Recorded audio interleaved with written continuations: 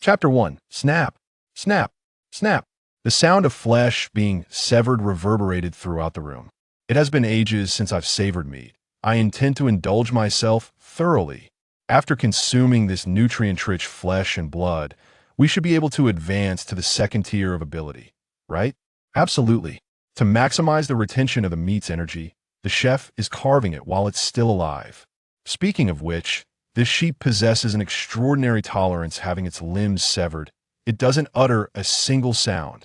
The individuals in the room encircled the butcher, engaged in lively conversation.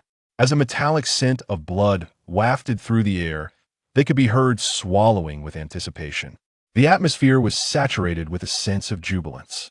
Yet, amidst this revelry, a solitary youth bore no joy in the prospect of feasting instead. His countenance was marred by deep anguish. For he was the one bound to the chopping board, the unfortunate sheep being dismembered. The pain was excruciating. However, the most agonizing aspect was not the physical torment, but the shattering of his heart. His descent into this wretched fate as a two-legged lamb was solely the result of these so-called friends. These individuals, whom he had once aided, now gazed upon him with insatiable greed for his flesh and blood. The sound of saliva being swallowed echoed continuously, a clear indication that everyone present desired to share. An indelible agony spread through Su Changqing. Yet he did not succumb to unconsciousness from the pain. Instead, he fixed his intense gaze upon each person present, for these individuals were his enemies. This fool, surnamed Su, fell prey to my ambush without my intervention. No one would feast upon him. Thus, the most nutrient-rich parts of his flesh belonged to me. The voice belonged to a woman with an exquisite visage, her expression fierce and menacing. As she spoke, she snatched a bone knife from the board and raised it high. A trace of cruel delight flickered across her vibrant face. Su Changqing's eyes bore into the twisted features of this woman. He would never forget her name, El Yassi. He regarded her as a goddess, while she viewed him merely as sustenance. In a world ravaged by scarcity, it was this woman who feigned innocence, taking advantage of Su Changqing's unguarded moment to plunge a knife into his abdomen. The other surged forward, subduing Su Changqing. It could be said that had it not been for El Yassi, he would not have been reduced to such a state. And now, this woman dared to partake of his flesh. Thud! Su Changqing felt a sharp pain in his chest. Helplessly witnessing the deranged woman plunge the knife into his heart. As death approached, he managed a grim smile while silently vowing, "If there is a next life, I will ensure these people pay in blood for their debts. If there is a next life, I shall no longer show mercy to anyone. If there is a next life, I will live solely for myself." Are you even listening to me? The woman's melodious voice cut through his thoughts. Su Changqing felt the sunlight piercingly bright, soft romantic music swirling around him. A ray of sunlight streamed through the glass window, bathing the room in warmth. What is this place? He scrutinized his surroundings with a furrowed brow. It was a CAF suffused with an air of classical artistry. Waiters clad in Western attire moved gracefully among the patrons. He looked up to see the CAF's name displayed at the bar, Shangdao CAF. But how'd I end up here? Isn't it supposed to be the apocalypse? Why is there sunlight? And wasn't I just being consumed? In a daze, he noticed a woman seated across from him, dressed in an elegant dress, with a slender and fair figure. Her increasingly familiar face came into focus. Seeing the beautiful woman before him, Su Changqing's breath caught in his throat. It was her, the very El Yassi who had killed him and sought to consume his heart. What was this sinister woman doing here? Changqing, I cannot accept your proposal just yet, El Yassi said, her stunning face betraying a hint of impatience. What I need is a man whom I can admire and respect, a man who can lead me. And you, at present, are not that man. Changqing, you are a good person. You will undoubtedly become the man I wish for, to marry me, right? Familiar words. The familiar good guy card. These statements were precisely what El Yassi had said when she rejected his marriage proposal before the apocalypse, weren't they? Su Changqing had been El Yassi's high school classmate, and she was the goddess he had pursued fervently. From high school to university, he had devoted 5 years to winning her heart. With his exam results, he could have easily enrolled in a prestigious university.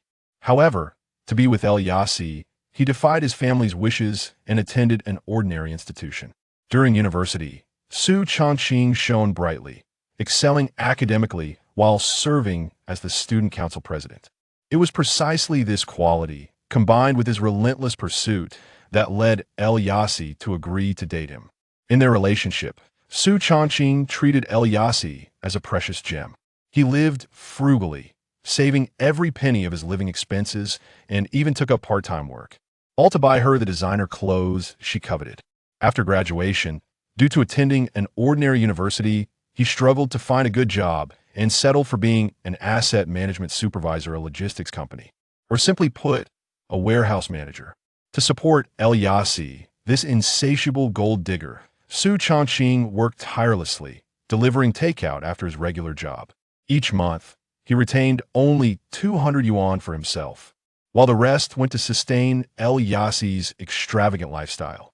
Before the apocalypse, Su Chongqing believed it was only natural for him to marry El-Yassi. Thus, on the third anniversary of their relationship, he proposed. But to his shock, El-Yassi unhesitatingly rejected his proposal, claiming she needed a man whom she could admire and respect, a man who could lead her. Su Chongqing still vividly recalled the profound sorrow he felt upon hearing her words before the apocalypse. Clenching his fists, he loathed his own inadequacy. He vowed to work harder, to become worthy of El-Yassi. Reflecting on that time, the present Su Chongqing shook his head and smiled bitterly. He had been so naive and foolish. How could he have believed the deceitful words of a green tea bitch? Su Chongqing still remembered. On the eve of the apocalypse, he had inadvertently seen El-Yassi embracing a wealthy heir driving a Porsche. That heir was well known in Xiangqing as a notorious playboy. It was then he understood what El-Yassi meant by the man I admire and respect. Was it not merely about wealth? With money, one could be admired and respected. The goddess cherished by ordinary folk was nothing more than a plaything for the rich. A devoted fool, left with nothing in the end. Regrettably, the former Su Chongqing realized this too late. Only upon his death did he see through El-Yassi's true nature. Chongqing, your expression is rather strange. You're not unwell, are you? The woman's words jolted him from his reverie. In just a few seconds, Su Chongqing's expression shifted constantly. El-Yassi noticed every change. It's nothing, I simply didn't expect you to reject me, he replied, regaining his composure and offering a casual excuse. That's good, El-Yassi nodded, not probing further. She understood her conduct had not been honorable. After all, over the years, El-Yassi had squandered at least 300,000 yuan of Su Chongqing's money. It was only natural for this devoted fool to feel devastated upon being rejected. El-Yassi flashed what she believed to be her most enchanting smile, beginning to weave grandiose plans. Chongqing, let's revert our relationship back to how it was before, as if nothing happened, shall we? When you become the man I admire and respect, we could discuss marriage. No need for that, let's just break up. Su Chongqing replied nonchalantly. What did you just say about breaking up? El-Yassi's eyes widened in disbelief at the words coming from the man before her. After all, El-Yassi had only agreed to date him because she pitied this devoted fool's relentless pursuit. Who gave him the audacity to even suggest breaking up? Indeed, Su Chongqing replied matter-of-factly, since you have rejected my proposal, there's no point in continuing this romance. There's a saying, any relationship that doesn't aim for marriage is merely frivolous.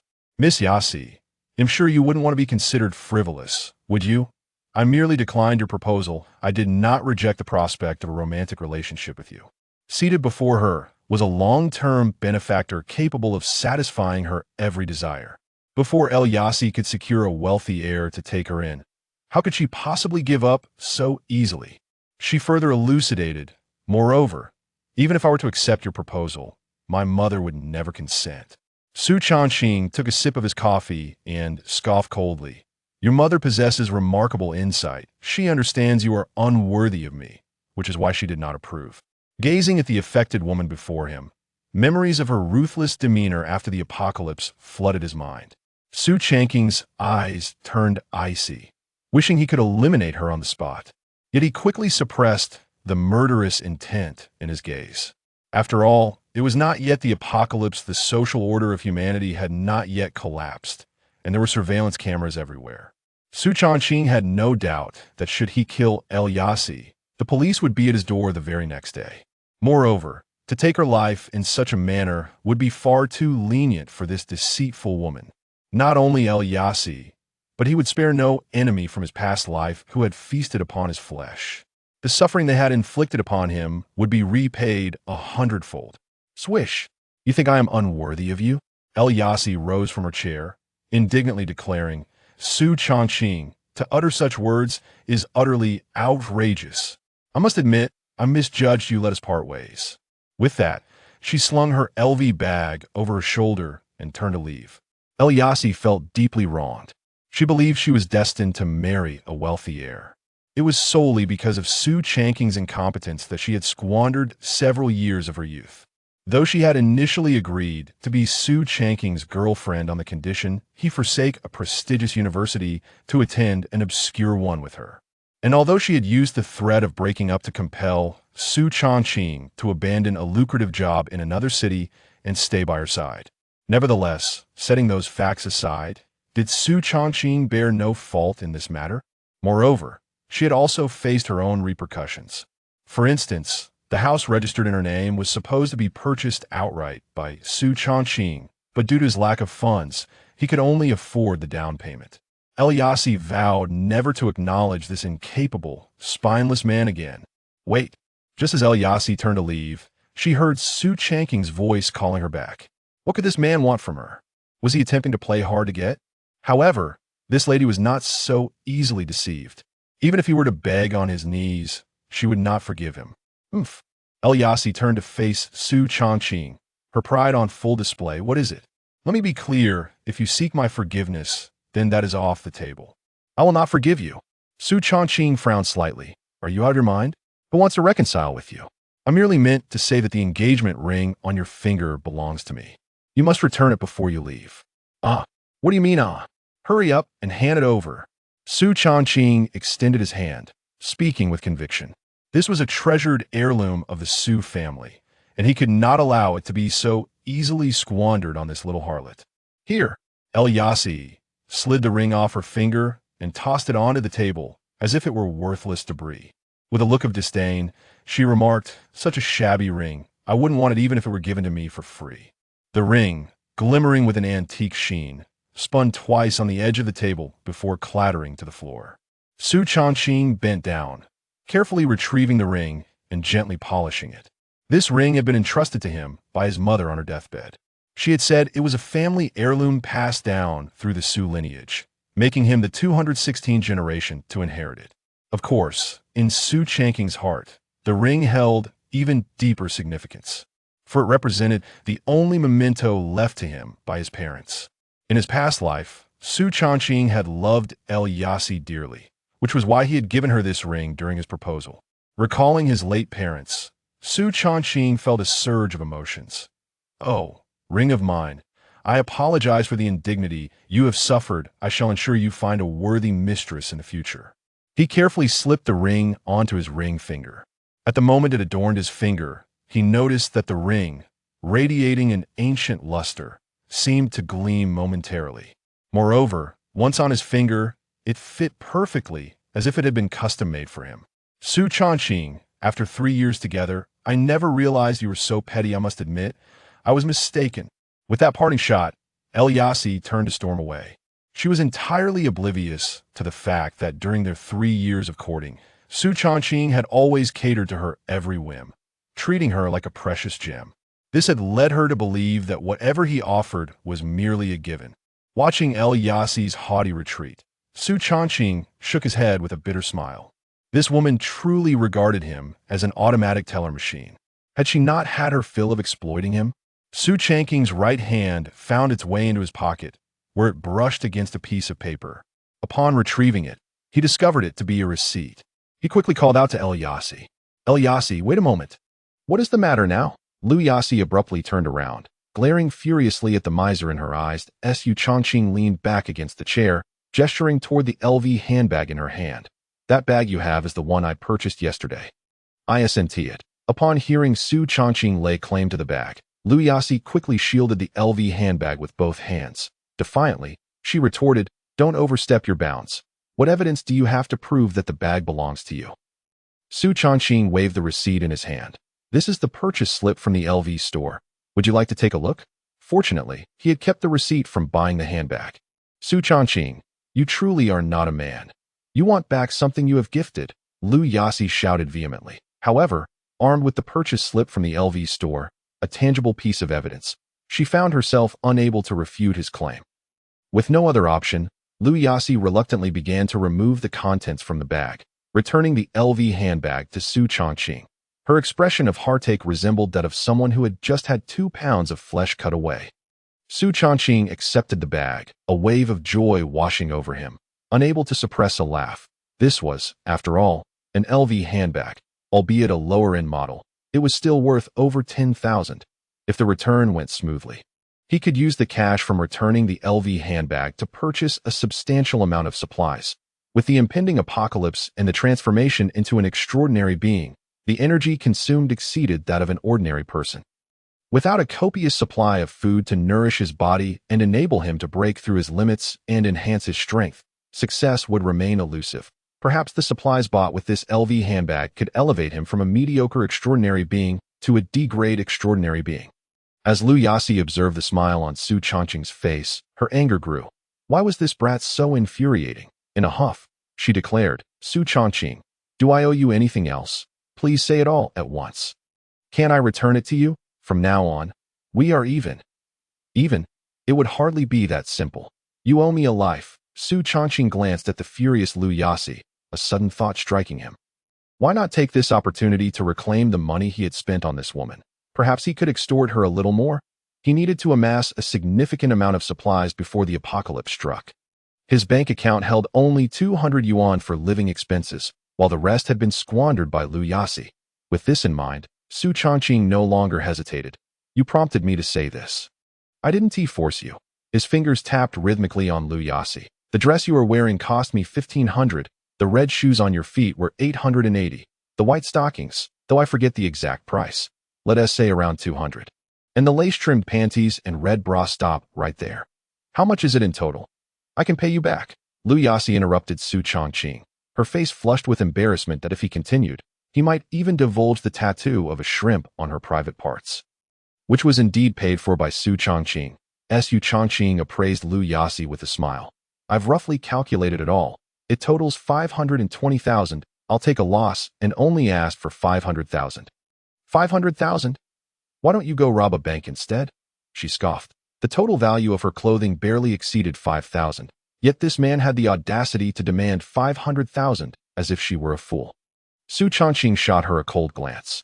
"Based solely on your attire, it is certainly not worth that much. However, over the 3 years of our relationship, I must have spent at least 300,000 on you. Right? Humph. Even if I owe you 300,000, so what? I will not repay. Lu Yasi placed her hands on her hips, adopting a defiant stance. Su Changqing smiled faintly, his right hand pinching the receipt for the LV handbag. "Lu Yasi, you don't think I only kept this one receipt, do you?" Lu Yasi froze, an ominous feeling creeping in. "What do you mean?" "Indeed, since the beginning of our relationship, I have kept all the receipts for the gifts I've given you. They serve as evidence if you refuse to repay, we'll see each other in court." As she observed Su Changqing's expression, which did not seem to suggest deceit, Lu Yasi finally panicked. "Su Changqing, you truly are despicable. No wonder whenever I asked you to buy gifts, regardless of their value, you never hesitated. It turned out he had long planned for this day, waiting for their breakup to demand repayment for everything." Su Changqing smirked. "When it comes to despicability, who could rival you?"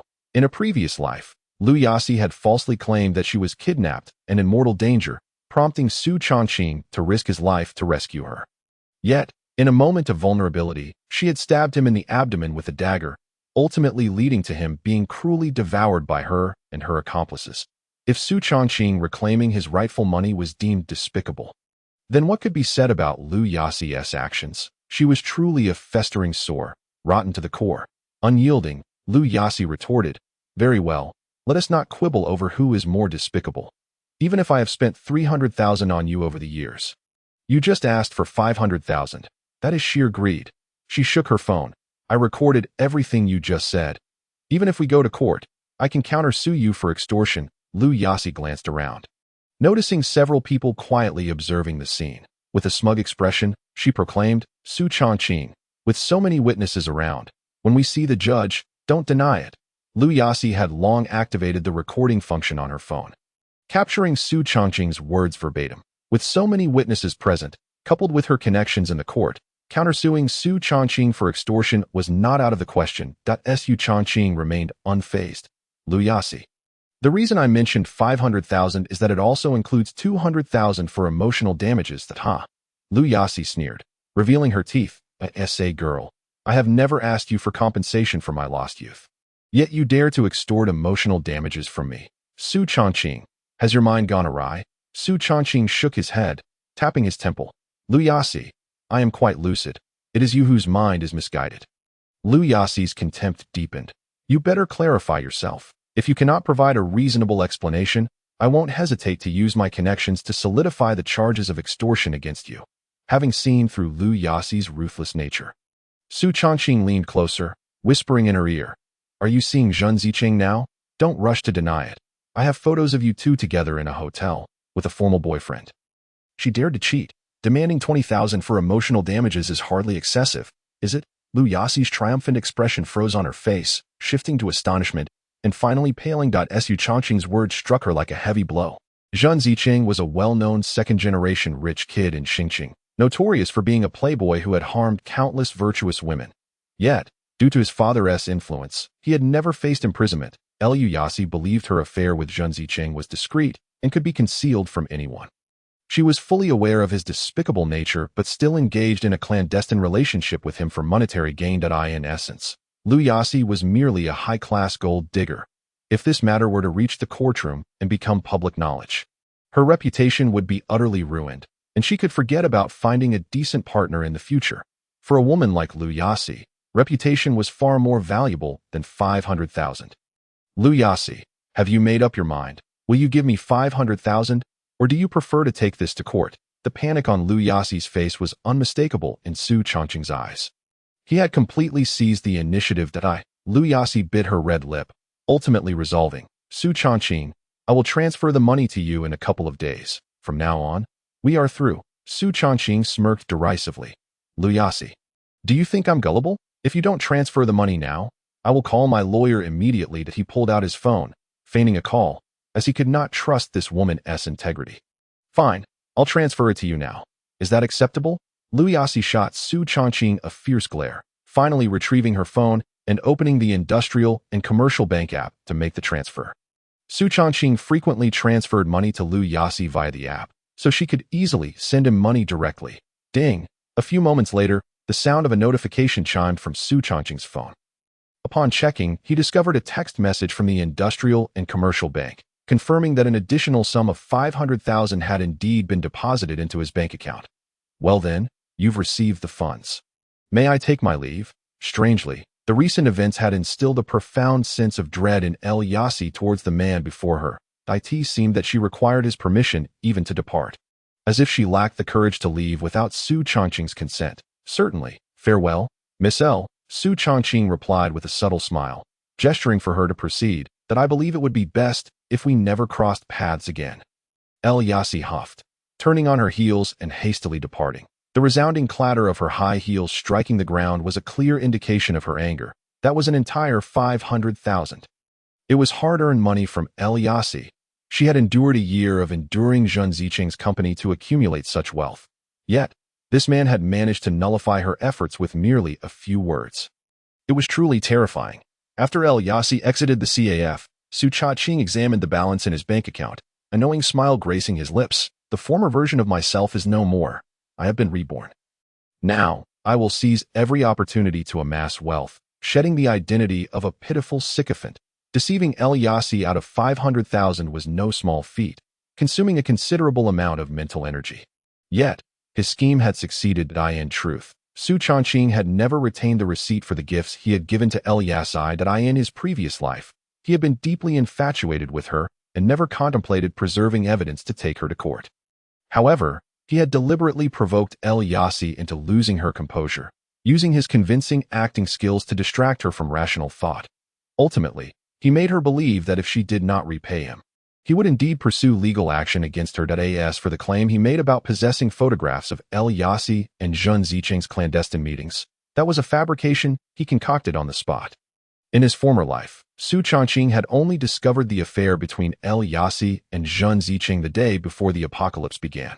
Thus, he was convinced that their illicit relationship had been ongoing for quite some time.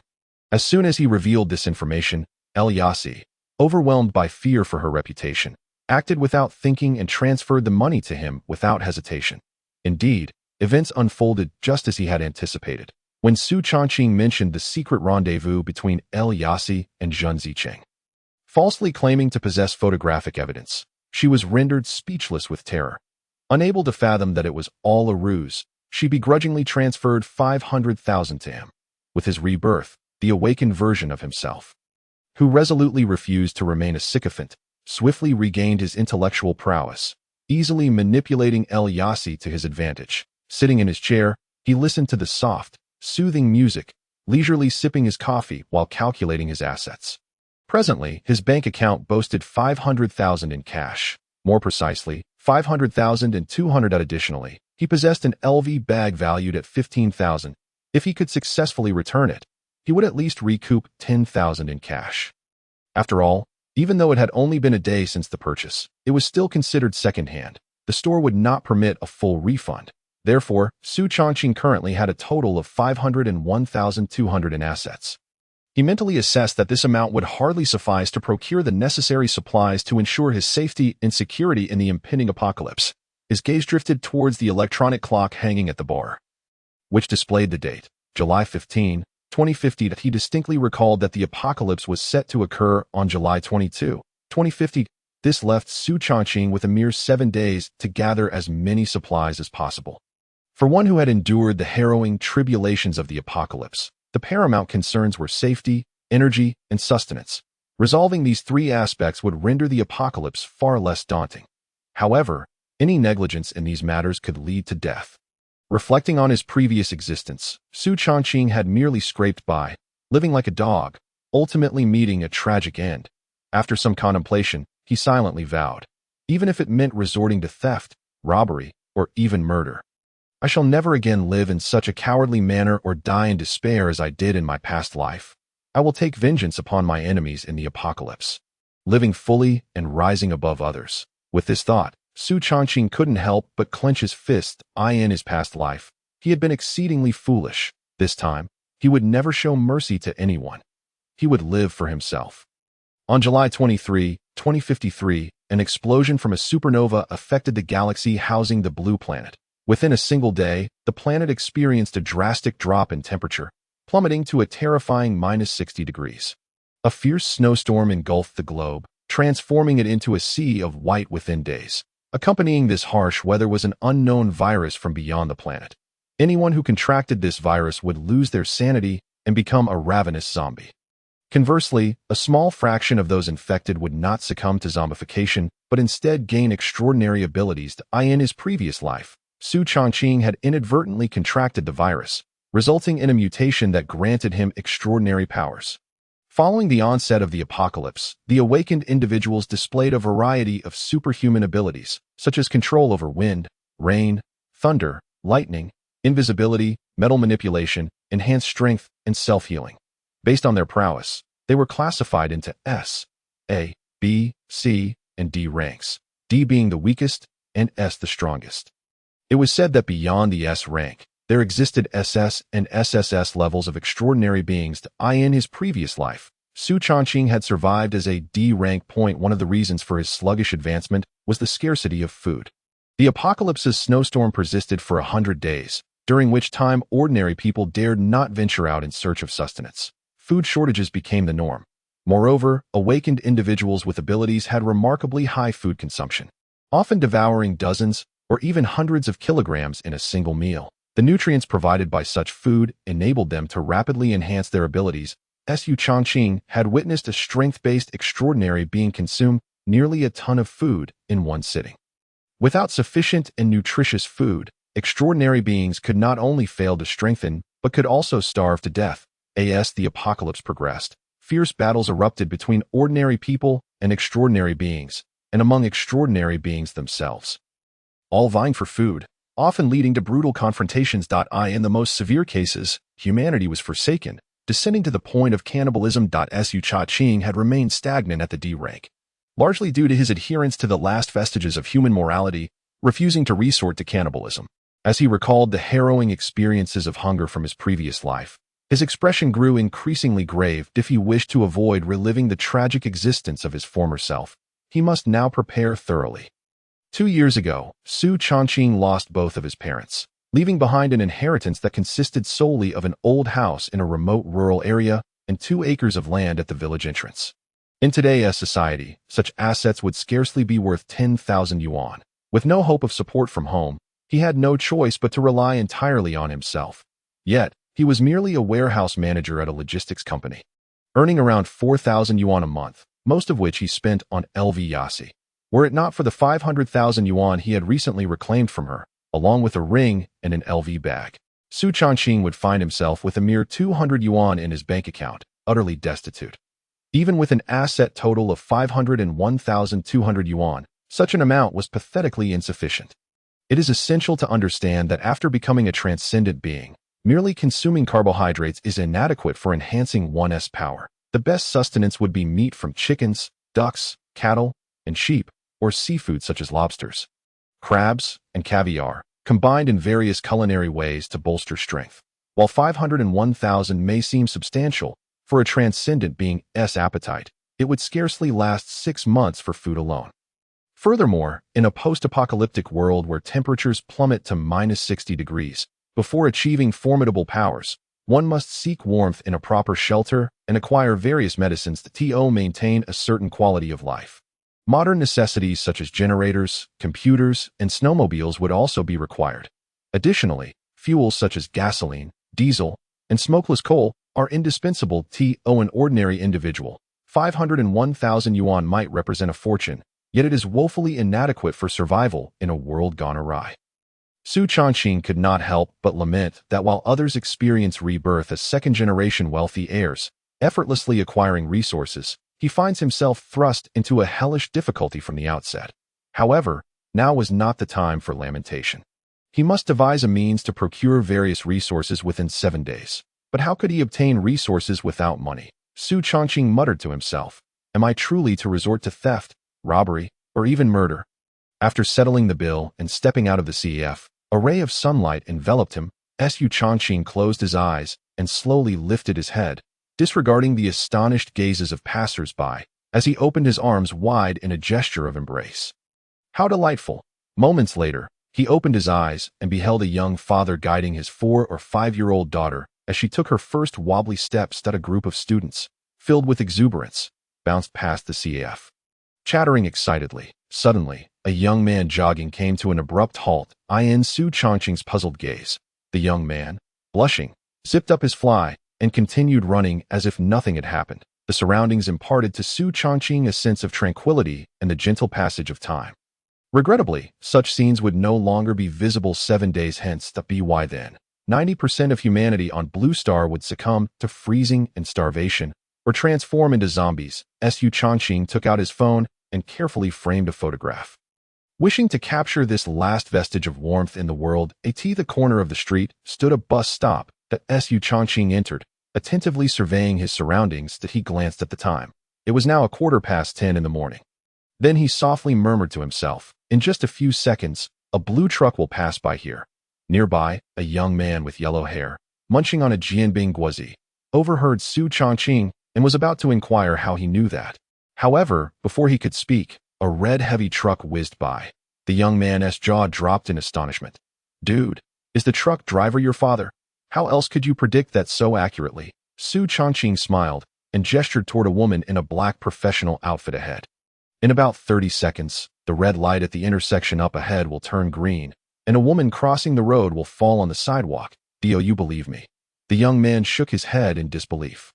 Surely, that intelligent woman couldn't possibly be related to this person. Su Changqing smiled slightly. "All right, let us wager 100 yuan. Are you game?" Of course, if your prediction comes true, I'll hand you 100 right away.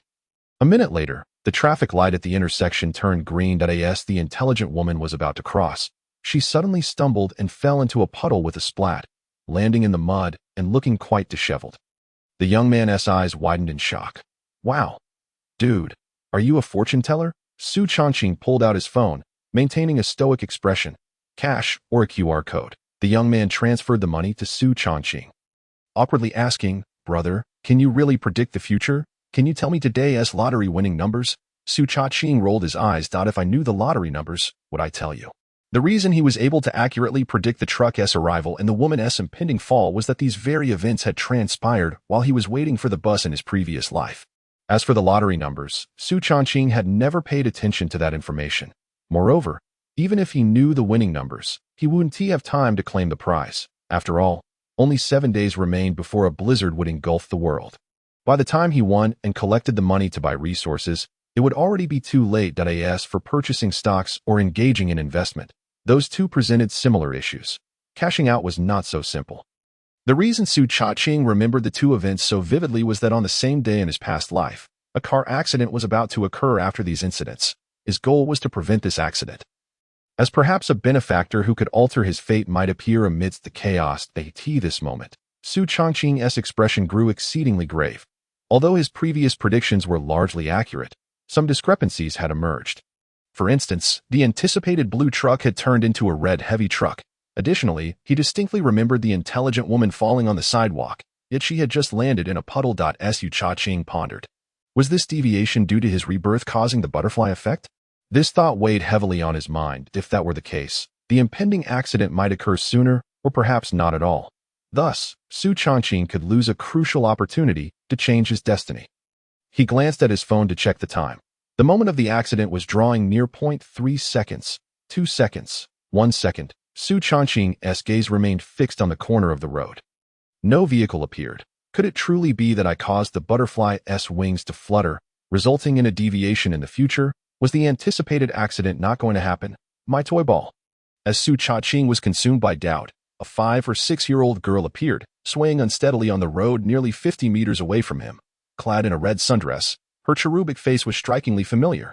Su Changqing suddenly realized she was the little girl who had been tragically killed in the car accident in his previous life. At that moment, a red Porsche rounded the corner, speeding toward the girl. It seemed the timing of this accident had not changed, only the distance had shifted. However, this alteration placed Su Changqing nearly 40 meters farther from the girl than he had been in his past life. This meant that according to the timeline of his previous existence, he would have been able to reach out and save the girl with a mere extension of his arm. But now, he would need to expend an additional 5 seconds to reach her, while the approaching Porsche would collide with the girl in just 2 seconds. The sudden turn of events disrupted Su Changqing's plans. Watch out, he shouted, accompanied by the screeching sound of the Porsche's brakes. But it was too late. The sports car, propelled by gravity, barreled toward the child. The little girl, clutching her toy ball, froze in place, paralyzed by the imminent danger before her. This was disastrous. If he failed to rescue the girl, he would miss the chance to connect with the benefactor outlined in his plan. All of Su Changqing's subsequent strategies would fall apart. No, this cannot happen. In that critical moment, Su Changqing felt a surge of warmth radiating from his ring finger. This warmth coursed through his arm and into his body, filling every limb with boundless strength. Could it be? I have awakened my extraordinary abilities ahead of time. Su Changqing had no time to ponder. He slightly bent his legs and propelled himself off the ground with great force. In an instant, he shot forward like a bullet freshly fired from a chamber, racing towards the little girl who was about to be struck by the speeding car, just as the sports car was on the verge of colliding with her. He embraced the child and rolled to the side of the vehicle. Fool, the occupants of the Porsche exclaimed, leaving behind those two words as they sped away without a moment's pause. Su Changqing lowered his gaze to the little girl in his arms, noticing her small frame trembling uncontrollably. Fortunately, she seemed unharmed. Conversely, Su Changqing felt the sting of pain as his arms struck the stone pavement, skinning it and causing blood to trickle down. Nyo nyo. At that moment, several hurried figures approached from down the street, the foremost being a well-dressed middle-aged couple. Is this your child? Su Changqing asked as he handed the girl over to the man in the couple. Young man, thank you. The middle-aged man expressed gratefully as he took Nyo Nyo from Su Changqing's arms. The couple examined the girl closely, and upon confirming she was uninjured, the woman began to comfort her. The middle-aged man then stepped closer to Su Changqing, shaking his right hand vigorously. "Young man, I cannot thank you enough. Without your selfless act, my daughter would surely have perished." His voice was laced with genuine gratitude. Su Changqing reciprocated the handshake, offering a faint smile. It was merely a trifling effort, nothing worth mentioning. As he spoke, he deliberately revealed his injured arm, subtly showcasing it before the middle-aged man. "Young man, you've been hurt?" The man inquired with concern, having noticed the wound on Su Changqing's arm. Su Changqing hastily waved his hand dismissively. "It's just a minor injury. Nothing to worry about. But you've scraped off a considerable patch of skin, and blood is flowing. How can you call that a minor injury?" The middle-aged man felt a deep sense of guilt, realizing that this young man had sustained injuries while saving his child. "Shaoli, bring me my bag." A young man, who appeared to be a driver, respectfully handed a briefcase to the middle-aged man. The man pulled out a stack of cash, which Su Changqing estimated to be around 10,000. The middle-aged man pressed the cash into Su Changqing's hands. "Please, take this money and go to the hospital for your injury." Su Changqing quickly raised his hands to refuse. "Brother, what are you doing? Am I the kind of person who would accept such things?" The middle-aged man paused, thinking the young man found the amount insufficient, and quickly explained, "Young brother, this is merely for your medical expenses. You are my daughter's savior, and I assure you, I will not let you go unrewarded." Su Changqing furrowed his brow, adopting a righteous demeanor. "Brother, you misunderstand my intentions. Helping others is my duty. I believe that any person with a conscience would act similarly in such circumstances." The middle-aged man regarded Su Changqing with astonishment, scrutinizing him from head to toe, seemingly unable to fathom that this young man possessed such noble principles. After a moment, he nodded, a faint smile breaking through as he said, "Young brother, your name is Su Changqing, is it not? There are not many young people today who think like you do. My name is Wang Xinfang, and I am the vice president of Kangta International Logistics." Su Changqing's handsome appearance, coupled with his earlier words, resonated well with Wang Xinfang. After a brief contemplation, he withdrew the cash and handed over a business card. "Young man, if not for your fearless act in saving Nyo Nyo, I might never see my daughter again. Should you face any difficulties in the future, remember to reach out to me. I will do my utmost to assist you within my capabilities." "Assist me?" Su Changqing thought inwardly, delighting in the prospect that he had orchestrated this entire scenario, disregarding danger to save Wang Xinfang's daughter, including the intentional injury to his arm, all to forge a connection with this influential figure. Wang Xinfang, having previously served as a diplomat for Xi'an Nation, had later been recruited by the world's largest logistics company, Kangta Group, to become the vice president responsible for international operations. Although the news at the time had depicted his career shift as a pursuit of advanced foreign business practices, the underlying reasons were well understood by those in the know. Simply put, Kangta International Logistics had offered him an irresistible deal, and it was rumored that his father-in-law was the largest shareholder of Kangta Group. Earlier, while at a CAF, Su Changqing had stumbled upon news regarding Wang Xinfang's investment in a project in Xingxing City. An audacious plan sparked in his mind. With only a little over 500,000 in cash, he could scarcely acquire substantial supplies. With society's structure still intact, he couldn't brazenly steal resources under the watchful gaze of countless cameras. Thus, to amass supplies at a low cost, he needed to find a person of significant influence as his backing. And Wang Xinfang was undoubtedly an excellent candidate. First and foremost, his past as a diplomat afforded him connections across numerous countries. Additionally, as the vice president of Kangta International Logistics, Wang Xinfang could aid Su Changqing in sourcing the best goods at minimal expense. Furthermore, as an employee at the Xingxing branch of Kangta Logistics, Su Changqing was familiar with Wang Xinfang's image, allowing him to recognize him. Most importantly, in this new life, Su Changqing had foreseen the impending accident involving Wang Xinfang's daughter. In his previous life, after leaving the CAF and waiting for the bus, he had witnessed a 5-year-old girl dart into the street to retrieve a ball, only to be struck down by a speeding sports car. He later learned that the unfortunate child was named Nyo Nyo, the daughter of Wang Xinfang, the vice president of Kangta. The brutality of that incident had left a lasting impression on him, along with the vivid memories of a blue truck racing past and a poised woman stumbling on the sidewalk. This time around, with the foresight of the future, Su Changqing seized the opportunity to save Nyo Nyo. As her savior, he would undoubtedly earn the gratitude of the Wang family. Coupled with his display of selflessness and disdain for material wealth, he had already caught Wang Xinfang's attention. Naturally, Su Chongqing had a second phase to his plan, to leverage Wang Xinfang's connections and authority to ascend the ranks of the Xingxing Kangta branch within 7 days. Utilizing his position to procure vast amounts of high-quality, affordable supplies from the international market. In just 7 days, the apocalypse would descend upon them, and by then, societal order would collapse, leaving no one to demand resources from Su Chongqing. All these thoughts raced through his mind in a mere flash, taking less than 3 seconds. Su Chongqing feigned astonishment. So, you are Mr. Wang. It is an honor to meet you. How is it that you know me? Wang Xinfang inquired, taken aback. Of course I know you, Su Chongqing replied, placing his hands over his heart, his admiration evident. Mr. Wang, you are renowned within the company as the god of management. I am merely a storekeeper at the Xingxing Logistics Park. How could I not recognize you? His demeanor resembled that of an ardent fan encountering an idol, his eyes nearly sparkling with admiration. Su Chongqing felt as though he were playing a clever game, employing various tactics to win the favor of this influential figure. However, to secure a substantial supply of resources within the week, he felt compelled to act in such a manner. Upon learning of Su Chongqing's position as an ordinary employee under his purview, Wang Xinfang wore a look of regret. Young brother, I have considerable experience and a discerning eye. You possess both talent and integrity. It is a shame you are confined to the role of a mere storekeeper. This was precisely the affirmation Su Chongqing had been waiting for. He let out a long sigh.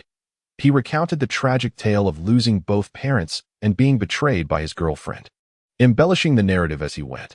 Initially, he had intended to play the victim, but as he spoke, his emotions became increasingly genuine, culminating in tears welling up in his eyes. Wiping them away, he said, Mr. Wang, to be honest, I have come to terms with it. After all, there is little hope left in this life. I take it one day at a time. As Su Chongqing recounted his origins, Wang Xinfang's wife, cradling their daughter, drew near to listen intently. Both the woman and the child, inherently emotional, found themselves profoundly affected by Su Chongqing's evocative narrative, their eyes welling with tears. Darling, look at how pitiful Xiao Su is, an orphan, betrayed by his girlfriend. Yet he remains our daughter's savior. Can you not extend a helping hand? Niao clutched Wang Xinfang's trousers, pleading, Papa, please help uncle. After Su Chongqing finished narrating his tale, he fell silent. Any further words would be counterproductive. He had exhausted his acting prowess to elicit the utmost sympathy and gratitude from Wang Xinfang's family. The next move rested solely with Vice President Wang. After a moment's hesitation, Wang Xinfang appeared to arrive at a resolution. Young man, do not underestimate yourself, nor succumb to despair. There is a saying, the golden scales are not mere pond fish. What you lack is merely an opportunity. With that, he rummaged through his briefcase and produced a black bank card. Xiao Su, I have little to offer in return, but this card contains 10 million. Do not dismiss it as insufficient. Take it and use it. 10 million? Did he truly mean to say that? Su Chongqing gazed at Wang Xinfang in disbelief. The subtle smile on Wang Xinfang's face carried an air of pretentiousness. Wang Xinfang nonchalantly extended the card. Worth a staggering 10 million. A single word surged in Su Chongqing's mind. Elegance. Such unpretentious ostentation was indeed a picture of grace. Xiao Su, do you find the amount lacking? Wang Xinfang's hand, holding the black card, lingered in midair for 5 seconds, without Su Chongqing reaching for it. No. Thank you, Mr. Wang. With a trembling hand, Su Chongqing accepted the black card, overwhelmed by the unexpected generosity of Wang Xinfang. Initially, Su Chongqing had merely sought to leverage Wang Xinfang's influence to ascend to a middle management position in the branch office, acquiring resources at a minimal cost.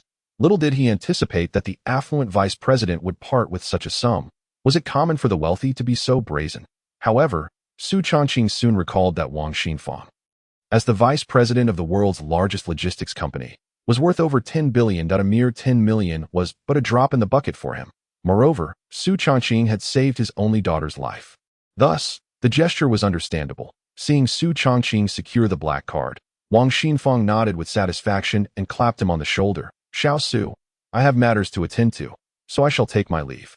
Do not discard the business card I gave you earlier. Should you ever require my assistance, do not hesitate to ask. He carried his daughter away, Nyonya waved goodbye to Su Changqing, exclaiming, "Goodbye, brother. If you need anything, just reach out to my dad. He is quite formidable." "Yes, goodbye, Nyonya." The Wang family climbed into a Maybach luxury vehicle, which roared to life and swiftly vanished from sight, after bidding farewell to Wang Xinfang's family. Su Changqing exhaled in relief. The initial phase of his plan had not unfolded as smoothly as anticipated, as he had not immediately secured a leadership position at the branch office. Yet, upon reflection, it was reasonable. How could Vice President Wang promote him without first witnessing his talents? Nevertheless, time was on his side, and Su Changqing was determined to seize an opportunity to showcase his abilities before Wang Xinfang. However, he had not left empty-handed. On the contrary, his gains were substantial. Su Changqing examined the black card in his possession, a smile curling at the corners of his mouth. A mere 10 million. This was far more gratifying than any leadership role. The mere thought brought him joy. After watching the Wang family depart, Su Changqing's gaze sharpened as he noticed two figures lurking in the nearby park's bushes. Thanks to his awakened abilities, his senses were heightened beyond those of ordinary people. The clandestine figures were none other than the girl he had pursued in his previous life, Elyasi, accompanied by her close friend, Huashilan. Elyasi, with her flowing hair, had not ventured far after leaving the CF. She had merely purchased a modest handbag from a nearby mall, having returned the ostentatious LV bag to Su Changqing. She placed her cosmetics and mirror into the newly acquired bag. While shopping, she fortuitously encountered her dear friend Huashilan. Noticing Elyasi's furrowed brow, Huashilan inquired about her distress. Elyasi recounted the events at the CF, albeit only mentioning how Su Changqing had bullied her, conveniently omitting the 30,000 he had spent on her since they began dating. As Huashilan listened, her anger grew. That despicable, clingy fool. Has he become so arrogant after just a few days? Extorting 50,000 from our family SCC, this is utterly outrageous. If he still harbors intentions of pursuing CC, he might as well give up. Hearing her friend defend her brought Elyasi some solace, and she pondered aloud, Lan, do you think Su Changqing feels this way because he has met a girl more beautiful than I? Huashilan paused. Impossible. The only girls more beautiful than you are probably celebrities.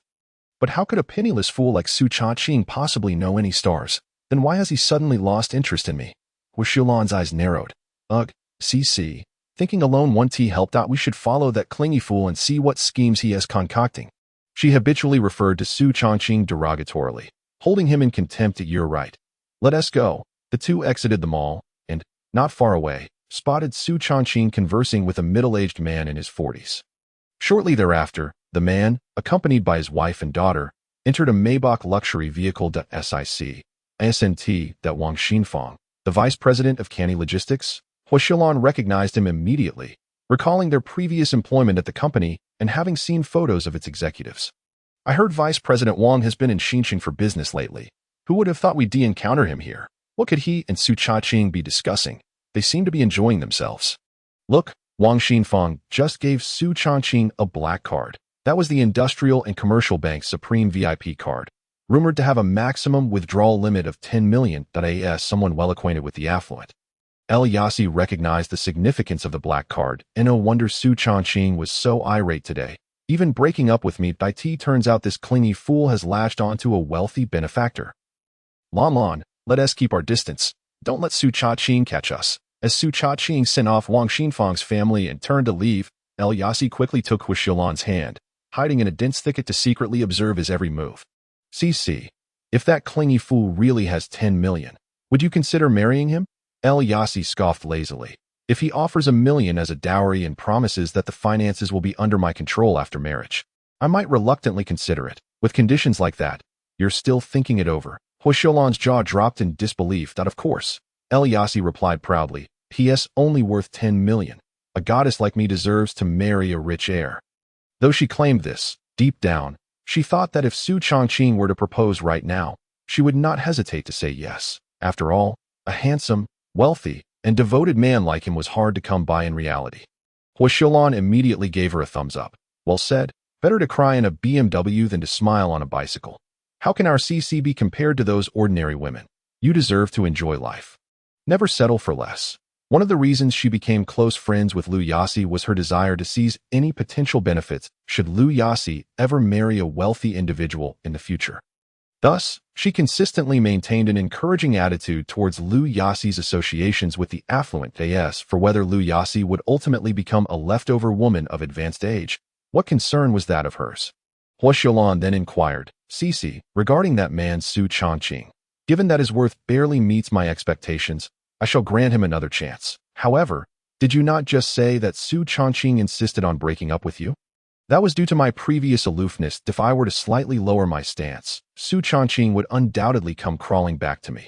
Indeed, our Cici is so beautiful. Allowing him to do so is a privilege. At that moment, Liu Yaxi and Hua Xiaolan were blissfully unaware that every move they made had long been observed by Su Changqing, and their conversation was being relayed to him word for word. Very well, Liu Yaxi, you have performed admirably. You truly believe me to be a dog, do you? When you come seeking me, we shall see who is truly the one to be submissive. You wish to play games with me. Did you? Very well, I shall indulge you. A smirk of barely concealed malice crept across Su Changqing's lips as he feigned ignorance of the two women and boarded the bus heading to his company. After enduring a multitude of events throughout the day, he returned to the company, now well into the evening. All the employees had clocked out. During his courtship with Liu Yaxi, he had taken on the responsibility of covering all daily expenses. Including sanitary products, the Liu Yaxi was extravagant and lacked restraint in her spending. Consequently, despite Su Changqing working 2 jobs, he found himself in a financial shortfall that to save on rent. He had been residing in the security office of the company. This arrangement not only provided him with free accommodation but also allowed him to earn a little extra income as a night watchman. Upon returning to the security office, he recalled how he used to meticulously inspect the warehouse every night before sleeping. Now, with the apocalypse looming, such checks seemed pointless. Rather than waste time on trivialities, he needed to contemplate how to adequately prepare for the impending end of days. For Su Changqing, who had endured the horrors of a post-apocalyptic world, survival hinged on 3 essential elements: energy, safety, and sustenance. However, while societal order still prevailed, the most prudent approach was to amass supplies through monetary means, avoiding any legal transgressions if he were to be apprehended for theft and end up in detention before the apocalypse struck. He would find himself utterly helpless. Su Changqing lay on his bed, propping his legs up as he calculated his assets. His bank account boasted a total of 10,051,200 yuan. Of this, 10 million yuan was a gift from Wang Xinfang, given in gratitude. Securely stored in a black card. 500,000 yuan was a sum he had cunningly retrieved from Liu Yaxi. 1,000 yuan was the refund for returning an LV handbag, and the remaining 200 yuan constituted his meager living expenses post-rebirth. While the total appeared substantial, Wang Xinfang had repeatedly cautioned him not to touch the 10 million yuan until he embarked on his entrepreneurial journey. This meant that Su Changqing had access to only 510,200 yuan for immediate use. Clearly, such a sum was insufficient for procuring a comprehensive stockpile of survival supplies for the impending apocalypse. It seems I must devise a means to earn some money, Su Changqing murmured to himself. Time is of the essence. Every moment counts. Action is imperative. Suddenly, he recalled that he had registered on a certain video sharing app, where he had amassed over 2,000 followers. Since he had some spare time, why not go live on the app and perhaps earn a little extra money? Inspired by the thought, Su Changqing promptly opened the app and initiated a live stream. Before long, viewers began to log in. Oh, the lovesick Fiangyang is online. Hello, Fiangyang. Hurry up and push. Xianjiang has run out of energy. Ha ha ha. Greetings, everyone. Su Changqing greeted his audience. However, upon glancing at his username, he was immediately drenched in embarrassment. I named myself Lovesick Fiangyang. What on earth? He felt as though he could dig a hole and hide in it. His live stream audience peaked at 15 and did not increase further. Fiangyang, what tales of adoration will you regale us with tonight? Pray share your experiences of worshipping your goddess. Indeed, last time you mentioned enduring a month of hardship before finally purchasing an LV handbag for your girlfriend. What happened next? Reading the comments on the screen, Su Changqing felt a wave of awkwardness wash over him. Reflecting on the original purpose of creating this account, he had intended not only to earn a bit of money, but also to gain the approval of fellow admirers. He often shared tales of his devotion to Liu Yaxi through his streams. Now, it seemed he had become the subject of ridicule rather than admiration. Nothing much happened. We simply broke up today. He stated flatly that in addition to reclaiming the LV handbag, I also retrieved the 300,000 yuan I had spent on her, along with an additional 200,000 yuan for emotional damages. After a brief pause, he added, "This time, it was I who initiated the breakup." The flurry of comments abruptly ceased as if the world had fallen silent. Yet, after a 3-second pause, the barrage of comments resumed with fervor. Did I hear correctly? The once-in-a-millennium lovesick man has broken up with his girlfriend, and he did so of his own volition. Has the devoted admirer finally come to his senses? Or has he found a more enticing target for his affections? The ocean of devotion is boundless. Yet turning back is salvation. I am truly gratified to witness this awakening. Newcomers timidly asked what had transpired. Among the astonished viewers, there were also many who idolized Su Chongqing. Fellow admirers who remained in utter shock. No way, the lovesick Fiangyang, who once swore when mountains crumble and heaven and earth unite, only then will I part with you, has actually ended his relationship with his goddess. Who among us understands this pain? The beacon of hope I've long sought has extinguished. Who will guide me on my path as an admirer from now on? Lovesick Fiangyang, I once adored you so dearly. Showering you with gifts, you have truly disappointed me.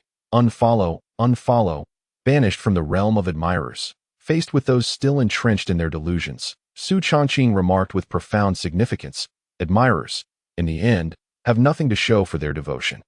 Take heed. With that, he ceased to engage with them. Those who understood would grasp the sentiment. For those who did not, further explanation was futile. Suddenly, a flash of lightning illuminated the room through the window, followed by the sound of torrential rain. The energy-saving light flickered a few times before plunging the room into darkness. Rain and a power outage, Su Chongqing mused. The weather forecast did predict rain this evening. It seems it will not cease anytime soon. A viewer from the same city commented in the chat, "Let it rain. I have no plans to go out anyway." As soon as the words left his mouth, a rumble echoed from Su Chongqing's stomach, protesting its emptiness. Well, it is true that a person is like iron and food is like steel. One meal skipped, and one feels anxious with hunger. He contemplated treating himself to a nice meal outside, but the rain began to pour. It seemed that he had no choice but to cook for himself. Adjacent to the security room was a small kitchen, designated for the night shift personnel to prepare their meals. Su Chongqing picked up his phone, activated the flashlight function, and made his way to the kitchen. Upon opening the small refrigerator, he discovered an assortment of vegetables, green peppers, potatoes, tomatoes, and more. In the freezer, there lay some frozen meat. Not too shabby. He could whip up 2 dishes. Su Chongqing had confidence in his culinary skills. He took out the ingredients for cooking and turned on the faucet. Sure enough, an unexpected twist awaited him. There was no water. Haha, everything was prepared. But who could have anticipated the water supply would be cut? Poor streamer. Yet, I couldn't help but chuckle. Some netizens reveled in his misfortune. All was ready, yet the essential element was missing. It was utterly laughable. Was the streamer here to amuse us? Since the heartfelt persona had crumbled, why not embrace the role of a comedic streamer instead?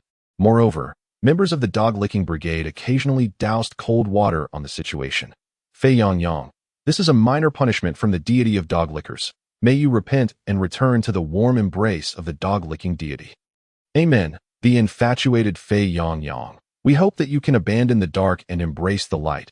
Returning to our ranks of dog-lickers. Do not be ungrateful. Little Fei, without water and electricity, it seems you can't have a meal now. You deserve to go hungry. Faced with the fans' biting sarcasm, Su Chongqing chose not to retaliate. He glanced at the torrential rain outside and smiled slightly. Who said there's no water? Can't everyone see the rainwater available? He carried a pot to the door, the clinking sound resonating, and soon returned with a basin of water. The viewers watching the live stream were dumbfounded. Moments later, the comments flooded the screen. Oh my. Did he just collect rainwater? No way. Is the infatuated Fei Yang using rainwater to cook? One fan calmly analyzed. That's impossible. Rainwater is dirty and bitter. Cooking with rainwater is highly unsanitary. I believe he just wants to wash a few tomatoes. Agreed. Seconded 1.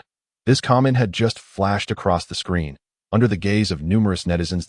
Su Chongqing, using the collected rainwater, rinsed the rice before adding it directly to the pot. He gauged the water level in the clay pot with his finger and covered it. Although water and electricity were cut off, the gas was still functional. With determination, Su Chongqing set about cooking the rice. After washing the vegetables with rainwater, he began to stir-fry. This audacious maneuver left many viewers in sheer disbelief. No way, he really is cooking with rainwater. Unbelievable. This is beyond comprehension. Is this what a heartfelt streamer can do? This is the work of a survivalist. Watching the streamer cook was truly appetizing. Once Su Chongqing finished preparing the meal, he served the rice and finally glanced at the live stream comments. To his astonishment, the number of viewers had surged dramatically as he activated the rainwater cooking mode. The audience swelled from a mere 15 to a staggering 1,500 viewers, a remarkable increase of 100 times.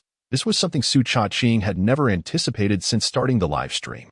The comments on the screen were filled with exclamations like "unbelievable," and "this is too astonishing." Su Chongqing was ecstatic. He clasped his hands together, expressing his gratitude. "Thank you for your support, my friends. Let us have a wave of gifts." Just kidding. With such a fantastic turnout, when else would he have the chance to gather rewards? In truth, using rainwater for cooking had not been a deliberate choice for Su Chongqing, but rather a subconscious reaction. After surviving in the apocalypse for a year, what had he not consumed? Snow tainted by mud, once melted, was used to cook rat meat mixed with grass roots and tree bark, which was considered a feast. Now, the potato stew and tomato scrambled eggs he prepared with rainwater were, in comparison, akin to heaven and earth. Su Chongqing took a hearty bite of rice, followed by a piece of chicken, gradually closing his eyes to savor the food. The sweet grains of rice melded with the rich, savory chicken, the two flavors combining and melting in his mouth. He barely realized how the delectable food was swallowed. It felt as though in the blink of an eye. The two dishes and the pot of rice had all vanished into his stomach. Content. Su Chongqing stood up, patted his belly, and let out a satisfied burp on the phone screen. Netizens began to flood the comments once more.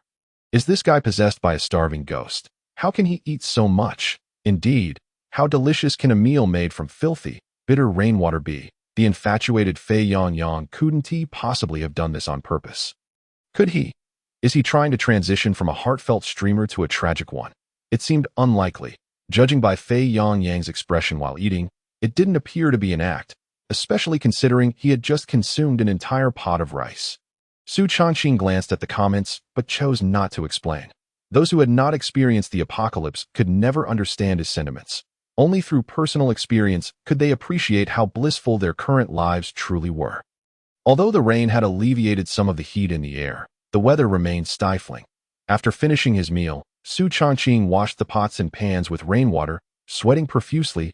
He wiped the sweat from his forehead and turned to the camera with a slight smile. "Hold on. My friends, I'm going to take a shower." Having uttered this casually, Su Chongqing vanished from the live stream. The notifications on his phone ceased. Silence enveloped the room. However, moments later, comments began to pour in more densely than before. "Brothers, it's currently a water and power outage. Just now, the infatuated Fei Yang mentioned taking a shower. If I'm not mistaken, faint sounds of showering filtered through Su Chongqing's phone, transmitted clearly to the viewers via Wi-Fi. Just as you might expect, the streamer was bathing in the rain, cooking with rainwater, showering with rainwater. This streamer is truly remarkable. Streamer, you should be grateful for nature's gifts, amidst the heartfelt blessings from the crowd." Su Chongqing finished his shower and returned to the live stream. Following two extraordinary incidents, the number of viewers in his stream had surpassed 10,000. This time, he didn't even need to ask for gifts. The tokens of appreciation from fans flowed in one after another. "Thank you, Miss Winter, for the sunglasses. Thank you to Brother Who Am I for the sports car. Thank you, Old Scamp, for the massive rocket. Thank you to the #1 supporter, Mountain Wild Rogue, for the giant rocket. Mountain Wild Rogue is my loyal fan, who has already showered me with numerous gifts. Once again, thank you, Mountain Wild Rogue." Su Chongqing took a moment to express gratitude to the viewers who had gifted him amounts exceeding $10. After all, those who supported him were his benefactors. Finally, he extended special thanks to the #1 supporter. Since the beginning of his live stream, this individual, Mountain Wild Rogue, had continuously showered him with gifts. Far surpassing the contributions of other supporters, he was truly in a league of his own. Just as he was speaking, Su Chongqing felt a rumble from his stomach. Suddenly, with a loud sound, he released a fart. He waved his hand in front of him, savoring the fragrant aroma. Then, clutching his belly with a pained expression, he said, "Dear viewers, I must excuse myself for a moment. I need to use the restroom." As soon as the words left his lips, the comments in the live stream erupted. "Infatuated Fei Yang, you brought this upon yourself. Who told you to cook with rainwater and eat so much? Now look, you're going to have an upset stomach. Oh dear, Fei Yang, you must hold on. Over 10,000 fans are watching your live stream. Oh, everyone, let us not tease Fei Yongyang. Let him rush to the restroom.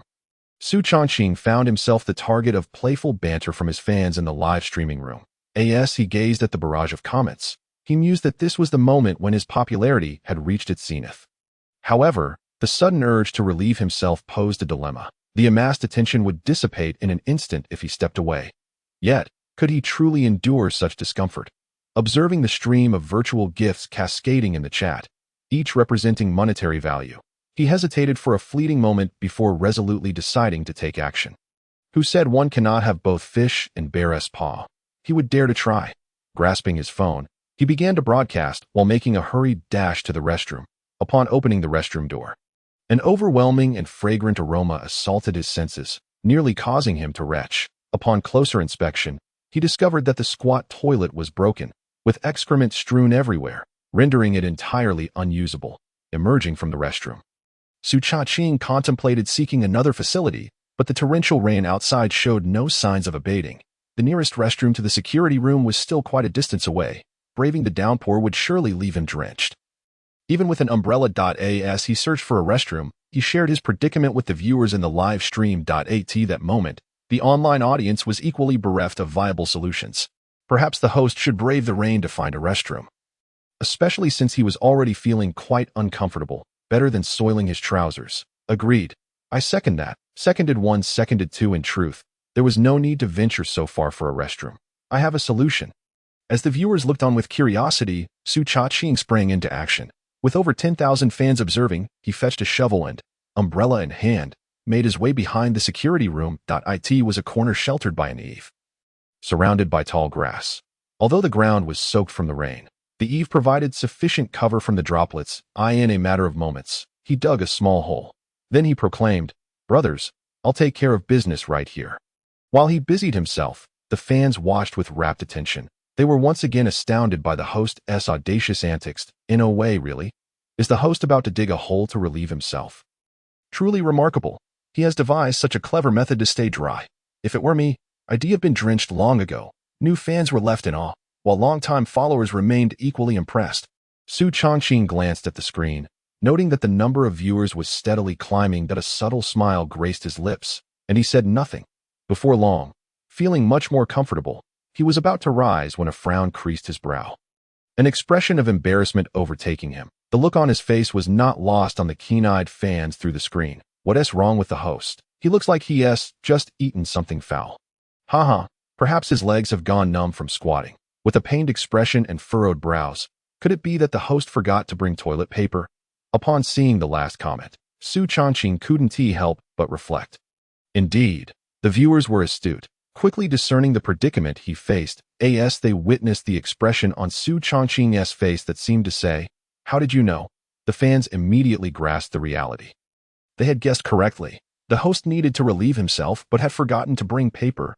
Who would believe it if he told them? Under the gaze of thousands, they awaited to see how the host would resolve this conundrum. Haha, I can't stop laughing. I've never seen such a hilarious host. Clip it, clip it. I want to save this segment for tomorrow when the host makes a viral appearance. That I've seen many hosts pull stunts, but never one so resourceful as to relieve himself without paper. I'm in stitches. Everyone, hold your laughter. It seems the host is moving, as if he's devised a solution, facing the viewer's relentless teasing. Su Chongqing merely smiled faintly. What is the big deal about forgetting toilet paper? In a post-apocalyptic world where resources are scarce, aside from a few privileged individuals, ordinary people can hardly afford such luxuries. Do they simply cease to live? Almost instinctively, Su Chongqing picked up a few leaves from the ground and, with a gentle motion, took care of his needs. Problem solved. The chat fell eerily silent. The viewers were left dumbfounded. Wow, the host is incredible. I mean, that was such a reflexive action, right? How did he make using leaves look so smooth? It's the 51st century, and people are still using leaves. Surely this is an attention-grabbing stunt. As the ancients said, a person with thunder in their chest and a calm face can be made a general. With nearly 100,000 eyes upon him, the host remained composed while employing leaves for his needs. This remarkable poise, if displayed in ancient times, would surely earn him a general's title. Refreshed, Su Chongqing pulled up his trousers and returned to the security room. He had the chance to glance at his phone screen earlier. Once back, he reclined on the bed and, upon checking his phone, his eyes widened in disbelief. Following the restroom incident, the number of viewers had surpassed 100,000 and continued to rise. It was evident that his series of bold maneuvers had created quite a stir. Though some of his actions were viewed by certain viewers as mere attention-seeking, to Su Chongqing, all of it was simply instinctive behavior. Having returned from the apocalypse, some of his actions transcended the understanding of those in peaceful times. Numerous fans showered him with gifts in the live stream. Hearts, little red flowers, sunglasses, and an unceasing array of tokens. Occasionally, someone would send a sports car or a rocket. Su Chongqing beamed internally as he watched the gifts flash across the screen. From a mere 15 viewers at the start of the broadcast to now over 100,000. This was beyond his wildest expectations. It seemed he had amassed quite a sum for purchasing supplies. The online community continued to marvel at Su Chongqing's audacious actions. While other hosts sought attention through extreme eating challenges or gluttony, our host took on the wilds of survival. In response to the viewers' jests, Su Chongqing smiled serenely, his countenance untroubled. Just basic skills. Really, basic skills. Do you use leaves to wipe your backside every day? The viewers were clearly skeptical. Yet, many fans expressed their admiration for Su Chongqing. Though there were suspicions of attention-seeking, who among them could achieve what he had? I too admire his courage. As someone noted, even to seek attention requires the bravery he possesses. For those naysayers, if they are unconvinced, they could always try cooking, bathing in rainwater, and using leaves for their needs. Indeed, such audaciously humorous live streams are rare. I'll send a carnival gift as a token of appreciation for the host's hard work. Su Chongqing lay on his bed, watching as the fans filled the chat with messages. He noticed his phone battery dwindling. He prepared to bid farewell to his audience. Suddenly, a comment from the top supporter, Shani Epifu, caught his attention. Can we all show a little decency and stop teasing the host? I'm an old classmate of his. He is not what you imagine. He is a kind person who supported me during our school days. Whatever he is going through now must be difficult, that I hope the capable individuals here can lend him some support. Following Shani Epifu's comment, the chat erupted once again. In a way, the top supporter is actually the host's classmate. I want a classmate like that who sends rockets. A fan inquired. Host, who is this classmate? Male or female? Before Su Chongqing could respond, another fan immediately chimed in. Are you silly? Look at the username, Shani Epifu. It must be a man. With a friend who stands up for you and sends gifts like that, your life is far from wasted. A fan, filled with envy, sent a barrage of comments. Su Chongqing glanced at his phone's battery, which was dwindling to a mere 10%. Moreover, after such an extended live stream, the audience had begun to experience aesthetic fatigue and gradually started to log off. Thus, after bidding farewell to the online viewers, Su Chongqing ended the broadcast. He accessed the backend to review the data and discovered that he had earned over 100,000 in live stream revenue from this session. A satisfied smile curved the corners of Su Chongqing's lips. Clearly pleased with today's results. As Su Chongqing lay in bed, he turned over, listening to the sound of rain outside, and found himself unable to sleep. He recalled that individual known as Shani Epifu, the top supporter. Could it truly be a classmate? Might it be his old university friend, Li Fugui? Since their graduation, they had not been in contact for quite some time. However, it was highly unlikely to be him. Shani Epifu had mentioned receiving considerable assistance from Su Chongqing. Yet during their university days, he and Li Fugui had always supported one another. Most importantly, the gift Shani Epifu had bestowed upon him amounted to nearly 10,000. Li Fugui came from an ordinary family and even applied for student loans while studying. How could he possibly afford such a generous gift? Had Li Fugui, in the years following graduation, transformed into a wealthy entrepreneur? Su Chongqing shook his head. Given Li Fugui's personality, it seemed improbable. But if not him, then who could it be? He considered several classmates with whom he had maintained relatively good relations during school, only to dismiss each one. Opening Shani Epifu's profile, he found it utterly blank, devoid of any videos or photos. The only information he had was that Shani Epifu resided in the same city as Su Chongqing. Since he could not deduce the identity of this person, he decided to inquire directly. Thus, Su Chongqing sent a friend request to Shani Epifu. Ding! A minute later, it was accepted. Su Chongqing sent a message. Hello. Thank you for your generous support today. The reply came swiftly. No need to mention it. You have helped me so much in the past, so I should be the one thanking you. Have I helped him? Su Chongqing muttered to himself. During the live stream, the individual had mentioned benefiting from Su Chongqing's assistance, and now this reference only deepened his curiosity. Unable to ascertain the person's identity, he boldly asked, "Brother, you said in the live stream that we are classmates, that if we are indeed classmates, you should share your name with me." After sending this message, there was no immediate response. That a pause of 2 to 3 minutes ensued. And then Shanai Pifu sent a cheeky emoji, followed by 2 words. "Guess. What the heck?" Su Chongqing couldn't help but exclaimed. He had already considered countless possibilities, which was precisely why he had asked directly. Just as he was about to reply that he couldn't guess, another message arrived. "I was busy in the lab all day and watched 2 hours of live streaming, feeling a bit tired. I'm going to sleep now. We can chat later." Reading this message, Su Chongqing swallowed the words he had intended to say. He couldn't just pester someone who wanted to sleep, especially when Shanai Pifu had generously gifted him 10,000 as the top supporter. It wouldn't do to be impolite. Thus, Su Chongqing replied, "Good night, brother." "Good night," Shanai Pifu responded courteously. Then came another message. "By the way, you can't call me brother, as I am actually a girl." Su Chongqing was taken aback. "What is going on?" "My friend, Shanai Pifu, with such a hormone-laden username, turned out to be a girl. His supporters, who he thought were male, were actually female classmates. But who could this female classmate be, with such questions swirling in his mind?"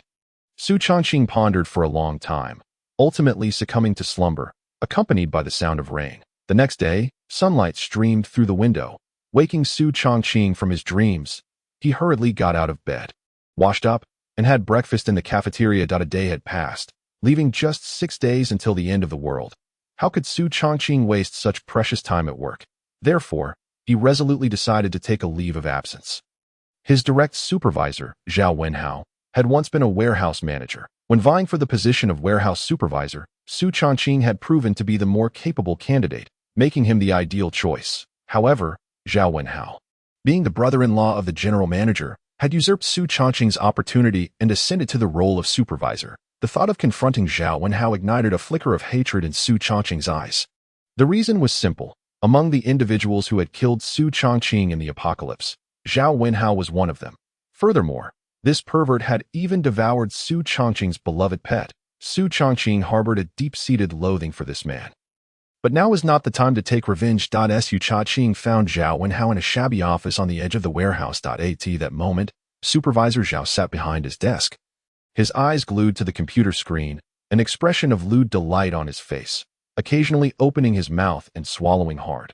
Upon opening the office door, Su Chongqing overheard the sounds of a woman crying and moaning from the computer, unmistakably watching inappropriate material. With his limited vocabulary in foreign languages, it was easy for him to discern what Zhao Wenhao was engrossed in. Zhao Wenhao, initially fixated on the screen, hurriedly attempted to close the playback software upon noticing someone entering. In his flustered state, he inadvertently pressed the wrong key, amplifying the sounds from the computer. Su Chongqing, you entered the supervisor's office without knocking.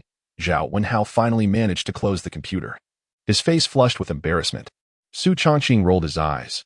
"I did knock, but you were so engrossed in your movie that you probably didn't hear it, which is why I pushed the door open." Zhao Wenhao's face reddened further. He cleared his throat twice to mask his awkwardness. "It's not yet work hours. Did you come to see me for something?" "Boss, I would like to request a leave of absence." "Another leave?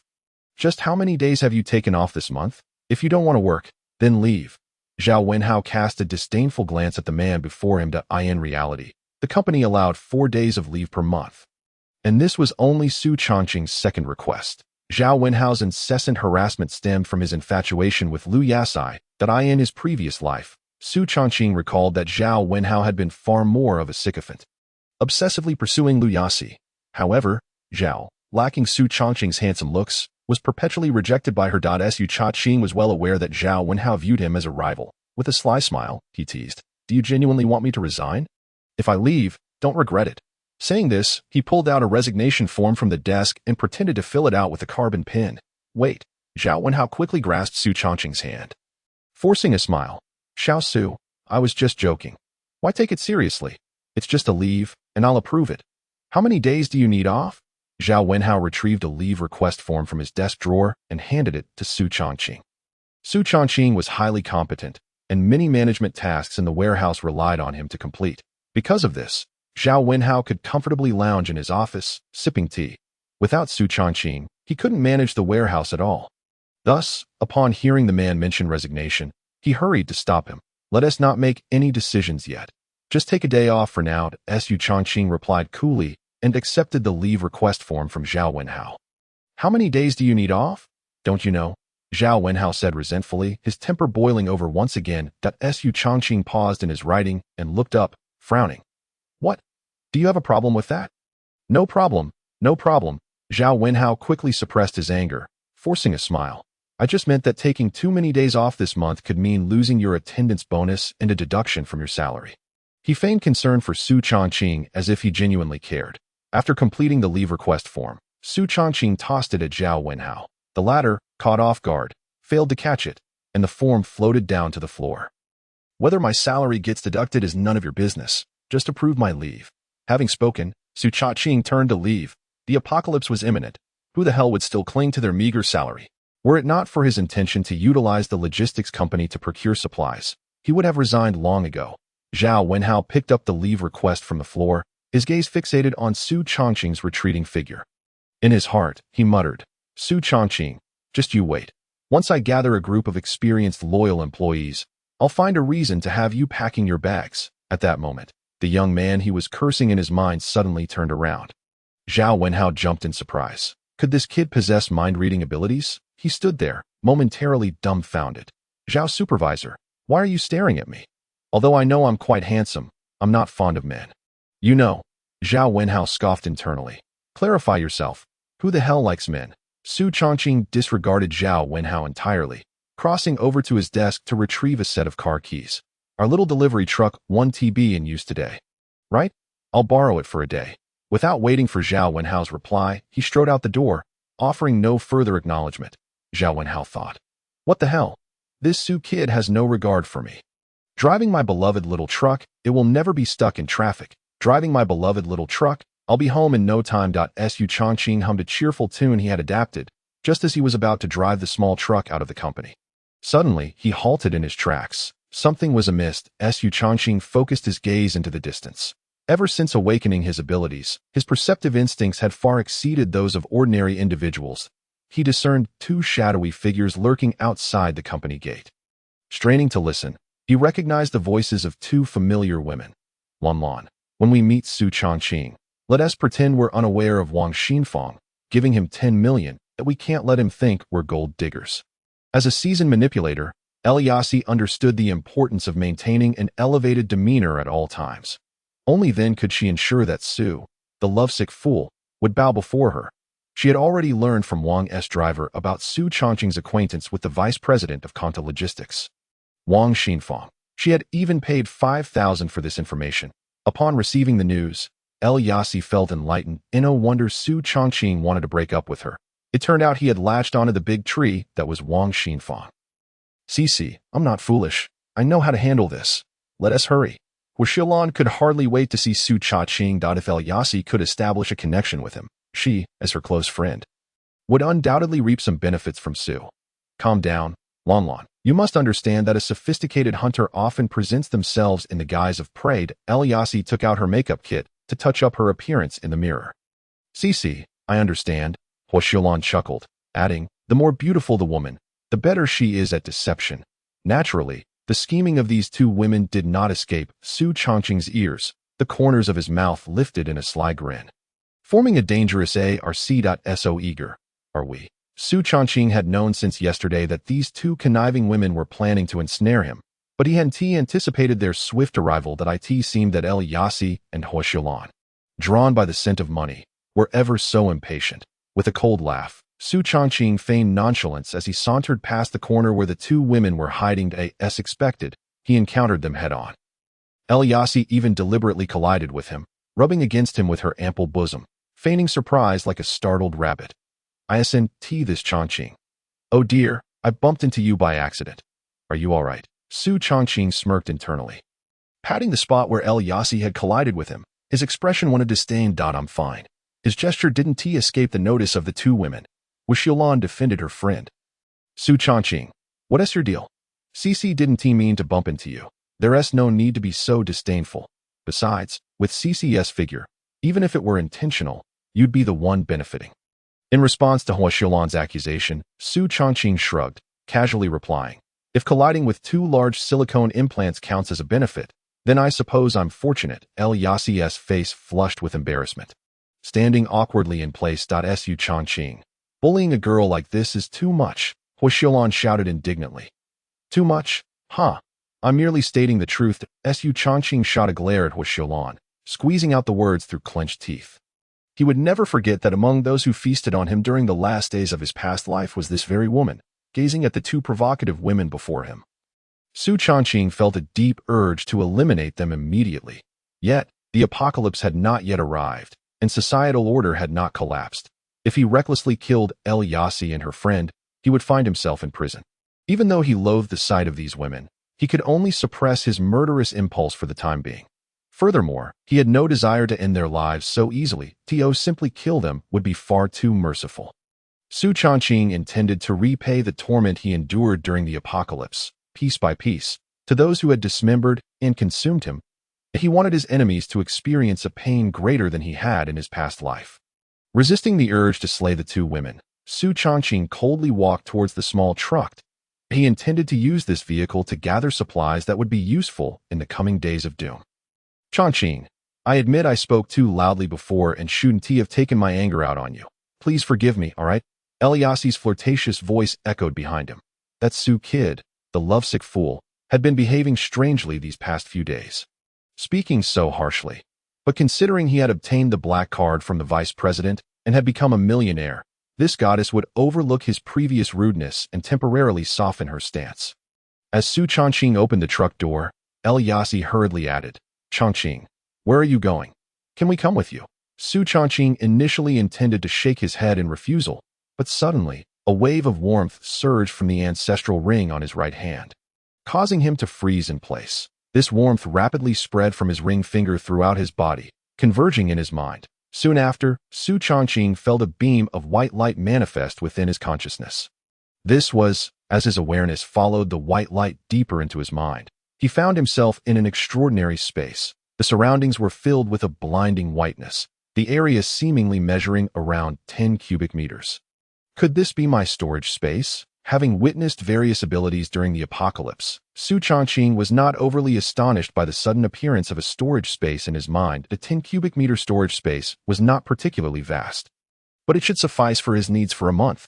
How would this storage space be utilized? Su Chongqing focused intently on the car keys in his hand, attempting to place them into the storage space. With a thought, the white light flickered, and the keys vanished from the physical realm. Delving into the storage space within his mind, he indeed found the car keys there. With another mental command, the keys reappeared in his palm. So, utilizing the storage space is this simple. A smile, faint yet present, graced Su Chongqing's lips. This was truly a divine skill bestowed upon him. Amen. Praise be to the God of rebirth, with the existence of a storage space. Su Chongqing's quality of life in the apocalypse would vastly improve. However, this peculiar dimension is somewhat limited, merely 10 cubic meters in size. Given the substantial appetite of an extraordinary individual, it is sufficient to store food for only a month or 2. Along with a scant amount of other supplies that it remains uncertain whether the storage space can be upgraded like other abilities. If it could be enlarged, that would be splendid. After all, in a world ravaged by chaos, an individual's capacity to carry supplies is inherently limited. Even if one were to construct a safe haven amidst the apocalypse, the amount of resources that could be stored would still be restricted. Yet, with the advent of this storage space, everything changes. Should it indeed be possible to upgrade, Su Chongqing intends to elevate the storage space to its maximum capacity before the cataclysm strikes. Subsequently, he plans to stow away a vast array of essential supplies within it. Not only would this allow for the storage of copious provisions for sustenance and shelter, but if the storage space proves sufficiently expansive, he could also accommodate snowmobiles, sleds, diesel, gasoline, and other necessities. The more he contemplated, the more elated he became, unable to suppress a chuckle. Chongqing, what are you laughing at? You seem so joyous. Do share your delight with us. Lu Yassi's sultry voice interrupted his daydreaming. Su Chongqing suddenly recalled that 2 enchanting distractions remained by his side. Initially, he had intended to deliver a scathing verbal rebuke to Lu Yassi and Hua Xiulan. However, a more ingenious idea struck him. Oh, it's nothing much, just in need of assistance to fetch some goods. Would you care to help? Su Changqing contemplated procuring supplies necessary for survival in the apocalypse, to be stored in the logistics company's warehouse where he worked. Yet, with the newly acquired storage space, he devised a fresh plan that he could first deposit the purchased goods in the warehouse, and then, under the cover of discretion, transfer them into the storage space. This approach would also allow him to experiment with the practical applications of the storage space. Sounds good, but once we help out, you must treat us to a lavish meal. Hua Xiulan chimed in eagerly. Su Changqing smiled slightly. Of course, if you two exert yourselves diligently, I shall treat you to a feast. It's a promise, Hua Xiulan exclaimed, her excitement palpable as she tugged Lu Yasi, eager to board the vehicle. With a swift motion, Su Changqing locked the car doors before they could enter. Hey, Su Changqing, you can't just leave us out. How can we assist you if we can't get in? Lu Yasi protested, her urgency apparent. Su Changqing rolled down the window, chuckling lightly. Apologies, but I'm not accustomed to having passengers while I drive. Besides, this little truck only accommodates one passenger seat. How would you both fit? I'll take the passenger seat. Lu Yasi and Hua Xiulan chimed in unison. You both wish to sit up front. Su Changqing feigned a look of deliberation. If I let Cici sit there, Lan would have to endure the open truck bed, exposed to the elements. Conversely, if Cici were to bear the brunt of the sun and wind, that wouldn't be fair either. What to do? He furrowed his brow, seemingly considering the plight of the two young women. Indeed, what shall we do? Lu Yasi and Hua Xiulan echoed in agreement. After a brief moment of pretense, Su Changqing declared, I have a solution. What is it? You both can sit together in the truck bed. That would be equitable, wouldn't it? Su Changqing, what do you mean? We are ladies. How could you possibly make us sit in the truck bed, exposed to the sun? Exactly, a woman's skin is delicate. Can you bear the responsibility if we get sunburned? Faced with these two dramatically affected women, Su Changqing showed no leniency. His expression turned icy. So, you are saying you won't assist me? In that case, I shall take my leave. With that, he started the vehicle, preparing to drive away. We were just joking. Don't take it seriously. Lu Yasi and Hua Xiulan exclaimed hastily, scrambling to hop into the truck bed. After all, the dashing Su Changqing was a catch they both sought to cling to, especially with his promise of a sumptuous meal. Lu Yasi, adjusting her short skirt, plopped down onto the truck bed, only to leap up with a yelp as the scorching metal nearly burned her.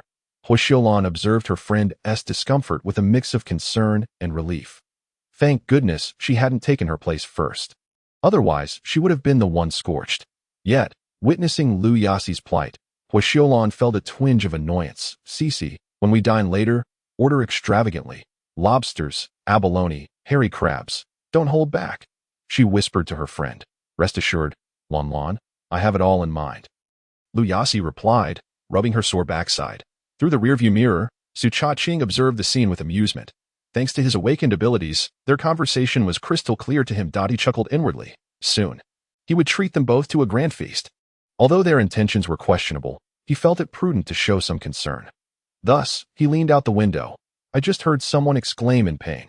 Are you both all right? Lu Yasi and Hua Xiulan quickly responded. We're fine. They certainly did not wish to appear weak in front of him. Since you're all right, I'll be on my way, Su Changqing said, revving the engine. The small truck roared forward unexpectedly, causing the two women to lose their balance and tumble back onto the truck bed. Ouch, my butt is burning. Mine too. Su Changqing, slow down. Su Changqing merely chuckled, ignoring their protests as he hummed a cheerful tune. Driving towards the supermarket. Seasoned driver, guide me to the supermarket. I'm off to stock up. As he relished the cool breeze from the air conditioning, he soon arrived near the supermarket. After parking, he stepped out, only to be greeted by a familiar voice. Su Changqing, you scoundrel. How could you let Cici bake in the truck bed under this blazing sun? Su Changqing turned to see a slender young man standing before him, Zhao Wenhao. This Zhao Wenhao, much like the former Su Changqing, had been a sycophant to Lu Yasi. Now, he pulled up in an Audi A4, parking next to Su Changqing's truck and slamming the door in indignation.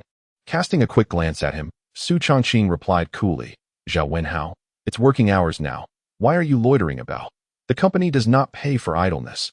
If you can't do your job, then perhaps you should leave. His last remark echoed the very words Zhao Wenhao had hurled at him earlier that morning. and the moment felt ripe for a retort. I'm here at the director's behest to procure supplies, not to idle around. Zhao Wenhao's confidence faltered. Not idling around. Let me call the director to confirm. Su Chongqing took out his phone, poised to make the call. Chongqing, please don't. This is a trivial matter. There's no need to involve the director. Just let me off the hook this once, and I'll treat you to a meal another day, Zhao Wenhao pleaded, hastily trying to stop him. A forced smile plastered on his face. He had snuck out for a bit of fun, and if the director found out, it would surely spell trouble. Su Chongqing shot him a sidelong glance. No need for another day. Today is just fine that I have the time right now. Right now? Zhao Wenhao's eyes widened. He had only said it offhandedly, never intending to actually treat Su Chongqing to a meal. I don't have time now. I promise I'll do it another day. Zhao Wenhao casually concocted an excuse that it is widely acknowledged that when someone promises to treat you another day, the likelihood of that happening is often postponed to the next lifetime. That Su Chongqing was not easily deceived. If you lack the time or inclination, simply transfer me the meal expenses, and I shall dine alone. What? You are unwilling. Su Chongqing brushed Zhao Wenhao's hand aside, feigning the intent to make a phone call. Willing. Of course, I can transfer the money. Zhao Wenhao found himself firmly in Su Chongqing's grasp as he extracted his phone. I'll transfer you 300. Consider it my treat for you and Cici. Lanlin's share can be disregarded. He was eager to impress Lu Yasi, resolutely preparing to send Su Chongqing 300 yuan. Su Chongqing scoffed. 300? Are you trying to dismiss me with mere crumbs? We are heading to Xingqing Grand Hotel for dinner. 3 people require at least this amount. He held up 3 fingers. 3,000. Are you robbing me? Su Chongqing. Zhao Wenhao's mouth gaped wide enough to fit a large egg. That I'm dining with 2 enchanting fairies. 3,000 might not even suffice, and I might have to chip in. Moreover, my patience is limited. Let us cut to the chase. Will you transfer the money or not? Su Chongqing pulled out his phone once more, threatening Zhao Wenhao. The reason Su Chongqing felt emboldened to repeatedly threaten Zhao Wenhao was that he recalled the latter being caught multiple times by the warehouse supervisor for playing around during work hours. The last time he was caught, the supervisor had publicly warned him that if he were caught again during work hours, half of his performance bonus would be deducted. Zhao Wenhao certainly understood the gravity of the situation. A 6-month performance bonus was worth at least 10,000 yuan. That he knew precisely what was at stake. Su Chongqing. You are indeed ruthless. Zhao Wenhao gritted his teeth and, with no other recourse, transferred 3,000 yuan to Su Chongqing. Su Chongqing smiled slightly. It was merely a few words exchanged, and now 3,000 yuan was in his pocket. Wasn't he this better than working? After the transfer, Zhao Wenhao placed his hands on his hips, demanding an explanation. Now that this matter is settled, I will return to my initial question. Why on earth is Cici left to bask in the sun in the truck bed? Su Chongqing rolled his eyes. Zhao Wenhao, who do you think you are? It's not as if I invited Lu Yasi. She insisted on coming along, so it's not my concern. Zhao Wenhao glanced at the dilapidated little truck, then at Lu Yasi, who was dressed in a vibrant short skirt. In disbelief, he asked, Cici, Lan, did you two really choose to hop onto his shabby little truck? Before Lu Yasi could respond, Huaxiaolan tossed her hair and replied, of course. Su Chongqing promised to treat us to a grand meal later, so we certainly had to ride in his car. Zhao Wenhao shot a glare at Su Chongqing, opening the door of his Audi A4, defiantly stating, it's just a meal, right? Zhao Wenhao just transferred 3,000 yuan to him. I can still afford to treat you both. You two can ride with me, and we'll go to dinner together. Having just spent a fortune, Zhao Wenhao resolved to snag a meal and recoup some of his losses. Just you? Huaxiaolan rolled her eyes. It's not that I underestimate you, but can you really afford a meal that costs tens of thousands? Zhao Wenhao clenched his fists, unable to articulate a response. Huaxiaolan's definition of a lavish meal vastly exceeded his comprehension. Although Zhao Wenhao had been promoted to a supervisor and earned considerably more than before, he had just purchased a car this year, and, coupled with his mortgage, had little left to spare. T, who usually subsisted on 10 yuan boxed lunches, could not fathom a single meal costing tens of thousands. If I cannot afford such exorbitant meals, how could Su Chongqing, who drives a shabby little truck, possibly manage it? Su Chongqing. He was at a loss. This was truly an unwarranted assault, having done nothing wrong. He found himself under verbal attack from Zhao Wenhao that he deeply suspected that he had a knack for inciting resentment. However, Su Chongqing was not the type to endure such attacks silently if someone vexed him. He would ensure they felt even more vexed, especially if that person was among those who had wronged him in a past life. With his hands in his pockets, he gazed skyward, quietly stating, "Yesterday, I encountered Vice President Wang Xinfang from headquarters." What? Zhao Wenhao was perplexed. What of meeting Vice President Wang? Is that supposed to be impressive? Observing Zhao Wenhao's bewildered expression, Lu Yasi eagerly interjected. What Chongqing means is that he inadvertently saved Wang's daughter. And in gratitude, Wang directly bestowed upon him a black card loaded with 10 million. Zhao Wenhao. 10 million. That's impossible. His immediate reaction was disbelief. Subsequently, Lu Yasi explained to Su Chongqing. Chongqing, don't overthink it. I heard it from Wang's driver by chance. She certainly did not mention that she had paid 5,000 yuan for this information. Zhao Wenhao felt as though he had been struck by lightning. Frozen in place, if it was indeed Wang's driver who spoke, it had to be true. Wang Xinfang was worth over 100 billion. If Su Chongqing saved his daughter, it was entirely plausible that he would gift him 10 million. Encountering Wang was not particularly impressive, but rescuing his daughter was indeed remarkable. The mighty phoenix rises with the wind, yet the true fool was me. Zhao Wenhao felt utterly stunned that he watched as his heart throbbed. Lu Yasi regarded him with the same gaze one would reserve for a beggar.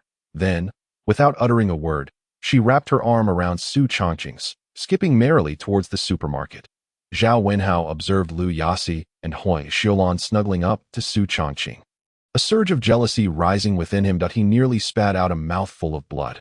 His legs weakened, and he collapsed to the ground. Today has truly been a monumental shock. Su Chongqing, with Lu Yasi on his left and Hui Xiulan on his right, turned back to glance at Zhao Wenhao with a look of exasperation. What can I say? I'm just this popular. See you later, how go? With that, he turned and strode away in style. Leaving Zhao Wenhao in solitary despair. On this trip to the supermarket, Su Chongqing primarily sought to purchase food and daily necessities, such as instant noodles, biscuits, sausages, canned meat, mineral water, soap, toothbrushes, toothpaste, as well as rice, flour, and cooking oil. In a short span of time, he had cleared the shelves of goods. The cashier stared in astonishment, realizing a significant customer had arrived, and quickly summoned the supermarket manager. The manager, astute and quick-witted, approached with a smile. Sir, is there anything else you need assistance with? Su Chongqing pulled out a shopping list he had prepared earlier. Please retrieve everything on this list from the warehouse, and bring as much as you have. The supermarket manager and a group of cashiers stared in disbelief at the young man before them. The manager jested, Customer, with such a large order of food, mineral water, and daily necessities, are you preparing for the apocalypse? Su Chongqing responded with a playful smirk. If I were to say that in 6 days, the world will come to an end, would you believe me? The supermarket manager paused, involuntarily shaking his head. What a joke. The nation is currently peaceful and prosperous. How could there be an apocalypse? This young man before him was speaking nonsense. Su Chongqing merely smiled, opting not to elaborate further. Over-explaining such matters would only lead others to think him deranged. Seeing that a valuable customer had finally arrived, the supermarket manager naturally took it upon himself to provide service. He invited Su Chongqing into his office while directing his staff to gather the items on the list. Su Chongqing assigned Lu Yasi and Hui Xiulan the task of inventorying the goods. Before they began counting, Su Chongqing patted Lu Yasi on the shoulder, his expression solemn. Cici, I merely wish to assess your capabilities today, which is why I have entrusted you with the responsibility of inventory. Understand that there will be many matters for which I will require your assistance in the future. Faced with the nemesis who sought to bring about his demise, Su Chongqing was bound to encounter troubles in the future. Initially, Lu Yasi was reluctant, but upon hearing Su Chongqing's words, which seemed to hint at a future proposal for marriage, her mood brightened instantly. She busied herself with the inventory, adopting the demeanor of the mistress of the Su household. Meanwhile, Su Chongqing lounged comfortably on the office sofa, enjoying the cool breeze from the air conditioner and sipping tea. Utterly at ease, with 2 free laborers assisting him, he naturally relished the leisure. Alas, the life of the wealthy is often mundane and unadorned. Before long, he drifted into a deep slumber. Time passed, and Su Chongqing felt a gentle nudge on his shoulder. Rousing him from his stupor, before him stood the irate faces of Lu Yasi and Hui Xiulan. The 2 women, arms crossed, glared down at the newly awakened Su Chongqing.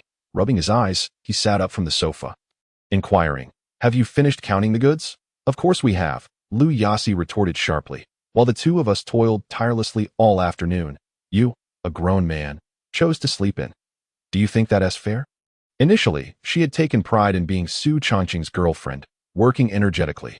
However, upon realizing that she was exhausting herself while he comfortably napped, her frustration boiled over. Hu Xiaolan chimed in. What CC said is true. Su Changqing, you lack any semblance of manly decorum. How can you let your future girlfriend do all the work while you sleep? She rolled up her sleeves, stating, Look, my arms are sunburned, especially CC.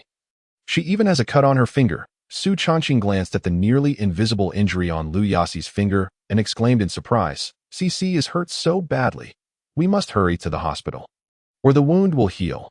Lu Yasi's face turned crimson with rage, speechless. She knew all too well that Su Changqing was mocking her. Reflecting on the past when this man had fawned over her, she now saw him reveling in his small triumph, which only fueled her ire. This scoundrel, she thought, would soon face her wrath. Before she could voice her indignation, Su Changqing's phone chimed twice with incoming messages. Lu Yasi's gaze fell upon the unlocked screen, revealing a message. Your savings card ending in 8149 received an income of 10 million Daxia coins on July 15th at 5:11 a.m. with a current balance of 10,500,000.73 yuan.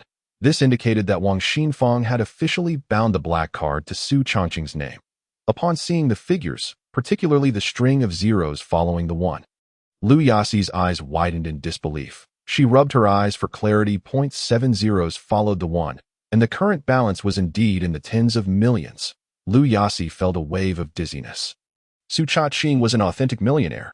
For someone like Lu Yasi, who earned only a couple of thousand a month, becoming this man's girlfriend would be akin to marrying into wealth. She realized she must seize this opportunity.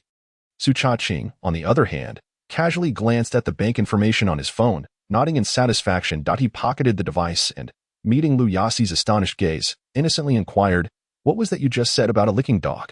Lu Yasi's expression shifted from anger to ingratiation in an instant. Oh, it's nothing. I was just saying. Tonight I'll be your little pet. Su Changqing scoffed, reflecting on how blind he had been to not see the true nature of the woman before him. He seized the opportunity to taunt this brazen vixen. Oh really? I thought you were calling me a licking dog, but it seems you were referring to yourself. That I must have misheard. How annoying. It must be that little Ching misheard. Su Changqing shot her a fierce look. How dare you call me little Ching? Lu Yasi froze momentarily before quickly regaining her composure, fluttering her eyelashes and sweetly saying, Master, I was wrong. A wave of nausea washed over Su Changqing. This woman had probably uttered similar phrases to countless wealthy men in her past. He chose not to waste any more time with this harlot and stood up, declaring, Since the goods have been loaded, let us depart. With hands clasped behind his back, he strode out, chest out and stomach in. Lu Yasi and Hu Xiaolan trailed behind him, fanning him and offering massages. Resembling two devoted handmaidens, after spending 120,000 yuan in the supermarket's finance room to settle the bill, Su Changqing drove off in a small truck. Due to the large quantity of goods, the supermarket had arranged an additional vehicle to follow his, assisting in transporting the items. As the supermarket's largest client in history, he was entitled to such treatment. With the truck piled high with goods, Lu Yasi finally had the chance to sit in the passenger seat. Hu Xiaolan insisted on joining them in the cramped space. Once they were all in the vehicle, Su Changqing wrinkled his nose at the overpowering stench of cheap perfume, but said nothing, silently starting the engine. Upon returning to the company at 7 p.m., the employees had already left for the day. Without needing Su Changqing's assistance, several staff members quickly unloaded the purchased items onto a clean surface. After settling their wages, Su Changqing turned around to see Lu Yasi and Hu Xiaolan still lingering. Curiously, he asked, Why are you two still here? Lu Yasi hesitated before speaking. Changqing, have you forgotten something? What is it? Su Changqing replied, still looking puzzled. That thing. What thing? That thing. Su Changqing rolled his eyes. Hu Xiaolan, sensing Su Changqing's impatience, leaned in to whisper to Lu Yasi, CC, you're a lady of refinement. Some things may be difficult for you to articulate. Allow me to handle it. She then addressed Su Changqing. Su Changqing, after all the help we provided today, don't you think you should show your appreciation? You promised to treat us to a grand meal. Remember, it seems Su Changqing finally recalled, slapping his forehead. Ah, that's what you meant. Just wait a moment. With that, he walked into the small kitchen adjacent to the security room. Lu Yasi, puzzled, asked, What is Su Changqing doing? Hua Xiaolan speculated. He is probably going to get cash. But you can pay with your phone, can't you? Maybe he just prefers cash that as they conversed. Su Changqing returned from the kitchen, carrying several buckets of instant noodles and a few buns. What are you doing? Hua Xiaolan inquired, intrigued. Here is the grand meal you requested. Su Changqing replied nonchalantly at that moment. Even Lu Yasi, who had been playing the role of the virtuous lady, could no longer maintain her composure. Su Changqing. Are you toying with us? We wanted a feast of lobsters, abalone, and hairy crabs. Are you seriously trying to pass off instant noodles and buns as a meal? Lu Yasi felt utterly wronged, after voluntarily helping for half a day. All she asked for was a lavish meal worth thousands, and yet this man refused to grant her even that. Hua Xiaolan was even more direct, knocking over the bucket of noodles in Su Changqing's hands. You stingy miser. You can't even afford a meal worth several thousand. As she spoke, she seemed to choke on her words, abruptly falling silent. Su Changqing picked up the fallen bucket of noodles, glaring fiercely at Hua Xiaolan.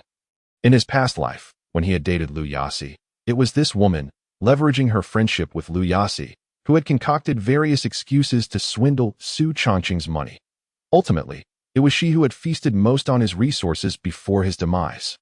Thus, when Hua Xiaolan revealed her true, greedy nature, Su Changqing was tempted to bind her and send her off to a distant land, to exact his revenge. The intensity in Su Changqing's gaze was terrifying, especially since he harbored boundless resentment. Just a single look sent Hua Xiaolan trembling, nearly collapsing to the ground. If you dare to be rude to me again, believe me, I won't hesitate to slap you. Apologies, Hua Xiaolan. As I step back, I hastily express my regrets. Su Changqing fixates his gaze upon Hua Xiaolan for approximately 10 seconds, until the insidious and venomous woman begins to tremble uncontrollably, at which point he diverts his attention. He picks up the instant noodles from the ground and remarks, do you believe that in a month's time, instant noodles and steamed buns will become a lavish meal? Believe you? Not a chance. Hua Xiaolan boldly retorts. Su Changqing smirks coldly. Whether you believe it or not is irrelevant. If you two truly desire a grand feast, I shall certainly treat you to a genuine banquet next time. When will that next time be? It is now Lu Yasi who poses the question. Let us wait until the end of this month. Su Changqing asserts. This is what you said, so do not attempt to deceive us with instant noodles again. Though Lu Yasi had been outsmarted by Su Changqing, she was currently too fatigued and famished to quibble over details. Even instant noodles were enough to whet their appetites. Thus, the two hastily prepared the noodles with hot water and paired them with cold steamed buns. Moments later, they both belched contentedly. Su Changqing, with a smile, inquires, have you two lovely ladies had your fill? Indeed, we have, Hua Xiaolan responds while rubbing her abdomen. Changqing, it appears you haven't eaten. You haven't just left us with 2 cups of instant noodles. Have you? Lu Yasi asks, somewhat touched that it dawns on her that Su Changqing had not partaken in any food and had merely been observing them. Exactly, Su Changqing. What have you eaten? Hua Xiaolan echoes. Watching you eat brings me immense joy. As for myself, I shall suffice with something trivial, Su Changqing replies with a slight smile, as he emerges from the kitchen carrying a pot. Lifting the lid, a cloud of steam escapes, revealing a bounty of lobsters, abalones, scallops, and hairy crabs, an array of seafood. Lu Yasi and Hua Xiaolan stared, their eyes wide in disbelief. Is this what you refer to as a mere snack? Su Changqing. Please, be reasonable. Hua Xiaolan felt an exasperation rising within her.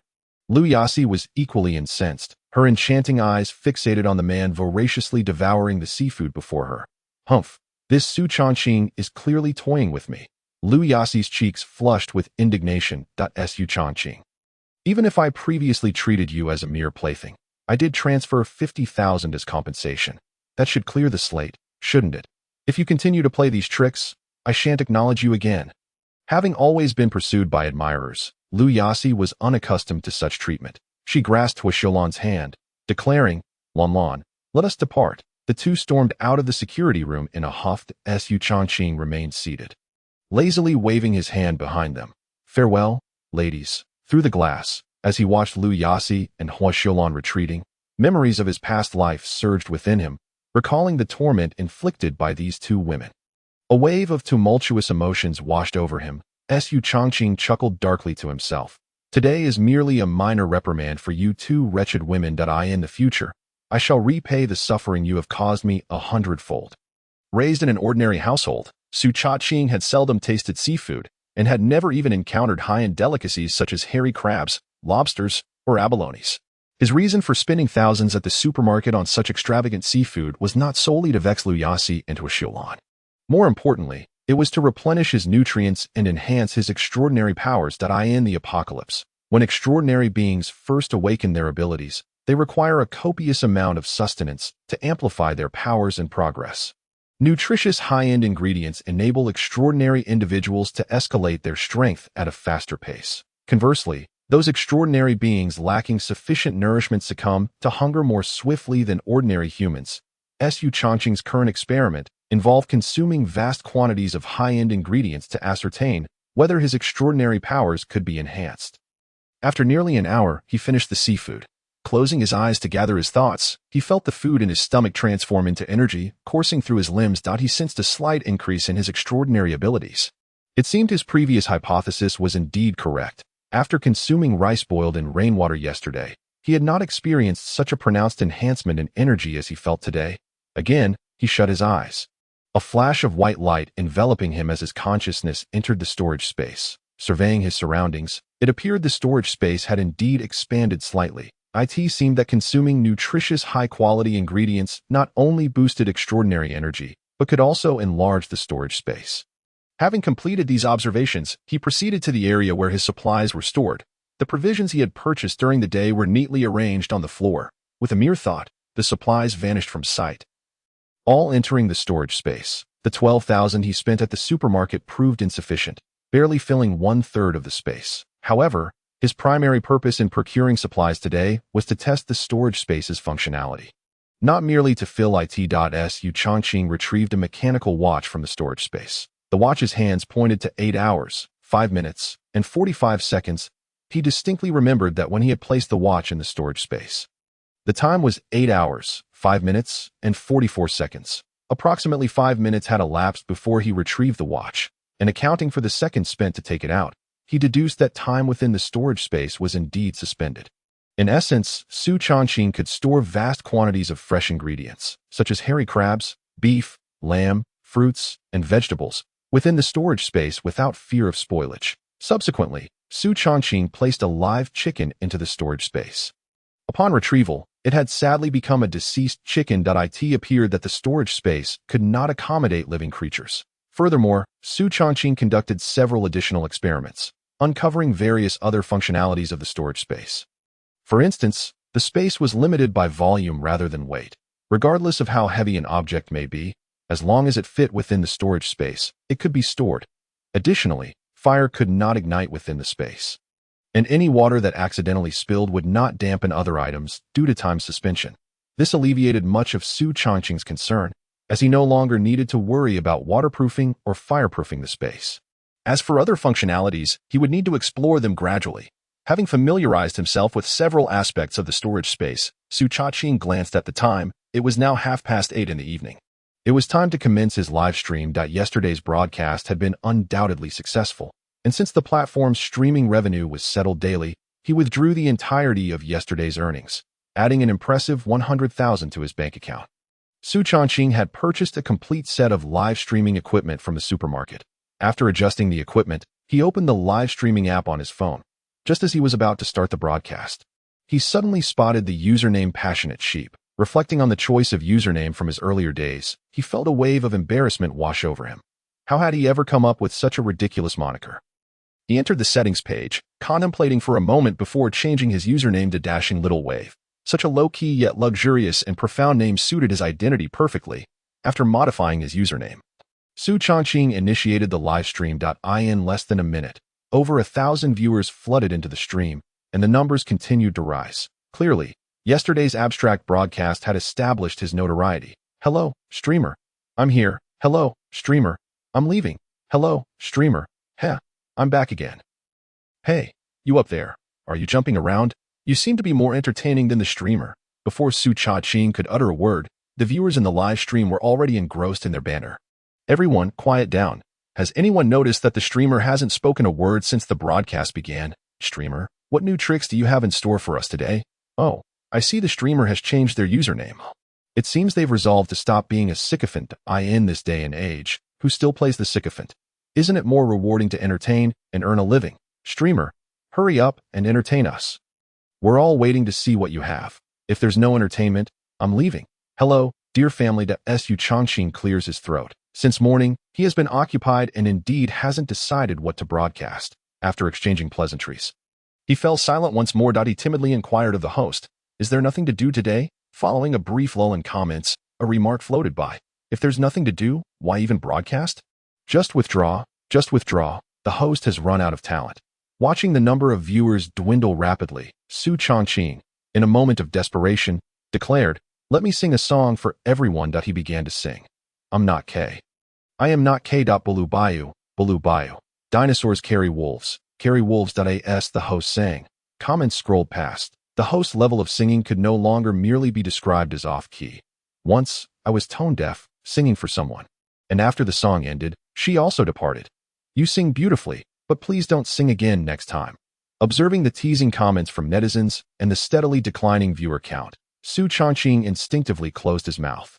It was evident that he lacked the gift for singing. Unable to even manage the simple dinosaurs carry wolves. Just as Su Changqing found himself at a loss, a large rocket appeared on the screen. Onlookers exclaimed, "The host sings so poorly, yet someone is sending rockets. What is the world coming to?" Glancing at the name of the fan sending the rockets, Su Changqing recognized it as yesterday's top supporter. Shanai Pifu. As the number of viewers continued to shrink, Shanai Pifu quietly commented, "When the host was in middle school, he was quite good at little magic tricks. Why not perform a small magic trick to liven up the atmosphere?" Isn't that the top supporter from yesterday? Some netizens recognized Shanai Pifu. True fans indeed.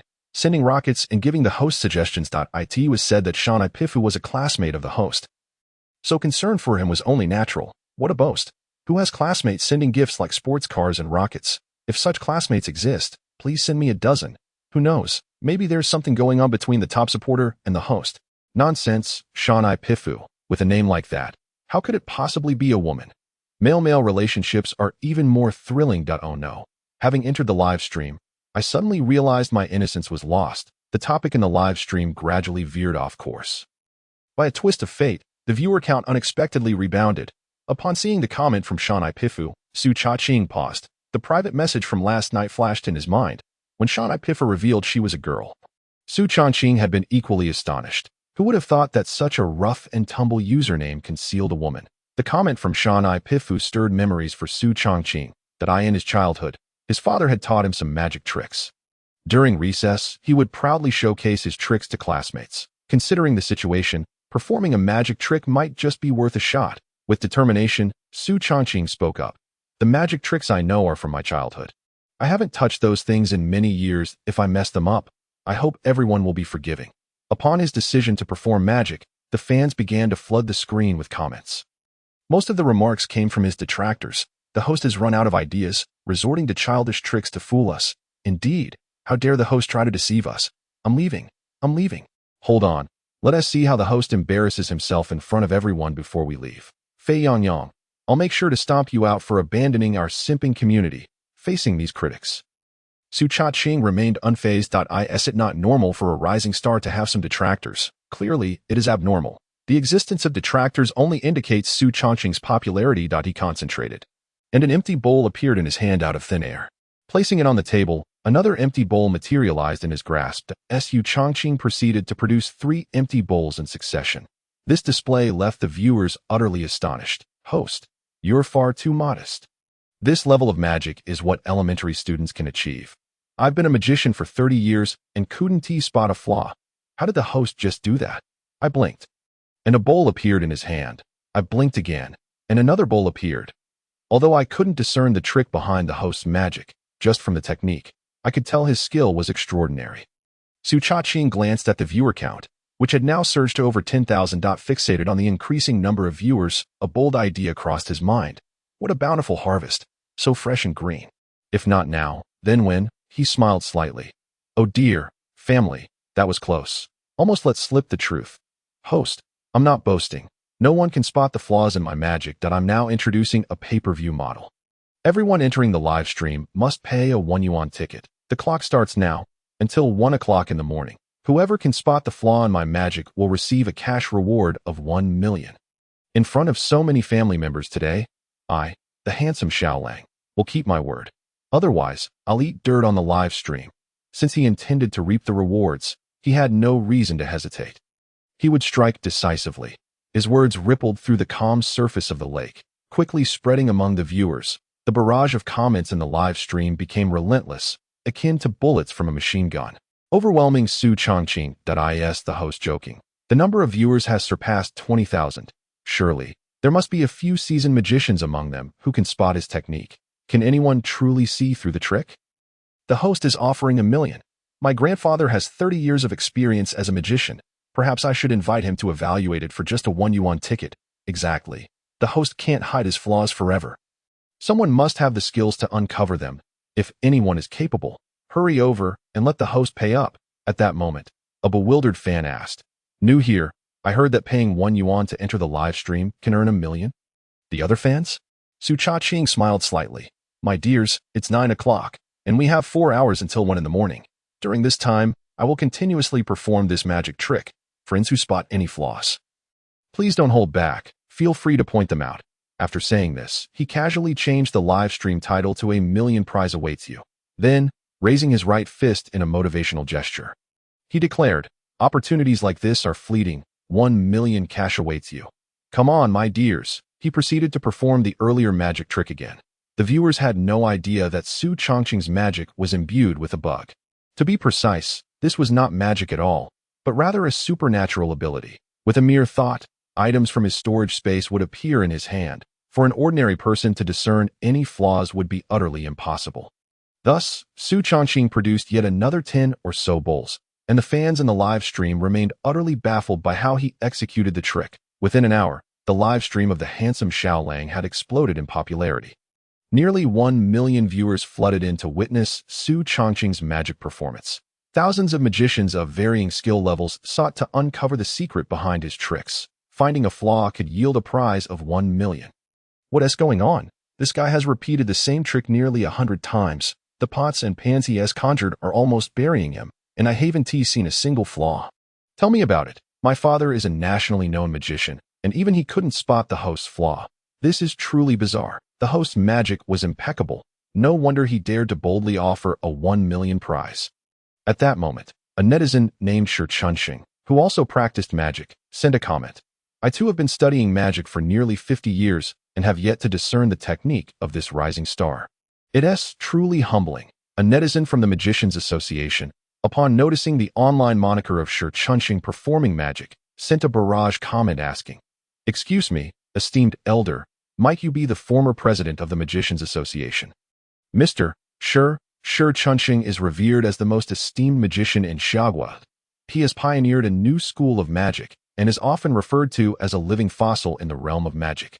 An idol recognized by many magicians. As soon as this netizen's message was sent, several more comments followed in quick succession. Is it truly Mr. Shi? He must be nearing 90 this year. How could he be watching a live stream? A mere internet celebrity performing magic, and even Mr. Shi cannot discern the truth? Surely this Mr. Shi is an imposter. In the face of such skepticism, another netizen suddenly chimed in. "I just browsed this account's homepage, and it indeed belongs to Mr. Shi Chunxing." Shi Chunxing then sent a message. "Haha, I appreciate the verification from my esteemed friend. I am indeed Shi Chunxing himself." He followed up with another comment explaining, "This account has always been managed by my grandson. Just now, while my grandson was online, he stumbled into the broadcaster's live stream and saw that the broadcaster was offering 1 million for uncovering the flaws in the magic tricks, so he decided to expose the broadcaster's ruse. However, after watching several times, he couldn't find any flaws, which led him to call upon me. As you all witnessed, I watched for nearly an hour, and my old eyes nearly went blind. Yet I too could not find any flaws in the broadcaster's magic." Shi Chunxing jested. "It seems that 1 million will remain unattainable." He then sent a comment laden with meaning. "Talents emerge in every generation, each leading the way for hundreds of years." After Shi Chunxing's comments, the live stream fell into a brief silence. Clearly, no one expected Mr. Shi to hold such admiration for the dashing young host. Moments later, the viewers began to engage once more. "At first, I came to watch the broadcaster's folly, But it turns out the fool was me. To receive the endorsement of Mr. Sher Chunching signifies that the broadcaster possesses some merit, although I spent $1. Witnessing such high-caliber magic is worth every penny. Another viewer chimed in. Worth every penny. It's practically a windfall. Who knew that magic could be so masterfully executed that it blurs the line between reality and illusion? Throughout this time, Su Changqing continued to observe the comments that a steady stream of new viewers entered the live stream. And under the allure of the 1 million prize, the number of live viewers surged past 100,000. Moreover, after receiving recognition from the living legend of the magic world, Shi Chunxing, Su Changqing's reputation underwent a dramatic turnaround. To witness world-class magic for just $1 is truly a bargain. This broadcaster far surpasses those magicians who grovel before foreign emperors. Amidst the overwhelming pressure on domestic magicians from abroad, it is refreshing to see a talent like this broadcaster emerge. The broadcaster is truly remarkable, a hidden gem, just as the viewers were buzzing with excitement. A massive rocket emoji filled the screen. Following that, Su Changqing's devoted fan, Shanai Pifu, sent a comment. Dear fans of Shaoling, please support our domestic magicians. Even a small token is appreciated, with Shanai Pifu leading the charge. Numerous viewers began to shower gifts. I'm sending a pair of sunglasses to support the broadcaster and spread positive energy. The prize doesn't matter. I just want to support the broadcaster and hope this treasure can participate in international competitions and bring glory to our country. Su Changqing mechanically performed magic tricks while glancing at the screen. Although the discussions among the viewers strayed somewhat, the outcome was still quite favorable. During this time, gifts poured in continuously, interspersed with rockets and luxury cars. Thank you, I am the broadcaster's daddy, for the Dream Castle donation. Thanks to Ningming Nige Simida for the car. And once again, a heartfelt thank you to Shanai Pifu for the Marry You Home donation. Su Changqing continued the live stream until 1 a.m., receiving gifts without pause, his voice hoarse from shouting. Only when the number of viewers began to dwindle and the gifts drastically decreased did Su Changqing bid farewell to his fans and close the stream. Opening the backend, he glanced at the data. Today, his income from gifts alone exceeded 1 million. Adding the dollar from the live stream ticket sales, minus the platform's 50% cut, Su Changqing made a profit of over 100,000 in just one night. No wonder so many people are willing to work tirelessly to become internet celebrities. The speed of making money is akin to dealing in illicit substances. The earnings from today's live stream wouldn't be available until the next morning. Naturally, he wouldn't be saving this money. He planned to spend it all on supplies within 5 days. Yawning, Su Changqing was about to close the live stream when his gaze inadvertently fell upon his only friend in the private messages. Shanai Pifu. If it hadn't been for her suggestion earlier to perform magic, igniting his inspiration, the live stream wouldn't have been such a success. Moreover, during the broadcast, Shanai Pifu had saved Su Changqing several times at critical moments, offering encouragement and even sending gifts. One could say that without Shanai Pifu's conscious effort to lead the conversation, Su Changqing wouldn't have earned 1 million in a day. Today, the top contributor remained Shanai Pifu, who had gifted around 20,000. She claimed to be Su Changqing's classmate, and even a girl. But who exactly was she? This girl had gifted 10,000 on his first day of streaming, and now another 20,000. Could she be from a wealthy family? Su Changqing racked his brain, but couldn't he figure out who this wealthy classmate could be? Looking at this masculine name, his curiosity about Shanai Pifu grew. Since he couldn't make sense of it, why not just ask her directly? Su Changqing opened the private message to Shanai Pifu and quickly typed 3 words. Are you asleep? It was already 1:30 in the morning. So it was quite normal for her to be asleep. To his surprise, she replied immediately. No, what's up? Nothing much. Just wanted to thank you for today. Su Changqing typed and sent a smiling emoji. Hee, it's nothing for an old classmate. Old classmate? Nothing to it. What kind of old classmate gifts 30,000 in 2 days? Su Changqing had never attended an elite school, so where did such a wealthy classmate come from? Realizing this, he decided to stop hesitating and asked directly. Pifu, don't take it the wrong way, but given that you've been gifting in my live stream and defending me, our relationship in school must have been quite special. However, I've thought through all my close classmates, and I don't recall anyone as impressive as you. After clicking send, he waited for 2 minutes, but she still hadn't replied. Had she fallen asleep? Or had he said something wrong? There is no love or hate without reason. Though Su Changqing felt a bit anxious, he knew he had to ask these questions. Only by clarifying could he find peace of mind. Otherwise, he might end up being taken advantage of while counting someone else's money. Given his past experiences, Su Changqing had to prepare for the worst in human nature. Suddenly, a notification chimed. She had sent a message. "Little Su, it's me, Qin Yi. Ah, you actually forgot me." The message was brief, yet Su Changqing felt as if he had been struck by lightning. Upon hearing the name Qin Yi, Su Changqing's memories of his junior high school days, long buried, were suddenly resurrected. In his first year of middle school, a small girl transferred into his class. She was frail and dirty, with hair the color of malnourished wax, whether in class or during breaks. She remained quiet and reserved, seldom speaking. Perhaps due to her timid nature, compounded by her unkempt appearance, she became the target of bullying from her classmates. For instance, on the second day of school, while having lunch in the cafeteria, one of the notorious girls in the class deliberately knocked over her lunchbox. Unable to stand idly by, Su Changqing defended the girl, confronting the bully with harsh words and declaring to the entire class that tormenting her was tantamount to tormenting him. As an exemplary student and the class representative, Su Changqing held considerable influence, and from that moment on, no one dared to bully the girl again. It was also at this time that he committed her unremarkable name, Qin Yi, to memory. He learned that after her parents divorced, her father had transferred her to this school. Due to her father's demanding job, he often left little time for Qin Yi, resulting in her frequently appearing unkempt and, at times, going without meals. Su Changqing's parents, having purchased a house in the county town for their son's education, lived not far from Qin Yi's home. Consequently, to shield her from bullying on the way to school, Su Changqing began accompanying her regularly. Being 2 months older than her, Qin Yi would follow closely behind him, affectionately calling him Little Su Go. After hearing about Qin Yi's unfortunate circumstances, Su Changqing's parents often invited her to their home for meals. Their bond grew as close as that of siblings. This idyllic existence continued until their first year of high school, when Su Changqing found himself infatuated with Lu Yasi. One day, after confessing his feelings to her only to be rejected and humiliated, he became the laughingstock of the class. Somehow, Qin Yi learned of this incident and stormed into Lu Yasi's classroom. Delivering a slap to her face, she proclaimed, "How dare you ridicule such a wonderful person as Little Su Gu after rejecting him? Today, I shall avenge him."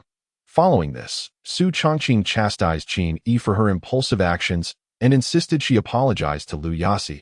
He vividly remembers how tears streamed down Qin Yi's face as she apologized to the haughty Lu Yasi, soaking the ground beneath her. Subsequently, Lu Yasi's parents relentlessly pursued the matter, and Qin Yi was ultimately expelled from school under the pretext of fighting. Su Changqing was left with a profound sense of guilt, realizing that Qin Yi had suffered the consequences of his actions. After this incident, a long period passed without any sight of the girl he once protected, until one fateful night, 2 months later, when Qin Yi burst into Su Changqing's bedroom, sobbing uncontrollably and declaring that she didn't want to leave him.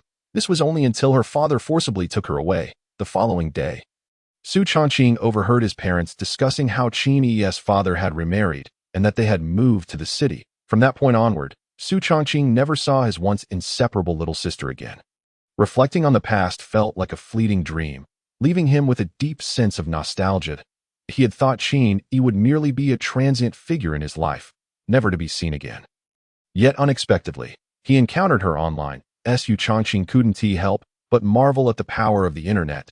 He never imagined that his sister, who had vanished for over a decade, would suddenly reappear as his guardian angel, showering him with over 30,000 yuan worth of gifts. Upon their first encounter online, Su Changqing felt a surge of excitement, even as his fingers trembled slightly while typing. "Xiao, how have you fared all these years?" After a prolonged pause, he sent the message. "It's been both good and bad. Oh. How so? My dream from my teenage years has finally come true. The unfortunate part is that after all these years, I've only just found you. Fate truly is not gentle." What do you mean by that last statement? Has she been inquiring about me all these years? After graduating high school, Su Changqing's family sold their house in the county town and returned to the village. With the advent of the mobile phone era, he had lost track of numerous phone numbers, making it improbable for Qin Yi to locate him. Qin Yi sent another message. "How are Uncle and Auntie? Are they doing well? They are no longer with us." After typing this, Su Changqing paused for a moment before hitting send. The other party remained silent for a long time, without needing to think. Su Changqing knew Qin Yi was engulfed in profound sorrow. During her time at the county school, she had often dined at his home, with her father's demanding job leaving her without care. Su's mother had taken on a maternal role, frequently washing Qin Yi's clothes and betting that it could be said that the Su household was Qin Yi's home, their bond as deep as that of a family. Given this connection, how could Qin Yi not be heartbroken upon learning of Su's parents' passing? After an indeterminate period, his phone chimed again. This time, it was a voice message from Qin Yi. During school, Uncle and Auntie treated me like their own children that I vowed that when I grew up, I would honor them well. But when I finally earned my own money, I found that Uncle and Auntie had already. Her voice was melodious yet tinged with an indescribable sorrow. Clearly devastated beyond measure. Unsure how to console her, Su Changqing replied with a voice message. Xiaoyi, what are you doing now? Are you free tomorrow? I'll be free tomorrow evening. I work at the Kilahi Villa area opposite the Xinjiang TV station. As for my job, you'll find out when we meet that Su Changqing couldn't help but smile at Qin Yi's whimsical nature, reminiscent of her younger self. Xinjiang wasn't large. If Qin Yi worked there, how had he never crossed paths with her? Moreover, what kind of work was she involved in, shrouded in mystery? Most importantly, how had she fared all these years? Additionally, Su Changqing wanted to personally apologize to Qin Yi for the humiliation she endured due to his confession in high school. It was he who had dragged her into apologizing to Liu Yasi after she had defended him. That it was evident how foolishly blinded by love he had been. Just as Su Changqing was engulfed in regret, Qin Yi sent another message. Little Sugu, it's getting late. Good night. See you tomorrow. She concluded her message with a smiling emoji, showcasing the innocence of the girl he had seen in over a decade. This made his heart ache even more. Glancing at the time, he noted it was already 3 in the morning. He quickly replied, Good night, sweet dreams. Xiaoyi, let us not miss each other tomorrow. After concluding his conversation with Qin Yi, Su Changqing silently vowed that in the impending apocalypse, he would protect her at all costs. In addition to alleviating the guilt of the past, there exists another significant reason. After all, she is the only relative he has left in this world. The following morning, Su Changqing was roused from his slumber by the insistent ringing of his mobile phone. Groggily, he picked it up to find it was a call from Zhang Yulong, the warehouse manager, informing him that a superior would be inspecting today, necessitating his presence at work. As a middle management leader, Director Zhang was well aware that Zhao Wenhao was utterly incompetent. Initially, when the warehouse supervisor was to be promoted, his favored candidate had been Su Changqing. However, due to Zhao Wenhao's unscrupulous maneuvering to gain favor with the general manager, he had no choice but to appoint Zhao Wenhao as the warehouse supervisor. Setting down the phone, Su Changqing stifled a yawn. He understood the importance of maintaining a good rapport with the warehouse director, as he had no desire to be dismissed from the logistics company at this juncture. Coincidentally, he was already prepared to head to work, eager to implement the second phase of his plan. This phase was of paramount importance, as it would determine Su Changqing's potential promotion to a leadership position, allowing him to leverage the logistics company to procure a substantial stock of essential supplies for the impending apocalypse. With a swift motion, Su Changqing sprang from his bed, after awakening his latent abilities. His physical condition far surpassed that of an ordinary individual. Exercises such as sit-ups and push-ups were easily executed by the thousands. After dressing and attending to his morning routine, he inhaled deeply the fresh morning air. The sun shone brightly overhead, flowers seemed to smile at him, and birds chirped cheerfully, asking why he was burdened with a backpack filled with explosives, to which he whimsically replied about blowing up the school before making a hasty escape. As he hummed a tune, Su Changqing retrieved 2 10-pound blocks of cooked beef and a 2-liter carton of milk from his storage space. A simple breakfast indeed, but sufficient for the day. After devouring his meal with remarkable speed, he made his way to the warehouse. Upon clocking in, he noticed a finance department colleague gracefully entering, followed closely by Zhao Wenhao. Hugo, you're back at work today? The finance colleague inquired as she punched in. Indeed, Director Zhang called. I had no choice but to come in, Su Changqing replied with a smile. After completing her clock in, the finance colleague stood before Su Changqing. I heard you broke up with your girlfriend? Yes, he confirmed. With his affirmation, she beamed brightly. What do you think of me? I'm still single. Su Changqing politely declined. Having just experienced a breakup, I'd prefer to take some time to reflect before seeking a new relationship. Oh, I see, she responded, disappointment evident in her tone. At that moment, Zhao Wenhao, who had been eavesdropping on their conversation, stealthily approached her. Xiao Lu, you're still single? How about considering someone like Zhao Gu? The finance colleague shot a disdainful glance at the lecherous Zhao Wenhao. With a forced smile, she replied, Haha, Zhao Gu, you are a good person, but I already have someone. Zhao Wenhao, agitated, retorted, You just told Su Chongqing you were single. I heard you with my own ears. Her face flushed. She snapped back, I just remembered I have someone. Is that not permissible? With that, she turned on her heel, her high heels clicking briskly against the floor as she hurried away, leaving Zhao Wenhao stunned and Su Chongqing barely able to suppress his amusement. Once inside the warehouse, Zhao Wenhao seethed with anger, barking misguided commands that fell on deaf ears among the staff. He shouted at an employee, Xiao Wang, all you do is play around. Have you completed the inventory from yesterday? Xiao Wang, leisurely grooming his nails, replied nonchalantly, Director, it's not even time to clock in yet. You can't dictate my actions. Zhao Wenhao was left speechless, his fury boiling over as Su Chongqing glanced at the clock, noting it was precisely 8 o'clock. The designated start time that he stood up and clapped his hands. All right, everyone, let us not dawdle. The director will be here for inspection shortly. Let us tidy up. Understood, Su Go. We hear you, came the chorus of responses from the employees, all rising in unison to commence their tasks, save for Zhao Wenhao, who glared at Su Chongqing, feeling utterly frustrated. How could they disregard his authority and heed this newcomer instead? The employee's loyalty to Su Chongqing was not surprising, given that Zhao Wenhao had brought this upon himself. Even during his tenure as a regular employee, he had been lazy and irresponsible. Once promoted, his behavior only worsened. His work hours were spent watching videos or playing games, or sneaking out for leisurely strolls, neglecting his responsibilities entirely. The warehouse's smooth operation relied solely on Su Chongqing's efforts. Zhao Wenhao muttered under his breath, Damn Su Chongqing, returning to work and immediately showing me up. Just wait until I find an opportunity to deal with you. He refused to acknowledge his own shortcomings, attributing all blame to Su Chongqing. Unbeknownst to him, Su Chongqing heard every word, while diligently working. A smirk crept onto Su Chongqing's lips, a private amusement only he could discern.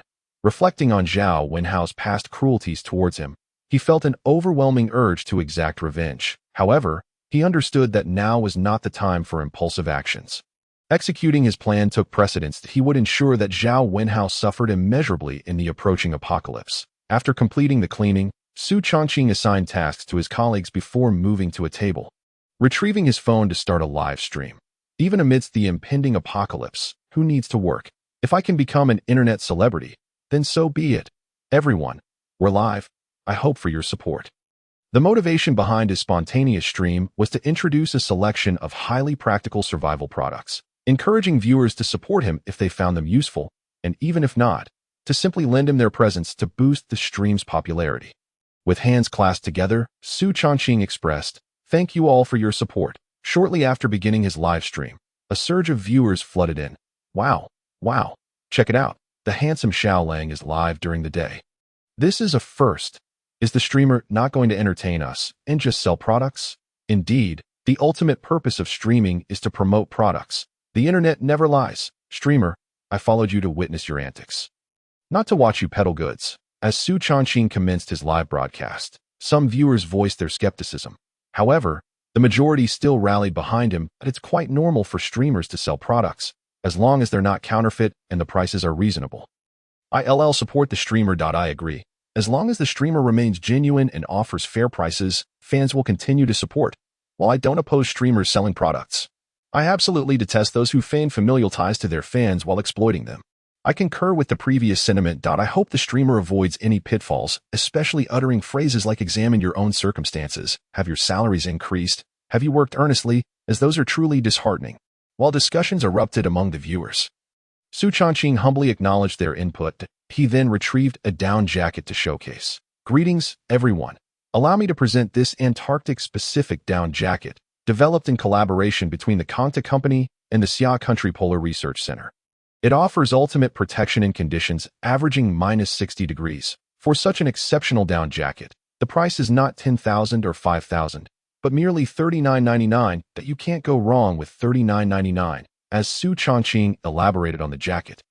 The live stream audience of over 20,000 viewers remained surprisingly quiet. It was not until 5 minutes had elapsed that the comments began to flood in once more. Surely this is a joke. The streamer can't possibly be unaware that it's summer right now. Summer sales for down jackets? That's akin to selling combs at a monastery.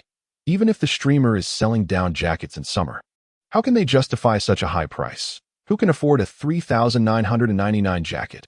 Indeed, while others purchase down jackets at discounted prices during the summer, the streamer offers them at exorbitant rates. One must wonder, do people genuinely buy them? Fans have been voicing their grievances, with some even questioning the streamer. Are you sure you aren't just putting on a show? This streamer certainly knows how to put on a performance. In previous broadcasts, it seemed he was either engaged in antics or on the verge of them. Confronted with the fans' resistance, Su Chongqing displayed an uncommon seriousness. Dear friends, I must first clarify that I am not merely putting on a show. Moreover, I must inform you that it is highly likely that the world will soon face an unprecedented cold wave, and in the face of such a sudden drop in temperature, there may be individuals who could suffer dire consequences. Thus, it is essential to prepare a high-quality down jacket for warmth. Lastly, I assure you, the quality of this down jacket is exceptional. Although the price is somewhat steep, it is indeed worth every penny. It can withstand frigid temperatures as low as 60 or 70 degrees below zero. For your safety and that of your family, investing in this down jacket at $39.99 is most prudent. As he promoted the product, the barrage of comments in the live stream was incessant, with the majority mocking Su Chongqing. Was the streamer being overly alarmist in his sales pitch? What unprecedented cold wave is he talking about? Trying to scare whom? This streamer has truly lost all credibility. I am unfollowing. Nevertheless, with nearly 200,000 fans in the live stream, there were still supporters of Su Chongqing. One fan commented, "My spouse often travels to cold regions for work. It would be wonderful to gift them a quality down jacket while also supporting the streamer. Despite the streamer's antics just days prior, it brought joy to me, a person battling depression. Purchasing a down jacket is my way of showing support for the streamer. I have even shared laughter thanks to the streamer. Now, I have ordered one for each family member, as they will surely be suitable during the coldest days of winter." The live stream exhibited a polarized atmosphere. While the viewership dwindled, the sales of the specialized Antarctic down jacket surged, quickly surpassing 10,000 units. The overwhelming majority of purchasers were true fans of Su Chongqing, buying the down jackets solely to support the streamer.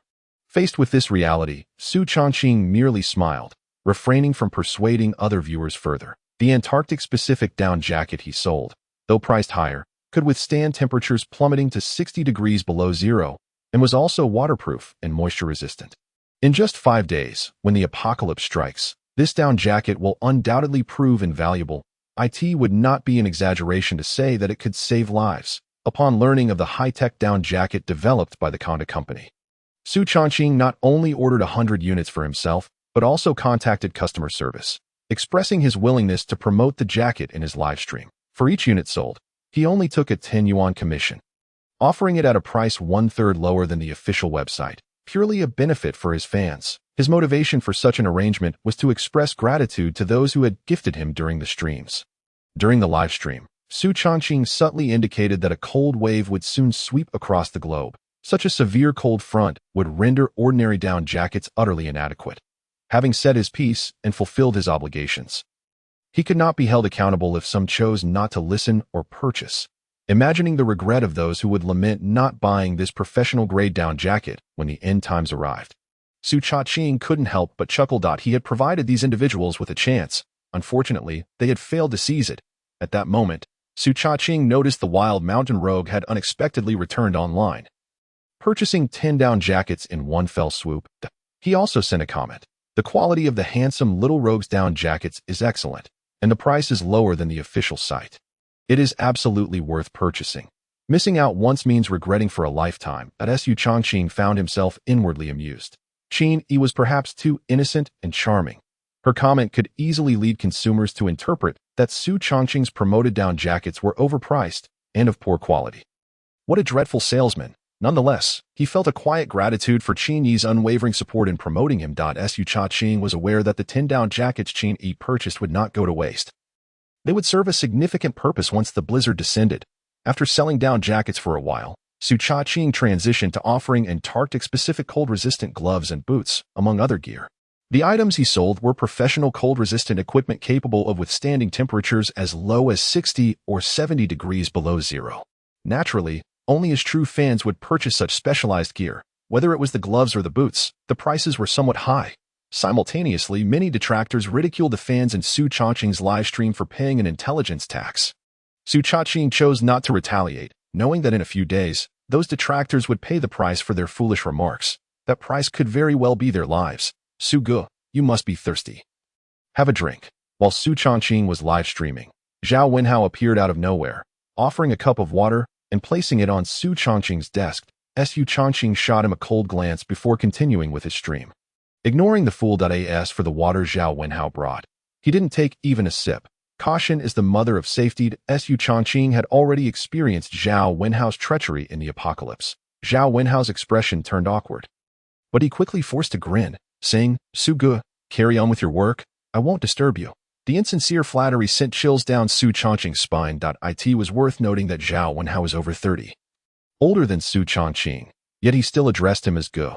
How utterly nauseating. Seeing that Su Chongqing was not swayed by his antics, Zhao Wenhao chuckled awkwardly and retreated to a less conspicuous corner.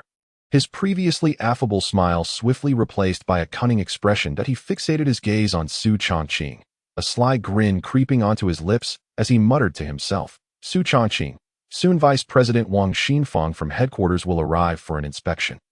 If he sees you neglecting your duties and live streaming during working hours, you might find yourself in deep trouble. After saying this, Zhao Wenhao's mind began to conjure up images of Vice President Wang's furious reaction upon seeing Su Chongqing, and he couldn't help but cackle with glee. Su Chongqing heard every word of Zhao Wenhao's mutterings and merely smiled subtly, not revealing his true intentions. Today he had come to work specifically to await the leadership's inspection, so he could implement his second plan. Zhao Wenhao, the fool, thought his scheme would succeed. In a short while, without Su Chongqing needing to intervene, someone else would take care of this clown. Before long, a tall, spirited middle-aged man strode confidently toward the warehouse, followed by a dark crowd of subsidiary company leaders. Among them were General Manager Lu Zheng and various department managers, including Director Zhang from the warehouse. Without needing to guess, Zhao Wenhao knew that the person at the center of this entourage was none other than Vice President Wang Xinfang. Hello, Wang Zong. As the leaders approached, Zhao Wenhao puffed out his chest and saluted Wang Xinfang. Wang Xinfang smiled and nodded, yet internally he was quite puzzled. Who on earth was this? Was he a security guard? Why was he saluting everyone? Just by looking at his face, it was clear he was merely a sycophant. Upon entering the warehouse, Wang Xinfang placed his hands on his hips and surveyed the scene. Seeing the workers diligently performing their tasks, he initially nodded in satisfaction. However, his expression soon changed. He furrowed his brow. Wang Xinfang noticed an employee seated at an abandoned desk, engrossed in his phone. The phone obscured his face, making it impossible to discern his identity. The employee was shouting, "Oh no, I've been robbed. Speed is of the essence. Only 200 orders left. The operations team is kicking out those who haven't paid. What on earth? Why are the warehouse employees behaving so cluelessly? I, as a leader from headquarters, am conducting an inspection, a regular employee shouting indiscriminately. Doesn't that undermine my authority as a vice president? What's going on here? Lu General Manager, can't you provide an explanation?" Wang Xinfang pointed at the young man who appeared to be live streaming products, sternly questioning General Manager Lu Zheng. Zhao Wenhao interjected, "Wang, this employee is notorious for being a troublemaker in our warehouse. I just warned him several times that you would be inspecting. Yet, this little brat continues to act as he pleases, showing no regard for you whatsoever." In truth, Zhao Wenhao had never mentioned the leadership inspection to Su Chongqing. He was merely seeking to undermine Su through Wang Xinfang. Was this employee's usual work attitude always so reckless? He exceeded all bounds. This kid is simply too arrogant. If we don't dismiss him now, what purpose does he serve? After speaking, Wang Xinfang strode purposefully towards Su Chongqing, with the branch company leaders hastily following behind. Zhao Wenhao lingered at the back, elated at the unfolding events. Serves you right. Su Chongqing, flaunting yourself all day, caught by the senior leadership from headquarters playing on your phone during work hours. You'll be fired on the spot. As Wang Xinfang approached the young man who was live streaming, hands on his hips and taking a deep breath, he was ready to unleash his pent-up anger. However, upon seeing the young man's face, the curse words froze on his lips. Why did this employee look so familiar? Wasn't he the one who saved my daughter, Nyonyo? Out of gratitude, I even gave him a black card worth 10 million. Xiao Su, The young man, still live streaming, looked up, his expression shifting from surprise to delight. Wang, I heard the leaders from headquarters were visiting, but I didn't expect it to be you. Upon hearing Su Changqing mention this, Wang Xinfang tactfully replied, Xiao Su, you clearly knew the leaders were coming to inspect. So why are you still live streaming here? Rather than feeling awkward, Su Changqing displayed a calm demeanor and smiled slightly as he stood up. Wang, you only know one side of the story. It's not that I didn't want to welcome you. It's just that I truly couldn't step away. Wang Xinfang looked puzzled. What do you mean, you couldn't step away? Are you stuck to your chair with gum or something? Su Changqing chuckled and gestured toward the chair. Wang, if you sit down and look at your phone, you'll understand. If anyone else had said this, Wang Xinfang would have promptly ignored them and left, but this was Su Changqing, the savior of his daughter. And Wang held a favorable impression of the young man. Despite his confusion, Wang Xinfang sat down to see what Su Changqing was up to. As a senior leader at Canny Logistics, Wang Xinfang was well versed in this new form of sales through live streaming. He quickly noticed the impressive number of viewers in Su Changqing's live stream and couldn't help but raise an eyebrow in surprise. Wow, Xiao Su, your live stream is doing quite well. It has 20,000 viewers. However, even so, one shouldn't be live streaming during work hours. Though Su Changqing was his daughter's benefactor, Wang Xinfang maintained a clear distinction between personal and professional matters. Playing on your phone during work hours in public? Even Wang Xinfang had to uphold company policy that if dismissal was warranted, then so be it. He could always offer a larger severance package. Moreover, Zhao Wenhao opportunely chimed in. Wang, while we understand that Su Changqing is quite familiar to you, you must act fairly. According to company regulations, if he deserves to be fired, then so be it. Su Changqing shot Zhao Wenhao a glare, causing him to take a few steps back in fear. Without offering any explanation, he simply smiled calmly. Wang, please continue watching. Wang Xinfang internally scoffed. What? Watching will somehow provide you with a justification for live streaming during work hours. Nevertheless, since Su Changqing had requested it, he continued to observe. As he watched, Wang Xinfang began to discern the situation. Xiao Su, you're live streaming to sell our company's newly developed polar professional gear? In that case, it seems you are indeed working during work hours. Furthermore, you are alleviating the company's burdens through this live stream. Not only is there no fault, but you have significantly contributed. Wang Xinfang couldn't help but give Su Changqing a thumbs up. Zhao Wenhao, unable to contain himself, interjected, Wang, please see clearly. Our company's polar professional cold-resistant gear is only purchased by professionals. Its sales are not good. If Su Changqing were truly selling cold-resistant gear, he would have lost his shirt. He turned to glare at Su Changqing. What are you trying to pull here? Are you attempting to sell products from other companies under the guise of ours? Zhao Wenhao's every word targeted Su Changqing, and his contempt annoyed Wang Xinfang. However, he couldn't ignore the questions raised. Thus, Wang Xinfang opened the live stream system's backend to check the sales of Canty's professional cold-resistant gear. Upon seeing the sales figures, his eyes widened in disbelief. Wang Xinfang could hardly believe his eyes as he looked at Su Changqing. Xiao Su, in just 3 hours, you sold over 10,000 professional down jackets, more than 15,000 pairs of professional cold-resistant gloves, and over 20,000 pairs of professional cold-resistant boots. Reciting these astounding numbers, Wang Xinfang's astonishment grew. Put it into perspective. The annual sales of our subsidiary specializing in polar cold-resistant products amounted to this figure. Yet Su Changqing achieved this in merely 3 hours of live streaming. Not just Wang Xinfang, but even the other leaders present were left speechless. Xiao Su has been with our company for a few years now. Hasn't he? He usually keeps a low profile, but who would have thought he had such remarkable skills? My goodness, the goods he sold in 3 hours equate to the annual sales of the subsidiary. Who would dare to believe that? Everyone, please be quiet. As the discussions erupted, Wang Xinfang raised his hand to silence the crowd. He glanced at the branch company leaders and then stood up to pat Su Changqing on the shoulder. Colleagues, Wang, have a small suggestion. May I present it for your consideration? The leaders of the branch company quickly affirmed. Wang, please feel free to speak. We will certainly heed your directives. It was no joke. As the vice president of the group headquarters, Wang Xinfang's words were akin to imperial edicts. How could these small heads of the branch companies dare to defy him? Wang Xinfang patted Su Changqing's shoulder with a slight smile. As you all know, Our Xinjiang branch company has been without a sales manager for half a year. My suggestion is to appoint Su Chongqing as the sales manager of our Xinjiang branch. What do you all think? The leaders of the branch company collectively gasped in astonishment. Once they processed the information, they quickly expressed their agreement. Although Su Chongqing's appointment seemed unexpected, it was entirely reasonable. The leaders of the branch company were astute individuals. From the earlier conversation between Wang Xinfang and Su Chongqing, they could tell their relationship was extraordinary. Coupled with Su Chongqing's astonishing performance, all the leaders were thoroughly convinced. Director Zhang was the first to speak. Wang Xiaosu has always been diligent in his work. He was supposed to be promoted to manager last time, but due to certain reasons, it was delayed. Zhang wholeheartedly support his promotion to sales manager. Lu Zheng quickly added, Xiaosu is a key talent I have been nurturing.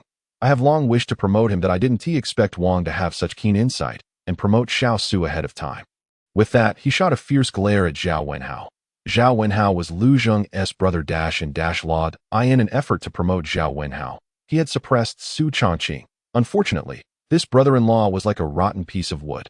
After becoming the manager, he slacked off and acted irresponsibly. Had it not been for Lu Zheng cleaning up after him, he would have been dismissed long ago. Zhao Wenhao trembled at his brother-in-law's glare. Deepening his resentment towards Su Chongqing, Su Chongqing noticed the hostility in Zhao Wenhao's gaze and smiled with satisfaction. Zhao, the more you resent me, the more satisfying my revenge will be. Su Chongqing feigned a look of grievance. Wang, thank you for your kindness, but I sometimes become overly focused on my work, inadvertently inciting the jealousy of certain petty individuals, and I remain oblivious when they plot against me. As he spoke, he cautiously cast a fearful glance at Zhao Wenhao, the implication of his words unmistakable.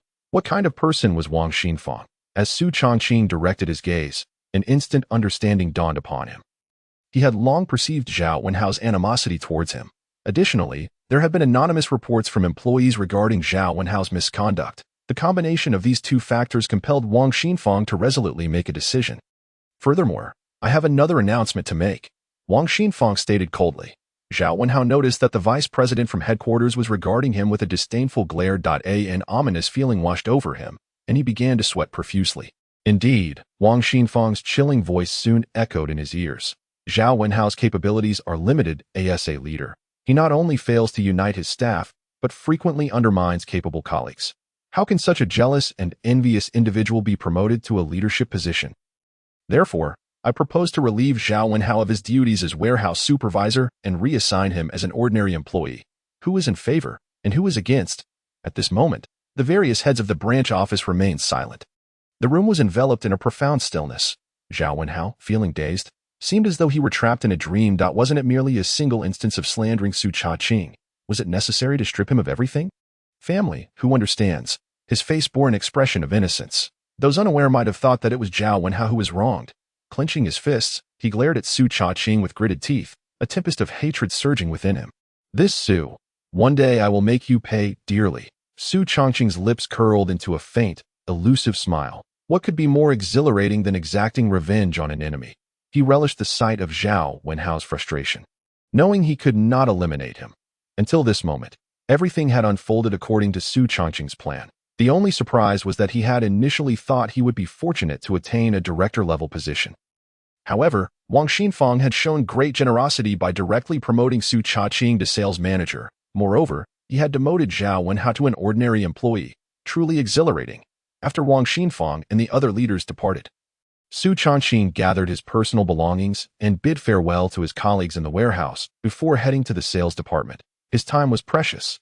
Lingering with others would only impede the speed of material accumulation. The sales department was spacious, with the outer hall serving as the workspace for ordinary employees, while the remaining area was divided into several small functional rooms, including the manager's office and conference room. The innermost office, spanning 40 square meters, was designated as the sales manager's office. The sales staff had just received news of the new manager's appointment when a tall, handsome man, carrying a suitcase, strode through the hall and abruptly shut the door behind him with a resounding bang. In the hall, a dozen sales personnel exchanged bewildered glances, all wide-eyed in astonishment. What was the nature of the new manager? He seemed rather impatient. An hour later, the door to the manager's office swung open once more. Su Chaqing emerged, calmly surveying the crowd. Each time his gaze swept over them, the sales elites felt as though they had been jolted by an electric shock, their bodies instinctively tensing. Everyone, pause your work. We will convene in the office for a meeting where I will assign our tasks.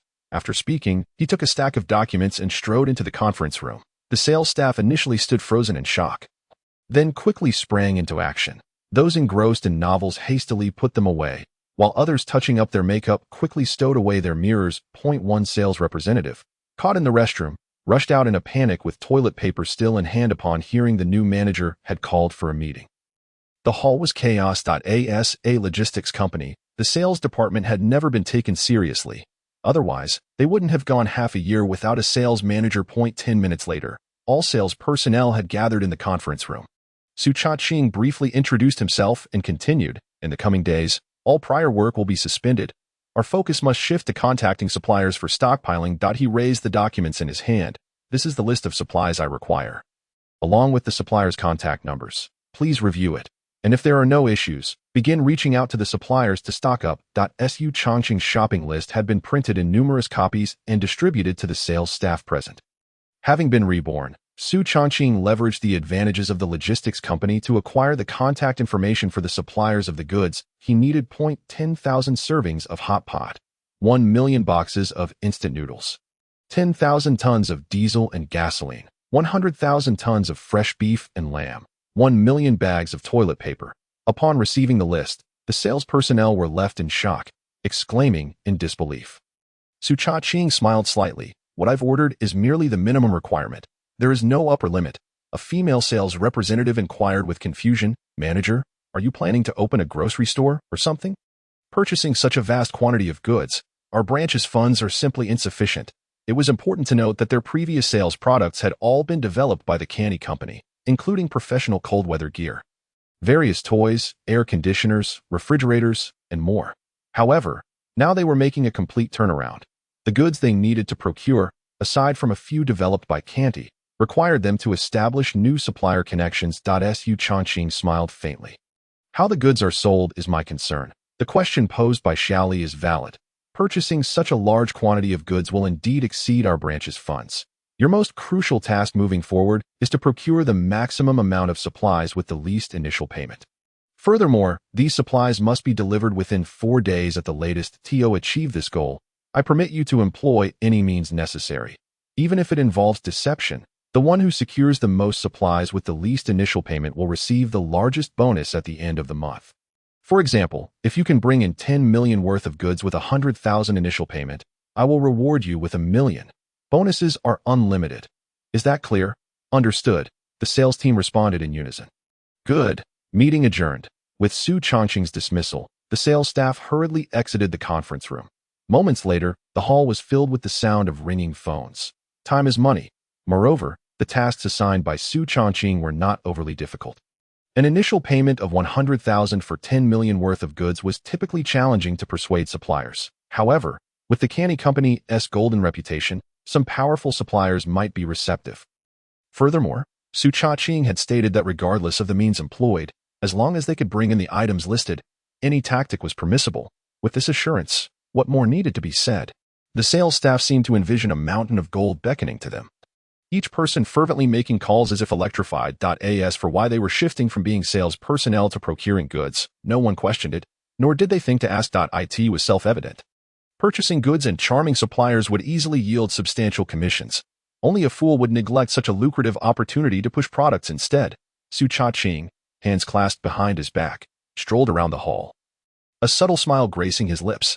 Alcohol may redden one's face, but money stirs the heart. These seasoned salespeople, enticed by the prospect of enormous bonuses, fervently dialed their phones. Naturally, the bonuses promised by Su Chaqing would ultimately elude the sales staff. Nevertheless, he would not neglect those who assisted him in procuring supplies. The day before the impending storm, Su Chaqing would convert the promised commissions into supplies for them.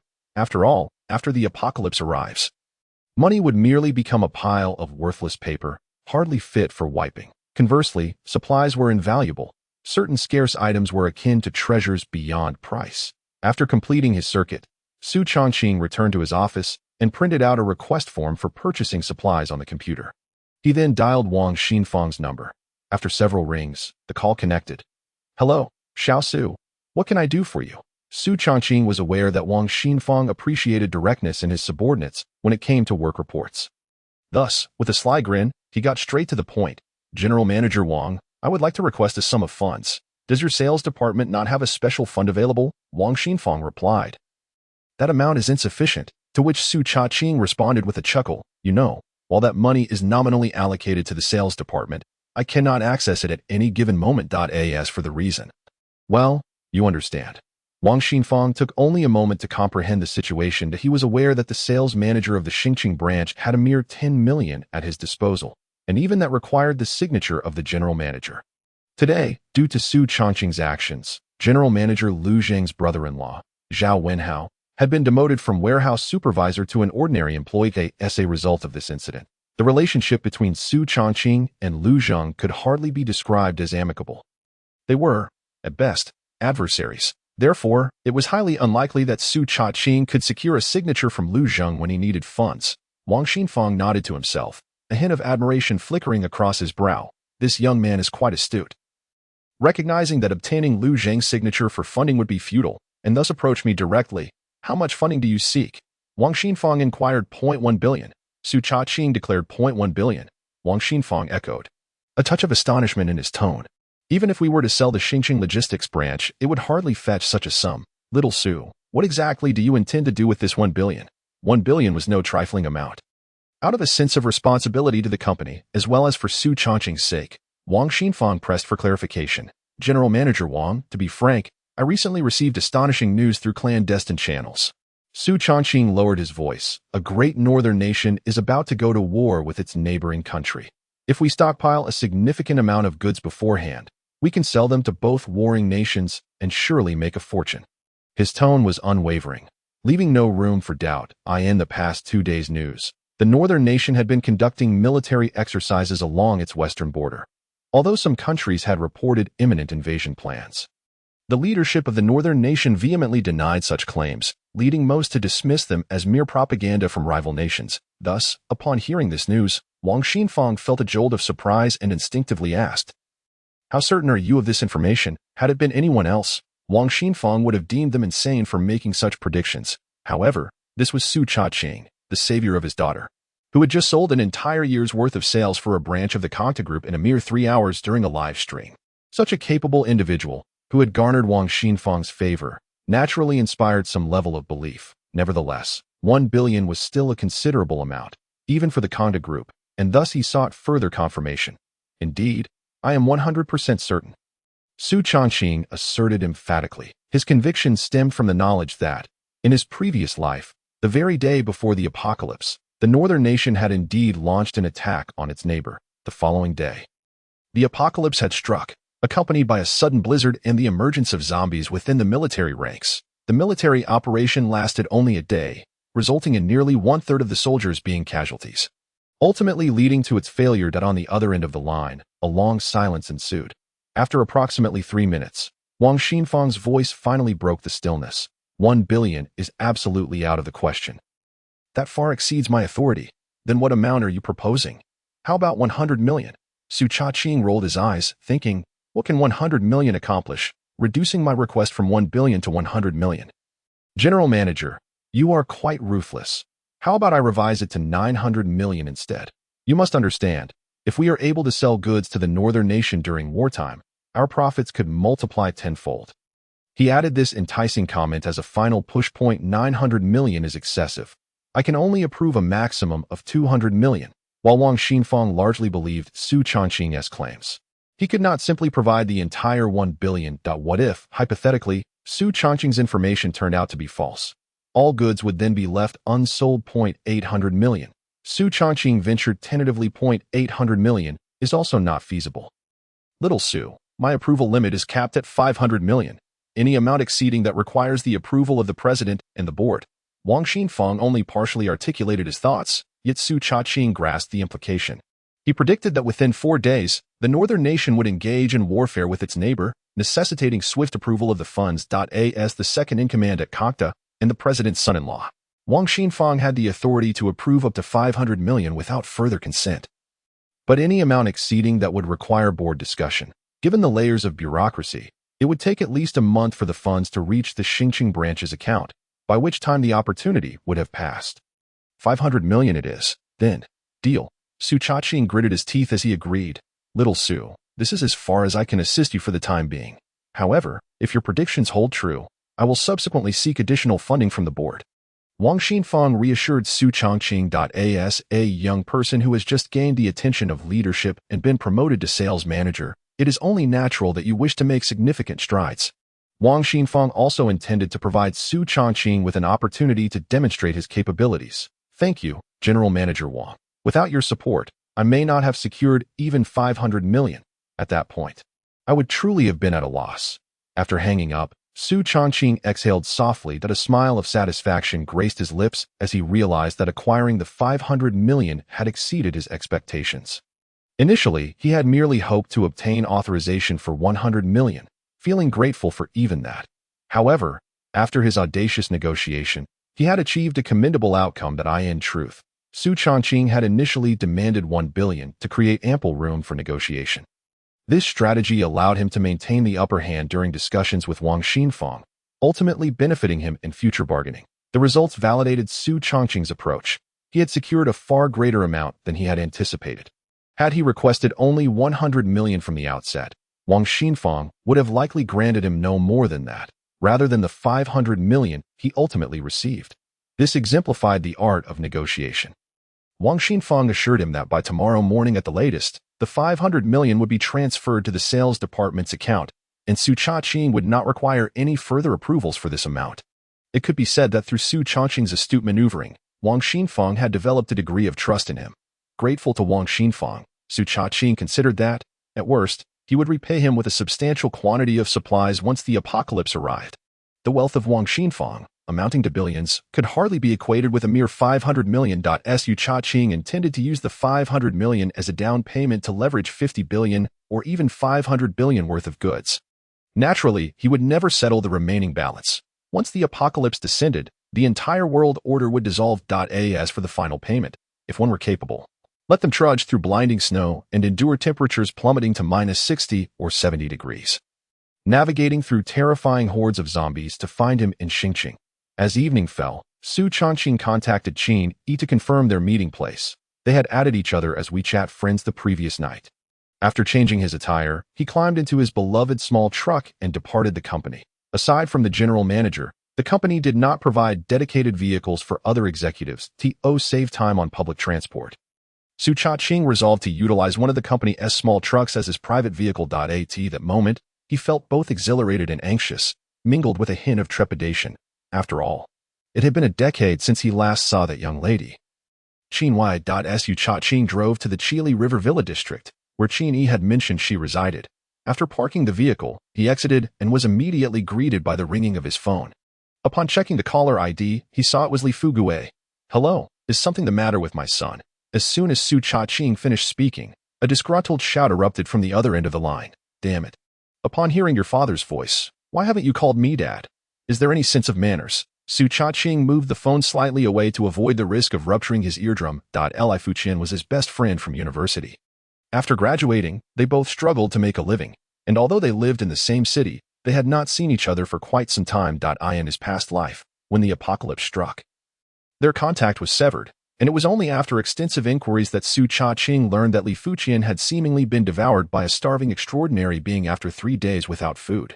Now, with a second chance at life, Su Chongqing hoped to save this scoundrel. The two friends always had a mutual desire to be each other's father figures. After years apart, Su Chongqing sensed that their playful paternal sentiments had intensified. Speak up. What brings you to seek me? Previously, when Su Chaqing called Li Fuqian, it displayed that there was no answer, hence Li Fuqian's inquiry that I might not have time to meet today. Let us discuss in detail tomorrow. Su Chaqing spoke while walking.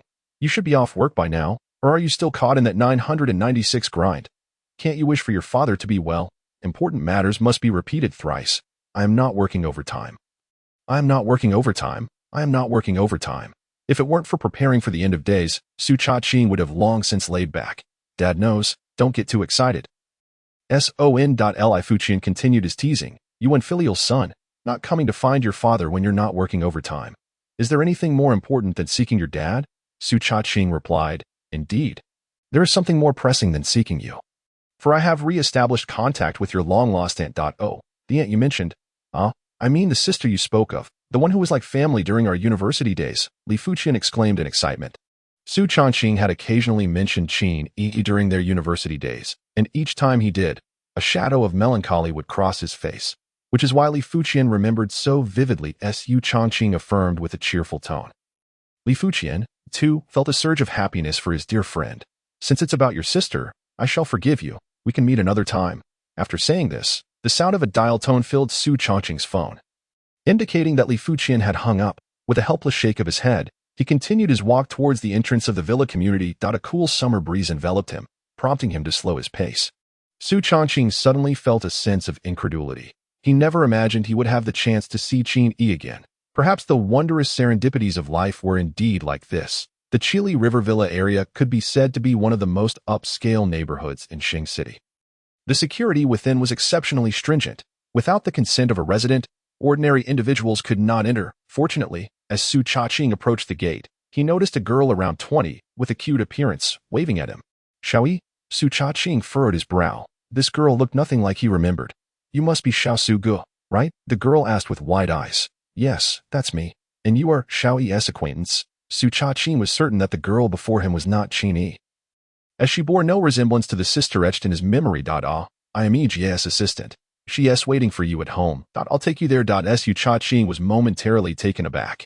What kind of work was Qin Yi involved in that she required an assistant? She had been so mysterious last night, refusing to divulge any details. His curiosity deepened as they entered the neighborhood. The girl kept glancing back at him, whispering, "This man is so handsome, much better looking than in the photos." Although her voice was soft, Su Changqing's hearing was far superior to that of ordinary people. And he caught every word. He smiled slightly, pretending not to have heard. I forgot to introduce myself. My name is Lu Jieqi." The girl's voice was barely audible, just loud enough for an ordinary person to catch. "What? Your name is 67. Encountering such an adorable girl, Su Changqing couldn't help but tease her. No, I'm called Lu Jieqi, not 67. Right. Just now I said you were called 67. I said, I'm Lu Jieqi, Lu from the land, Jia from beautiful, and Qi from auspicious. Lu Jieqi exclaimed, her face flushed. I see. Your name is Lu Jieqi. Su Changqing stifled his laughter, pretending to realize something. Phew. You finally understood. Lu Jieqi exhaled in relief. After walking for a few minutes, just as they approached a villa, Lu Jieqi suddenly shouted, Ijia, why are you out here? Su Changqing followed Lu Jieqi's gaze and looked ahead. Not far away, in front of a villa, stood a tall, slender woman with an alluring figure.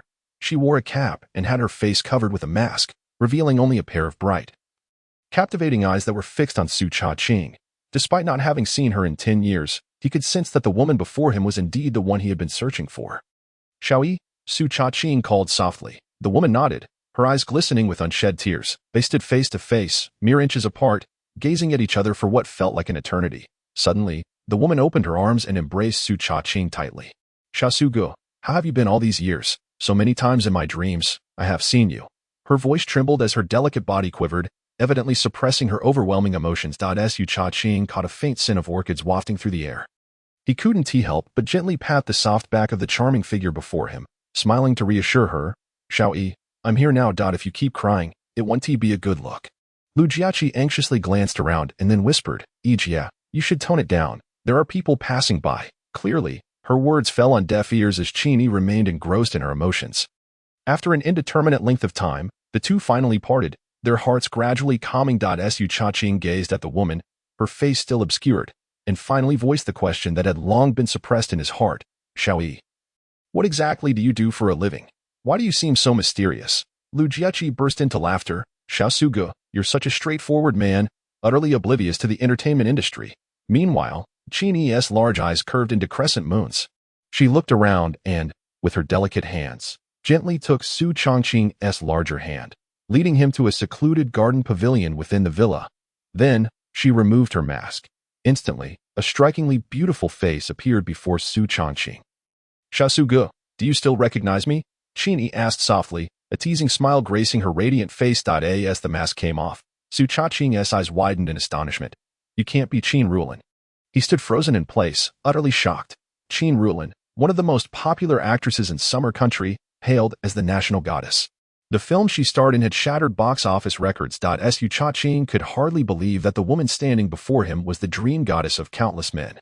Qin was indeed Qin Rulin. The little girl with yellow hair and a petite frame from 10 years ago transformed into the stunning beauty before him was a surreal transition. It seemed there was a faint resemblance after all.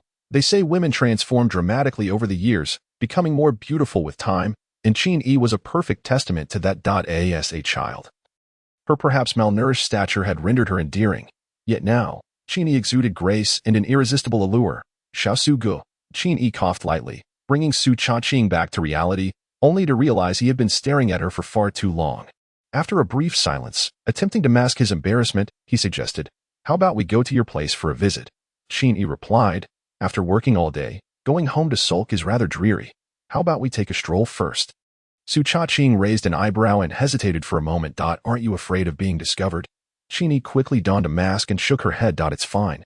It's already dark, so it's not that easy to be noticed." Su Cha-ching responded with an "oh," giving her a once-over. "Wearing home clothes out like this seems a bit too breezy, don't you think?" Following Su Cha-ching's gaze, Qin looked down at her chest. A patch of snow-white skin was exposed beneath her neck, suggestively hinting at the tumultuous waves within. A blush crept across Qin's fair cheeks as she hurriedly covered her chest with both hands. Upon hearing of Su Cha-ching's arrival, she was so excited that she had put on her home attire and waited at the door, completely oblivious to the unintended display. Fortunately, standing at her own villa's entrance meant there were few passers-by. Or it could have led to an embarrassing situation. "Oh, just a moment. Let me change into something else," Qin said, hastily jogging back inside. A few minutes later, the door swung open, and she reappeared before Su Cha-ching. Now clad in a cute pink short-sleeved top, light blue jeans, and sneakers, her face was still partially concealed by a baseball cap and a pink mask, giving her an air of youthful exuberance. This villa area, known as the Chili River Villa District, is named for its proximity to a river that runs through Xing City. After years of management, the river has transformed into a scenic waterway. Surrounded by lush trees, casting dappled shadows, making it a popular evening retreat for citizens seeking leisure. Qin had urged Lu Jiaqing to leave work early, and now she strolled alongside Su Cha-ching along the riverside track. The lights reflected their shadows, creating the illusion of a couple deeply in love. Occasionally, people passed by them. Qin pulled a mask from her bag and handed it to Su Cha-ching.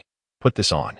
Noticing the surprised expression on the man before her, Qin's eyes crinkled with a smile. "But don't you think many people glance at us as they walk by? Little Su wouldn't want tomorrow's gossip to flood the internet, would he?" Su Cha-ching chuckled and shook his head. "If that's all your fault for being so beautiful," he then put on the mask. Qin shot him a lingering glance filled with playful reproach. "I don't have such concerns when I walk with Chi-Chi." Su Cha-ching was momentarily taken aback. What did Qin mean by that? Was she indirectly complimenting him? They continued their walk for a while, and Su Cha-ching broke the silence. "Xiao, how did you become a star, and why the name Qin Rulin?" Though he was not particularly interested in the entertainment industry, he occasionally came across Qin's advertisements on the streets. However, he had never connected the renowned star Qin Rulin with Qin. Qin Rulin is just a stage name. My real name is still Qin Yi.as for how I ventured into stardom. Qin offered a bittersweet smile. It was merely a serendipitous accident when I found myself at a dead end. The phrase "a dead end" pierced Su Cha-ching's heart, without needing to inquire further.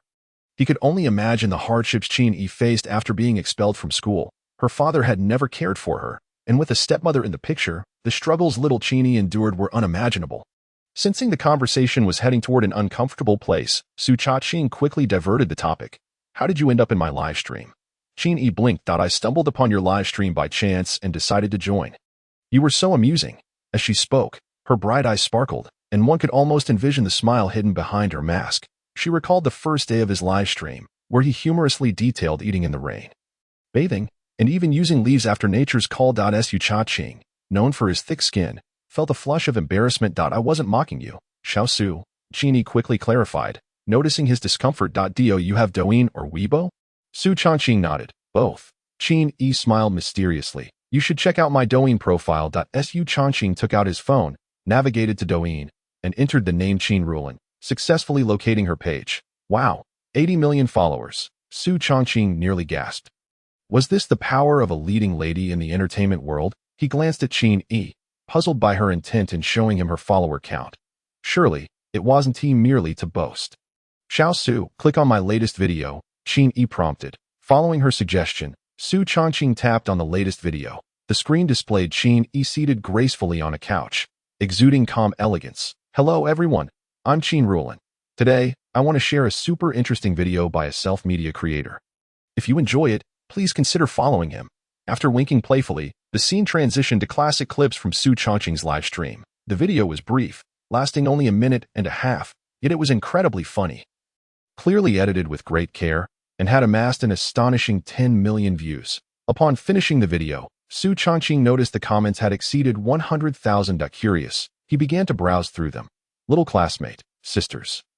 Besides the glances and the flowing green grass, is there any news about our Rulin's dramas? I'm in a drought. Plain water. ISNT. The self-media creator Rulin recommended the recent internet sensation. The handsome Xiao Lang. Dawn. Oh my goodness. Xiao Lang actually managed to get a top star to advertise for him. Isn't it? I just watched Xiao Lang's video. It's funny, but he seems quite poor. Just wondering, how much does Qin Rulin charge for an advertisement? Little classmate. I'm a fan of Rulin, and I heard her advertisement fee on Douyin is over 1 million. Good mood. For Xiao Lang to afford Rulin. That's impressive. Emotional copywriting studio. Not necessarily. Maybe Rulin just genuinely enjoys watching Xiao Lang's videos and volunteered to promote him. Good mood. That's quite possible. By the way, I watched Xiao Lang's live stream. It was really hilarious. September. For those feeling down and loving comedic videos, you should definitely check him out. He is genuinely entertaining. Even better than the Dai Yun Shi. Qin Rulin chimed in. Yes, everyone, please support Xiao Lang when you have time. September. Support 1. Smiling Coco, support 2. Little classmate. 3. Su Changqing put his phone away and looked up at the enchanting woman before him. No wonder his follower count had surged these past few days. During his live stream earlier, he had reached a staggering 200,000 viewers, with sales amounting to tens of millions. Figures even many top influencers couldn't achieve. He had thought it was solely due to his effort and luck. Unaware that a significant portion of this success stemmed from Qin Yi's invaluable support. Thank you. In truth, Su Changqing had many words to express, but all that emerged were those two simple words. Thank you seems too formal between us, doesn't it? Besides, your live stream was truly remarkable, Qin Yi replied, her tone laced with a hint of pride. Su Changqing smiled slightly, his voice carrying a deeper meaning. Rest assured, Xiao Yi, those fans who purchased my cold weather products will certainly not regret it. In a few days, they will be immensely grateful to you. This left Qin Yi momentarily stunned, a look of confusion crossing her face. As Su Changqing continued to scroll through the comments, he finally noticed fans digging into his past. It turned out that his previous livestream name had been Infatuated Boiling Sheep, and he had initially pursued a sentimental image before shifting to comedy. Reading this, Su Changqing looked up. Xiao Yi, I've long wanted to apologize to you. Qin Yi was taken aback. Back in high school, when I confessed to LV Yasi and was humiliated, you avenged me, yet I forced you to apologize to her. I owe you an apology for that. As Qin Yi's eyes dimmed momentarily, they soon sparkled with renewed brightness. It's nothing. Xiao Su Good. I was too impulsive back then. I shouldn't have. No, you were right. Su Changqing interjected, expressing gratitude. Thank you for giving that wretched woman a lesson. The mere thought of El Yasi sparked a flicker of resentment in Su Changqing's gaze. Xiao Su Gu, you aren't angry with me, are you? Have you already broken up with Yasi? Qin Yi finally began to grasp the situation. Su Changqing nodded emphatically. I have finally seen through that vile woman's true nature, albeit a bit late. It's not too late, not at all. You are such an exceptional person, Xiao Su Gu. You will surely find someone better. For some inexplicable reason, Su Changqing felt a sense of joy emanating from Qin Yi upon hearing this news. Her voice even seeming to carry a note of excitement. Su Changqing glanced sideways at Qin Yi. Xiao Yi, I have a question. Go ahead. Xiao Su Gu, why are you so pleased that I broke up? Am I happy? Qin Yi instinctively touched her cheek. Of course, Su Changqing asserted confidently. Even a mask can't conceal the grin on your face. How is that not happiness? Hee. Don't dwell on the details, Qin Yi said with a playful bounce as she moved ahead. With a resigned shake of his head, Su Changqing hurried to catch up. Half an hour later, Su Changqing escorted Qin Yi to the entrance of her residential complex. He glanced at the time and said, Xiao Yi, it's getting late. I should head back. It's only 8:30. It's not late at all. You can come to my house for a bit before you leave. Qin Yi replied. Do your parents mind? A shadow crossed Qin Yi's face. My dad doesn't care about me anymore, and I don't care about him. Is that a severance of your father-daughter relationship? Su Chaqing was perplexed by the rift between Qin Yi and her father. Yet he firmly sided with her. During their school days, Qin Yi's father not only neglected her, but often berated and struck her, calling her a burden. Had it not been for Su Chaqing's parents' care, Qin Yi might have dropped out of school long ago. I'm not sad, for I have found my true family. Qin Yi gazed at Su Chaqing, her eyes filled with affection, under the glow of the lights. Her gaze shimmered with depth. Su Chaqing felt his face grow warm under her scrutiny and cleared his throat. That I really must be going. Xiao Yi, I have a live stream to conduct, earning 100,000 a day. Su Chaqing was unwilling to delay his income, as he needed to accumulate funds for supplies. All right, Qin Yi's voice initially fell, but brightened again. Then I will come find you tomorrow. Su Chaqing smiled in agreement. Goodbye. Qin Yi waved her hand and turned to leave. Xiao Yi, Su Chaqing suddenly remembered something. Qin Yi halted and turned back. Well, tomorrow I will find someone reliable to help renovate your villa. Remember to tidy up any useful items to facilitate the renovation. My house was just renovated last year, Qin Yi replied. From what I understand, the developer of this villa community is a notorious scammer in Xing City, using substandard materials for construction that it's quite precarious. Su Chaqing concocted an excuse, placing the blame on the developer. But, no buts. Trust me, you wouldn't want to be crushed by a suddenly collapsing ceiling in your sleep, would you? Fine. Qin Yi considered for a moment before acquiescing. Su Chaqing then waved goodbye to Qin Yi. He refrained from directly informing her of the impending doom. After all, this was their first meeting in 10 years. He was uncertain of the level of trust Qin Yi held for him, and he feared that stating such a matter outright might lead her to deem him insane. Thus, he opted for a pretext to convert her home into a safe haven for the impending apocalypse, allowing him to stockpile supplies there. This way, he would no longer need to worry about Qin Yi's safety, and he would have an additional refuge when the end arrived, driving his beloved little truck, which would never be caught in traffic. He hummed a tune as he headed home. Time was indeed pressing. Upon returning to the company, Su Chaqing immediately began his live stream. Hello, I extend my heartfelt thanks to all the brothers and sisters, and to the younger ones, for coming to support. As he glanced at the comments, he began to chat casually. In less than 5 minutes, the number of viewers in the live stream surpassed 10,000. You're late, streamer. You usually start promptly at 8:30. Why did you begin at 9 today? Bold Xiaolang. Where have you been to be half an hour late? Speak truthfully. Su Chaqing observed the flood of comments and explained. Dear viewers, I did not intentionally arrive late. I had matters to attend to. However, upon his explanation, the barrage of comments intensified. What could be more important than the viewers? Xiaolang, did something happen? Is everything all right? Share it so everyone can have a laugh. Drumroll, please. The streamer is about to entertain us again. Facing the playful taunts in the live stream, Su Chaqing smiled slightly. The reason for my delay is that I just returned from a date.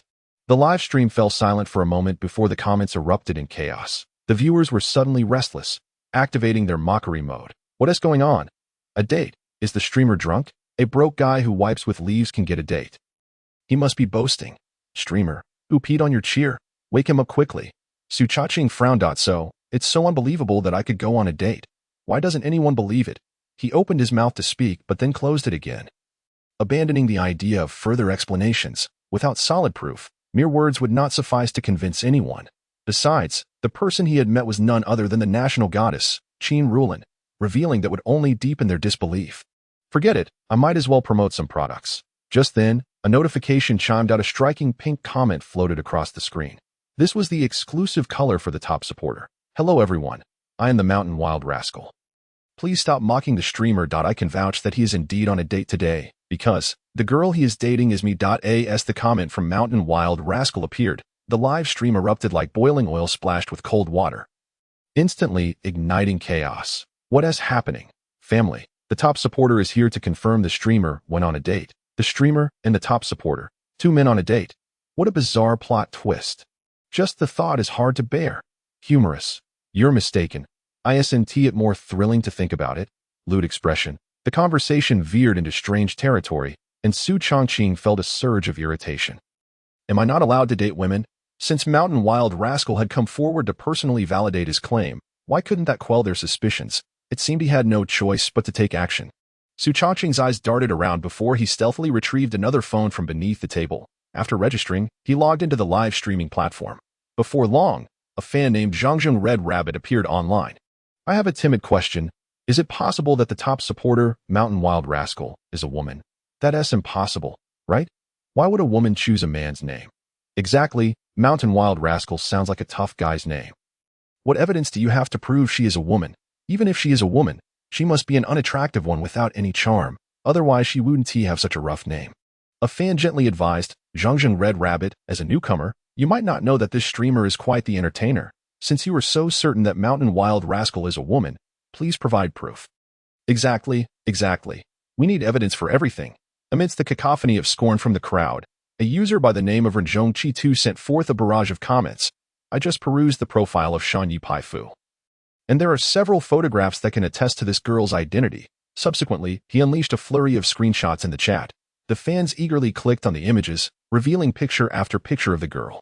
Despite her masked visage, her radiant, star-like eyes, fair complexion, and alluring figure were unmistakably indicative of her rare beauty. A minute passed in silence. With the chat devoid of activity, it was evident that everyone was engrossed in the captivating photographs. Su Cha-ching mused, this tranquility before the storm is quite telling.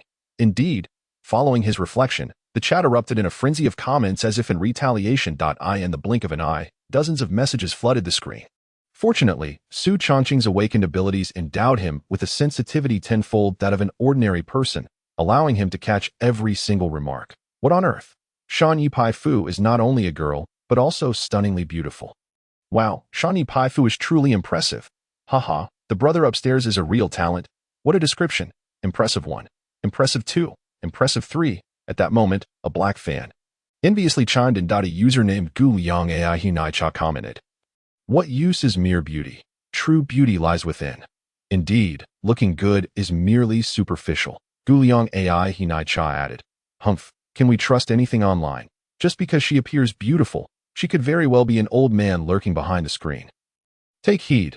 The internet is a treacherous place, my young friends. Qin Yi sat on the sofa, perusing the comments in the live stream. Upon encountering Gu Liang Ai Hinai Cha's remark, she choked on the lemon tea she was sipping. Whom have I offended? Why is this little black fan targeting me? Shan Yipai Fu was Qin Yi's alter ego, and all the photos featured her wearing a mask, hence no one recognized her. As she observed fans in the live stream continuously questioning her identity, her brows furrowed, her teeth clenched, her heart seething with resentment. How dare they unjustly challenge her gender? Yet, Qin Yi could not reveal her true identity. Leaving her in a state of anxiety, suddenly, she noticed Renjong Chi2 had sent another comment. I just checked Shan Yipai Fu's profile. She has numerous selfies spanning 5 years. Moreover, she is verified on the platform. If Shan Yipai Fu were a fraud, she could not have maintained such a ruse for so long. Additionally, the platform would not have approved her verification. Renjong Chi2's assertions resonated, prompting many netizens to visit Shan Yipai Fu's profile. The volume of comments in the live stream dwindled significantly. Minutes later, a fan named Yishang Changqiu sent a message. I'm back. First and foremost, I do not deny or refute the fact that Shan Yipai Fu is a woman. Secondly, I am absolutely certain that Shan Yipai Fu is a stunning beauty. Other fans quickly followed suit. I browsed through all the photos on Shan Yipai Fu's profile and discovered she is not only breathtakingly beautiful, but also works at a renowned research institute. I also examined all of Pai Fu's selfies and found out she graduated from the biology department of Shangjing University. She's definitely a top scholar. Wow, this girl is incredible. Not only is she beautiful, but she's also an academic prodigy. Who was it that claimed Pai Fu was just a pretty face without inner beauty? Step forward and let us see. Indeed, Gu Liang Ai Hinai Cha.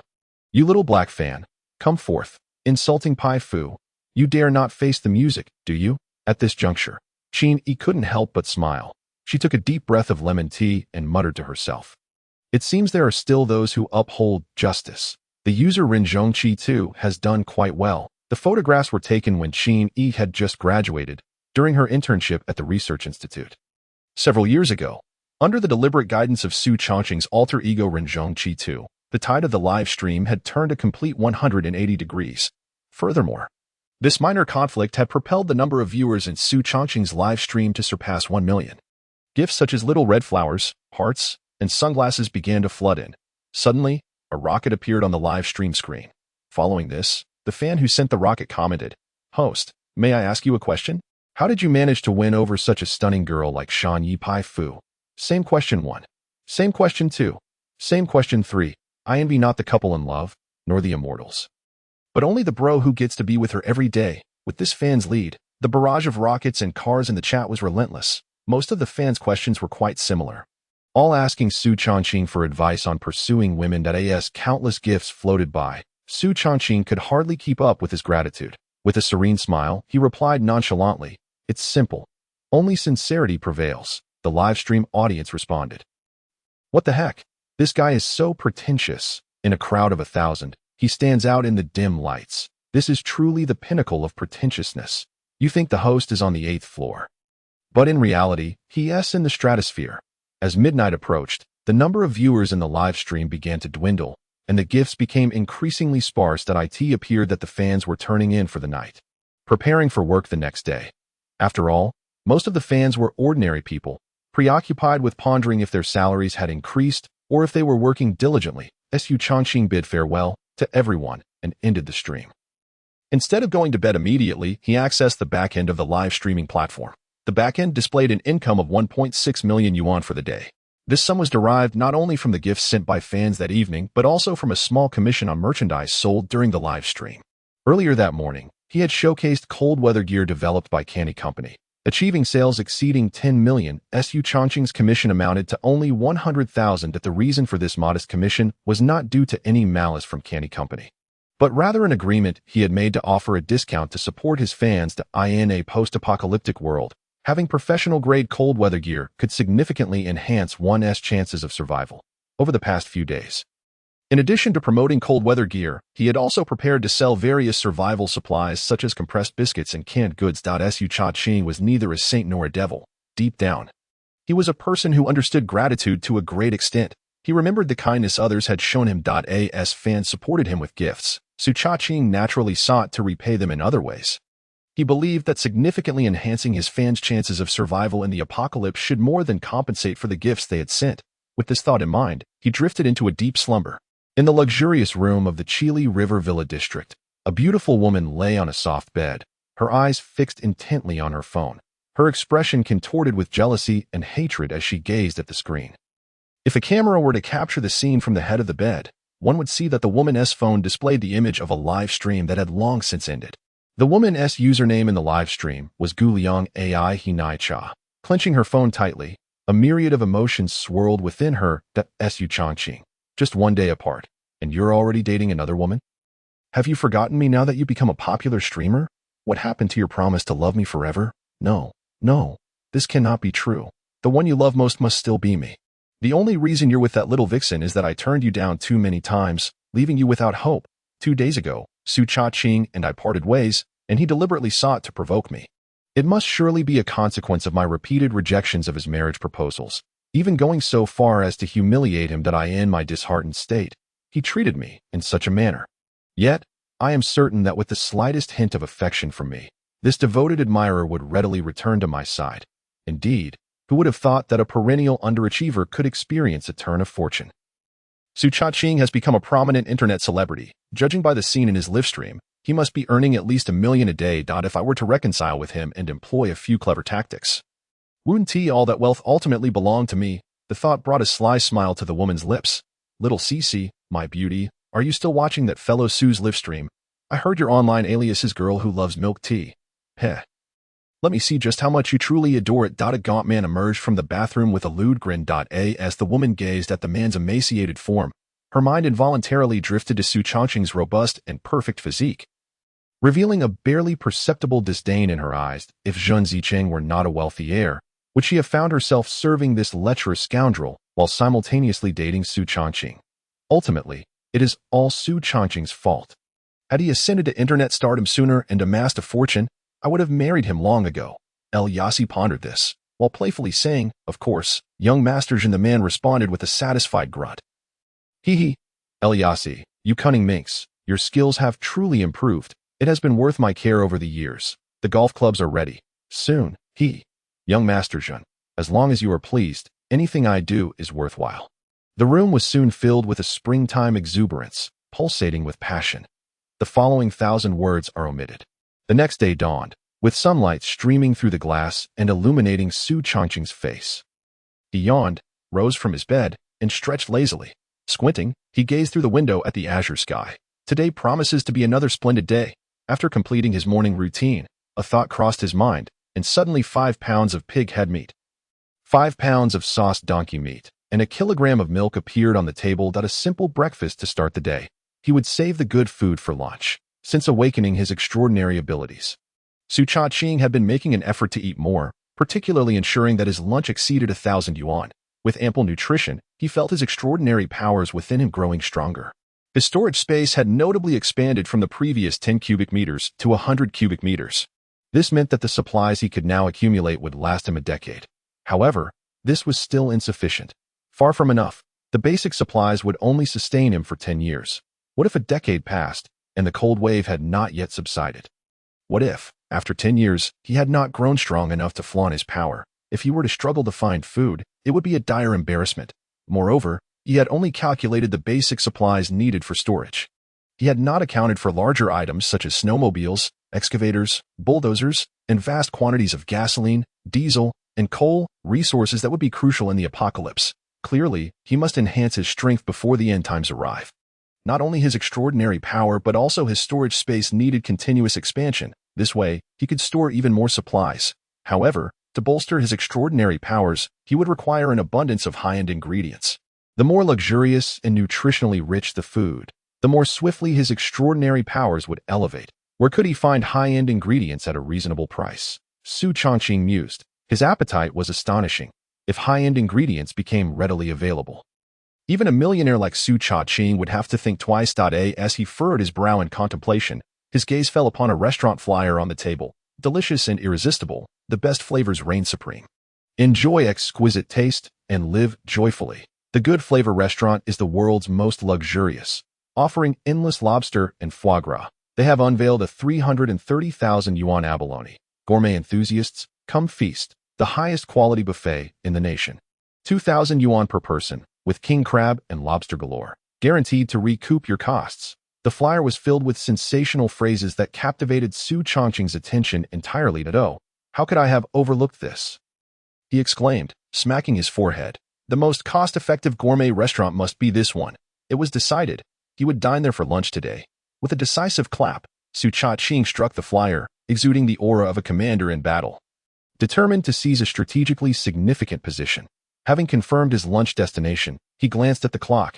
It was only 8 o'clock that Su Changqing decided to make a brief visit to the sales department first. Upon entering, he saw that all the sales staff were fervently engaged in phone calls in the bustling lobby. Even the office clerks were diligently making calls to suppliers using the contact list Su Changqing had provided. He couldn't help but marvel at the truth behind the saying, money makes the world go round.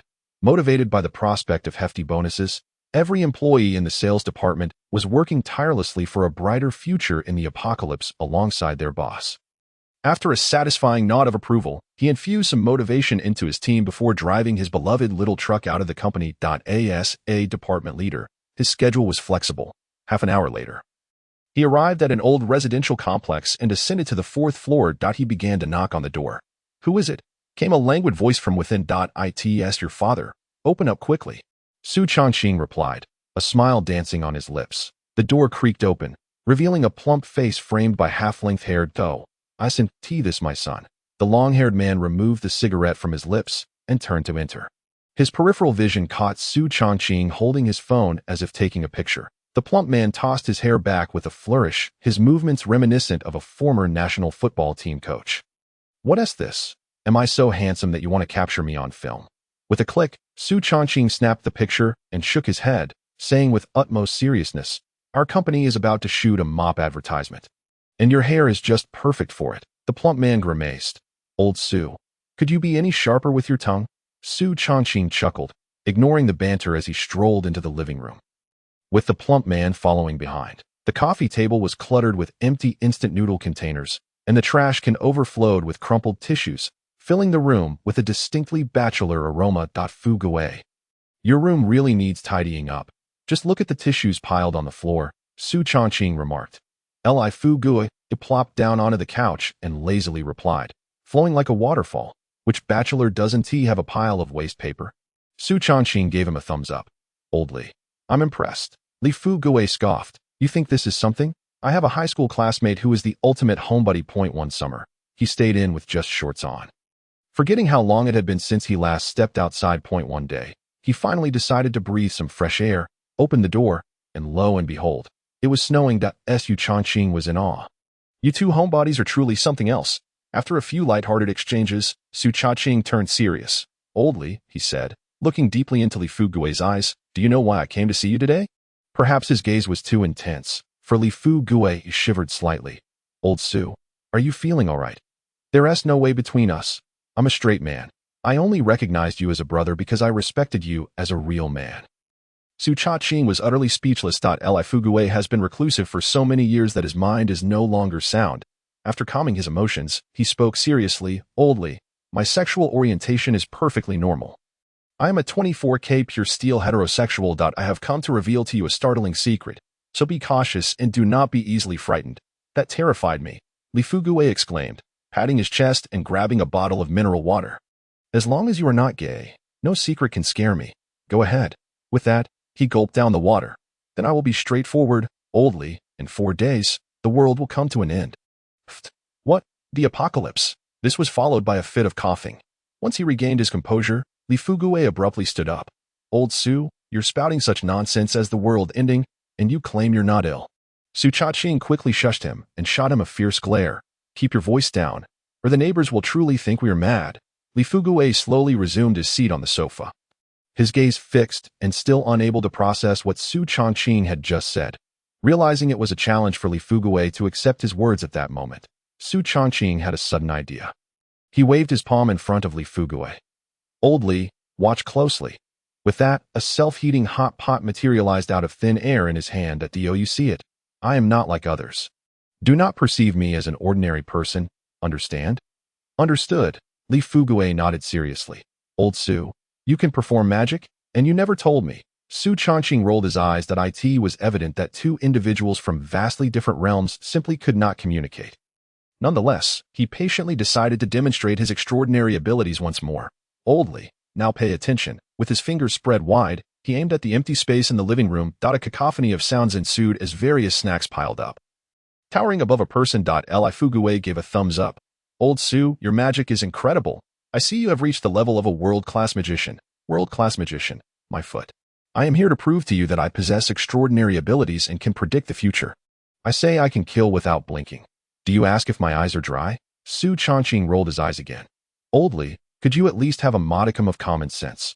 Even a world-class magician could not conjure such a multitude of items. He spread his arms wide. Look at my tank top and shorts. Where could I hide anything? Li Fu Gui's expression turned serious as he pinched his chin, scrutinizing Su Changqing for a long while. Finally, he spoke gravely. Old Su, you really are like those characters in the movies, endowed with extraordinary abilities. Su Changqing smirked slightly. What do you think? Li Fu Gui frowned.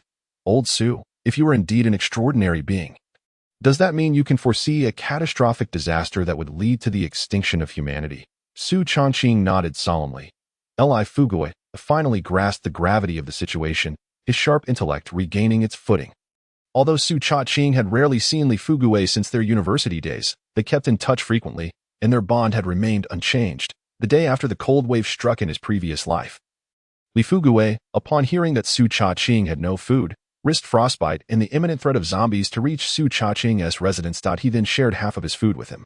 Therefore, among those he could trust in this world, besides Qin Yi, Li Fu Gui was one. All right. Who am I to deny my brother? I shall trust you this once. Li Fu Gui stubbed out the cigarette, but in the ashtray. He squinted. Old Su, you came all this way not just to share this secret, right?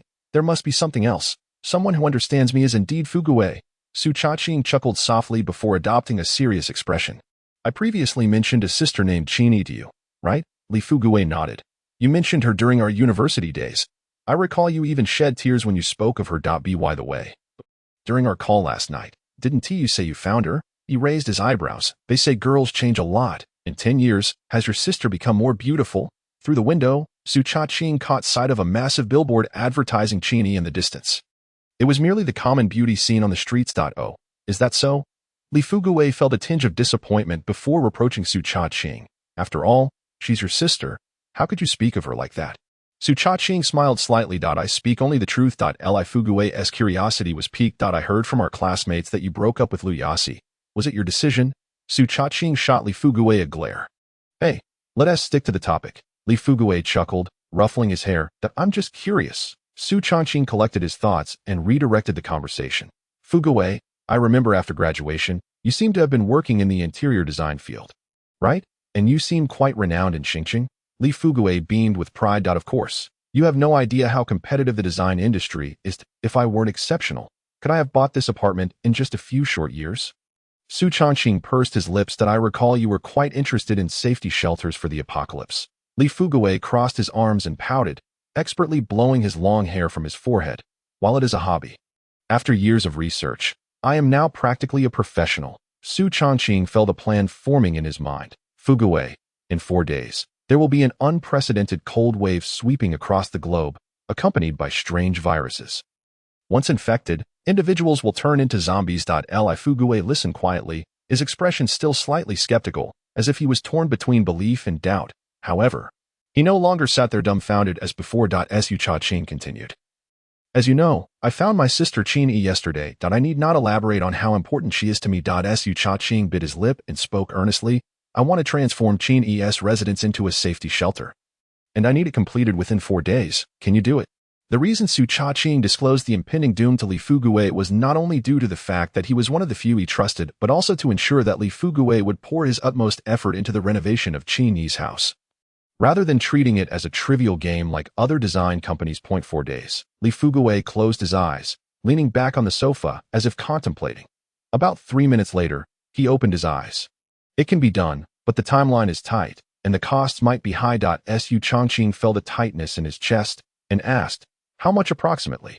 His current funds were limited, aside from the 10 million in the black card given by Wang Xinfang. He had earned less than 3 million from his recent live streams. Li Fugui, with a serious expression, extended a finger. 10 million. Su Cha-ching let out a sigh of relief. 10 million was within his means. Li Fugui stared wide-eyed in astonishment. Old Su, are you out of your mind? You mentioned 10 million so casually. He shook his finger. I meant 1 million. Oh, 1 million. That's even less of a problem. Realizing he misunderstood Li Fugui's meaning, Su Cha-ching felt a wave of ease. 1 million was merely what he earned in a few hours of streaming at night. Deal. Su Cha-ching stood up and shook Li Fugui's hand. Once the renovation is completed, I will reward you with 50,000 worth of food. Li Fugui pouted. You might as well just give me 50,000 in cash. It seemed he still did not fully believe that the apocalypse was imminent. Su Cha-ching chose not to elaborate further. There was no need to repeat good words. Saying them too often would only make them lose their value. As long as he had alerted Li Fugui to take it seriously. That was sufficient. Having discussed everything necessary, Li Fugui stated he would gather personnel immediately to prepare for the work, and if all went smoothly, they could commence renovations by tomorrow. Before leaving, Su Cha-ching asked Li Fugui to also convert his own residence into a safety shelter. With the expenses covered by Su Cha-ching, Li Fugui naturally agreed with delight. Time swiftly passed to noon. Gululu. Su Cha-ching patted his empty stomach. Old Li, shall we go out for a meal together, at this moment? Li Fugui was scribbling at the table, shaking his hand dismissively. You go ahead and eat. I can manage with just a bite. With only 4 days to renovate a house, time was of the essence and the task was daunting. He needed to press on. All right then, you take your time, replied Su Cha-ching, an old comrade of many years, who took his leave and stepped out to seek a meal. He hopped into a small truck, opened the map, and discovered that the self-service restaurant advertised in the promotional flyer from the morning was not far, merely about 1,000 meters away. What was there to hesitate about? Su Cha-ching started the truck and exited the community, simultaneously commencing a live stream.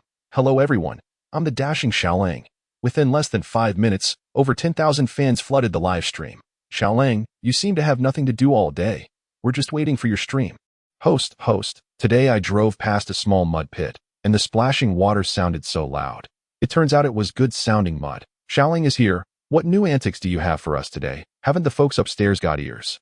Listening to the host just now, it's highly likely he's exploring a restaurant today. Exploring a restaurant? Is the host not doing anything else and just going to explore? It was hard to say. Perhaps exploring was a form of entertainment in itself. Clearing his throat lightly, Su Changqing explained. It's not specifically about exploring. I just happened to be hungry at noon and wanted to find a restaurant for a simple meal. Just as he spoke, a small shop by the street caught his attention. The shop's entrance displayed a sign, 40-minute, 7-pound hamburger challenge, prize of 2,000 yuan at a 7-pound hamburger, and a chance to win 2,000 yuan. How could he resist? Su Changqing swiftly turned the steering wheel and parked the truck at the shop's entrance. He then aimed his phone at the establishment and the advertisement displayed at the door. The fans in the live stream erupted in excitement. Wow, I knew it. How could the host not put on a show? Here it is, a 7-pound hamburger. Is the host a pig? No one can eat that much. Right? Not necessarily.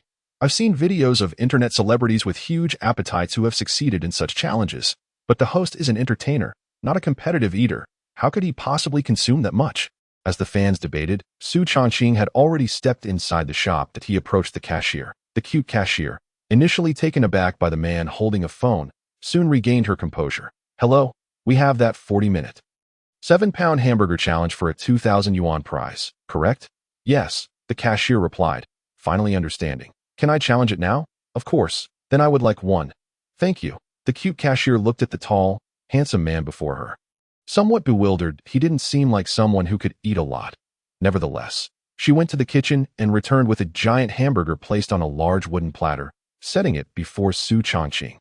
She kindly cautioned, Sir, if you can't finish it, please don't push yourself. It wouldn't be good for your stomach. Su Changqing's eyes, reminiscent of autumn waters, glanced at her face as he smiled gently. Thank you, little sister. The cashier's heart skipped a beat at the sight of his charming smile. Goodness, that gaze is simply electrifying. As Su Changqing captured the moment of the hamburger with his phone, many fans were left astonished. My goodness, are you telling me this thing is larger than a basin and it's a hamburger? Who would dare believe it? Thanks. I haven't had lunch, but now I feel full just looking at it. The hamburger looks quite appealing. It seems delicious. Host, if you manage to finish it, I'll live stream eating something disgusting. That's so gross. But Xiaolang is definitely not a competitive eater. I'm one of his longtime fans and remember him almost bursting after finishing a large bowl of noodles 2 years ago. While the viewers continued their discussions, Su Changqing had already begun to eat. The basin-sized hamburger had been thoughtfully cut into 10 portions by the cute cashier. Su Changqing picked up one of the portions and, with a hearty bite, devoured nearly half of it. After chewing a few times, he swallowed and took another bite. 2 minutes later, one portion was gone. He picked up another and repeated the process. The viewers watched in awe as the barrage of comments flooded the live stream. Showing no signs of stopping, the host still has the ability. It seems he might actually finish all those hamburgers. Not necessarily. Ordinary people tend to eat quickly at first but slow down later. Only someone at the level of a competitive eater could finish a 7-pound hamburger. If the host really finishes that massive hamburger, I'll gift him a sports car. Su Changqing, while eating and glancing at the comments, noticed that the number of viewers had surpassed 100,000, with more joining in. 20 minutes later, he picked up the final piece of the hamburger and stuffed it into his mouth. Closing his eyes in enjoyment, he chewed for a few seconds before swallowing. In the meantime, he had also consumed 2 boxes of 500 milliliters of milk to help wash down the food. All right, this customer has completed the challenge, taking a total of 22 minutes and 11 seconds, shattering our shop's record for the fastest hamburger consumption. The cute cashier pressed the timer to stop as Su Changqing swallowed the last bite and promptly handed him the prepared cash prize of 2,000 yuan. During this exchange, her eyes were filled with astonishment. Clearly, one should never judge a book by its cover. This tall, handsome young man had managed to consume an astounding 7 pounds of food. Meanwhile, the live stream's comments were in a frenzy. I can't believe it. This host truly is a performer. He finished off a 7-pound hamburger just like that. The host is impressive. No wonder he's gone viral. He genuinely has the skills. Earlier I said if the host finished the 7-pound hamburger, I'd gift him a sports car. I'm a man of my word. Here comes the sports car. Same here. Gifts incoming. Same here 1. Same here 2. Watching the colorful array of gifts flooding the live stream, Su Changqing smiled. After a moment, once the gifts had settled down, he casually remarked, brothers and sisters, gifts don't really matter. I just want the one who said he'd eat something disgusting if I finished the 7-pound hamburger to come forward. The viewers were left perplexed. The fan who made the bold statement stared at his phone screen, feeling a mix of despair and regret. Dude, why are you holding a grudge? After exiting the shop, Su Changqing climbed back into his truck and started the engine. As he calmed his mind, He closed his eyes and summoned the extraordinary energy within him, circulating it throughout his body. Indeed, he felt a slight increase in extraordinary power. It seemed that this hefty hamburger meal was exceptionally nutritious, providing him with a significant amount of extraordinary energy. However, due to the ordinary ingredients used in the hamburger, the food within him was quickly digested.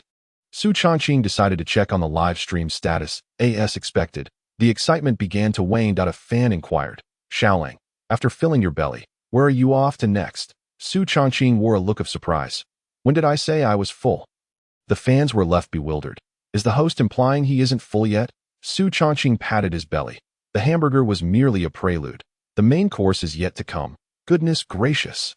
The viewers exclaimed in shock. Some fans, incredulous of the host's appetite, remarked, what kind of stomach does he have? After consuming 7 pounds of food, he still claims to be hungry. He's practically a competitive eater. Concerned fans chimed in. Xiaolang, take it easy. Don't just focus on making money. You might ruin your stomach. And there were still skeptics among the fans. Host, you're really full of hot air. That hamburger weighed 7 pounds. Even a competitive eater would be stuffed after finishing that giant burger and wouldn't want anything else. One fan retorted. Dude, are you here just to make us laugh? Writing Wong backwards still spells Wong. Su Changqing expressed heartfelt gratitude to his devoted fans with a sincere thank you. Then, with a gentle smile, he boldly declared war on his detractors. Brothers and sisters, I am heading to the Good Taste Buffet. Do not leave the live stream in a while. Let's see just how much this host can consume. With that, he pressed the accelerator and sped towards the buffet. Su Changqing's audacious remarks in the live stream successfully piqued the curiosity of his fans, who were eager to discover whether the host was merely boasting or truly a glutton. Before long, the number of viewers in the live stream surged significantly. 5 minutes later, Su Changqing arrived at the entrance of the buffet. Upon entering, a man who appeared to be the restaurant manager approached him. Good day. Sir, are you here to dine with us? Su Changqing nodded. Yes. What else would I be here for? Please follow me, the manager gestured, leading Su Changqing to a small private room. Though compact, the room exuded elegance. As a newcomer to high-end dining, Su Changqing was gaining some insight. Truly, this was a high-class buffet, with private rooms for dining. Once seated, the restaurant manager respectfully announced, Sir, we have 2 tiers of buffet options. One is priced at 1580 yuan, and the other at 2,000 yuan. Su Changqing inquired. What are the differences between these 2 tiers? The 2,000 yuan tier includes unlimited bluefin tuna, red magic shrimp, and royal shrimp. Whereas the 1,580 yuan tier does not include these items. Is everything unlimited. Indeed, it is unlimited within a time limit. You may consume everything you order within 2 hours. The manager maintained his signature smile. Very well, I shall choose the 2,000 yuan tier. After all, it was a rare occasion to indulge in a buffet, and Su Changqing naturally opted for the most expensive option. Moreover, bluefin tuna, red magic shrimp, and royal shrimp are undoubtedly high-end ingredients. Based on experiences from his previous life, the nutritional value of these premium ingredients is at least 10 times that of a colossal hamburger. The restaurant manager produced a menu and a carbon pen, presenting them to Su Changqing with a beaming smile. Sir, please mark your selections next to the corresponding dish names. Su Changqing glanced at the colorful menu and casually remarked, your offerings are quite abundant. Of course, the manager replied, proudly lifting his chin, that we offer over 100 varieties of cold and hot dishes, as well as an array of beverages and desserts. You could say that if you can dream it, we have it. Having spent a decade in the high-end dining industry, the manager had encountered many patrons. Upon seeing Su Changqing's attire, he assumed he was a mere pauper. Although he feigned respect, the manager harbored a deep-seated disdain. Su Changqing furrowed his brow, staring at the menu as the carbon pen hovered in uncertainty. The manager chuckled to himself. You must be dazzled by the plethora of delectable options, huh? After a moment, Su Changqing finally made a decision, marking several selections on the menu before handing it to the manager. This will suffice. Please expedite the dishes. The manager scrutinized the selections, noting that the so-called pauper had chosen only 4 dishes. Sweet and sour pork tenderloin, guabao roe, scrambled eggs with tomatoes, and shredded pork in Beijing sauce. The manager's lips curled into a smirk, his expression dripping with mockery. A pauper indeed, spending 2,000 yuan on just 4 home-style dishes. He was certainly losing out on this high-end buffet.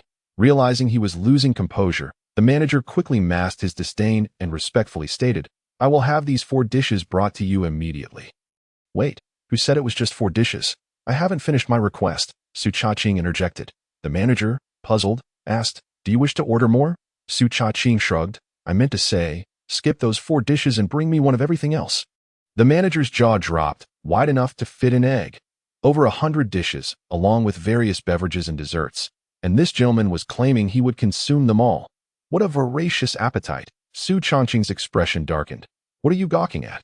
Hurry and bring the food." "Of course, I will have the kitchen prepare everything right away," the manager hastily replied, darting out of the room. Naturally, all of this unfolded before the live stream audience, creating a lively atmosphere. Ha ha ha. I can't breathe. This host is too amusing.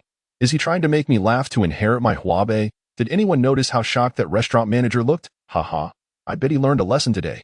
However, many fans expressed concern for Su Cha-ching. "I've been to that restaurant.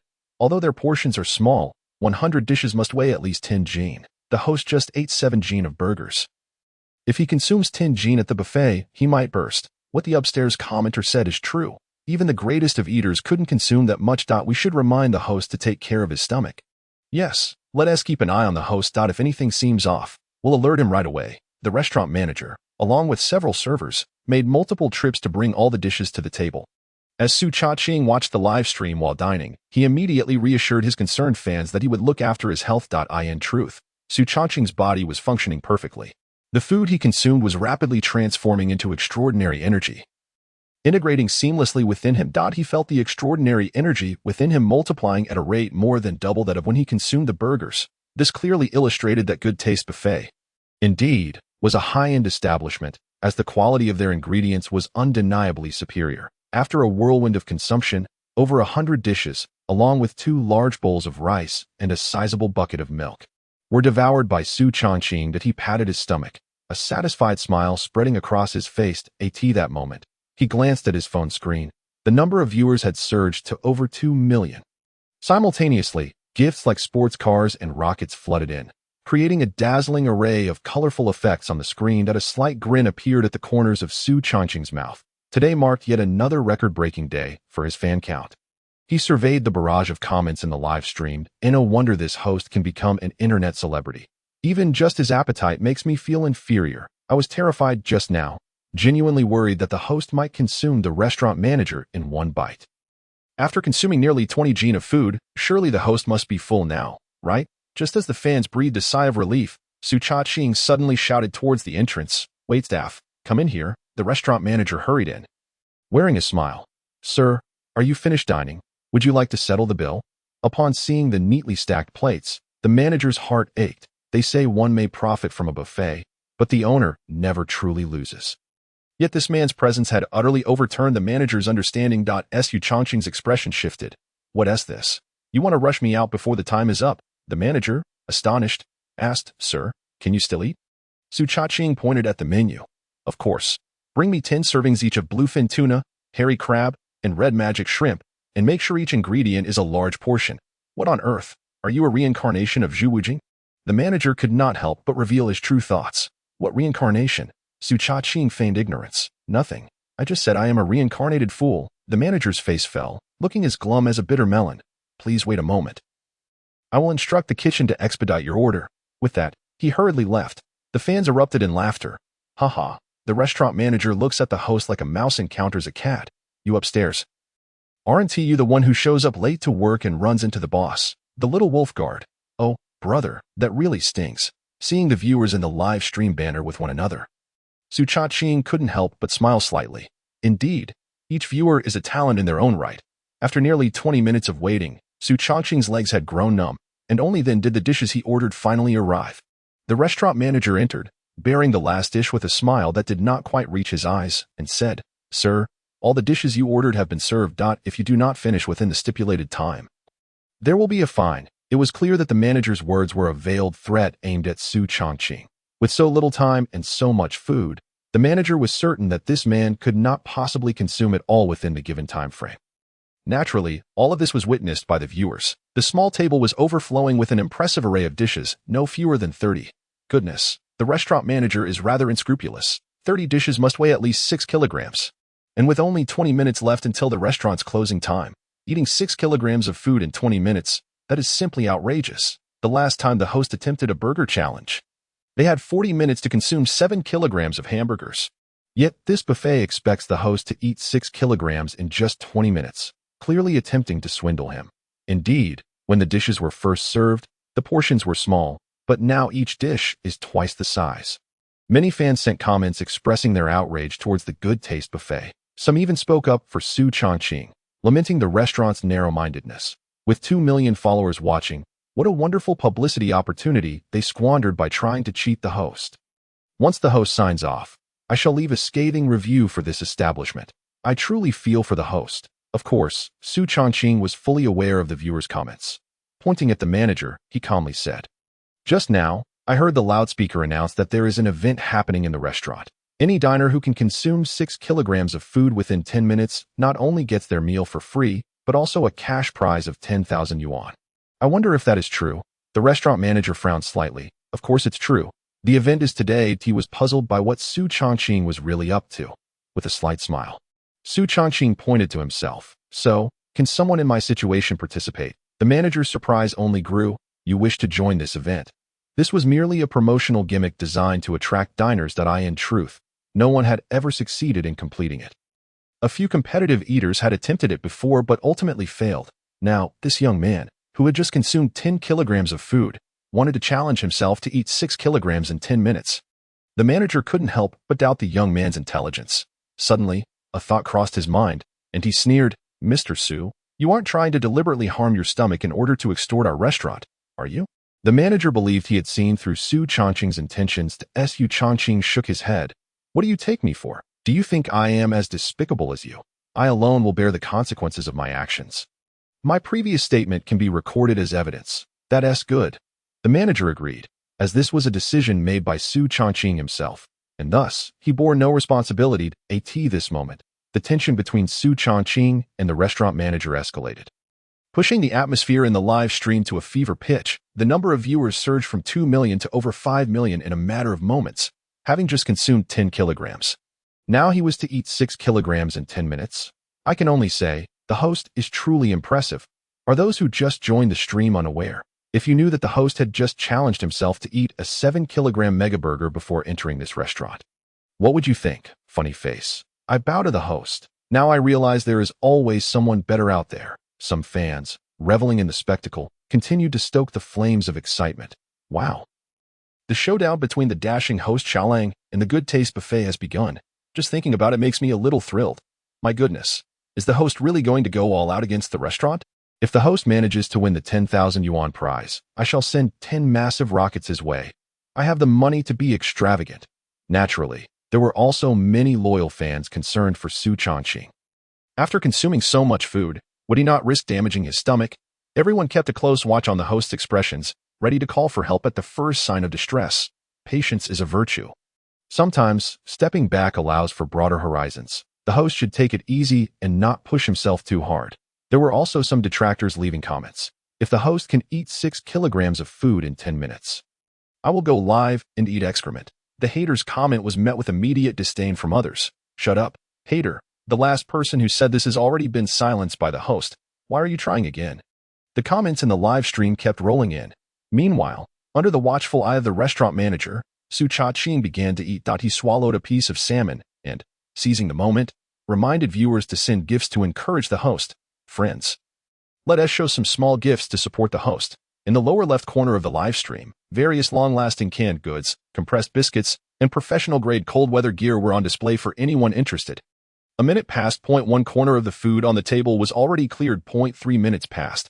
There was a noticeable reduction in the food. 5 minutes passed. Half of the plates on the table were empty. With crab and lobster shells piled high, the restaurant manager was left speechless. What kind of speed is this? Even after 30 years of honing my skills, I've never seen such speed. Of course, he was unaware that Su Chongqing had awakened extraordinary abilities, granting him agility far beyond the average person. For instance, while it might take a regular person a minute to shell a crab, Su Chongqing could accomplish it in mere seconds. 10 minutes passed. Su Chongqing let out a satisfied burp, patting his belly. "At last, I'm full." As he ate, the various high-quality ingredients in his stomach rapidly transformed into extraordinary energy, coursing through his limbs. Having previously sampled every dish in the restaurant, The food he consumed this time converted into a level of extraordinary energy that was more than 10 times greater. After absorbing so much extraordinary energy, he felt a light pop within him, as if some internal shackle had been broken by the surging power. Following that, a wave of formidable extraordinary energy surged from his dantian, swiftly spreading throughout his body. Have I advanced to a D-level extraordinary being? Su Cha-ching felt a surge of joy, whispering to himself in a voice only he could hear. In his previous life, it had taken him a year to barely reach this level, and yet, just 3 days after his rebirth, he had achieved it so easily. How could he not be excited? However, he quickly suppressed his joy. After all, it's only a D-level extraordinary being. I aspire to become an SSS-level powerhouse. How can I take pride in such a minor accomplishment? Besides, there are still matters to attend to. Su Cha-ching tightened his expression and lazily glanced at the restaurant manager. I say, manager, our previous agreement still stands, right? The restaurant manager stood there, dumbfounded. He had witnessed Su Cha-ching consume 10 kilograms of food, only to then eat another 7. He was utterly astonished by the sheer volume this young diner could consume. What kind of monster is this? How can he eat so much? He could almost shout, where did this pig demon come from? Show your true form. The manager stared at Su Cha-ching with disbelief. After a long pause, he finally hung his head like a defeated rooster. All right, you win. Follow me. Given how things had transpired, the restaurant manager had no choice but to acknowledge that Su Cha-ching had won the prize money. They had recorded the event beforehand, and the manager was not blind. He knew Su Cha-ching was live streaming. There was no way he could go back on his word. The manager returned from the finance room with a stack of cash and handed it to Su Cha-ching.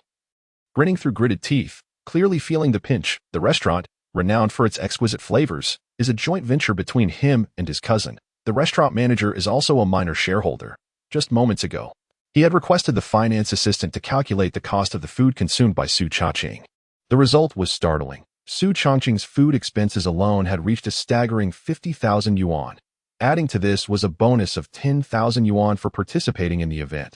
This single meal had left the restaurant manager in a dire financial predicament. In stark contrast, Su Cha-ching, after receiving his bonus, gleefully engaged with the chat of his live stream companions. The sight of the restaurant manager's expression, akin to one who had swallowed something unpleasant, was utterly hilarious. This time, the streamer had hit the jackpot. If every food streamer possessed the prowess of Langu, there would be no room for fake eaters to exist. I shall swiftly slice and present the reputation of the great appetite streamer across the entire internet. Su Cha-ching chuckled to himself. The netizens are truly remarkable, each one a talent, with words that are pleasing to the EA. Su Cha-ching adored spending time in the live stream. After observing the dwindling number of viewers, he bid farewell to his fans and closed the stream. Making his way outside the restaurant. He was oblivious to the approaching individual. Instinctively, Su Cha-ching attempted to sidestep and yield, yet the person's shoulder collided with him. Thud. With that impact, the individual fell to the ground. Having awakened, Su Cha-ching's physical prowess far exceeded that of an ordinary person. How could this individual possibly knock him down? Are you all right? Su Cha-ching was about to extend a hand to help. But upon seeing the person's face, his gesture froze mid-air, his calm demeanor shifting to one of fury. The figure before him was tall and gaunt, with a pair of cold, triangular eyes glaring at Su Cha-ching.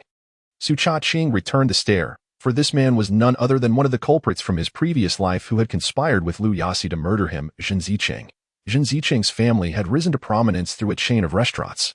Today, the Zhen family's members were ubiquitous in the political and business spheres of Xingtown, a household name among the local elite. Their enterprises spanned various sectors in Xingtown, particularly monopolizing the logistics and warehousing industry.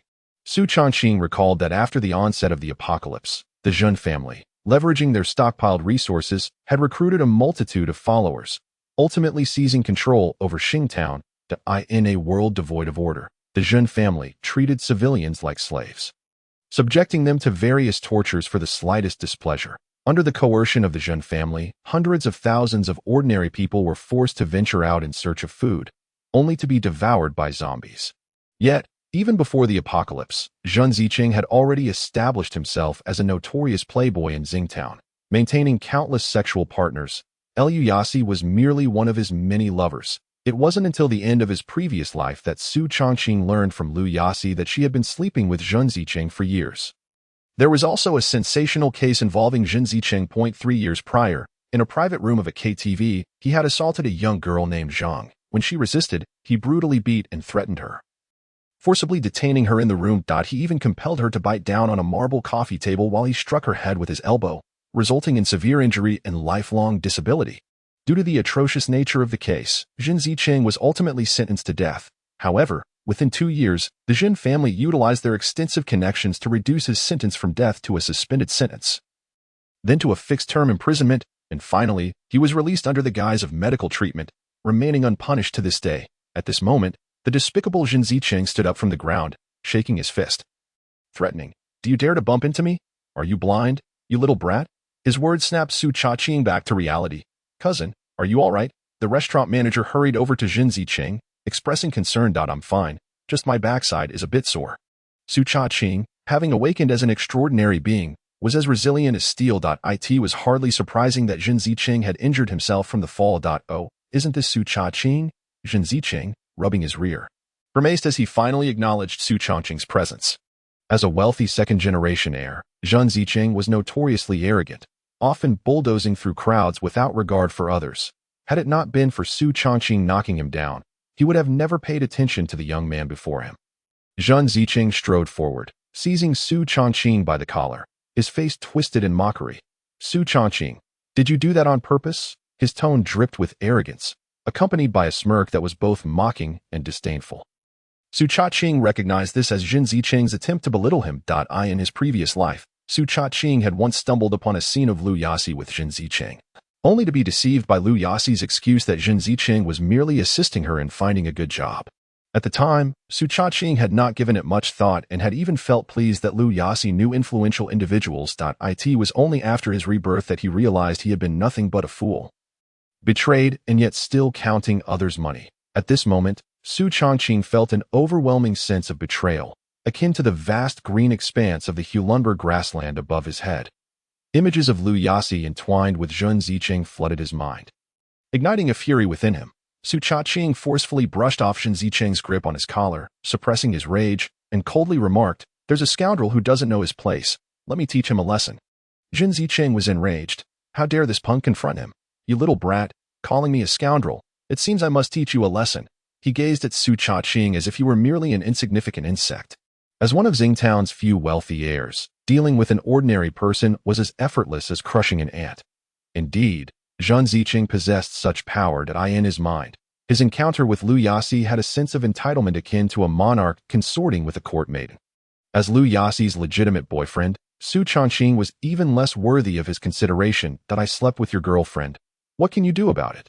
Don't think that just because you are merely dating, or even if you were married, that I wouldn't be able to take her to bed at night, leaving you to roll up your bedding and leave." Such was his arrogance.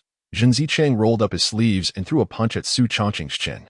He had learned some taekwondo, and that punch, if it landed on an ordinary person, would likely dislocate their jaw. Unfortunately for him, he was up against the awakened Su Chaqing. Su Chaqing noticed the surveillance camera above and smiled faintly. If they were in the shadows, he could have easily incapacitated Jin Zicheng. But for now, he could only teach him a lesson discreetly. Su Chaqing summoned his extraordinary power, and his skin instantly hardened like steel. He neither dodged nor flinched, allowing Jin Zicheng's punch to land. A resounding thud echoed as Jin Zicheng's fist struck Su Chaqing's face. He feigned a painful cry and fell to the ground, exclaiming, "Help! Help!" Meanwhile, Jin Zicheng, upon hitting Su Chaqing's chin, felt as though he had struck iron. The sound of cracking bones echoed painfully. "My hand!" Jin Zicheng screamed in agony, collapsing to the ground. As Su Chaqing lay there, he caught a glimpse of Jin Zicheng's pained expression out of the corner of his eye, relishing the moment. As an ordinary person, since he could not openly beat up this wealthy heir, he would resort to cunning tactics. Su Chaqing was determined to give Jin Zicheng a lesson he would never forget. When the apocalypse came, he would torment this scoundrel, making it impossible for him to survive or die. Su Chaqing's mind raced with thoughts, yet his cries of agony only grew louder, as though he were the one truly suffering. The simultaneous screams of both Su Chaqing and Jin Zicheng attracted the attention of nearby diners. The restaurant manager rushed over to Jin Zicheng's side, concern etched on his face. "Cousin, what happened?" Jin Zicheng glared with bloodshot eyes, shouting, "That little brat surnamed Su broke my hand. Didn't you hear the sound of the bones breaking? That brat is bullying me. Hurry and call the police to have them detain him." "What?" The restaurant manager's eyes were filled with disbelief. What had just transpired? He had witnessed the entire incident unfold right beside them. It was unmistakably Zhen Zicheng who had struck first, landing a punch squarely on Su Changqing's chin, sending him crashing to the ground. How could it be that his cousin was now claiming to be the victim? As for Zhen Zicheng's injury, it was undoubtedly a result of his own excessive force during the altercation. If blame were to be placed, it could only fall upon his cousin, under such circumstances. Even the arrival of the police would not favor their side. What on earth? Zhen Zicheng exclaimed in exasperation. Wang Chun, are you not even listening to me? The restaurant manager, Wang Chun, a minor shareholder in the Good Taste Buffet, had his cousin Zhen Zicheng as the hidden major shareholder at that moment. Wang Chun gestured towards the security camera and glanced around at the gathering crowd. In a hushed tone, he remarked, Cousin, I clearly saw you throw the first punch. There are cameras on the ceiling, and with so many witnesses around, calling the police might not bode well for us. Zhen Zicheng was no fool. Upon hearing Wang Chun's words, a flicker of clarity returned to him. His gaze towards Su Changqing was filled with intense hatred. Could this brat be a martial artist? Zhen Zicheng had delivered a solid punch to Su Changqing, yet he remained unscathed while Zhen Zicheng's hand was left broken. Zhen Zicheng's bodyguards had already arrived. He bellowed at the 4 bodyguards. What good are you if you don't act? Move now. The 4 bodyguards charged towards Su Changqing with shouts. Su Changqing, however, refrained from retaliating. Cradling his head while positioning himself under the security camera, he cried out, Please don't hit me. If you do, someone might get seriously hurt. In an attempt to impress Zhen Zicheng, Wang Chun approached Su Changqing. Cursing as he gathered his strength and delivered a kick to Su Changqing's abdomen. A sharp crack echoed, and Wang Chun felt as though he had kicked a solid rock. His foot broke upon impact, and he fell to the ground, wailing in agony. Zhen Zicheng followed behind the bodyguards, launching his own punches and kicks at Su Changqing. Yet, to Su Changqing, their attacks felt like mere tickles, inflicting no harm whatsoever. Instead, lying on the ground, Su Changqing cleverly evaded the camera's view and seized opportunities to strike back. He aimed for Zhen Zicheng's most sensitive area, delivering an accidental yet precise blow, with a soft pop. Zhen Zicheng's legs buckled, and he collapsed to the floor. A heart-wrenching scream echoed throughout the hall. Zhen Zicheng's face turned pale with pain, his body curling like a shrimp out of water. This peculiar and excruciating sensation was one every man understood. The bodyguards, stunned by Zhen Zicheng's cries, were rendered immobile, forgetting to target Su Changqing. Feigning fear, Su Changqing shrank into a corner. Yet inside, he reveled in his success. His strike had been both accurate and ruthless. Executed with remarkable stealth. Su Changqing was certain that this single blow would render Zhen Zicheng a eunuch. Images of Liu Yasi preparing for a passionate encounter danced in his mind, and he couldn't help but chuckle. Just thinking about it brought him a rush of exhilaration. As Zhen Zicheng screamed, his gaze inadvertently fell upon Su Changqing's face. Upon seeing the barely concealed mockery etched upon Su Changqing's features, his face turned a deep shade of green. Suddenly, Zhen Zicheng understood. This was all the doing of that wretched Su. His rage boiled over, turning his face a ghastly crimson. Zhen Zicheng's expression twisted in fury as he shouted at his bodyguards. You fools, what are you waiting for? Take him down. If anything goes wrong, I'll take the blame. It wasn't his first time dealing with violence. If it came to it, he could always spend a few days in prison. After all, the Zhen family had connections to get him out swiftly. Finally snapping out of their stupor, the 4 bodyguards charged at Su Changqing with a roar. Su Changqing's expression turned cold, thinking to himself, You brought this upon yourselves, so don't blame me. He deftly dodged the punch of one bodyguard, lightly tapping his finger under the bodyguard's ribcage. The bodyguard gasped in agony, collapsing to the ground, his strength seemingly drained. Su Changqing pretended to be struck, colliding headfirst into another bodyguard's chest, resulting in a sickening crack as the bodyguard's rib fractured, rendering him unconscious. Thus, under Su Changqing's covert maneuvers, the 4 bodyguards met with various misfortunes, each one collapsing in pain. To avoid arousing suspicion, Su Changqing deliberately allowed a few hits to land, sporting bruises and contusions as evidence. The wailing continued. A sharp siren pierced the air, and a police car came to a halt outside the restaurant. Clearly, someone from the crowd had reported the incident. 2 officers disembarked and entered the establishment, their expressions turning grave upon witnessing the 7 sprawled bodies on the floor. They simultaneously thought, This case is far from simple. It appears to be the scene of a major brawl. A middle-aged officer in his 40s stepped forward. I am Huang Ming, the captain of the railway police station. What exactly happened here? Su Changqing, clutching his bruised arm, pointed at the prostrate Zhen Zicheng. Officer, He and his gang attacked me. Jin Zicheng, still lying on the ground and enduring the agony of his injury, lamented, "This brat is the one crying wolf. Clearly, he was the one who assaulted us." "What?" Huang Ming scratched his head, seemingly unable to hear Jin Zicheng clearly. "Surely, one person couldn't have taken on 5 or 6. This kid's clearly a schemer. We were supposed to beat him up. But somehow, he turned the tables on us, and now we're all injured." Jin Zicheng, his face flushed with embarrassment, reiterated loudly. His words elicited laughter not only from Huang Ming, but also from the onlookers. "Haha, this is too ridiculous. A group of people unable to overpower a single individual. Who would believe that? 6 against 1, and you still lost. How embarrassing." An elderly man in his 70s leaned on his cane and said, "I saw everything clearly. Those 6 men were attacking that young fellow, and he was utterly defenseless." A young man wearing sunglasses chimed in, "Old man, if that young man was defenseless, then those 6 attacking him must not have injured themselves." Another young man with blonde hair pointed at Jin Zicheng and chuckled. "According to what these two have said, everyone else is excusable, but this one who injured himself down there is a bit too much. Isn't it? Surely he isn't trying to practice the Kuaijua technique." The moment the blonde-haired youth's words fell, a wave of laughter erupted from the crowd. To practice this skill, one must first castrate oneself. Someone laughed. "If you don't castrate yourself, it is still possible to succeed." Another added, "Perhaps if you do castrate yourself, you might find success." Yet another chimed in. Just as the banter continued, the laughter grew louder. The raucous laughter resonated in Jin Zicheng's ears, turning his face a deep crimson. How humiliating. This was undoubtedly the greatest disgrace of his life. He wished he could shrink into an ant and disappear into the ground forever, but what troubled him more was the thought of truly becoming a eunuch. As the only son in his family, if he were to become a eunuch, the Jin lineage would end with him. Jin Zicheng's thoughts raced, his eyes fixated on Su Cha-ching, fists clenched in fury. Damn it, the instigator of all this chaos was that Su brat. Jin Zicheng yearned to tear Su Changqing to shreds. He opened his mouth, ready to hurl threats at Su Changqing. However, before Jin Zicheng could utter a word, he caught sight of Su Changqing discreetly giving him the middle finger while everyone was none the wiser. Jin Zicheng's heart surged with a mix of shock and anger. "You bastard." He couldn't help but curse. Beside him, Captain Huang Ming frowned. "You, what are you swearing for? If you don't behave, don't blame me for not showing you any leniency." The surrounding crowd has just substantiated that it was Jin Zicheng and his 5 accomplices who assaulted the young man. Consequently, Huang Ming harbors no goodwill towards Jin Zicheng's group, deeming them nothing short of a gang of thugs. Jin Zicheng, perceiving Huang Ming's disbelief in his words, indignantly exclaimed, "That brat was the one who attacked us. If you don't believe me, check the surveillance footage." Of course, Huang Ming was intent on reviewing the footage. He had already contemplated investigating the evidence in the monitoring room. Thus he proceeded in that direction.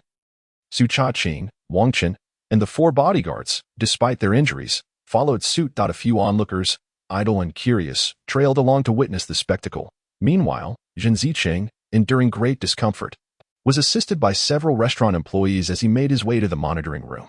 Upon reaching, they adjusted the footage to the moment of the incident, and a throng of spectators began to observe intently. The surveillance footage clearly depicted Su Changqing on the verge of exiting the restaurant when Jin Zicheng inexplicably collided with him, resulting in Jin Zicheng tumbling to the ground. Convinced he had caught the evidence he needed, Jin Zicheng pointed at the screen and arrogantly declared, "Did you see that? This brat knocked me down, nearly turning my backside into 4 pieces." Huang Ming glared fiercely at Jin Zicheng, retorting, "Do you take me for blind?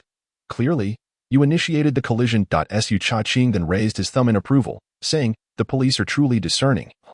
A worthy servant of the people." He scrutinized Jin Zicheng from head to toe, chuckling, "With your physique, it's a wonder you didn't get knocked over yourself." Laughter erupted from the 2 police officers and the onlookers. Unable to suppress their amusement, Jin Zicheng was left speechless, utterly humiliated.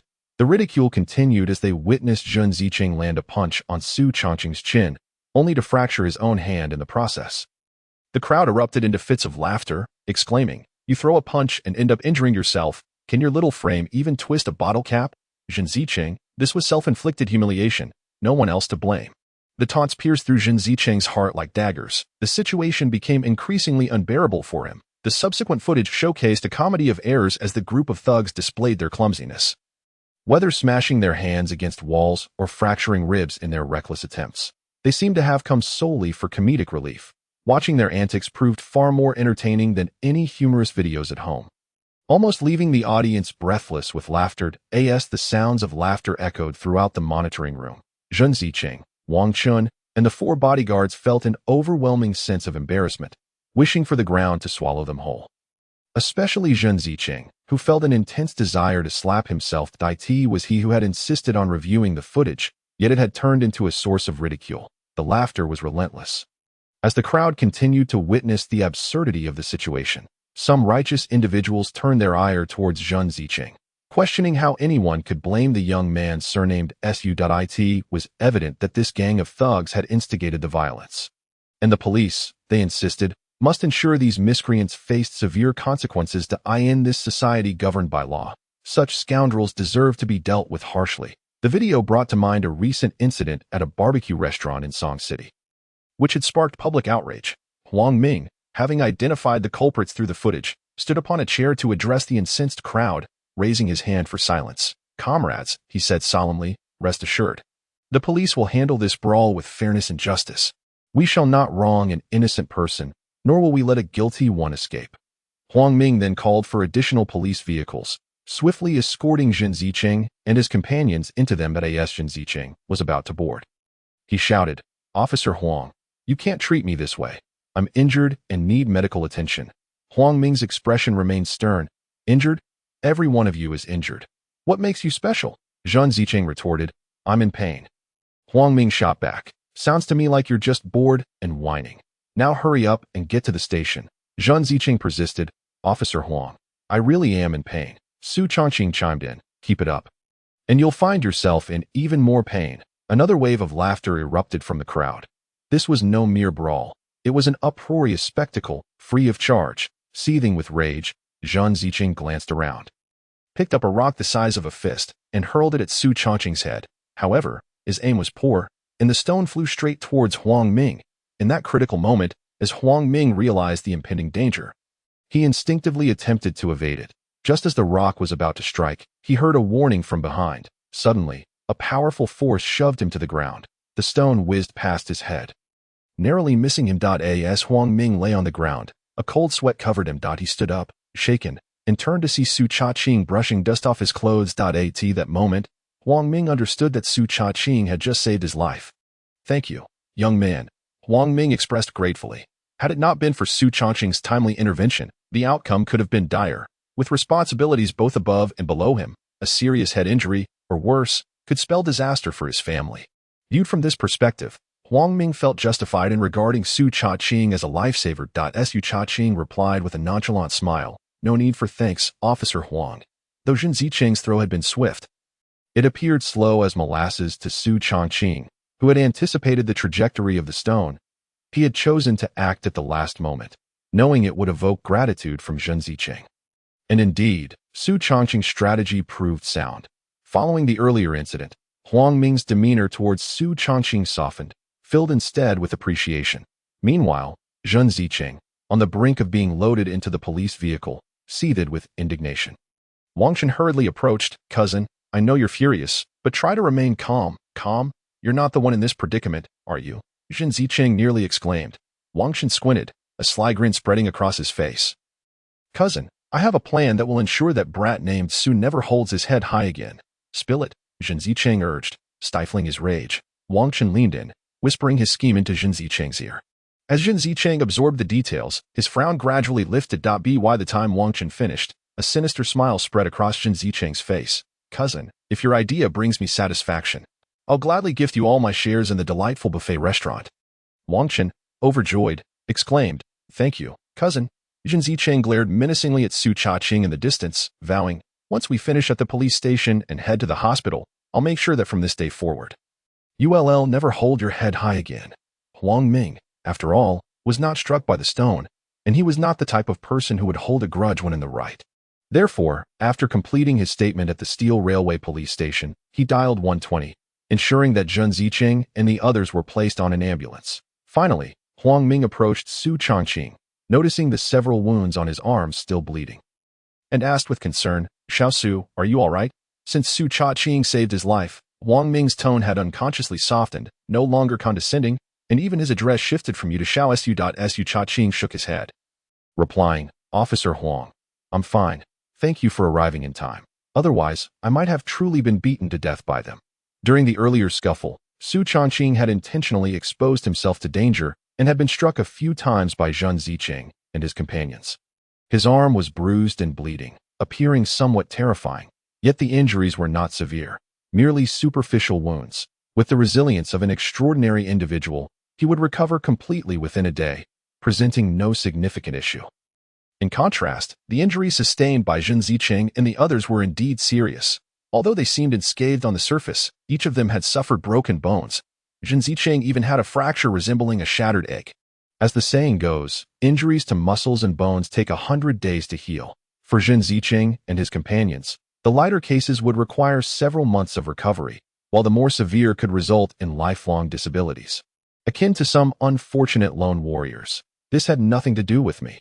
It was purely due to your good fortune that these fools ended up injuring themselves. Reflecting on the surveillance footage he had just viewed, Huang Ming found himself somewhat speechless. These brutes, towering and robust, were surprisingly inept, unable to overpower an unarmed youth, and to top it off, they inadvertently hurt themselves. Huang Ming, of course, was unaware that the reason for Zhen Zicheng and his cohorts injuring themselves was entirely the result of Su Changqing's cunning strategy. Huang Ming pointed towards the ambulance, saying, Xiao Su, you should also go to the hospital for a check-up. For the medical expenses. Once the court's ruling comes through, those fools will be made to pay. He added, I'll accompany you to the hospital to prevent those assailants from escaping. Since Su Cha-ching had only sustained minor injuries, he sat in the police car. Shortly after, the wailing of sirens pierced the air as several ambulances, escorted by Huang Ming's police vehicle, sped toward the hospital. The police car raced through the streets, disregarding traffic lights. Su Cha-ching indulged in the privilege of being part of the elite. Huang Ming turned on the music, and a popular song began to play. He hummed along as he listened. This song had recently gained immense popularity. Even Su Cha-ching had heard it by chance, sensing the atmosphere in the car had grown a bit dull. Su Changqing joked, Officer Huang, I didn't expect you to enjoy pop music. Huang Ming let out a chuckle, replying, It's not like that. It's just that my daughter adores Qin Rulin and plays her songs all day at home. Over time, I've become quite the fan myself. Celery? Su Cha-ching inquired. Yes, the fans of Qin Rulin are called celery. Didn't you know? Su Cha-ching lightly responded with an O. Qin Rulin was the stage name of Qini. Completely uninterested in the entertainment industry, Su Changqing indeed had no idea that Qin Yi's fans were dubbed celery. Huang Ming, gazing ahead, continued, By the way, it seems Qin Rulin is currently filming in Xing City. If I happen to cross paths with this big star, I would love to get an autograph for my daughter's upcoming birthday. Just then, a phone rang. Su Changqing took out his phone. It was Qini calling. After answering, he heard her say, Xiao Su, I just finished filming and have some free time now. Are you busy? Su Cha-ching remembered that Qini had arranged to meet him today, looking at the wounds on his hand. He sighed, Xiao Yi, I have something to take care of. How about we reschedule? He did not wish for Qin Yi to see him in a wounded state. Something came up? Then let us meet another day. Xiao Su. Her tone carried an unmistakable disappointment. That moment, the police car made a turn, and Huang Ming spoke up. We're almost at the People's Hospital. Su Changqing nodded, about to respond when Qin Yi's voice came through the phone. What? You're at the People's Hospital? Are you sick? She sounded quite anxious. No, it's nothing serious. I just sustained a minor injury, Su Cha-ching explained. Xiao Su, I'm heading to the hospital right now. After saying that, she hurriedly hung up. Su Changqing shook his head at the phone screen. This girl is too concerned about me. Isn't she? A girlfriend, perhaps? Huang Ming, focused on the road, began searching for a parking spot. Su Changqing vigorously shook his head. No way. She's just my sister. A subtle smile played on his lips. If Huang Ming were to discover that the person he had just spoken to was none other than their idol, he would surely be taken aback. Your sister? No wonder she's so concerned about you. After parking the police car and unbuckling his seatbelt, Huang Ming asked, How old is your sister? Does she have a boyfriend? Should I introduce a few eligible bachelors from our unit? We have quite a number of young, handsome, single men. Su Changqing quickly waved his hand. Officer Huang, that's unnecessary. My sister isn't looking for a relationship at the moment. She doesn't want to settle. For some reason, upon hearing about potential introductions for Qini, he instinctively rejected the idea. Huang Ming frowned slightly, not wanting to settle. What is this? Is she some kind of fairy? So picky, Huang Ming advised earnestly. Xiao Su, you should tell your sister not to have such high standards. Young people should be more flexible. Unless your sister is a star like Qin Ruolin, then I suppose I shouldn't have said anything. Huang Ming shook his head in disappointment. In Xia country, being a police officer was a sought-after profession, with many girls specifically seeking policemen as husbands. Huang Ming, having seen Su Chongqing's handsome appearance and honest demeanor, as well as the fact that he had saved his life, naturally assumed that his sister must be of similar caliber. He had thus taken the initiative to suggest introductions. However, he had not anticipated Su Chongqing's outright refusal. Huang Ming thought to himself, let him refuse. It's his sister's loss. Su Chongqing merely smiled faintly, not bothering to counter. After the two exited the vehicle, Huang Ming decided to buy cigarettes, allowing Su Chongqing to go ahead and register at the outpatient department. Upon entering the People's Hospital, Su Chongqing, with his extraordinary vision, spotted two men and a woman standing at the entrance of the outpatient department from a distance point. One of the men was clutching his groin. His face contorted in agony. Su Chongqing's gaze sharpened. He recognized all three of them, Zhen Ziqing, Wang Chen, and the long-unseen El Yassi, in an instant.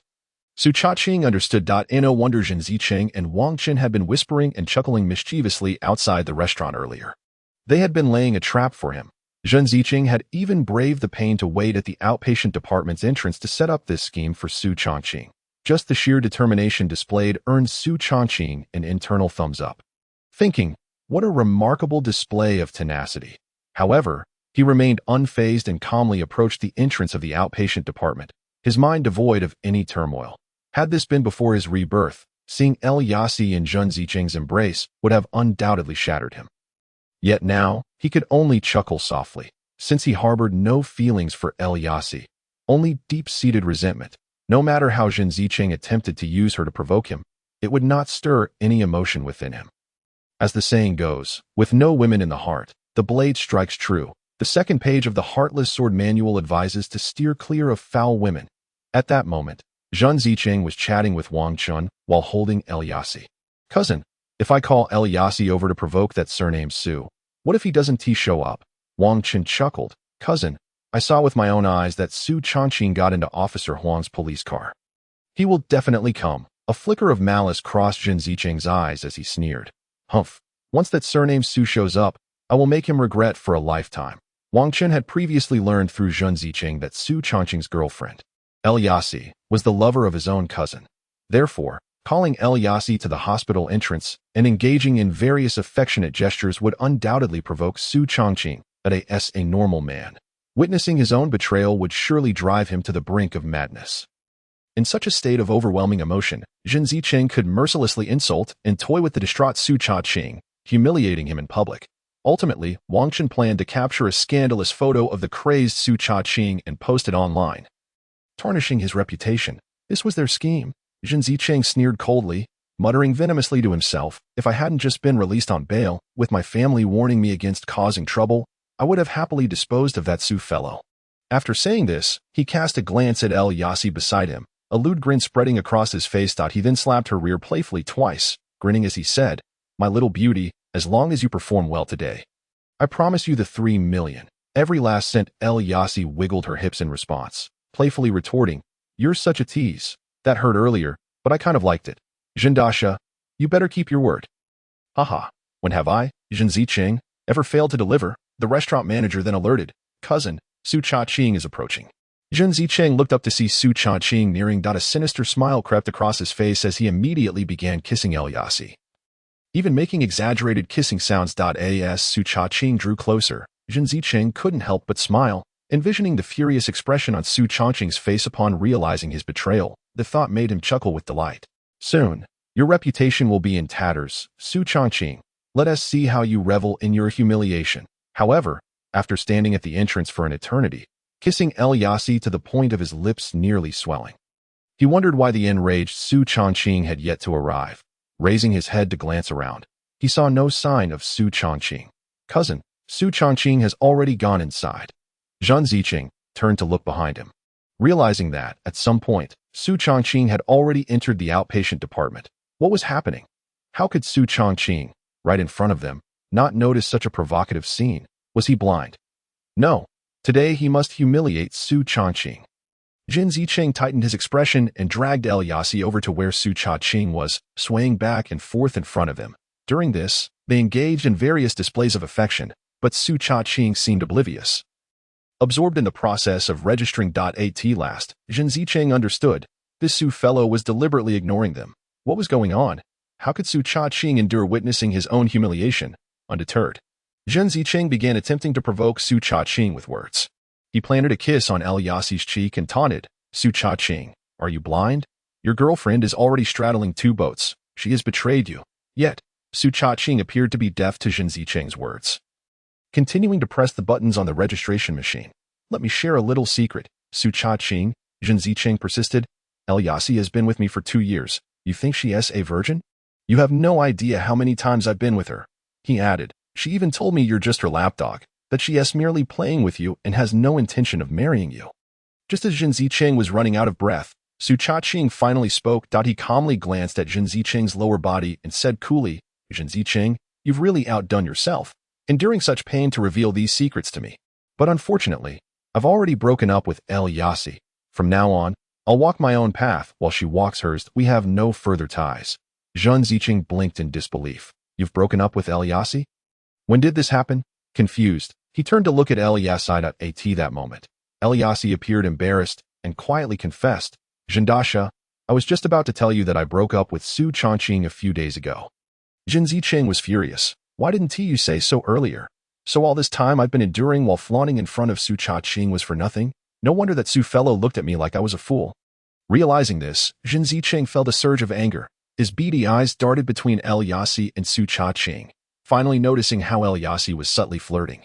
Yet Su Cha-ching remained entirely unresponsive. It became clear to Jin Zicheng that he had been left in the dark all along. He was the only one acting like a naive fool. Jindasha, it's not that I intended to keep it from you. El Yassi cooed sweetly. She leaned closer to Jin Zicheng, whispering, breaking up with that lapdog Su Cha-ching was only to be with you. Her words managed to calm Jin Zicheng's fury. El Yassi chose me over Su Cha-ching. This girl has good taste. Little did he know that the decision to break up was not El Yassi's but rather Su Cha-ching's choice. In truth, when El Yassi received Jin Zicheng's call and learned of the plan to set up Su Cha-ching, she was initially reluctant to participate. However, she couldn't resist the allure of Jin Zicheng's financial promise. Upon hearing Jin Zicheng offer a 3 million cash reward for her cooperation in this charade, she readily agreed. That was 3 million, enough for her to live comfortably for several years. Additionally, El Yassi harbored a small hope of winning Su Cha-ching back. Although Su Cha-ching had recently broken up with her and claimed to be dating other women on a live stream, El Yassi later rationalized that this was merely a tactic to elicit jealousy. She thought, when I rejected Su Cha-ching's proposal, he threatened to break up with me to make me accept. His dating other women was just to make me jealous. Did Su Cha-ching think I wouldn't see through his little tricks? However, what El Yassi did not expect was that since their breakup, Su Cha-ching seemed to be thriving. First, he accepted a 10 million yuan reward from Wang Xinfang. Then he began live streaming. El Yassi estimated that a social media influencer of Su Cha-ching's caliber would earn over 1 million a day. A super influencer making 1 million daily means 365 million a year. He was undoubtedly a billionaire. If this little fairy could set aside past grievances and rekindle her romance with Su Cha-ching, marrying him would grant her the luxurious life of a wealthy wife. Wasn't he that far more enticing than being with the despicable Jin Zicheng?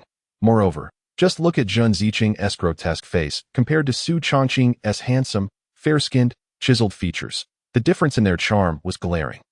It was clear to any woman who she would choose. With determination, El Yassi began sending signals to Su Cha-ching. Alas, he remained utterly indifferent to her advances. Haha, so you're addicted to playing hard to get. Are you? If that's the case, then this fairy has no reason to indulge you any longer. El Yassi deliberately engaged in various affectionate displays with Jin Zicheng, hoping to provoke Su Cha-ching's jealousy. Jindasha, being with someone like you is such a delight. Jin Zicheng, not being a fool, recognized El Yassi's intentions to provoke Su Cha-ching and played along, saying, hee, I'll make sure you enjoy yourself even more tonight. Su Cha-ching regarded their clumsy performance with a look of disdain before suddenly smiling faintly. How will you make it more enjoyable? Will your pain subside? Jin Zicheng's expression darkened for a moment, as if about to explode with rage. Yet, he quickly regained his composure, realizing that Su Cha-ching was merely attempting to provoke him. He wouldn't fall for it. Jin Zicheng squeezed El Yassi's curves.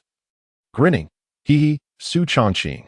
I know you're just jealous that I'm flaunting her right in front of you. Let us see what you'll do about it. His expression was one of smug satisfaction, as if to say, I relish the fact that you cannot stand me, yet are powerless to bring me down. Liu Yasi was equally infuriated by Su Chongqing. Her vibrant lips left a bold lipstick mark on Zhen Zicheng's face as she declared, Su Chongqing, even if you possess a bit of wealth now, finding a girlfriend as stunning as me is simply out of the question. Let me show you what it feels like to lose me. At that moment, Su Chongqing suddenly waved his hand towards the entrance. Zhen Zicheng and Liu Yasi followed his gaze and saw a girl in her 20s appear at the hall's entrance. The girl wore a radiant smile, exuding a charming innocence, though her beauty was merely average. Upon seeing her, Liu Yasi's face displayed a look of disdain. While the girl was indeed cute, she paled in comparison to Liu Yasi's exquisite features. Su Chongqing, is this truly the date you mentioned in your live stream? I never expected your taste to plummet so drastically after leaving me. Zhen Zicheng chimed in. I thought your new girlfriend would be breathtaking.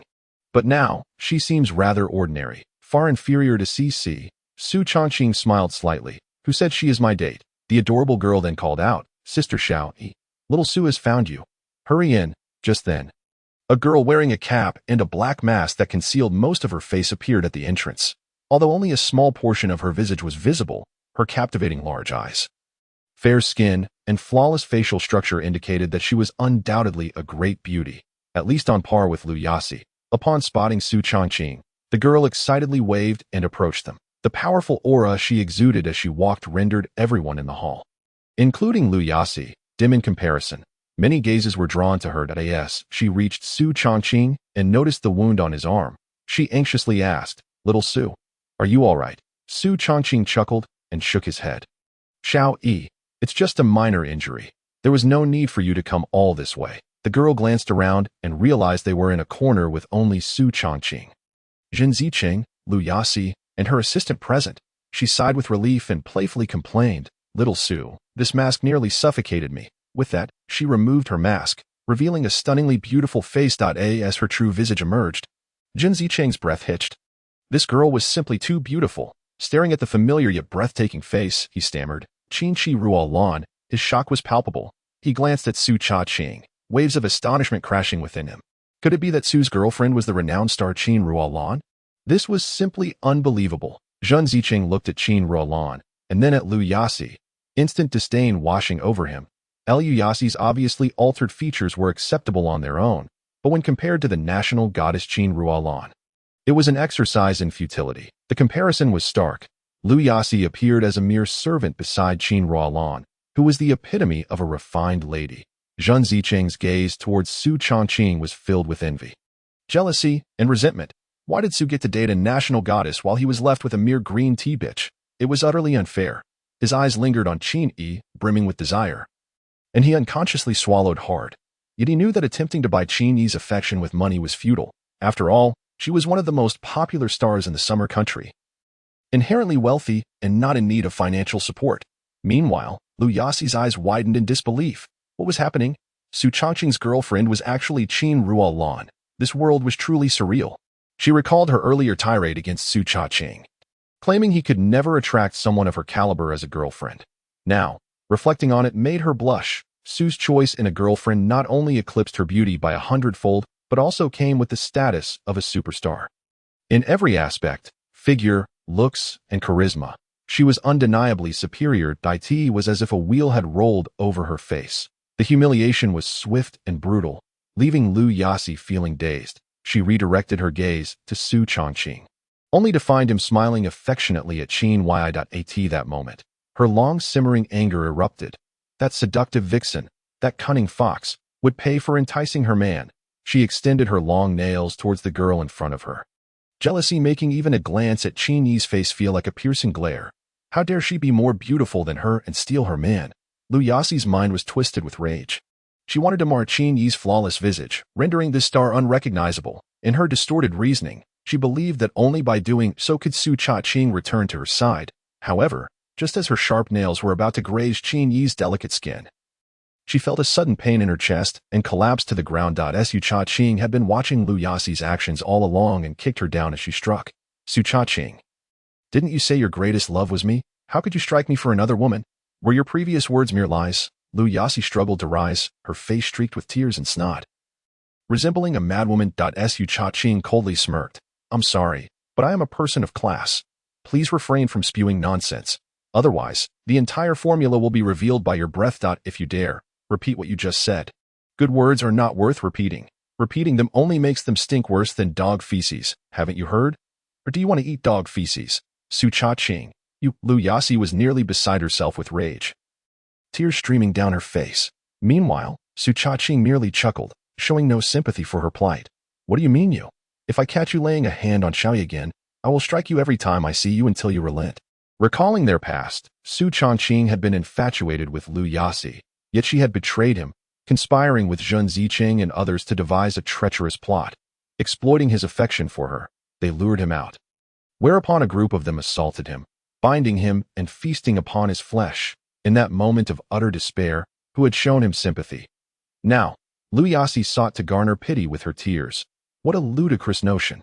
As onlookers began to take notice, Qin Yi hurriedly donned her mask. She had witnessed Su Changqing's actions, realizing he had knocked down his former goddess Lu Yasi to protect her. This filled her with both gratitude and warmth.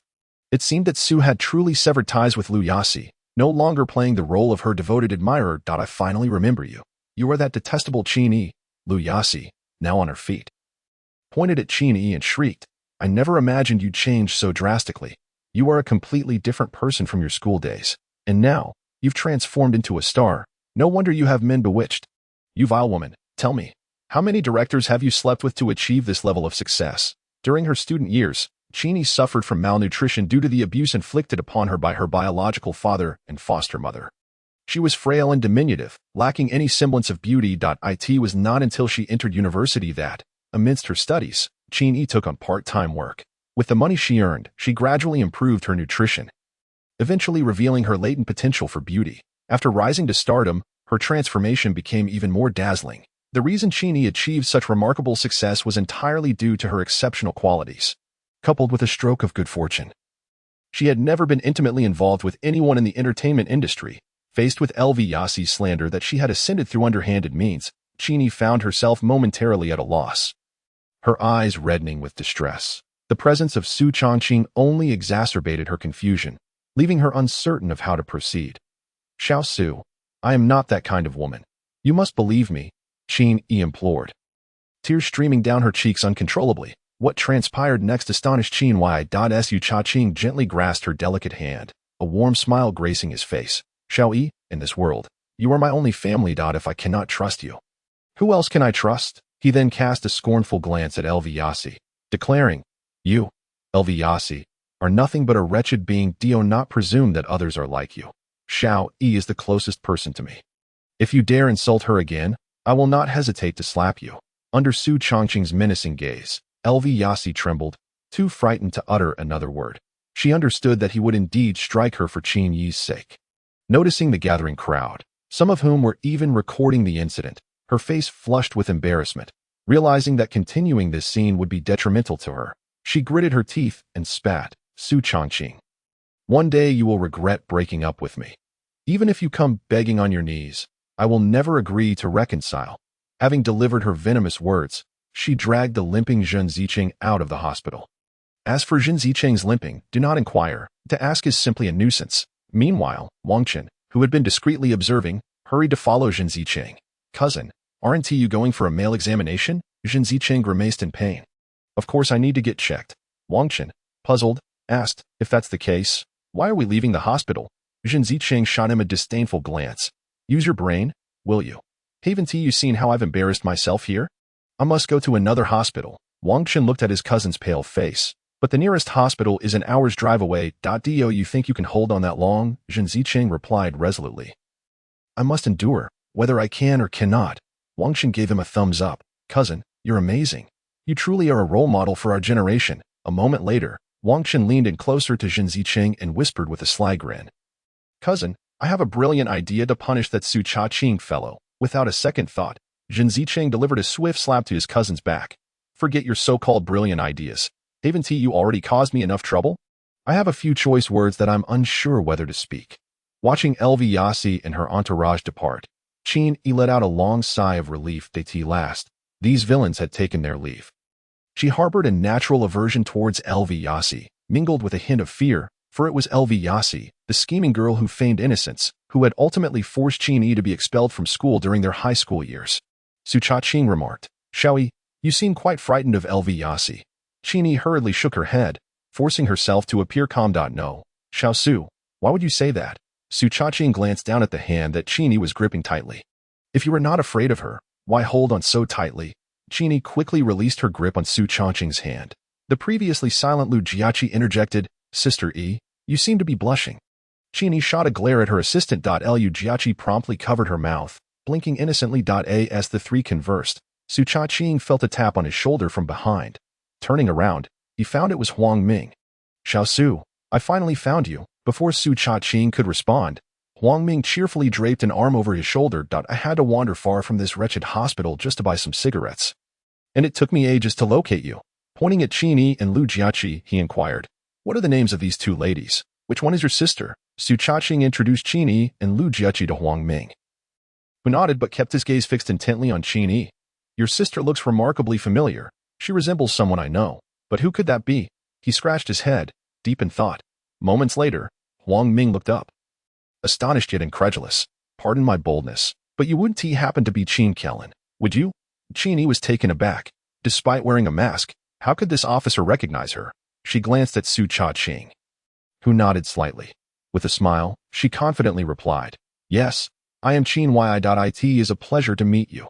Extending her hand, Huang Ming, exhilarated, rubbed his hand on his clothing several times before cautiously shaking hers. After the pleasantries, Qin Yi beamed. "A friend of Xiao Su is a friend of mine. Please do not feel shy, Officer Huang." Unbeknownst to her, this middle-aged officer was actually one of her fans. It was impossible for Huang Ming not to feel nervous in the presence of his idol. Su Chaqing smiled, addressing Huang Ming, "Officer Huang, thank you for your previous assistance. Additionally, as Xiaoyi mentioned, we are all friends here, so please relax." Huang Ming shot Su Chaqing a glare. It was only natural to feel tense when standing close to one's idol. He pulled Su Chaqing aside and whispered urgently, "Xiao Su, why didn't you inform me beforehand that your sister is the famous Qin Ruolin? You nearly made me embarrass myself in front of her." Su Chaqing chuckled softly. "Huanggu, I wanted to give you a pleasant surprise." Since Huang Ming had been calling him Xiao Su, Su Chaqing reciprocated with Huanggu to foster a sense of camaraderie. Just then, Qin Yi's voice interrupted, "Xiao Su, Officer Huang, what are you two whispering about?" Su Chaqing turned and replied, "Officer Huang was just saying he wants to introduce you to someone and asked what type you prefer." Upon hearing this, Huang Ming's face turned scarlet, nearly bursting forth with an expletive. "Xiao Su, you can't throw your brother into such a predicament. Your sister is a big star, and I'm just a humble police officer. How could I possibly introduce someone to her?" Su Chaqing raised an eyebrow and chuckled. "Huanggu, my sister is young and has high standards. Doesn't your department have many charming, single young men? It would be perfect to introduce them to her." Huang Ming was momentarily at a loss for words. He rolled his eyes. "Why must you poke at my sore spot? You know better." Previously, Huang Ming had mentioned wanting to introduce Su Chaqing's sister to someone. But at that time, who could have guessed she was Qin Ruolin? No wonder Su Chaqing had not contradicted him then. It seems he had been waiting for this moment. Qin Yi smiled graciously. "Thank you, Officer Huang." Then, in a hushed tone, she added, "Actually, I already have someone I admire." Huang Ming shot a knowing glance at Su Chaqing. Su Chaqing stared blankly, unsure of Huang Ming's intentions. In a moment of desperation, Huang Ming wore a pleading expression. Clearing his throat, he leaned closer to Su Chaqing's ear and whispered, "Xiao Su, can I get an autograph?" "Thank you." Su Chaqing recalled that while in the police car, Huang Ming had once mentioned to him that his daughter was a devoted fan of Qin Ruolin, and today happened to be her birthday.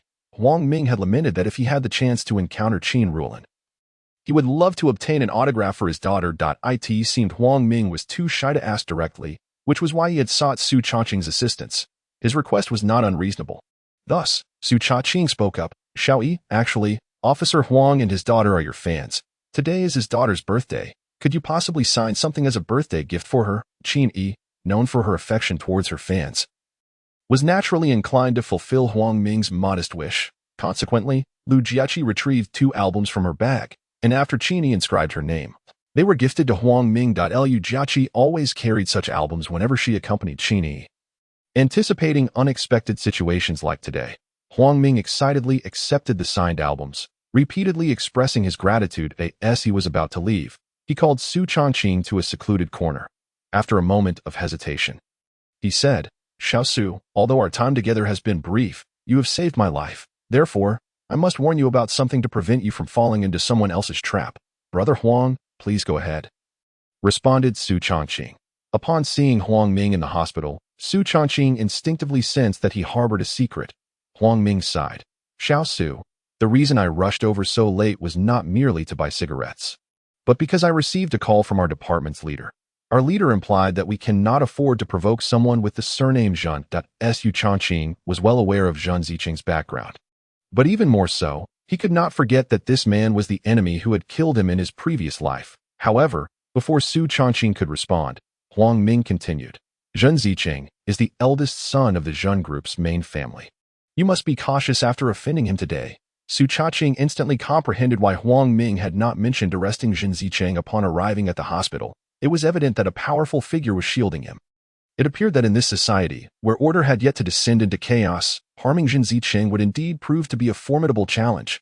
However, the apocalypse was fast approaching, and when that time came, Su Changqing would find it as effortless to eliminate him as squashing an ant. The car cruised along the road with only 2 occupants, Su Changqing at the wheel and Qin Yi in the passenger seat.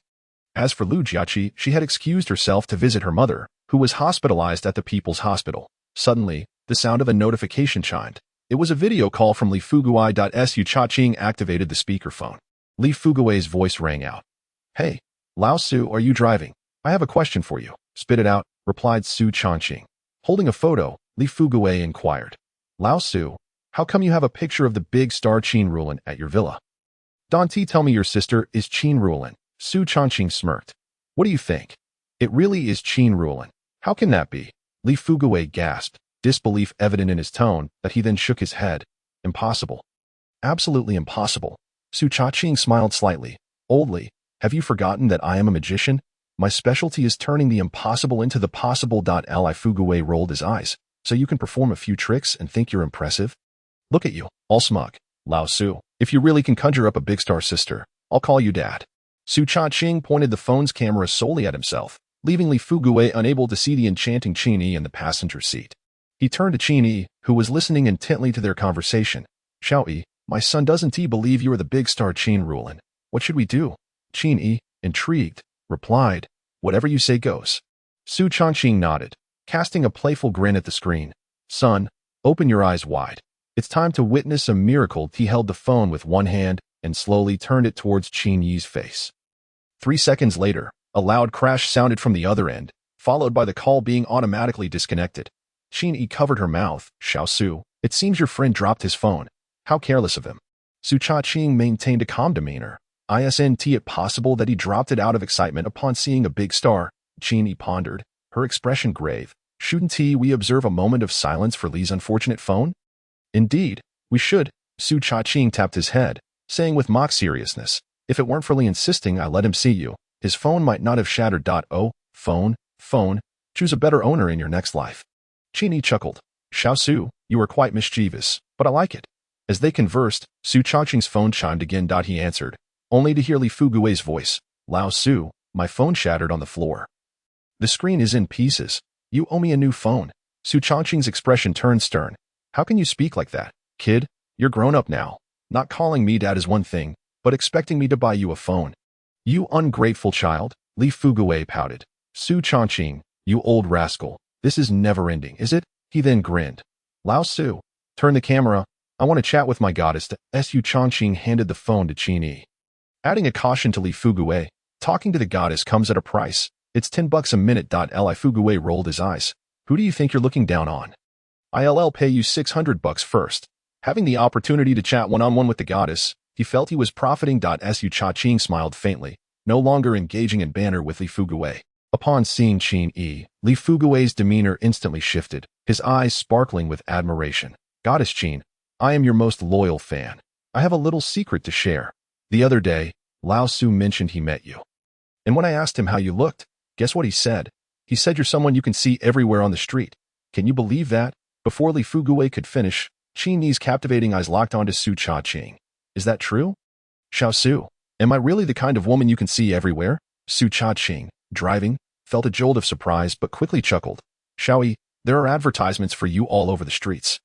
That's not the same as being commonplace. He then turned serious, addressing the phone screen. Oldly, if you don't want to talk to Xiao Yi, I'm hanging up. No. No. Li Fugui quickly surrendered. Sensing the underlying threat in Su Cha-ching's words, I want to say anything more. He then turned to Qin Yi, showering her with compliments.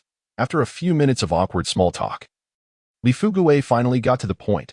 Goddess Qin, I just want to confirm, you have entrusted the entire renovation of the villa to Lao Su, right? Without hesitation, Qin Yi nodded.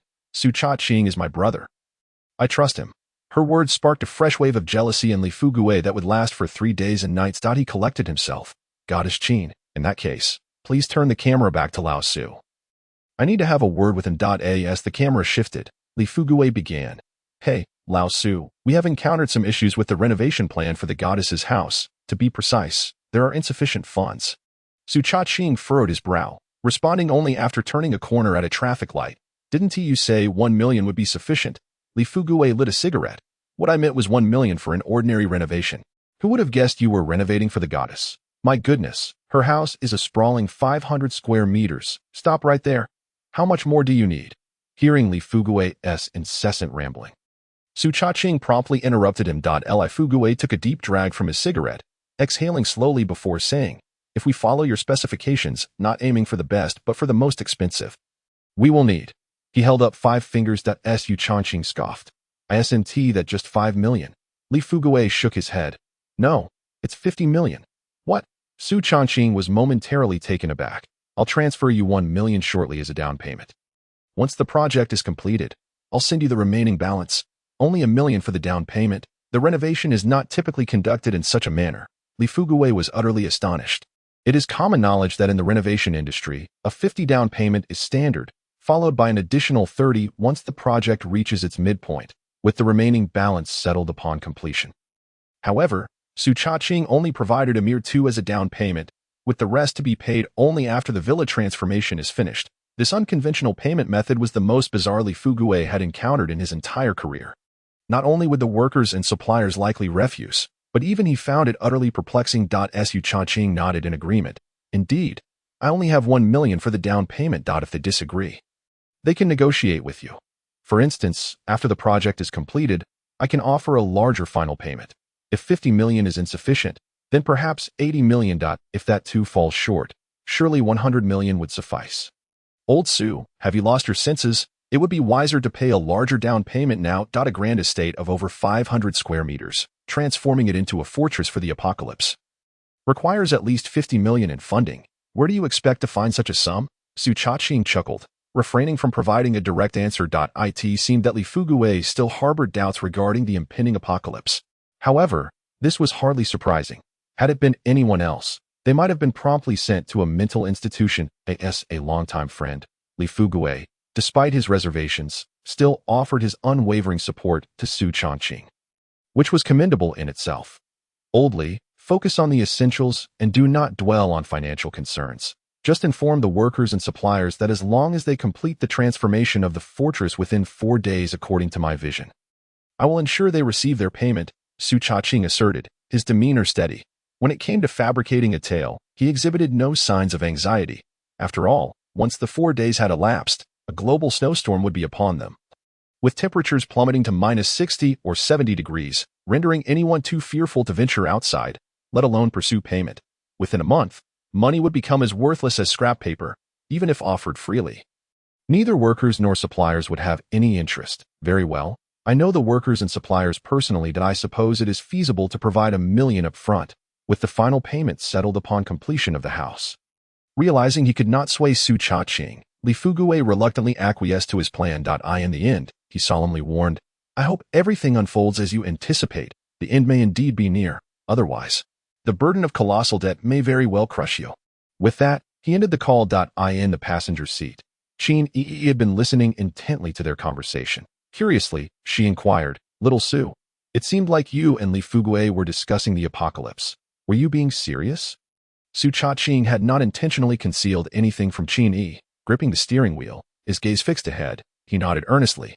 Yes, otherwise I would not be transforming your residence into a safe haven for the apocalypse.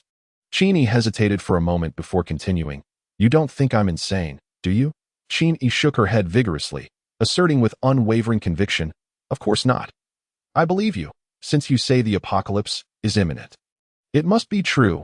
Her unreserved faith took Su Cha-ching by surprise that it was noteworthy that Li Fugui, a close friend of many years, still held reservations about his words, while Qin Yi accepted them without hesitation. He could not help but ask, Little Yi, although we were once very close, we haven't seen each other in a decade, aren't you afraid I might deceive you? Su Cha-ching had prepared himself for various reactions when disclosing the impending apocalypse to Qin Yi. But he had not anticipated her calm acceptance of such a reality. There is no reason. It is simply because you are little Su, and I trust only you. Qin Yi replied softly, her tone resolute. As she spoke, her large eyes sparkled, reflecting a light that seemed to dance. She remembered vividly how, in her most helpless years, it was this very man who had always protected her from harm. When she transferred to a new school in middle school and faced bullying from classmates, it was this boy. No, he was a boy back then, who stepped in to shield her from that moment on. She became his devoted follower until they parted ways. A decade had swiftly passed. The boy had transformed into a handsome man, now imbued with a sense of maturity and composure. Yet, his protective instincts for her remained unwavering. Qin Yi gazed at the profile of the man before her. Memories of their time together during her youth flashed through her mind like scenes from a film. She felt a bittersweet mix of nostalgia and pride. This man, as he had always been, silently bore the responsibility of caring for her. As the car turned a corner, a ray of sunlight streamed through the glass, illuminating the man's fair, angular face. In that moment, he sparkled like a gem in her eyes, unparalleled. Little E, thank you for your trust. Su Cha-ching's words interrupted her reverie. She snapped back to reality, slightly embarrassed to realize she had been staring at him for quite some time. Nevertheless, little Su truly was a sight for sore eyes. Little E. Yes? What if, hypothetically speaking, I spend all this money and the apocalypse fails to materialize? What then? That's not an issue. Over the past few years, I've saved quite a bit. 50 million is hardly excessive for someone of my stature as a star. It's merely a few advertisements. She playfully winked. Little Su, you must trust in my capabilities. Su Cha-ching cleared his throat. Little E. I have also procured a substantial amount of supplies for our company. If the apocalypse does not occur, the debts from these goods may fall upon me. Qin Yi inquired, what is the estimated value of these goods? Su Cha-ching replied, preliminary estimates suggest around 500 billion. Qin Yi made a face, choosing to ignore Su Cha-ching thereafter. Such a staggering sum. A mere 208 million would be an overwhelming burden. And 500 billion would be insurmountable. Noticing Qin Yi's adorably pouting and slightly angry expression, Su Cha-ching smiled faintly and decided not to tease her further. The supplies acquired in the company's name had been reported through proper channels to headquarters. Even if the apocalypse did not materialize, he would only be held accountable for a decision-making error, which was hardly a grave concern. After a brief moment, Su Cha-ching's expression grew serious again. Little E. If the apocalypse does indeed arrive in 4 days, I will do everything in my power to protect you. However, in such dire circumstances, unforeseen events may arise at any moment. Therefore, you must also learn to safeguard yourself. I recommend that you refrain from filming for the next few days, find a combat instructor, and learn some self-defense techniques. Additionally, acquire some knives or similar defensive tools for your home. If possible, obtain some composite bows and crossbows. Preferably police or military grade with scopes, and stock up on arrows. Su Cha-ching continued to elaborate on his detailed instructions. The car turned into an upscale community, and he parked in the garage. Since the villa at Kilihi was under renovation, Su Cha-ching drove Qin Yi to her other residence. Before she exited the vehicle, Su Cha-ching solemnly admonished, in the face of an apocalypse, humans can be far more terrifying than any creature. Little E. Let me emphasize one last point. In the midst of an apocalypse, do not adopt a savior complex. Do not become a martyr. Do not become a martyr. The importance of his words warranted repetition. And he hoped Qin Yi would take them to heart. Qin Yi nodded earnestly. Little Su, I understand. After parting ways with Qin Yi, Su Cha-ching returned to the company. By this time, the sky had darkened, and the employees had already left for the day. He greeted the security guard who opened the door and made his way to his office. As the sales manager, he was finally liberated from the need to sleep in the duty room. Glancing at the clock, he noted it was already 8:30 that a sudden thought struck him, and he retrieved 10 large lobsters along with 10 pounds of salmon from his storage space. Savoring every bite, these exquisite ingredients had been inadvertently acquired during his visit to the Howay restaurant, where he had passed by the pantry and discreetly absorbed them into his storage, since officially entering the D-level realm. The volume of his storage space had expanded from 100 cubic meters to 1,000 cubic meters. He mused that if he were to fill his storage completely, it would contain enough supplies for a lifetime. While dining, Su Cha-ching commenced a live stream, showcasing his impressive appetite. Through several days of streaming, he had truly grasped the secret to garnering attention. As a streamer, one must engage in entertaining antics. The more unconventional, the more likely to captivate an audience. Although the impact of the stream did not quite reach the explosive heights of his previous performance during the lesson at the buffet, it still attracted nearly 500,000 viewers. As midnight approached, he concluded his broadcast punctually. Upon checking his earnings for the day, he couldn't help but chuckle with delight. Despite being mentally prepared, the revenue exceeded his expectations, setting a new personal record. The total gifts amounted to over 5 million yuan. Even after the platform's 30-70 split, he would still pocket 3.5 million. His bank account now boasted a staggering balance of 17 million. He intended to reserve this sum for unforeseen circumstances. Reflecting on the plans for the following day, Su Cha-ching recalled an important visitor scheduled to arrive. While this guest might seem inconsequential to the company, for Su Cha-ching, their presence was of utmost significance. This individual possessed unique resources that he desperately needed. In a post-apocalyptic world, such resources could be described as invaluable. If he could successfully persuade this guest to sell him the special supplies, his strength in the impending apocalypse would be greatly enhanced. Yet, how could he convince this guest? Lying on his soft bed, he rhythmically tapped his fingers on his chest, pondering various approaches. Would this method work? Or perhaps that one? Lost in thought, he soon drifted into slumber. Upon waking the next day and completing his morning routine, Su Cha-ching indulged in a breakfast of 10 pounds of succulent Wagyu beef, accompanied by 20 skewers of fragrant lamb kebabs and 1,000 milliliters of milk. After satisfying his hunger, he donned a brand new suit and even styled his short hair with mousse for the first time. Before stepping out, he took a moment to admire his reflection in the mirror. Perfection. As he exited his office, he caught the attention of his subordinates who had just arrived for work. The female colleagues, in particular, were left speechless, their eyes wide with astonishment. "Manager, you look exceptionally handsome today," exclaimed one female salesperson, her arms crossed in admiration. Su Cha-ching smiled gently. Such sweet words. "What would you like to eat? It's on me." "Really, manager? Then I would love some tiramisu," replied the enthusiastic salesperson. This sparked a chorus of requests from the others. "Manager, you're so handsome. I want some mouth-watering chicken." "Manager, you could easily rely on your looks, yet you choose to showcase your talents." "I want a cheese cream cake." Then a fan of Little Easy chimed in. "Oh, dear Jack Su, I crave delicious pig intestines." Su Cha-ching's smile faltered slightly. "Goodness, just when I thought I could be generous.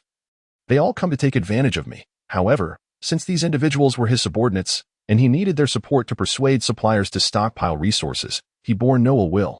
Instead, he cheerfully called over his assistant, Wang Hui, and waved his hand.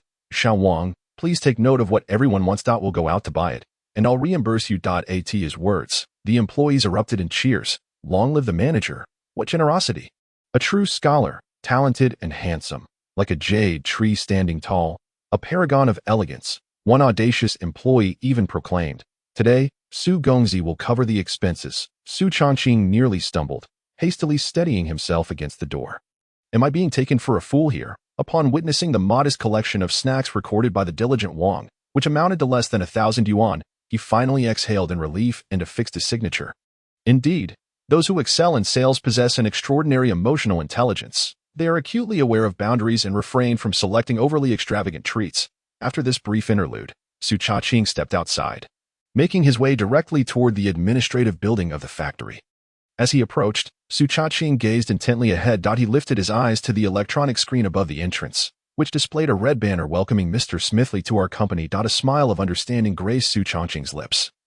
The unfolding events seemed to mirror those of a previous life, as the foreign businessman Smithley was indeed visiting the company today. In an instant, Su Cha-ching recalled pertinent information about Smithley. Smithley, whose real name is Li Qinggong, hails from the Summer Nation. In 2040, Yearning to breathe the sweet air of the Eagle Sauce country, he made his way there.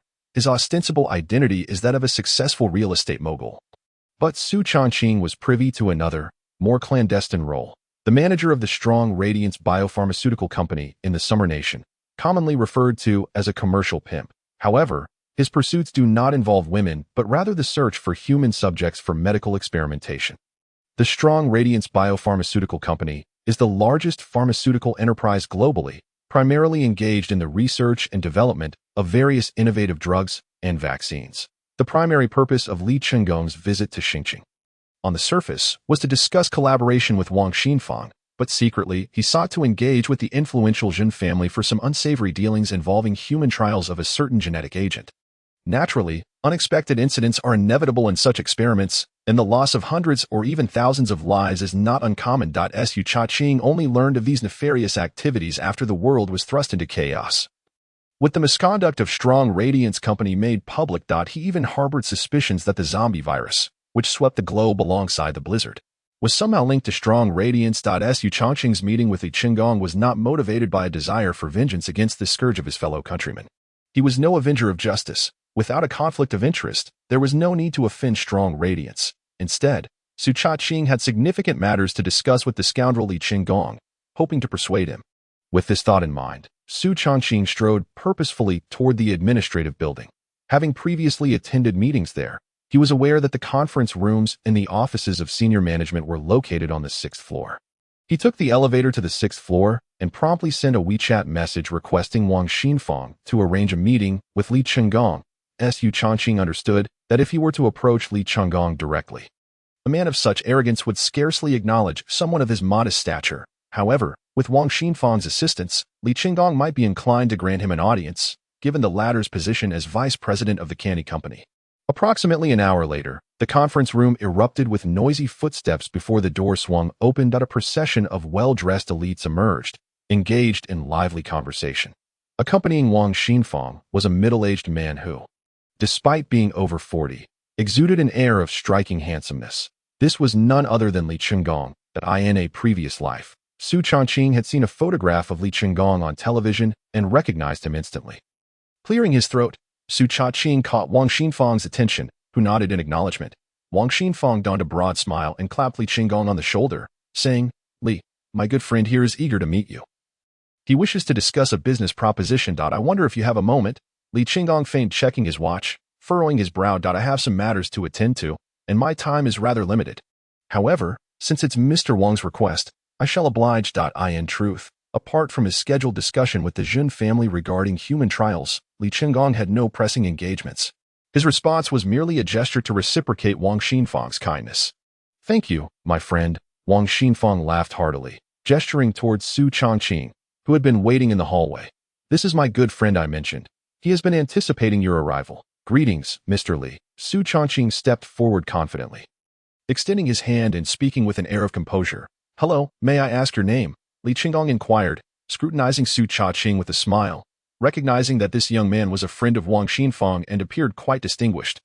Li Chenggong was cautious not to overly assert his superiority. Su Chongqing came the succinct reply. As Li Chenggong appraised him, Su Chongqing reciprocated the scrutiny. He noted that although Li Chenggong outwardly displayed politeness, the slight elevation of his chin betrayed a sense of disdain towards Su Chongqing. "Mr. Li, let's not linger here. We can discuss matters in my office," Wang Xinfang suggested amiably, once they were ushered into the office. Wang Xinfang retreated to the doorway, saying, Mr. Li, take your time.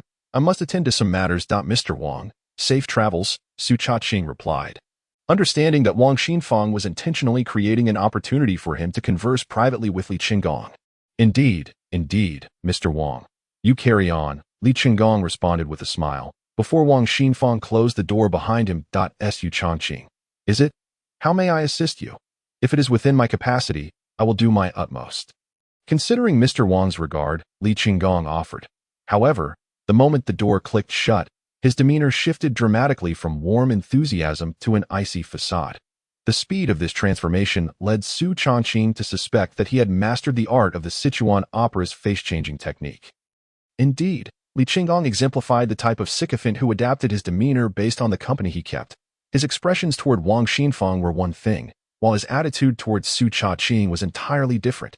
Such a character, had he lived in the 1930s or 1940s, would undoubtedly be labeled a traitor. Nevertheless, considering his arduous journey to the sweet air of the Eagle Sauce country, he was already displaying the early signs of such treachery. Moreover, Li Qinggong's willingness to conduct human experiments in the Summer Nation, resulting in the loss of thousands of lives, clearly indicated that he had become a traitor in spirit. Wait a moment. Having changed his nationality, Li Qinggong was now a banana person, and to label him a traitor was to overstate his significance. Faced with Li Qinggong's chilly demeanor, Su Cha-ching remained unperturbed. He offered a slight smile and replied, "Mr. Li, it seems you may have misunderstood. I am not seeking your assistance. Rather, I wish to discuss a business opportunity with you. A business opportunity." Li Qinggong scrutinized Su Cha-ching once more, scoffing, "If I am not mistaken, you appear to be merely a mid-level manager at Canny Group, correct? What qualifies you to engage in business discussions with me? I am dealing with transactions worth billions." Li Qinggong cast a sidelong glance at Su Cha-ching, questioning his worthiness to partake in such grand dealings. His words were a blatant affront, revealing his contempt for Su Cha-ching. Yet, rather than reacting with anger to the self-important Li Qinggong, Su Cha-ching remained composed. Recognizing that Li Qinggong was merely a pawn of the strong Radiance Company. As the saying goes, life is but a stage, and there is little merit in quarreling with a dog. Suppose I were indeed inclined to discuss a lucrative business venture with you? Su Cha-ching replied slowly. Li Qinggong pointed at the young man before him, incredulously exclaiming, "You engage in a billion-dollar deal with me? That is laughable." He erupted into a fit of exaggerated laughter, filling the office with his boisterous mirth. He laughed until his stomach ached, tears streaming from his eyes. In the face of Li Qinggong's derision, Su Cha-ching's expression remained unchanged, his gaze fixed coldly upon the man, akin to one observing a poorly executed performance by a clown. Gradually, Li Qinggong sensed the atmosphere had shifted. His laughter transformed into hollow chuckles, ultimately fading into silence. "Oh, how awkward." Finished laughing, Su Cha-ching remarked, his tone laced with sarcasm. Li Qinggong, momentarily taken aback, nodded vacantly. He had intended to mock Su Cha-ching with laughter, but suddenly realized that his previous demeanor resembled that of a fool. Not only did he fail to inflict any psychological harm on Su Cha-ching, but he had inadvertently become a subject of ridicule in Su Cha-ching's eyes. "Well, now that the laughter has subsided, it is time to discuss business. Mr. Li, your visit to Xing City is not solely for the purpose of negotiating cooperation with our company, is it? What do you mean by that?" Li Qinggong's expression turned wary. Su Cha-ching smiled slightly, not directly addressing his question, but rather retorting, "How are the human trials for the gene serum you brought this time? How many lives were lost during the experiments? And how much profit has the Zhen family extracted from this?" Each of his inquiries struck Li Qinggong's heart like a heavy hammer. After Su Cha-ching finished speaking, Li Qinggong's face turned ashen. On the surface, Li Qinggong's visit to Xing City was to discuss collaboration with Canny Logistics Company, but secretly, he aimed to conduct trials for a gene serum in Xing City. His true intention was to collaborate with the Zhen family, seeking homeless drifters or vulnerable groups in society to inject them with this gene serum and test whether the drug met expectations. Several rounds of human trials had already been conducted, and the number of ordinary people who had died due to the gene serum had exceeded 1,000. The Zhen family wielded considerable power in Xing City, and Li Qinggong, as the mastermind behind the scenes, was secretly collaborating with them. Furthermore, since the victims of the experiments were largely the most marginalized groups in society, this had remained undisclosed. Li Qinggong believed his plans were foolproof, ensuring the secrecy of the human experiments so that even if suspicion arose, it would only fall upon the Zhen family, never on him. However, the fact that Su Cha-ching had exposed his actions left him both astonished and fearful. Li Qinggong's expression shifted slightly. "How do you know this?" He was a clever man, and the fact that Su Cha-ching could ask such questions indicated that Su Cha-ching was well aware of Li Qinggong's deeds. Should Li Qinggong deny it, he would only appear more foolish, lacking any persuasive power. Su Cha-ching smiled faintly. "How I know is not important. What matters is our business." He certainly would not reveal that he was a reincarnated being. In his previous life, as time passed, the collusion between Strongwei Biopharmaceutical Company and the Zhen family had long been known to the public. Ultimately, Mr. Su still wishes to pursue business with our company. In that case, I offer you an opportunity to express your desires. Li Qinggong rose from the sofa and drew the curtains, plunging the entire room into darkness. He altered his address from "you" to "Mr. Su." Su Cha-ching's lips curled into a subtle smile, the change in address indicating that Li Qinggong now regarded him as a potential business partner, someone of equal standing. I have heard that your company is researching a gene drug that enhances physical capabilities. It is said that injecting the serum into a human can grant ordinary people immense strength. I wonder if it is true. Li Qinggong cast a sidelong glance at Su Cha-ching, somewhat astonished that this young man was so well informed. It seemed that Mr. Su's aim was to acquire this drug. Clap, clap, clap. Su Cha-ching lightly applauded. Mr. Li, you are indeed astute. You have guessed my subtle intentions. Li Qinggong let out a soft grunt. What nonsense, with all that you know. You have stripped me bare. No way. Li Qinggong rose from the sofa, a hint of anger in his voice. This is our company's new drug, and the gene serum has undergone several rounds of human trials, resulting in numerous deaths. We still do not know if it will succeed. More importantly, this is a secret weapon of the Department of Defense of the Eagle Country. Should war break out, this drug will prove invaluable. Such a national treasure cannot fall into the hands of others. Su Cha-ching remained composed on the sofa, casually crossing his legs and saying, So, Mr. Li, are you unwilling to part with the drug? Of course not. I am a citizen of the Eagle Country. Li Qinggong stood proudly. Su Cha-ching uncrossed his leg. With a thought, a bank card appeared in his hand. Su Cha-ching deftly toyed with the card. Mr. Su, what is this for? Su Cha-ching replied, Mr. Li, there is 5 million in cash on this card. Should you? I have already said it is impossible. Li Qinggong hastily waved his hands. 0.5 million to buy the gene serum would be a blasphemy against my loyalty to the Eagle Country. How could I agree? Wait, I haven't finished. Su Cha-ching interrupted him with a faint smile. I meant to say, if you can procure the gene serum, this 5 million will be your reward for your efforts. Su Cha-ching placed the bank card on the table and pushed it towards Li Qinggong. Li Qinggong's eyes widened, and he subtly swallowed hard. It turned out this 5 million was merely a kickback for him, not the purchase price for the gene serum. Although Li Qinggong held a position at the world's largest pharmaceutical company, he was merely a mid-level leader, earning only a modest annual salary. 0.5 million equated to 5 years of frugal living and hard work. With such a sum before him, how could he remain unmoved? Li Qinggong's hand instinctively reached for the bank card, but just as he was about to grasp it, the confidentiality agreement he had signed with the Eagle military flashed through his mind. He clearly remembered a clause stating that anyone leaking this drug would be executed. The thought of this regulation caused his fingers to jerk away from the card as if they had touched a searing iron. Rules are rules, Mr. Su. I apologized. I am a citizen of the Eagle Country in life and death. I cannot comply with your request. Su Cha-ching had already observed the changes in Li Qinggong's expression. He chuckled. Mr. Li, are you dissatisfied with the amount? Or do you fear I am a spy from Xia Country? Li Qinggong remained silent, but the expression on his face betrayed him. It appeared that Su Cha-ching's conjecture was correct. He was evidently concerned about both. For a person like Li Qinggong, betraying even the country that raised him for profit posed no psychological burden, let alone a nation he had merely immigrated to. He felt no moral guilt about betrayal. The reason for rejecting Su Cha-ching stemmed from the fact that the potential gains from this transaction did not justify the risks involved. Moreover, a moment's inattention could lead to a charge of treason from the Eagle Country. Su Cha-ching discreetly observed Li Qinggong, realizing that persuading him to sell the gene serum would require addressing these two concerns. Unperturbed, Su Cha-ching had already devised a strategy. He laughed heartily, and then, with a flourish, produced another bank card seemingly out of thin air. He placed the card on the table but did not push it towards Li Qinggong this time. Mr. Li, this card contains 100 million. Li Qinggong's eyes lit up, and he immediately bent down, reaching for the bank card. Su Cha-ching was quick to react, slapping his hand down on the card. Mr. Su, what do you mean by this? Li Qinggong asked. Slightly irritated, his hand hovering awkwardly in mid-air, Su Cha-ching smiled faintly. Mr. Li, this is the final payment. Once you fulfill the task, the money on this card will naturally be yours. Li Qinggong stared intently at the bank card beneath Su Cha-ching's palm, his throat tightening. That was 100 million. He could never earn that much in his lifetime. With such wealth, Li Qinggong's family would live comfortably in any country. Yet, what if Su Cha-ching were a spy from Xia Country? It was crucial to remember that the gene serum was a national treasure. Should war break out between Xia Country and the Eagle Country, vast numbers of gene soldiers could alter the course of battle. If Su Cha-ching were indeed a spy and contributed the gene serum to Xia Country, the Eagle Country would never let him off the hook. Realizing this, Li Qinggong abruptly came to his senses. No, the gene serum must not fall into the hands of Xia Country. I resolved to take decisive action when Li Qinggong was about to speak, only to be interrupted by Su Cha-ching.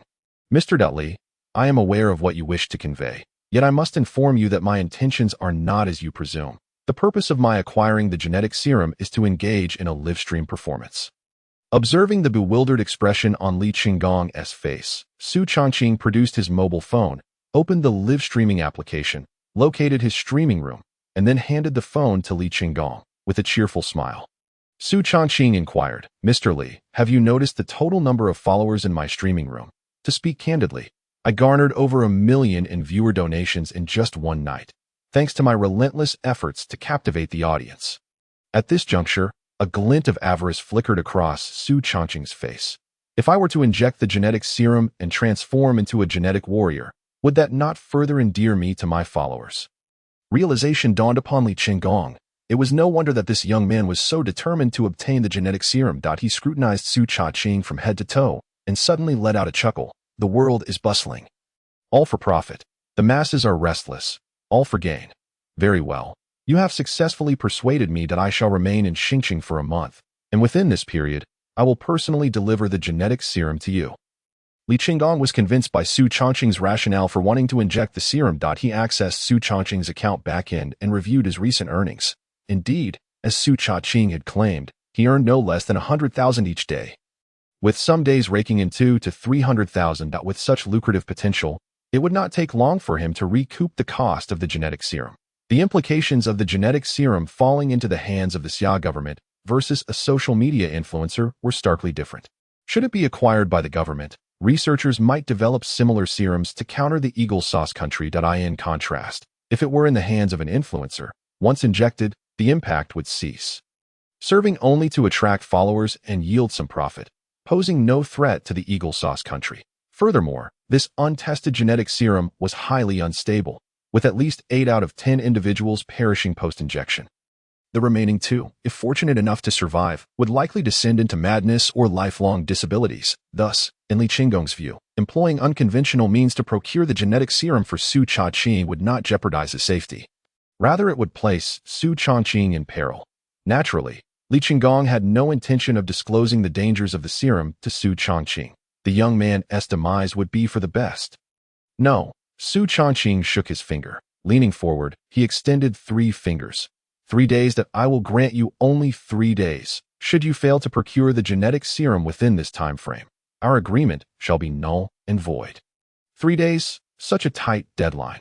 Li Qinggong contemplated requesting an extension, but upon encountering the young man's unwavering gaze, he swallowed his words. Gritting his teeth, he acquiesced. 3 days it is, if I do not acquire the genetic serum within that time. I shall not return. With that, he stormed out. Once alone in the room, Su Changqing rose from the sofa and approached the window, drawing back the curtains. A ray of brilliant sunlight illuminated his face. Watching as Li Qinggong exited the office building and promptly entered a business vehicle, Su Changqing could surmise that the old fox was indeed seeking a way to obtain the genetic serum. A knowing smile crept across Su Changqing's face as he observed the departing vehicle. While money may not solve every problem, it certainly could resolve this one.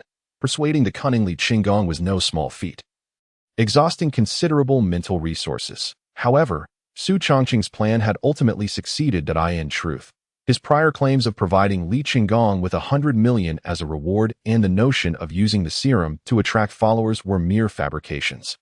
The bank card he had presented contained not a single cent. He had no intention of offering Li Qinggong any money. Su Changqing could indeed withdraw 100 million from the company's account. But why would he do so for Li Qinggong?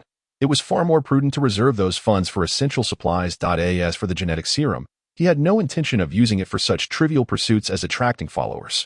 He intended to reserve it for a time of great need when the apocalypse descended. Having been reborn, Su Changqing was well aware of the dangers associated with the serum.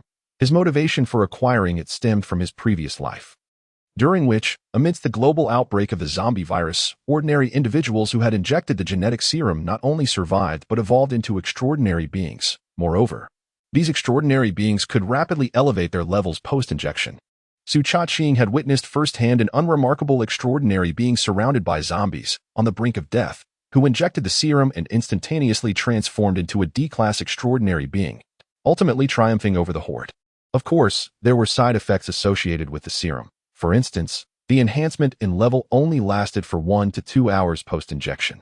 Once the serum's effects waned, the individual would revert to their original state and endure a 24-hour period of weakness. During this weakness period, the enhanced extraordinary being would be weaker than an average person.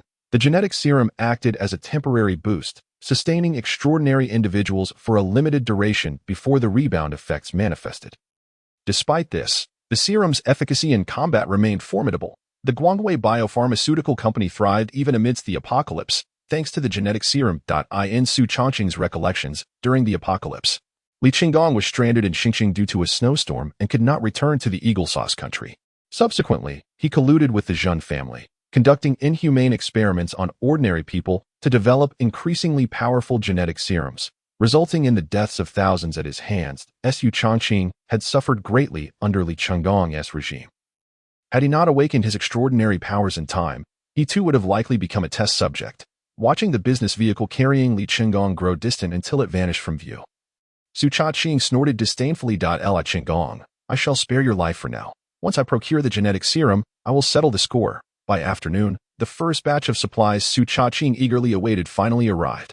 This was arranged by his subordinate, Wang Qian, who negotiated with the owner of a grain and oil company, securing a purchase of 100 million worth of supplies with a down payment of 1 million. Wang Qian, though not particularly loquacious, demonstrated strong business acumen. Su Chongqing decided to reward her with additional supplies before the impending snowstorm. The shipment comprised mainly grains and oils, along with canned goods, sausages, tea, eggs, and other food items. All food products were carefully selected brand name items, ensuring quality. The only downside was the lack of high-end ingredients, which left Su Chongqing somewhat disappointed. Director Zhang of the warehouse was nearly astounded upon seeing the multitude of food supplies. What is going on? Are we no longer in the logistics business, but rather converting to a grain and oil supermarket? Su Chongqing paid no heed to the astonished gazes of his surrounding employees. He directed the workers to transport the goods to the warehouse. Once these tasks were completed, the hour had already turned to evening. Returning to his office, Su Chongqing retrieved dozens of 1-kilogram skewers of lamb from his storage space. He also took out 2 bottles of mitai. These lamb skewers had been discreetly stashed away during his time at the Good Taste Buffet, taken when no one was watching. Now, as he unveiled them, they still emanated warmth. Su Chongqing devoured the meat and drank heartily. The liquor was mitai, and the meat was fresh Tibetan lamb. With the speed of a whirlwind, Su Chongqing consumed all the food and drink. Patting his belly, he let out a satisfied belch. Each time he indulged himself, Su Chongqing could feel the extraordinary energy within him surging, and this occasion was no exception. Simultaneously, his storage space continued to expand. After finishing his meal, he prepared for another live stream at 8:30 in the evening. Within 5 minutes, the number of viewers had surged to over 100,000. Hello, dear brothers and sisters. Su Chongqing greeted cheerfully as the audience swelled. Xiao Lang, good evening. The host's endearing address led to playful banter among the viewers. He called me dear. It means I hold a place in his heart. Funny face. Hee hee, I'm watching your live stream while enjoying a little movie. Upstairs, is that little movie the kind I think it is? Doghead. As the comments threatened to veer into inappropriate territory, Su Chongqing interjected. Would you like to hear me sing, or would you prefer to hear me sing? Oh my, the host is so mischievous, still wanting to sing. Spare me. Host, although we are here for some fun, there's no need to push the viewers to extremes, right? Langu, spare a path for the brothers. Host, perform some magic. Your magic skills are quite commendable. I strongly demand a magic show. Strongly demand a magic show 1. Strongly demand a magic show 2. Strongly demand a magic show 3. Su Chongqing rubbed his nose. Was his singing truly that unbearable? Was it enough to unite all the fans in opposition? Since the audience had collectively called for a magic performance, he felt compelled to heed their wishes. However, what magic trick should he perform this time? Surely he couldn't repeat the bowl trick. Having seen it too often, the novelty would wear off. Perhaps he could conjure a table, or even a sofa set? Looking around, nothing seemed particularly inspiring. But then, his gaze drifted through the window and landed on a Maserati parked under the streetlight, and a smile crept onto Su Chongqing's face as an idea sparked. All right, tonight's magic trick will be that. Outside the office building was a Bugatti sports car. Its ownership unknown. Su Chongqing approached the Bugatti, holding his phone. Dear ones, since we're in the mood for fun, let us go big. Today, we're not transforming bowls. We're changing something else. Do you see this car? The object of tonight's magic trick is this. As the fans beheld the sleek black and white sports car on their screens, the comments exploded. Wow. If I'm not mistaken, That hypercar must be a Bugatti, right? By the model, that Bugatti should be the one priced at 37 million. The host is impressive, being able to afford a car in the millions. I thought the host was just an ordinary person like me, but seeing that Bugatti, I must admit, I'm a bit envious as a host, especially one who presented himself as struggling financially. Su Chongqing understood the importance of not flaunting wealth. Even though he now earned millions daily, he had to remain humble in both speech and action. He had learned from the cautionary tales of Shou Jie and Li Guo, who had faced downfall due to a slip of the tongue. Therefore, Su Chongqing quickly denied, "Everyone, calm down. This is not my car. You see, I don't even have the car keys and can't even get inside.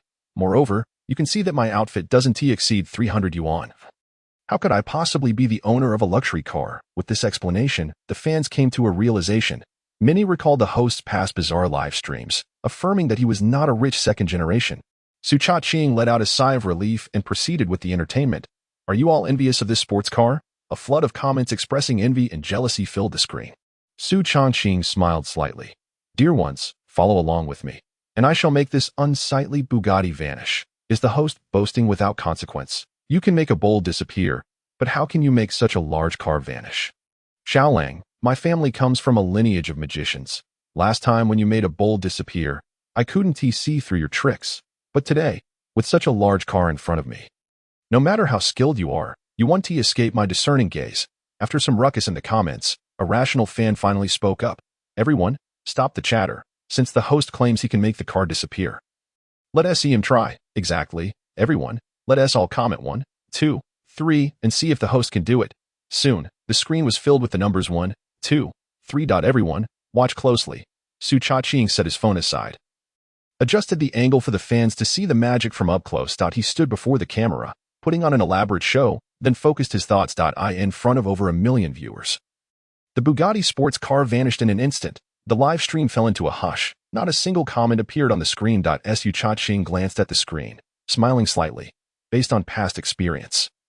He knew his recent magic had left the audience spellbound. The vast majority of fans were still processing what they had just witnessed. However, it wasn't long before the fans collectively erupted. "Oh my, what did I just see? A multi-million-dollar luxury car just disappeared before my eyes. Family, who understands? I just blinked, and the car vanished. This is simply mind-boggling. The host is phenomenal, simply out of this world." That user who claimed to come from a family of magicians, "Did you see anything?" Some negative commenters began to chime in.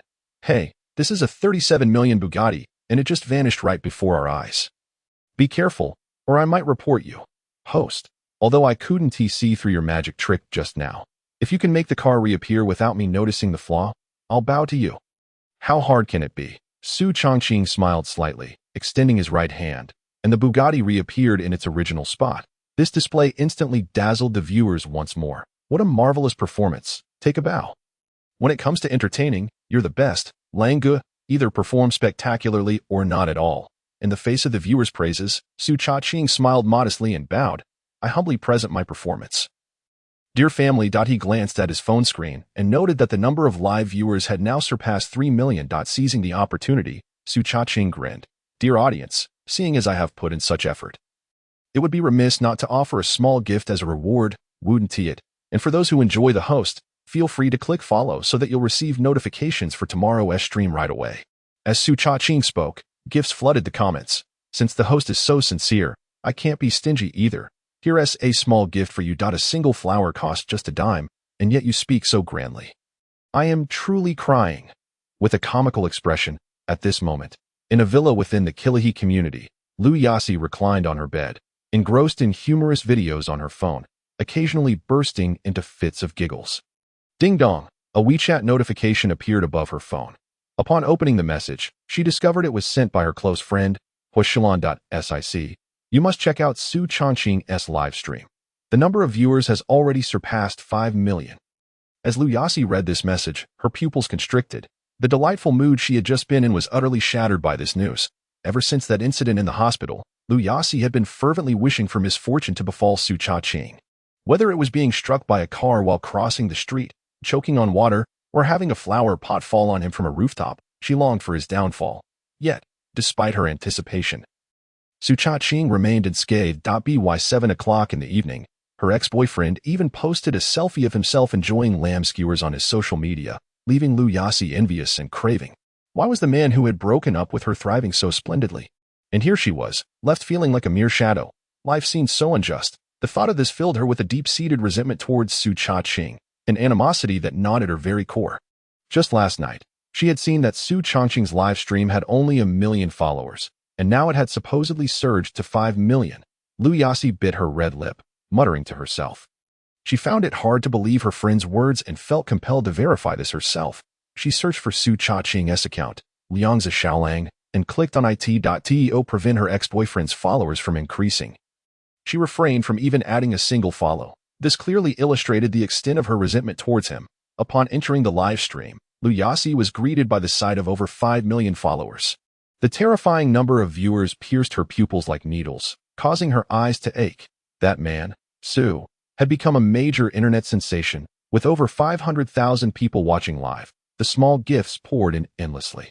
His earnings for the night must have exceeded 2 million with ease. Lu Yasi stared blankly at her phone, murmuring to herself. Earning 2 million in a single day meant 20 million in 10 days. And in a year, that would amount to 700 million. Did this mean that after a year, Su Cha-ching would be a billionaire, reflecting on how just days ago, her ex-boyfriend had been a penniless wretch? And now he had transformed into a near-billionaire. This psychological disparity was unbearable for anyone. The saying rang true. You once ignored me. Now I am beyond your reach. Lu Yasi felt a tumult of emotions towards Su Changqing, resentment, envy, and an overwhelming sense of regret. Yet, the die was cast, and she felt powerless to alter her fate. At that moment, a naked man emerged from the bathroom. He quickly hopped onto the bed, grinning lewdly. Hey there, little minx. Can't wait any longer. Can you? Upon seeing the man's repulsive and grotesque face, Lu Yasi couldn't help but picture the handsome visage of Su Changqing, filling her with revulsion. She truly questioned her own sanity for agreeing to break up with him. Zhenda Xiao, I'm not in the mood right now, Lu Yasi replied, turning her face away. The man noticed that Lu Yasi was engrossed in her phone, completely disregarding him. Thus, he asked, What are you watching, little minx? Lu Yasi's eyes flickered. Oh, nothing much, just watching a live stream out of boredom. As she spoke, she intentionally waved her phone in front of Zhen Zicheng. Liangzi Xiaolang, you're watching Su Cha-ching's live stream. Zhen Zicheng exclaimed through gritted teeth upon seeing the name of the live stream. Seeing Zhen Zicheng teetering on the brink of fury filled Lu Yasi with delight. This was precisely her intent, to provoke Zhen Zicheng's anger. The thought of two men vying for her attention sent a thrill of excitement coursing through her. What could be more validating of her allure than having two infatuated suitors squabbling over her? Zhenda Xiao, I know you're furious, but please, don't be angry just yet. I didn't intend to open his live stream. Su Changqing just sent me a message asking me to support him. Which is why Lu Yasi, the little art master, seized the opportunity to sow discord. Zhen Zicheng sprang up from the bed, his fists clenched tightly. That bastard Su Changqing. I haven't avenged the grudge of him ruining my life. Just hearing Su Changqing's name ignited a fire within him. It was that very man who had turned Zhen Zicheng into a one-testicle warrior, robbing him of his perfection. After the surgery, he hadn't dared to engage in intimacy, and faced with a beautiful woman, he could only indulge in fleeting fantasies. Additionally, Su Changqing's misdeeds extended beyond that. The image of Qin Yi, a goddess among mortals, flashed through Zhen Zicheng's mind. He had fantasized countless times while with other women, wishing they were Qin Yi instead. He had even discreetly contacted her agent, offering an exorbitant sum to dine with her, only to be coldly rejected. As her agent relayed her words, I have no interest in dating a wealthy scion, because I am already part of one. Yet, this haughty national goddess had willingly thrown herself into the arms of a penniless nobody like Su Changqing. How could Zhen Zicheng not feel envious? The more he thought about it, the more his hatred grew. That he wished he could dismember Su Changqing right then and there. As Zhen Zicheng stared at the live stream on his phone, a sudden idea struck him. A wicked smile crept across his face. Isn't Su Changqing performing magic tricks in his live stream? I'll take this opportunity to expose his charade, then publicly humiliate him, making him a laughingstock in front of all his fans. Just wait, Su. You won't be able to make a living on the internet after today. In his mind, he envisioned Su Changqing kneeling before him, pleading for mercy after his tricks were unveiled. Lost in this fantasy, Jin Zicheng couldn't help but chuckle. He reveled in pushing ordinary people to their breaking point, relishing their desperate pleas for mercy. No longer hesitating, he picked up his phone, swiftly opening the live streaming app and entering Liang Zai Xiaolong's live stream. Upon entering, he exclaimed, "Wow!" The live stream was a whirlwind of rockets and sports cars. Dazzling and overwhelming. The small gifts were non-stop. It seemed Su Cha-ching had amassed quite a fortune. Watching Su Cha-ching effortlessly banter with his viewers only deepened Jin Zicheng's envy. His face began to contort with rage. Su, don't think you're invincible now. Soon enough, you'll be crying." His online name on the streaming platform was Jin Daxiao. Using both thumbs, Jin Zicheng typed furiously on his phone screen. After composing a message, he sent it out. "Jin Daxiao, Su Cha-ching, you deceitful fraud, relying on sleight of hand to fool everyone. What kind of talent is that?" However, no one paid him any mind. His message was instantly drowned out by a torrent of others. Barely making a ripple, Jin Zicheng frowned. There are too many comments. He swiftly typed another message and sent it. "Jin Xiao, the host Liang Zai Xiaolang is a complete fraud. Everyone, stop sending him gifts." Yet, it was futile. No one acknowledged him. Su Cha-ching continued to express gratitude to his fans for their generous gifts, while Jin Zicheng's comments vanished in seconds. Nearby, Lu Yasi couldn't help but interject, "Jin Xiao, with the way you're spamming comments, Su Cha-ching won't even see them. If you want to grab his attention, you need to send gifts." Damn it. Jin Zicheng couldn't help but curse. "Su Cha-ching is my enemy. I'm slandering him, and I have to pay for it. Where's the justice in that?" Jin Zicheng rarely engaged with live streams. After all, as a well-known scion in Xingqing, he had countless distractions and hardly regarded live streaming as worthwhile. Nonetheless, complaints aside, he was determined to execute his scheme and begrudgingly send a 9 yuan and 99 cents small gift. He then typed another comment. Yet, a minute passed without any response. "Jin Xiao, the gift you sent is too insignificant." Su Cha-ching, at his level, won't even notice a small gift of 9 yuan and 99 cents. If you're going to send something, make it substantial enough to catch his attention. El Yasi could no longer bear to watch and spoke up to offer guidance. "MMP, Jin Zicheng muttered a curse under his breath. Yet, there was nothing to be done. After all, the internet was not like reality. Su Cha-ching could not hear his insults. Suppressing the anger within, Jin Zicheng sent a large rocket emoji.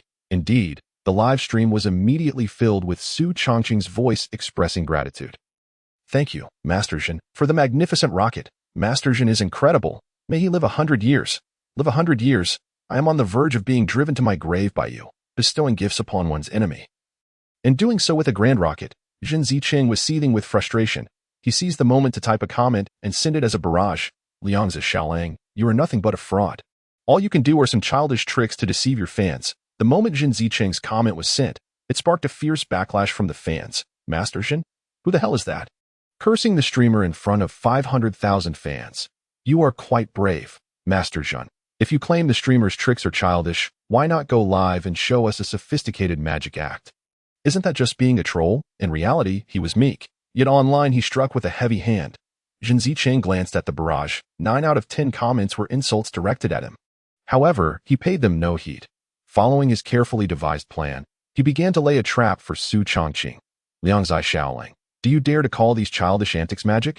How about a wager?" Su Cha-ching, upon reading Jin Zicheng's comment, immediately sensed trouble brewing. Coldly, he inquired, "What are the terms? What shall we wager?" Recognizing the name Jin Zicheng, Su Cha-ching's mind raced with thoughts. Jin Zicheng, on the other hand, smiled slightly, sensing his bait was about to be taken. His thumb swiftly danced across the phone screen, sending out several comments in quick succession. "Hee, our Jin family has a specialized frozen warehouse for seafood in Xingqing. This warehouse spans over 50,000 square feet, housing 10,000 tons of premium seafood. If you can make all the seafood disappear overnight, I shall gift you the entire warehouse's contents. Conversely, if after 12 hours even a single fish or shrimp remains, you will lose. Remember, you must eliminate the seafood without revealing a hint of the trick. If any flaw is discovered, you lose as well. So what do you say? Do you dare to wager?" Before Su Cha-ching could respond, a fan interjected in the comments, "Master Jin, if either you or the streamer loses, what will the punishment be?" Moments later, Jin Zicheng's reply appeared in the chat that if I lose, then I shall forfeit the 10,000 tons of seafood entirely to the streamer.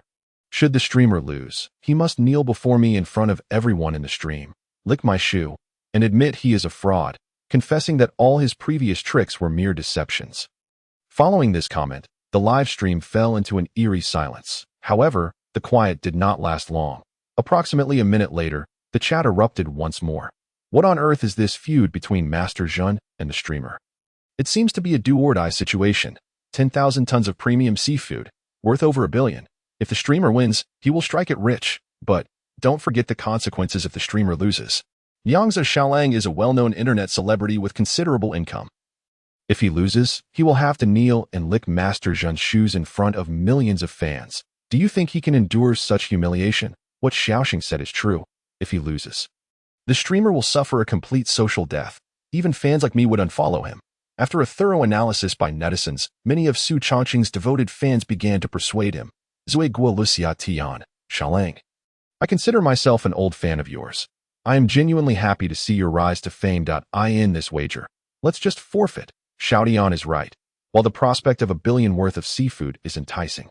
You are a magician, not a deity. How can you possibly make 10,000 tons of seafood vanish overnight? Remember the infamous 9 turns intestine incident from decades ago? This situation is eerily similar. A blatant scheme. The streamer must not fall for it. Zhendasha. Hee, I won't play coy. It's a blatant scheme. Zhen Ziqing was indeed devious. If Su Chongqing refused to accept the wager, he would undoubtedly be labeled a coward by the ever-vigilant haters. A coward, of course, would lead to a mass exodus of fans. Yet, if he accepted the wager with Zhen Ziqing, Su Chongqing would have to make 10,000 tons of premium seafood disappear overnight. A challenge 1,000-fold more difficult than making a sports car vanish. Both paths before Su Chongqing appeared to lead to ruin, making the choice nearly impossible. One misstep could result in total loss, just as the fans in the live stream were engaged in heated debate. Su Chongqing suddenly smiled. For an ordinary person, this wager would be a deadlock. For Su Chongqing, however, it was a golden opportunity. It was as if his thoughts had materialized. Just when he was low on premium seafood in his storage space, Zhen Ziqing was graciously providing him with a gift. As for the potential issue of accommodating 10,000 tons of seafood in his storage, he would surely find a solution. Zhendasha, I accept the wager. Su Chongqing's calm tone suggested he was agreeing to something trivial. His words left many fans speechless. One fan cautioned, streamer, think carefully. If you lose, your reputation will be in tatters. Zhen Ziqing was equally surprised by Su Chongqing's swift acceptance of the wager. But it played perfectly into his hands. He quickly sent another comment. Liangzi Xiaolang, next week at 8 o'clock, we meet at the seafood warehouse. Su Chongqing smiled. Zhendasha, why wait until next week? Tomorrow at 8 will suffice. In just 3 days, a snowstorm was set to sweep the globe, and Su Chongqing could not afford to wait that long. Tomorrow, are you eager to meet your demise, Su? Zhen Ziqing's comment sent a chill down his spine. Why had Su Chongqing agreed so readily? Could he truly manage to make 10,000 tons of seafood vanish? It seemed too implausible. Zhen Ziqing hesitated once more, for that was a fortune worth $1 billion. And he could not afford to be reckless. The live stream echoed with Su Chongqing's voice. Zhendasha, are you hesitating? Have you become a coward? Many fans, relishing the drama, continued to stoke the flames against Zhendasha. Speak up, Zhendasha. Have you gone mute? Weren't you just so confident in challenging the streamer? I despise these rich second-generation types. Their words are as empty as their actions. Zhen Ziqing surveyed the barrage filled with insults directed at him. Damn, a bunch of worthless fools daring to mock me. As a notorious playboy in Xingqing, could he tolerate this? Zhen Ziqing swiftly typed a response. All right, Liangzi Xiaolang. It's settled. Tomorrow night at 8, I'll be waiting at the warehouse. Whoever fails to show is a coward. If the surname Su does not appear, or if he reveals any flaw in his magic, then his reputation will be destroyed. A promise is a promise. We shall see each other tomorrow night. Humph. Whoever does not show tomorrow is no man. A man without a pair of balls has no right to speak such words. Su Chongqing. You. Zhen Ziqing was nearly driven to fury. After exiting the live stream, he clenched his fists and gritted his teeth, forcing out a few words. Su Chongqing, tomorrow I will ruin your reputation. Beside him, El Yassi had been watching the live stream intently. Fully aware of the stakes between Zhen Ziqing and Su Chongqing, she felt a twinge of concern. Master Zhen, do you truly have the confidence to bring Su Chongqing to his knees? Shall we let him meet his complete downfall overnight? Zhen Ziqing let out a cold chuckle. Rest assured, I am not a fool. I know precisely how to deal with someone as arrogant as him. Since Su Chongqing was performing tricks, he must have left some flaws. Tomorrow night, he would have bodyguards meticulously guarding the seafood warehouse. He was convinced that Su Cha-ching could not possibly pull off any surprises. The recent gambling incident had escalated the atmosphere in the live stream to a fever pitch. The popularity of Su Cha-ching's stream soared, reaching 6 million viewers. Fans began fervently discussing the gambling match scheduled for the following night. Some were optimistic about Su Cha-ching, while others expressed concern for the host, and a few notorious haters openly declared their support for Zhen Zicheng. Su Cha-ching, seizing this momentum, transitioned into a live streaming sales mode. Dear family in the live stream, today I won't be indulging in any flamboyant antics. Instead, I'm here to deliver some benefits. Click the lucky bag in the upper left corner to participate in the event and stand a chance to win free gifts. First, take a look at the professional grade down jacket from Candy in the shopping cart at the lower right corner. And now, let's take a gander at these military grade compressed biscuits. For those who just missed out, there's still time to place your order. The quantity is limited, and I've opened a last-minute opportunity just for you. Act quickly, or it will truly be gone. After several live sales sessions, Su Cha-ching's expertise grew increasingly adept. The sales figures continued to rise, with the professional-grade down jacket selling over 10,000 units. Fans in the live stream began to inquire, "Host, can you not showcase some cosmetics or summer clothing?" Indeed, as a prominent internet celebrity, why was he consistently promoting down jackets and winter gloves when it was summer? Who would be purchasing such items? It was one thing to sell winter gear, but he also frequently promoted self-heating hot pots, instant noodles, and compressed biscuits. One might think a disaster was imminent. Promoting the Wax Easy eyebrow pencil at 79 yuan is surely more lucrative than the items in the shopping cart. In response to the fans' bewilderment, Su Cha-ching merely smiled faintly. His purpose was not solely to profit from sales. In the wake of the apocalypse, witnessing others shivering in the cold, he believed that fans who purchased his goods would undoubtedly express their gratitude. The more they bought, the deeper their appreciation would be. As for those who merely spoke ill without making purchases, they could only await their regret. By midnight, the number of online viewers in Su Cha-ching's live stream had dwindled to less than 100,000. He greeted his fans and then logged off. With practiced ease, Su Cha-ching accessed the backend, where it displayed today's earnings had surpassed 5 million. He began to calculate his current assets. Although he had earned 5 million today, he had given Li Chunggong 5 million for the gene serum. Thus, it turned out that today's efforts had been for naught. Adding to this were the down payments for renovating Qin Yi's villa and Li Fugui's house, along with various other expenses. After estimating the funds in his several bank cards and deducting recent expenditures, Su Cha-ching found that his assets had dwindled to a mere 15 million. Closing the live streaming platform, Su Cha-ching opened WeChat and noticed a message from Qin Yi containing a photo. Upon opening the chat, he was greeted by an image of Qin Yi shooting with a compound bow. Clad in athletic wear, she appeared earnest and focused, exuding a stunning charm. Su Cha-ching smiled faintly. It seemed the girl had taken his words to heart. He replied with a message requesting Qin Yi to prepare more of her favorite foods and ample personal supplies, such as sanitary napkins. In this new world, one must not only survive but also enjoy life when conditions allowed. The following morning, Su Cha-ching was awakened by the sound of a phone ringing. Glancing at the screen, he saw it was a call from Director Zhang of the warehouse. "Hello," he answered groggily. "Cha-ching, there are over 100 large trucks parked outside the warehouse, loaded with copious amounts of beef, lamb, and pork. The driver says these meats were ordered by your sales department. You should come take a look." "All right, I'll be right there." Su Cha-ching sprang up from bed in excitement. It seemed that all the goods ordered by the sales department had begun to arrive. He would undoubtedly be very busy in the coming days. Dressing swiftly, he skipped breakfast and hurried toward the warehouse. Before even arriving, he could see a line of large trucks extending from the warehouse entrance all the way to the company gate. Counting them, he realized there were not just 100 trucks as Director Zhang had mentioned, but 200. Roughly calculating, each heavy truck could carry 50 tons of meat, meaning 200 trucks would transport a staggering 10,000 tons of various meats. Su Cha-ching instructed Director Zhang to open the warehouse doors and hurriedly directed the workers to begin unloading. Hundreds of employees operated various machines, working tirelessly from 6 in the morning until noon. Yet they had barely made a dent in unloading the 10,000 tons of goods at lunchtime. Su Cha-ching sent the workers off to eat. Suddenly, his phone rang. Pulling it out, he saw it was a call from Qin Yi. He hit the answer button. "Hello, Xiaoyi. Do you need something, little Su?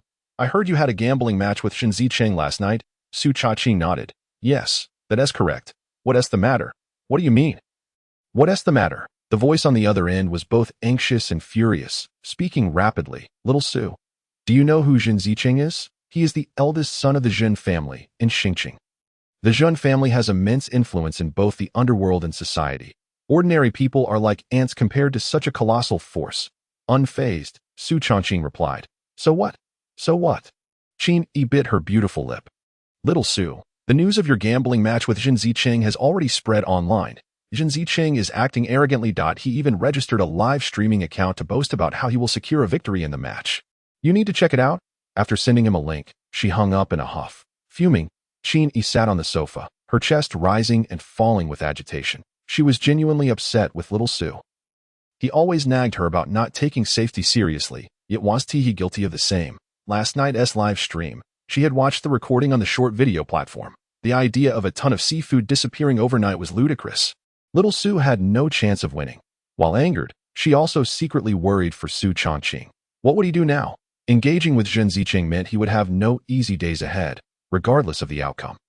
At that moment, Su Changqing clicked the link Qin Yi had sent and entered the live streaming platform. After typing in Jin Dashao, he found Jin Ziqing was indeed live streaming. Glancing over, he exclaimed, "Goodness!" The viewership in Jin Ziqing's stream had surpassed 1 million. What was going on? Jin Ziqing was a complete newcomer.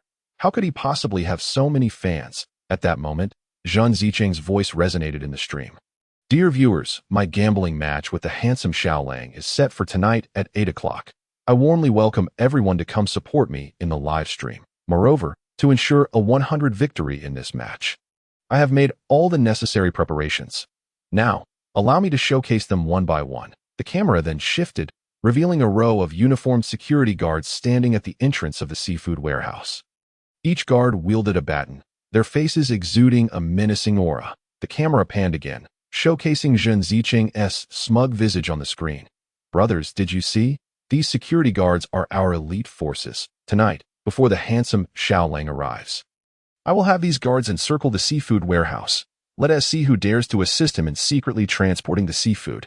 In his eyes, the most plausible explanation for Su Changqing's complete disappearance of 10,000 tons of seafood was that he had hired someone to stealthily transport it away. As long as sufficient personnel were dispatched to monitor the warehouse, Su Changqing would have no opportunity to exploit. Jin Ziqing paused for a moment before continuing. Let me show my brothers another insurance lock. The camera in the live stream shifted to reveal a row of middle-aged individuals clad in Zhongshan suits. Jin Dashao, what is going on? The quality of your security team seems quite lacking. Why are there elderly gentlemen in their 50s and 60s? Indeed, the host shouldn't employ such shady tactics. Are you trying to swindle the handsome Xiaolang with these frail old guards? Jin Ziqing, observing the comments flooding in from the audience, grew anxious. What elderly guards? Can't you articulate? These 10 individuals are top-tier magicians I've hired at great expense from across the nation, with these magicians present. No matter what underhanded schemes Xiaolang concocts, they shall not escape their discerning eyes. Jin Ziqing's explanation instantly enlightened the fans. The Jin family truly deserved their reputation as the foremost tycoon in Xingqing. Such grandeur was unmatched. The scale of Jin Dashao's setup was beyond what an average person could fathom. The host has certainly made quite the spectacle. Over 100 security personnel and elite magicians to maintain order. Let us see how Xiaolang will respond. Respond? What a joke. Upon witnessing such a formidable array, Xiaolang was likely terrified out of his wits. Seeing so many black fins disapproving of Su Changqing, Jin Ziqing's lips curled into a slight smile. Su Changqing, your stroke of luck ends here. Jin Ziqing extended his right hand, beckoning towards the screen with his index finger. Su Changqing, I await your arrival. If you're a man, come here tonight. Su Changqing watched Jin Ziqing's live stream for a while. His heart calm and untroubled, the corners of his mouth lifted in a barely perceptible cold smile. Jin Ziqing, do you truly believe that by setting this extravagant stage, you can ensnare me? You have no idea what kind of terrifying existence I am. With my extraordinary abilities, how will you confront me? The duel between Su Changqing and Jin Ziqing spread rapidly across the internet. A prominent internet celebrity employing magic to make 100 billion worth of high-end seafood vanish. What an enticing spectacle. By 8 o'clock that evening, Su Changqing initiated his live stream. Within less than 5 minutes, the viewer count surged past 1 million. Langgo, I'm here to support you. Go, Langgo, even if you lose. Even if all your fans abandon you, I will never forsake you. Host, I'm a lackey from the Ultraman gang. Do you believe in light? Upon seeing the encouragement from his fans, Su Changqing felt quite moved. However, upon reading the last comment, he lost his composure. What is this? You don't believe in light, and you want Ultraman to come beat me up? Some young people truly were a disgrace to Ultraman fans. Originally, Ultraman fought to protect the weak, yet some fans resorted to violence, bullying the vulnerable and disturbing social order. How absurd! Su Chongqing silently scoffed. Choosing not to linger any longer, he hopped into his beloved little truck and drove towards Zhun Zicheng's seafood warehouse. 20 minutes later, he finally reached his destination. Stepping out of the vehicle, Su Chongqing noticed the seafood warehouse was ablaze with lights. As he took out his phone to capture the surroundings, he inadvertently discovered that the number of fans in the live stream had already reached 5 million. Wow, the show hasn't even begun, yet so many fans have arrived. Mr. Su, greetings. A man with a full beard, clad in a security uniform and towering in stature, spoke in a cold, brusque tone. This bearded man exuded an air of arrogance. Wearing sunglasses even in the dim light of night, a few lackeys trailed behind him. Upon glancing at them, Su Chongqing deduced that this man was likely a security captain. The security captain gestured for Su Chongqing to follow. Mr. Tetsu, our boss has been awaiting you for quite some time. Please, follow me. Su Chongqing nodded without uttering a word. Seeing no need to engage in further conversation with the lackeys, he trailed behind the security captain towards the warehouse. As they approached the warehouse, a dense throng of uniformed security personnel surrounded them. Upon spotting Su Chongqing, they rushed towards him with an intimidating ferocity, as if they intended to tear him apart. Of course, they would never dare to lay a hand on Su Chongqing, considering there were 5 million fans simultaneously watching the live stream. The viewers in the live stream, witnessing Su Chongqing being encircled and bullied, collectively rose in his defense. A netizen named Naihikyo commented, "What is going on?" Although Xiao Lang is an opponent, Jin Daxiao's tactics seem petty. Another fan chimed in, "Indeed, the moment Xiao Lang arrived, Jin Daxiao orchestrated such a scene. It reminds me of the classic scene from Taking Tiger Mountain by Strategy, when Yang Yingxing single-handedly approached Tiger Mountain. He faced the same kind of overwhelming enemies." Naihikyo teased, "Why is your face so red?" Grinning, "I'm radiant," boasting, "And why has it turned yellow? To keep warm, I applied wax. Brother, we're kindred spirits." Dog emoji. "I'm Zazawi. If you're a brother, come at me." Facepalm. The banter between the two fans sparked laughter among many netizens. Finally, a fan remembered the host and sent a message. "Hey, brothers upstairs, stop with the jokes and focus on the live stream." At that moment, Su Chongqing pushed through the crowd and stood before Zhun Zicheng. "Brothers, do you see who has arrived?" Zhun Zicheng was also live streaming. Thanks to this gambling event, his audience had exceeded 100,000. Surrounded by security personnel, he stood facing Su Chongqing. "Ladies and gentlemen, standing before you is the handsome Xiao Lang. Our duel is about to commence." Zhun Zicheng waved his hand, and the obsequious security captain hurried over. "Zhun Xiao, what is the matter?" Zhun Zicheng replied coldly, "Lead your men, arm yourselves, and begin an unceasing patrol around the warehouse. Capture anyone attempting to approach." Understood. The obsequious security captain turned to the more than 100 security personnel and commanded, as previously arranged, form groups of 4 and continuously patrol the vicinity of the warehouse. Not even a fly shall enter. After this, the sound of hurried footsteps filled the air as the security personnel dispersed in groups. Soon, only Zhun Zicheng, Su Chongqing, and the 10 magicians remained in front of the warehouse. The viewers in the live stream buzzed with discussion upon witnessing the recent events. Jin Daxiao is impressive, with a single command. Over 100 security personnel obeyed. Truly, he is the wealthiest in Xingqing. His power is formidable and terrifying. Indeed, the joy of the rich is beyond the imagination of ordinary people. Zhun Zicheng observed the comments in the live stream. A self-satisfied smile gracing his face, he glanced at Su Chongqing, who appeared aloof and unperturbed. "Ha! This fellow seems to hold himself in high regard. Does he not envy my wealth and authority? Surely, he is merely pretending." Zhun Zicheng contemplated toying with him. He raised his right hand, flaunting his watch before Su Chongqing. "Popper, do you know what watch I'm wearing? It's a Patek Philippe custom model, worth over 10 million, something you could never afford." Su Chongqing rolled his eyes and rolled up his sleeve, revealing his own watch. "Oh, you know how much mine is worth?" Zhun Zicheng was taken aback. Did Su Chongqing also possess a luxury watch? Had he indulged himself after making money from live streaming these past few days? Zhun Zicheng stared at Su Chongqing's watch, shaking his head in confusion. "I don't know." Su Chongqing smiled slightly. "You can't tell? It's an anonymous watch I bought on a bargain site for $9.99, shipping included. Fool. The exchange between Zhen Ziqing and Su Chongqing was clearly visible to the viewers in the live stream. Ha ha, is Xiao Lang trying to make me die of laughter? Zhen Daxiao is such a show-off. This time, I'm fully supporting Xiao Lang. When show-offs get rebutted, it's a full-on roast, realizing he had been outsmarted by Su Chongqing. Zhen Ziqing felt the sting of embarrassment. Su Chongqing, don't get too cocky. After you lose this bet, you'll have your moment to weep. The Su family is utterly despicable. It is imperative that I initiate the gambling match without delay. For every fleeting moment spent in the company of Su Chongqing, Zhen Ziqing feels as though his intellect is being relentlessly trampled upon, akin to being repeatedly crushed beneath the wheels of a cart. He signaled to his subordinates, who promptly swung open the door to the seafood warehouse. Ha! Today, I shall allow you, a penniless fool, to witness the opulence of seafood worth a staggering 10 billion. Before he could finish his statement, he beheld Su Chongqing, one hand in his pocket and the other brandishing a mobile phone, shouting, "Brothers, come take a look.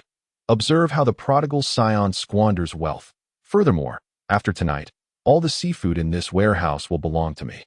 As he spoke, he strode confidently into the warehouse. What on earth? Zhen Ziqing was utterly bewildered that it was blatantly clear that he was the rightful owner of the warehouse. Su Chongqing's words implied that he had already lost the gamble. As if the seafood warehouse had already been claimed by him, Zhen Ziqing stamped his foot in frustration. Su Chongqing, revel while you can. Soon you will find yourself kneeling at my feet. Inhaling the scent of my stinky feet. Upon entering the warehouse, Zhen Ziqing beckoned, and the 10 magicians behind him encircled Su Chongqing. They were so close they nearly bumped into his face, allowing the viewers in the live stream to see the faces of the 10 magicians in exquisite detail. Good heavens, is that not Master Wang Hanru? One viewer exclaimed. Master Wang is a towering figure in the realm of magic, and he has come to support young Master Zhen. But it is not just Master Wang. The esteemed figure beside him is none other than Mr. Cui Su, widely recognized as the foremost magician of our time, and Mr. Lu Dajin has also arrived. He is a world-class magic master. A particularly envious viewer posted a lengthy comment. It seems young Master Zhen's financial prowess is indeed formidable. Just look at the spectacle he has orchestrated. Over 100 security personnel patrol outside, ensuring that not even a mosquito could infiltrate, effectively eliminating any possibility for the dashing Xiao Lang to receive outside assistance. Young Master Zhen has also spared no expense in hiring the 10 most elite magicians in the country to stand beside Xiao Lang. Any minute flaw will be spotted by these magicians' keen eyes. It appears that this gambling match is a guaranteed loss for Xiao Lang. Fans in the live stream echoed their agreement. Under such stringent surveillance, even the world's most skilled magicians would be unable to make off with a mere grasshopper, let alone a ton of seafood. Zhen Ziqing gestured towards his secretary, who quickly handed him a stack of documents. With a smile, Zhen Ziqing tossed the documents in front of Su Chongqing. Su Chongqing, here lies the gambling agreement between us. Sign it, and this wager will become official. The live stream audience watched intently, their comments flooding the screen like snowflakes. Xiao Lang, quickly concede. There is no chance of victory. Xiao Lang, do not sign. Once you do, it will have legal binding. You won't be able to back out. Indeed, conceding would preserve a shred of dignity. Perhaps young Master Zhen might even allow you to bow only a couple of times. Su Chongqing glanced at the comments in the live stream. Noting that nearly all the fans opposed his participation in the gamble, he could understand their sentiments. After all, from the perspective of an ordinary person, this gamble appeared to be a surefire loss. However, that was merely the viewpoint of the common folk. Su Chongqing was no ordinary individual. He was an extraordinary being. Without a moment's hesitation, he lowered his head and swiftly signed his name on the contract. Then, looking at the live stream, he smiled slightly.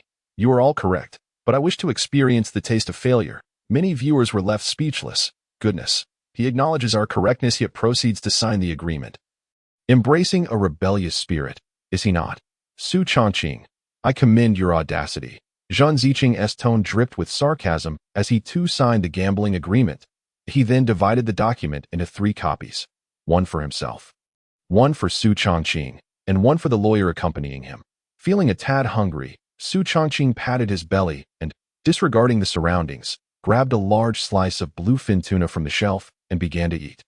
Zhen Ziqing paused, then burst into laughter from frustration. What are you thinking about food at a time like this? Do you believe you can devour a ton of seafood overnight? I permit you to eat. But should you lose, you will have to pay for the high-end delicacies. He had heard from his cousin about Su Changqing's infamous feat of consuming 60,000 worth of food at a buffet. He certainly could not allow Su to take advantage of him.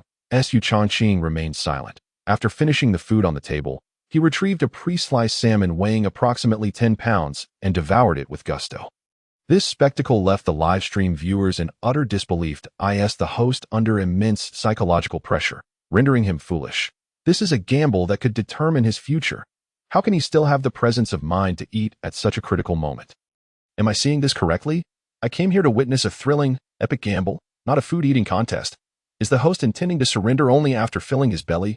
Xiao Lang, you have betrayed us, and without the protection of our deity. Prepare to kneel before young Master Zhen and beg for mercy, bringing shame to yourself.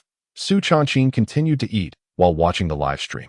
Upon reading the comments from the followers of the Lick Dog sect, he was momentarily taken aback. Had he not reformed? Why could his former companions not let him go?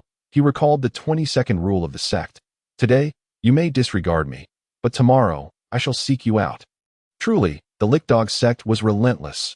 Ah, I see. Su Changqing, you intend to numb me with your eating, then employ underhanded tactics to abscond with the seafood.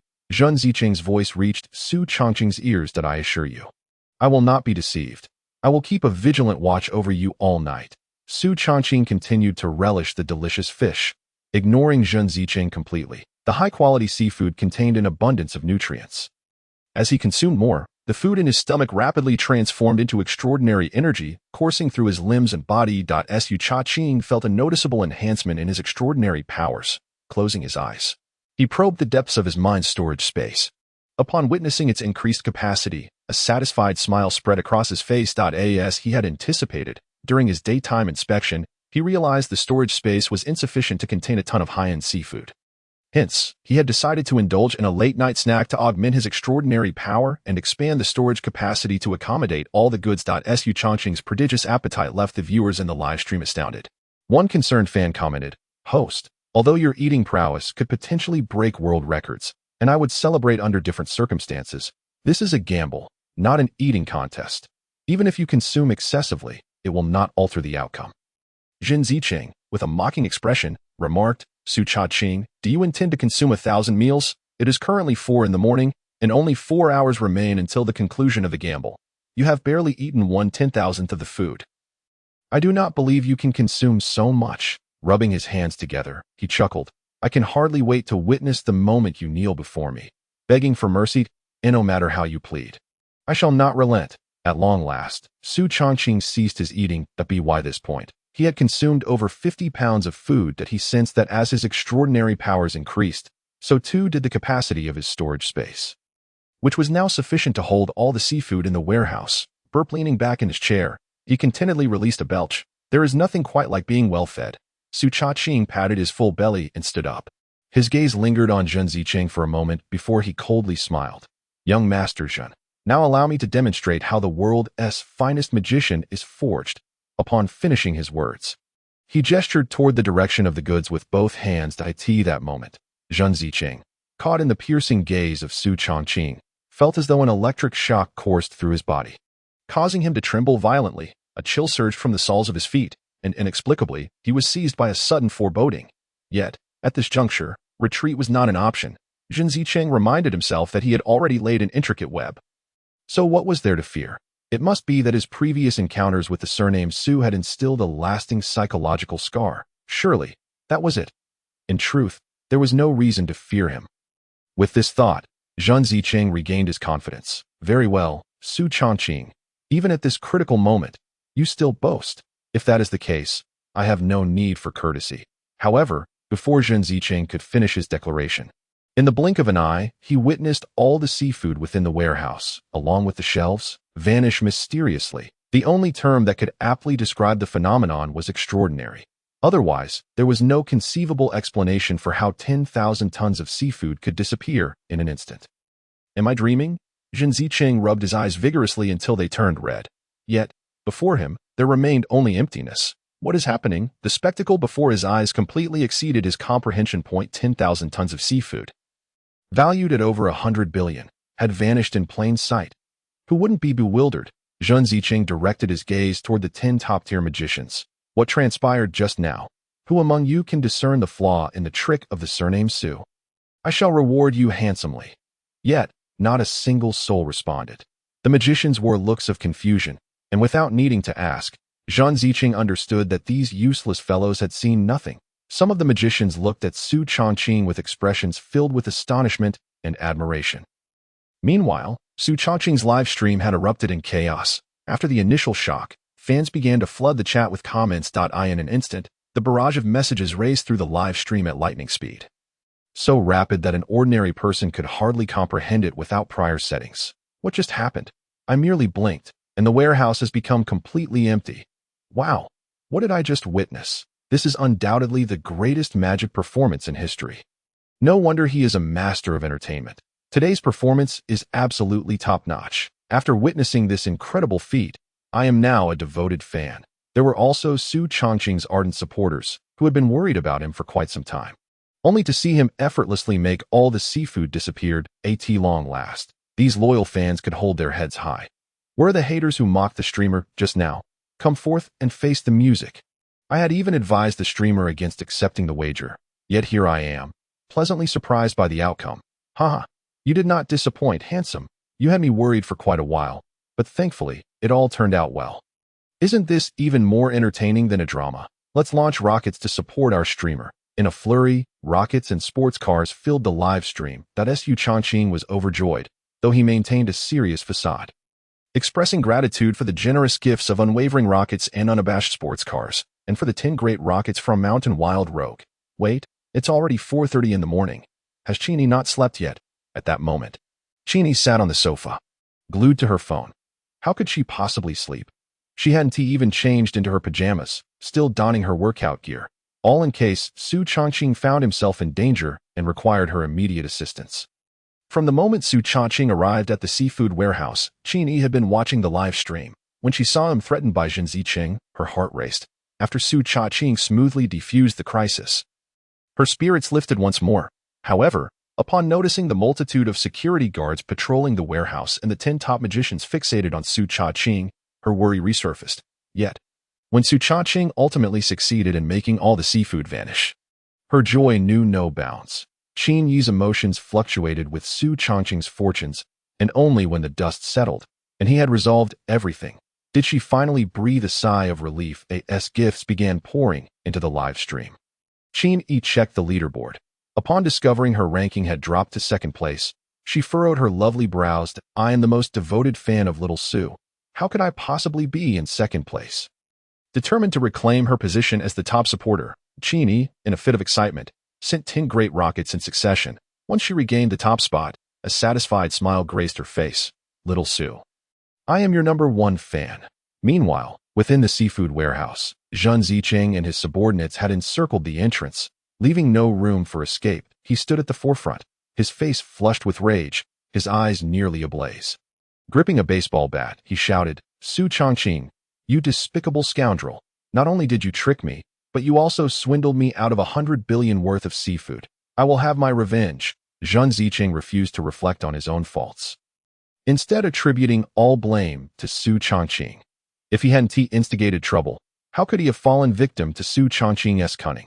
As he swung the bat towards Su Chongqing's head, Su Chongqing stood his ground, and with a resounding thud, the bat struck his head. Naturally, this did not inflict any harm on him. Being an extraordinary individual, Su Chongqing feigned a grimace and rubbed his head. Addressing the audience, brothers in the live stream, bear witness, Zhan Ziqing lost the wager and not only refuses to concede but resorts to violence. In Xia country, gambling is permissible, especially when it is conducted under a signed agreement, which is legally protected.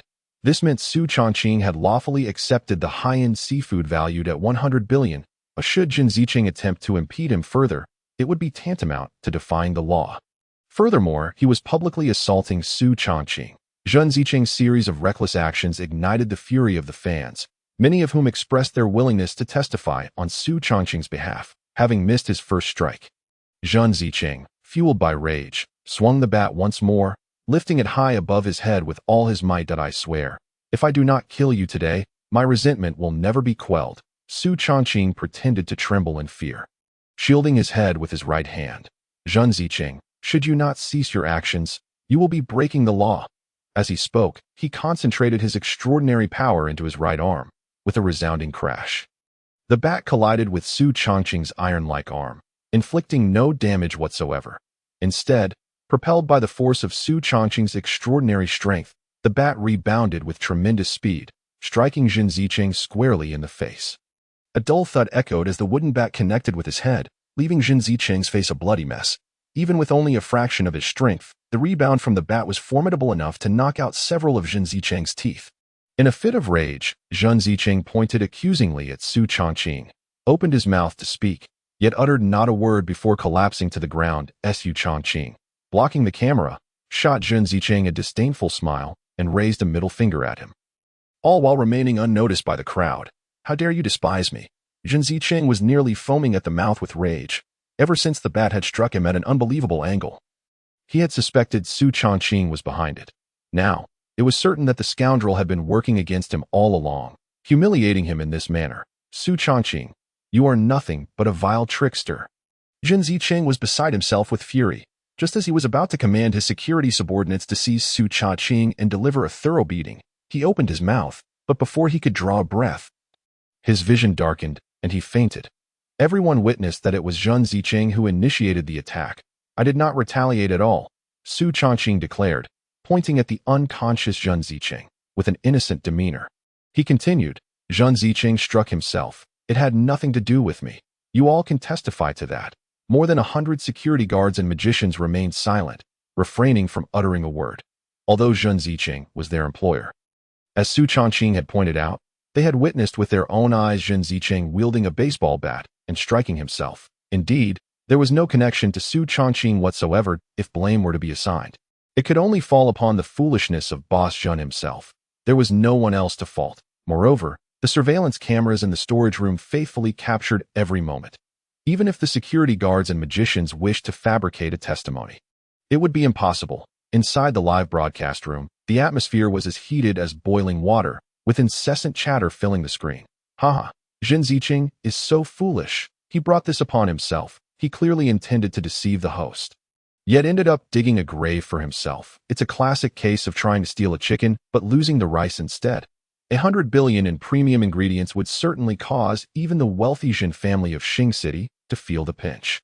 Those unscrupulous individuals ought to be taken down a peg by the likes of the righteous host." Su Chongqing glanced at the comments in the live stream, and then at Jin Zicheng, who lay bloodied and unconscious. That a subtle smile of satisfaction graced his face. In his previous life, Jin Zicheng was the mastermind behind Su Chongqing's murder. It was this very monster, Jin Zicheng, who had cruelly dismembered Su Chongqing. Piece by piece, he even distributed the flesh and blood of Su Chongqing among others, allowing them to consume him bite by bite. The agony of being slowly tortured and witnessing one's own flesh being devoured is something unimaginable to those who have not experienced it. Even with the opportunity to live again, Su Chongqing felt a chill run down his spine at the thought. Thus, he harbored an intense desire to rend Jin Zicheng to pieces. However, he would spare his life for the time being.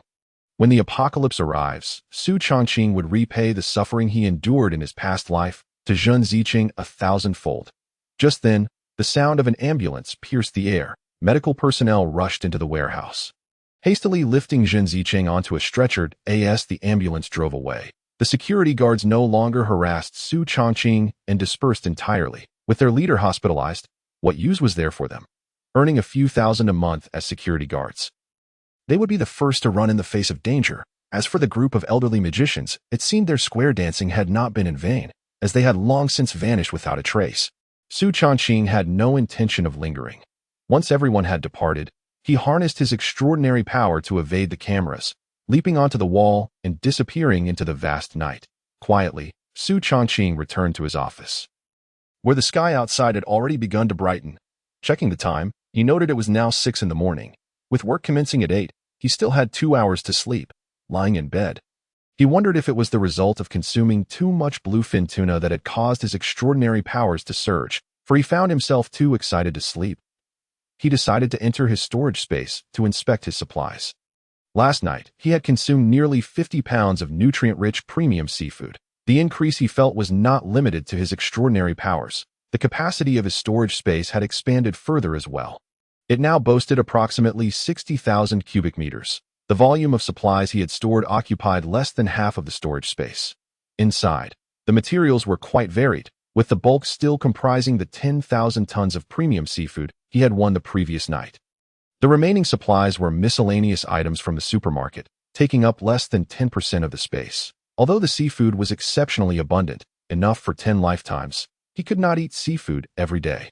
Could he? Su Chongqing then recalled the vast quantities of supplies that the sales team had persuaded the suppliers to deliver in recent days. These supplies were based on a list Su Chongqing had compiled from his survival experiences in the apocalypse prior to his rebirth. The list was comprehensive, encompassing everything that could be utilized during the end times. Over the past few days, suppliers had begun delivering various goods to the company, including tens of thousands of tons of rice, flour, oil, and other staples, as well as gasoline, diesel, smokeless coal, and natural gas.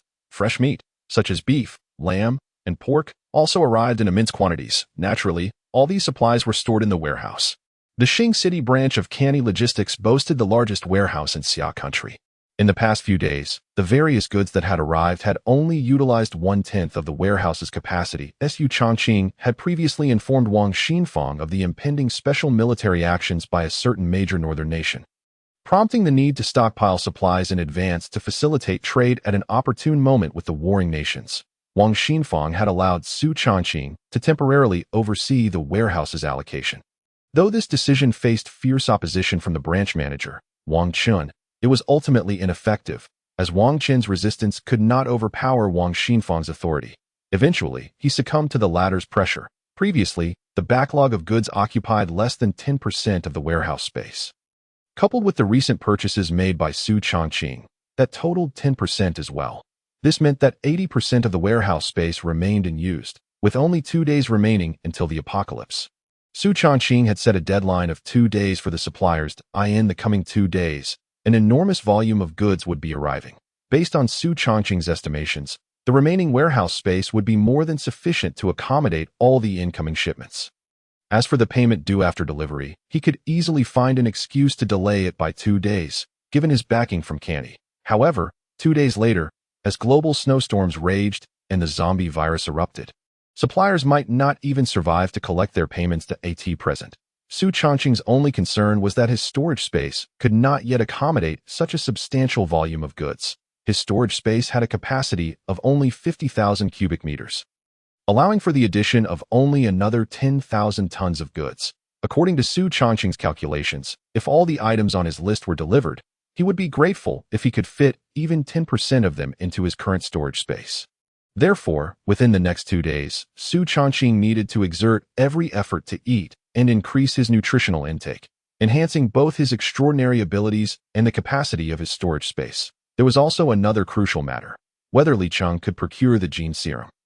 The gene serum not only increased the chances of ordinary individuals evolving into extraordinary beings, but could also temporarily boost the combat strength of extraordinary individuals. In the perilous end times, it was undoubtedly an essential elixir for survival. Su Chongqing pondered. Drowsiness gradually overtook him, and soon he succumbed to a deep slumber. Suddenly, a series of knocks at the door disrupted Su Chongqing's pleasant dreams. Groggily, he lifted his head and impatiently replied, "Who is it?" "Manager, it's Wang Hui. Are you available now?" The sales manager's office comprised a bedroom and a living area. Having returned late the previous night, Su Chongqing had not changed out of his clothes, but had collapsed into bed. Upon hearing the voice, he rose from his bed and made his way to the living area. As he opened the door, he found Wang Hui half covering her eyes. "What are you doing?" Wang Hui peeked with one eye, blinking before breaking into a grin. "Manager, you're so handsome. You nearly blinded my titanium alloy eyes.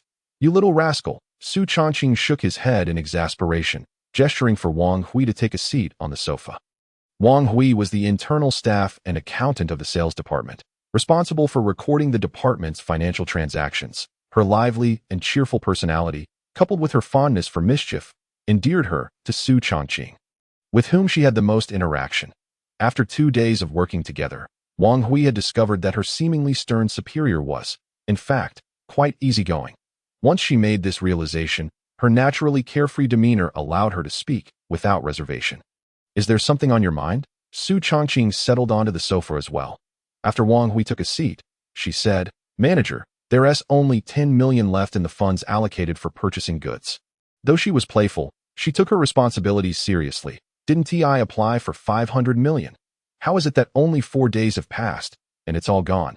Su Chongqing scratched his head. Have you seen how much in advance payments we've already made?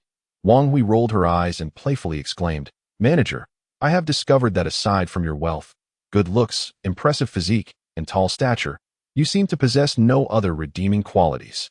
Su Chongqing responded, Huh? Are you complimenting me? Or is this merely flattery? With a hint of exasperation, Wang Hui replied, Other than a handful of suppliers who agree to a mere 1% advance payment. Most vendors require at least 10% upfront. Some even demand half of the payment in advance. Given the substantial quantity and value of the goods you are purchasing, can you really afford to forego such funds? All right, I understand, Su Chongqing said, shifting the conversation. Which items from the purchase list have yet to be fully acquired? All items on the purchase list have been reserved as necessary, but did you not mention needing to order a batch of medical supplies as well? Since our company is not a hospital, pharmaceutical companies do not extend credit, which means that all medical and healthcare equipment must be paid for in full. Su Chongqing recalled that 2 days prior, he had added a significant number of medical supplies to his shopping list. The list included not only a vast array of medications, but also various medical devices. It could be said that all the medications and equipment found in top-tier hospitals were present on Su Chongqing's list. And even items not available in such hospitals were included. The total worth of this batch of medications and medical devices approached 50 billion, all sourced from the most advanced international suppliers. The reason Su Chongqing procured such a large quantity of medications and medical equipment was purely precautionary. Although extraordinary beings possess physical capabilities far beyond those of ordinary humans, they still belong to the human realm. As long as one is human, illness and injury are inevitable. Su Chongqing did not wish to find himself without medical assistance in the event of sickness or injury. At that point, it would truly be a case of calling for help in vain. Therefore, relocating hospital supplies into the storage space was of utmost necessity, but that required 50 billion in funds. Where would Su Chongqing acquire such an amount? After a moment's hesitation, he stated, Let's set aside the matter of medical supplies for now. I will handle it. For the other goods, please urge the suppliers to expedite their delivery. If any suppliers encounter difficulties in transporting goods, we can arrange vehicles to assist. However, my bottom line is that all items must be delivered to our company's warehouse within 2 days. Any suppliers who fail to meet this condition will not be engaged. Understood, Manager? Wang Hui nodded emphatically. Is there anything else? Su Chongqing noticed Wang Hui gazing at him with an infatuated expression and could not help but inquire. Nothing else, Manager. Wang Hui's infatuation intensified. Su Chongqing felt a shiver run down his spine from her gaze. Wang Hui, he asked, do you want me to tell you a touching story? What touching story? If you don't leave, I'll touch you. Haha, what a cold joke. I nearly froze to death. Manager, bye-bye. Realizing the implications, Wang Hui reluctantly cast one last glance at Su Chongqing's handsome face, wiped the corner of her mouth, and left. After bidding farewell to Wang Hui, Su Chongqing let out a long sigh. Dealing with such a subordinate, amidst busy work, turned out to be quite a challenge. Just as the workday began, Su Chongqing's phone rang. It was a call from Director Zhang of the warehouse. Unsurprisingly, yet another batch of goods had arrived. This shipment consisted of fresh vegetables, including a variety of precious mushrooms, black and white truffles, matsutake, and more. These vegetables boasted high nutritional value, rivaling that of premium meats and seafood. In the apocalypse, one cannot subsist solely on meat and seafood every day, as even the most delectable dishes would eventually become tiresome. Moreover, a balanced diet is essential for optimal nutrition. This vegetable supplier held significant strength within the domestic market, and as Su Chongqing surveyed the scene, he saw heavy trucks brimming with vegetables, filling the company parking lot to capacity, at least 200 to 300 vehicles. Thankfully, the logistics company had ample space, allowing the trucks to park, but Su Chongqing estimated that the fresh vegetables delivered in this shipment weighed no less than 10,000 tons. He promptly called for the workers to commence their tasks. Over 100 laborers gathered around the trucks, utilizing every tool available: forklifts, tractors, electric unloaders, and more. Even so, after 4 hours, they had barely unloaded less than 10% of the goods. Standing atop a truck, Su Chongqing observed the slow pace of work below. Shaking his head and muttering, The unloading speed is far too sluggish. At this rate, it will take 2 days just to handle this 10,000 tons of goods. With the impending apocalypse, Su Changqing could hardly afford to wait that long. As he contemplated the situation, a voice called from below, "Manager Su, the security department just informed me that a large shipment has arrived outside. Before the current batch was even finished unloading, another had arrived. What shall we do?" Su Changqing instructed, "Director Zhang, please notify the security to open the gates and let the trucks in. We must avoid obstructing the road." He glanced at the time. "If we wait a little longer, more workers will arrive to assist." Though Director Zhang appeared skeptical, he gave an okay gesture and hurried toward the entrance, mumbling to himself, "How has this young man become so reckless, spouting nonsense? Where will he find more workers? Does he think he is Sun Wukong, able to summon reinforcements at will?" Su Changqing, having activated his extraordinary abilities, heard every word of Zhang's grumbling, but merely smiled faintly. Once Director Zhang departed, Su Changqing picked up his phone and dialed Wang Hui. After a few rings, the call connected. "Manager?" Wang Hui's voice came through to Su Changqing replied, "How did the recruitment advertisements I asked you to post online perform, with the generous benefits you promised in the ads?" "The response has been outstanding. The phone number I left in the advertisement has been inundated with calls." Su Changqing had anticipated that with the arrival of such large quantities of goods, the existing labor force would be insufficient. Thus, he had instructed Wang Hui that morning to post job listings on platforms like 59 Tongcheng and Boss Direct Hire. The requirements for the laborers were minimal, primarily seeking strong adult males, with no other restrictions. The wages were set at 1,000 per day, paid daily. Given these enticing conditions, it would be surprising if they did not attract applicants. Wang Hui's phone rang again. "Manager, I must take this call. The office phone is ringing. If I am not mistaken, the first batch of workers has already arrived at the company entrance. I will go greet them." Su Changqing nodded. "Wang Hui, once you receive them, there is no need for any onboarding procedures. Just bring them straight to the warehouse to work. Additionally, I will give you a bank card with 3 million in it. Withdraw the entire amount." "Understood, manager," Wang Hui affirmed before hanging up. She was known for her decisive and efficient work style, consistently executing tasks assigned by her superiors to perfection. This was precisely what Su Changqing appreciated about her.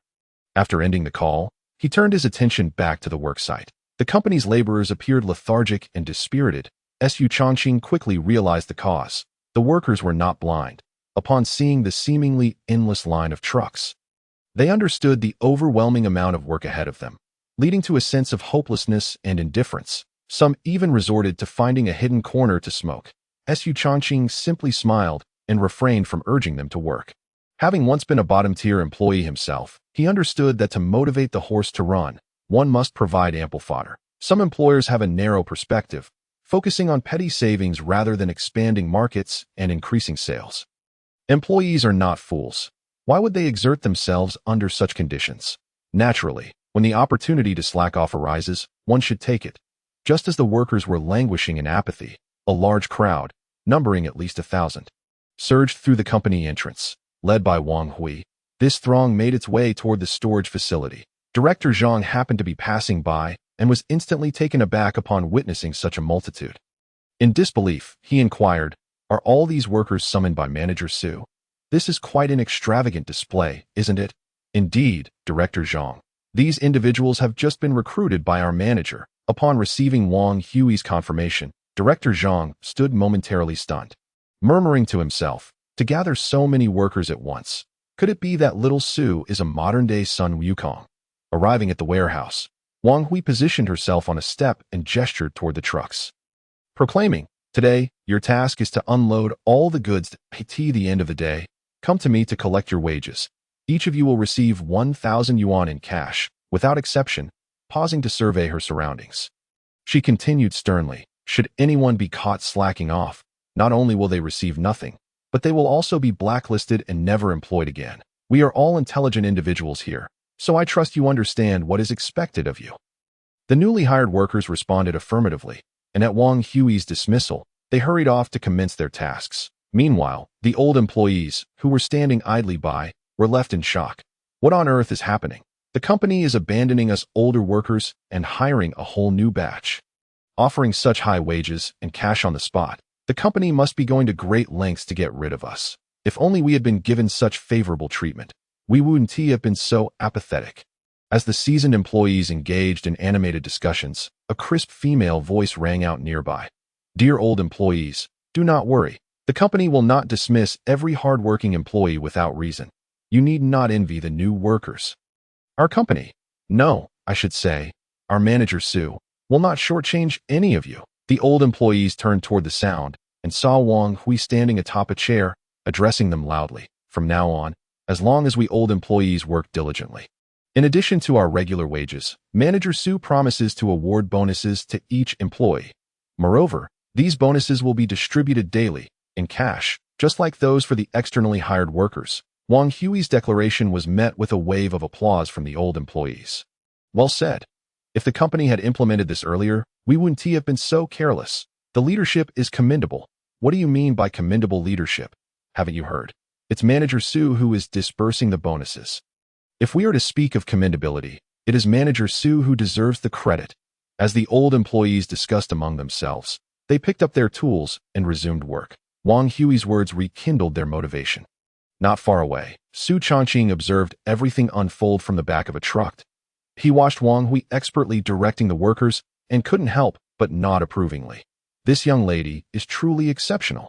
Standing at a mere 1.60 meters, she possesses a commanding presence. Despite her height, her management skills surpass those of many seasoned leaders. She faces over 1,000 new and old employees without a hint of hesitation, bringing them all into line. A rare talent indeed. In this apocalyptic world, should our paths cross again, I would not hesitate to keep her as my right-hand woman. This recruitment wave brought in nearly 2,000 workers. Lured by the promise of money, they toiled from dawn until 8 in the evening, finally unloading all goods into the warehouse. After work, Su Changqing fulfilled his promise, pulling out 3 million yuan in cash, stacks upon stacks, at the work site. The workers, having never seen such a sum of cash, stood in astonishment, their eyes wide and mouths agape. Su Changqing smiled slightly, recognizing the power of money that he instructed the finance team to distribute cash on the spot. Confident that the workers, having tasted this sweet reward, would return the next day eager to work. After all, jobs that pay over 1,000 yuan a day are hard to come by, and for some workers, this might be their only opportunity in a lifetime. Once the cash distribution concluded and all employees had left, Su Changqing returned to his office. After finishing dinner, he prepared for a live broadcast. Diligently signing off at midnight to rest, he needed to recharge his energy, for tomorrow marked the final day before the apocalypse. Su Changqing had many tasks to accomplish that day and needed to remain focused and vigorous. As the next day dawned, before work hours began, Su Changqing received a call from the security post, informing him of a large crowd gathered at the company entrance, all there to apply for the position of mover. Without delay, he summoned Wang Hui, who had just arrived at the company and hardly caught her breath before being whisked away by Su Changqing. On their way to the entrance, Wang Hui playfully complained, "Manager, these past few days have utterly exhausted me. Ever since you took charge, our sales department has been endlessly busied as a mere assistant on a fixed salary. I've also taken on the roles of finance clerk and human resources. Each day, I barely have a moment's peace at the office. Oh, the cruel Su capitalist. I must lodge a complaint against you." "Complaint against me?" he echoed. "Yes, I demand a raise." Since Su Changqing's arrival, Wang Hui had been burdened with various tasks, and it was evident that she had grown weary and visibly thinner. Her request for a raise was entirely understandable. "To raise. How about I offer you 1,000 long-lasting canned goods instead? I'll have them delivered to your home by the end of the day, what?" Wang Hui halted, stamping her foot in a mock pout. "Manager, I advise you to be kind. I'm risking my all for our department. And you offer me a mountain of canned goods? I'm a girl, not a pig, who eats canned food. Not even a dog would." Upon hearing her words, Su Changqing shook his head with a sigh. After the apocalypse, most food would spoil quickly, while various canned goods could be stored for extended periods. That a single can of beef could incite a deadly struggle between two starving individuals. Wang Hui, dismissing canned food now, would soon find herself regretting her words. With an exasperated sigh, Su Changqing remarked, "Ah, the youth today, so brimming with fervor." Wang Hui replied, "I feel like I've heard that phrase somewhere before. Should I respond that being youthful means being impetuous?" Su Changqing countered, "The apocalypse is imminent, and I'm kindly offering you sustenance. and you choose to jest with internet memes. Clearing his throat, he continued. Xiao Hui, I have two reward options. One is a cash bonus of 10,000 yuan. The other is 10,000 cans. Which do you prefer? I choose the cans, she replied, her voice tinged with resignation. Although the cash reward was substantial, the value of the cans was even greater, at least worth 100,000 yuan. Wang Hui was no fool. Even if she didn't enjoy canned food, she could always sell them at a bargain. It was certainly more advantageous than merely receiving 10,000 yuan. That's the spirit, Su Changqing smiled, ruffling her adorable bun hairstyle. See, I've given you the choice. And you still opted for the cans. Manager, you are indeed wise. Wang Hui said weakly. Of course, she had little choice in the matter, having surrendered the fight. Su Changqing glanced at her, noting her sulking expression. With a knowing smile, he said, remember what you said earlier, that even dogs wouldn't eat canned food. Huh? Wang Hui blinked. Puzzled, Su Changqing merely smiled, offering no further explanation, and strode confidently toward the company entrance. Upon arriving, he surveyed the scene and was astounded. The number of workers today was more than 3 times that of yesterday. It appears that many individuals have summoned their friends and family. However, this aligns perfectly with Su Changqing's intentions. Today marks the final day before the apocalypse, and all goods dispatched by the suppliers are set to arrive on this very day, but Su Changqing eagerly anticipates that the more applicants that come, the better. As he had predicted, the reality indeed unfolded as expected. Merely this morning, a staggering 50,000 tons of supplies arrived. By afternoon, nearly 600 heavy trucks were parked outside the warehouse. The unloading scene was bustling with vehicles and people. A truly overwhelming sight. Despite being mentally prepared, Su Changqing was still taken aback. This spectacle was nothing short of magnificent. Amidst Su Changqing's flurry of activity, in an office on the top floor of the company building, a middle-aged man dressed in an elegant suit, with his left hand in his pocket and a cup of coffee in his right, gazed through the glass down at the warehouse below. Though the warehouse was abuzz with activity, it seemed entirely irrelevant to him. At last, the man spotted the figure he had been searching for amidst the crowd. It was a young man clad in athletic wear, perspiring profusely as he busily directed traffic and coordinated the unloading of goods, hardly affording himself a moment's respite. Observing this figure weaving through the throng, the middle-aged man's expression was a mixture of envy and jealousy, tinged with deep-seated resentment. Why had General Manager Wang entrusted all authority to Su Changqing? Was I, Lu Zheng, not deserving? The speaker was none other than Lu Zheng, the general manager of the Kangta Xinqing branch, and also the brother-in-law of Zhao Wenhao. Ever since Su Changqing was promoted to sales manager, Vice President Wang Xinfeng seemed to have taken an excessive liking to this young man. Not only had he specially allocated 500 million yuan to Su Changqing, allowing him to dispense with any approval procedures, but he had also delegated many powers of the logistics company to him. This effectively sidelined Lu Zheng's authority, leaving him to languish in idleness. Akin to sitting on pins and needles, it seemed that it would not be long before Su Changqing supplanted his position. The thought deepened Lu Zheng's animosity. Suddenly, a ringtone interrupted his musings. Lu Zheng retrieved his phone, and the name displayed on the screen was Zhao Wenhao. He pressed the answer button, and Zhao Wenhao's voice came through. Brother-in-law, could you quickly find 2 movers from the company? What has happened? Lu Zheng inquired. Well, Cici said she needs to move today, but despite searching the entire district, we can't find any movers. It's as if all the movers have vanished overnight. I thought, since our company is a logistics firm, there should be plenty of movers available. I was hoping to borrow a couple of workers from the company to help Cici move. Of course, I will cover all their wages, so you won't have to worry. Ever since Zhao Wenhao was demoted to an ordinary employee, Lu Zheng had repeatedly warned him not to stir up trouble during this time. That was why Zhao Wenhao offered to pay the workers himself.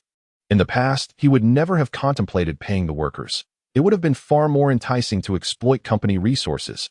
Lu Zheng sighed. You won't find any movers today. Why? Zhao Wenhao asked, bewildered. Movers aren't skilled labor. Any strong person can do it. How can there be none available? Because everyone capable of being a mover has been lured into our company by Su Changqing's generous offers. What? Zhao Wenhao's anger flared up. How could this Su Changqing be so insufferable? Zhao Wenhao believed he had done his utmost to avoid anything to do with that surname Su. Yet, whenever he found himself in a predicament, it was almost invariably linked to him. Damn that Su Changqing. Why must everything be a thorn in my side? Because of Su Changqing, Zhao Wenhao had been demoted to an ordinary worker, and now he couldn't even help Goddess Lu find movers without Su Chongqing stealing them away. Was this man specifically out to thwart me? Wenhao, do not act impulsively. Taking action against Su Chongqing now would only give him leverage over you. Wait for the right opportunity. It won't be too late to deal with him then. Lu Zheng remained silent for a moment before continuing. Also, that vile woman Lu Yasi is no good, brother-in-law. I warn you to maintain a clear distance from her in the future. Otherwise, you will ultimately be the one to suffer. But, no buts, unless your capabilities surpass those of Su Chongqing. Do not involve yourself with that vixen Lu Yasi. You cannot outmaneuver her. Do you understand? I understand. Good. If there is nothing else, I will hang up now. The line went dead with the sound of a busy signal, indicating Lu Zheng had ended the call. Zhao Wenhao stared blankly at his phone. Because of Su Chongqing, he had been demoted from a leader to an ordinary worker. And even the goddess he admired, Lu Yasi, looked down on him. Furthermore, his brother-in-law Lu Zheng was also constantly being undermined by Su Chongqing, and who knew when his position as general manager might be at risk. All of this was due to Su Chongqing. The more he pondered, the more his anger simmered. His tightly pressed lips slowly parted, and through gritted teeth, he uttered, "It's you, Su, who has brought me to this state. If you ever fall into my hands, I will make you suffer greatly until your very last breath."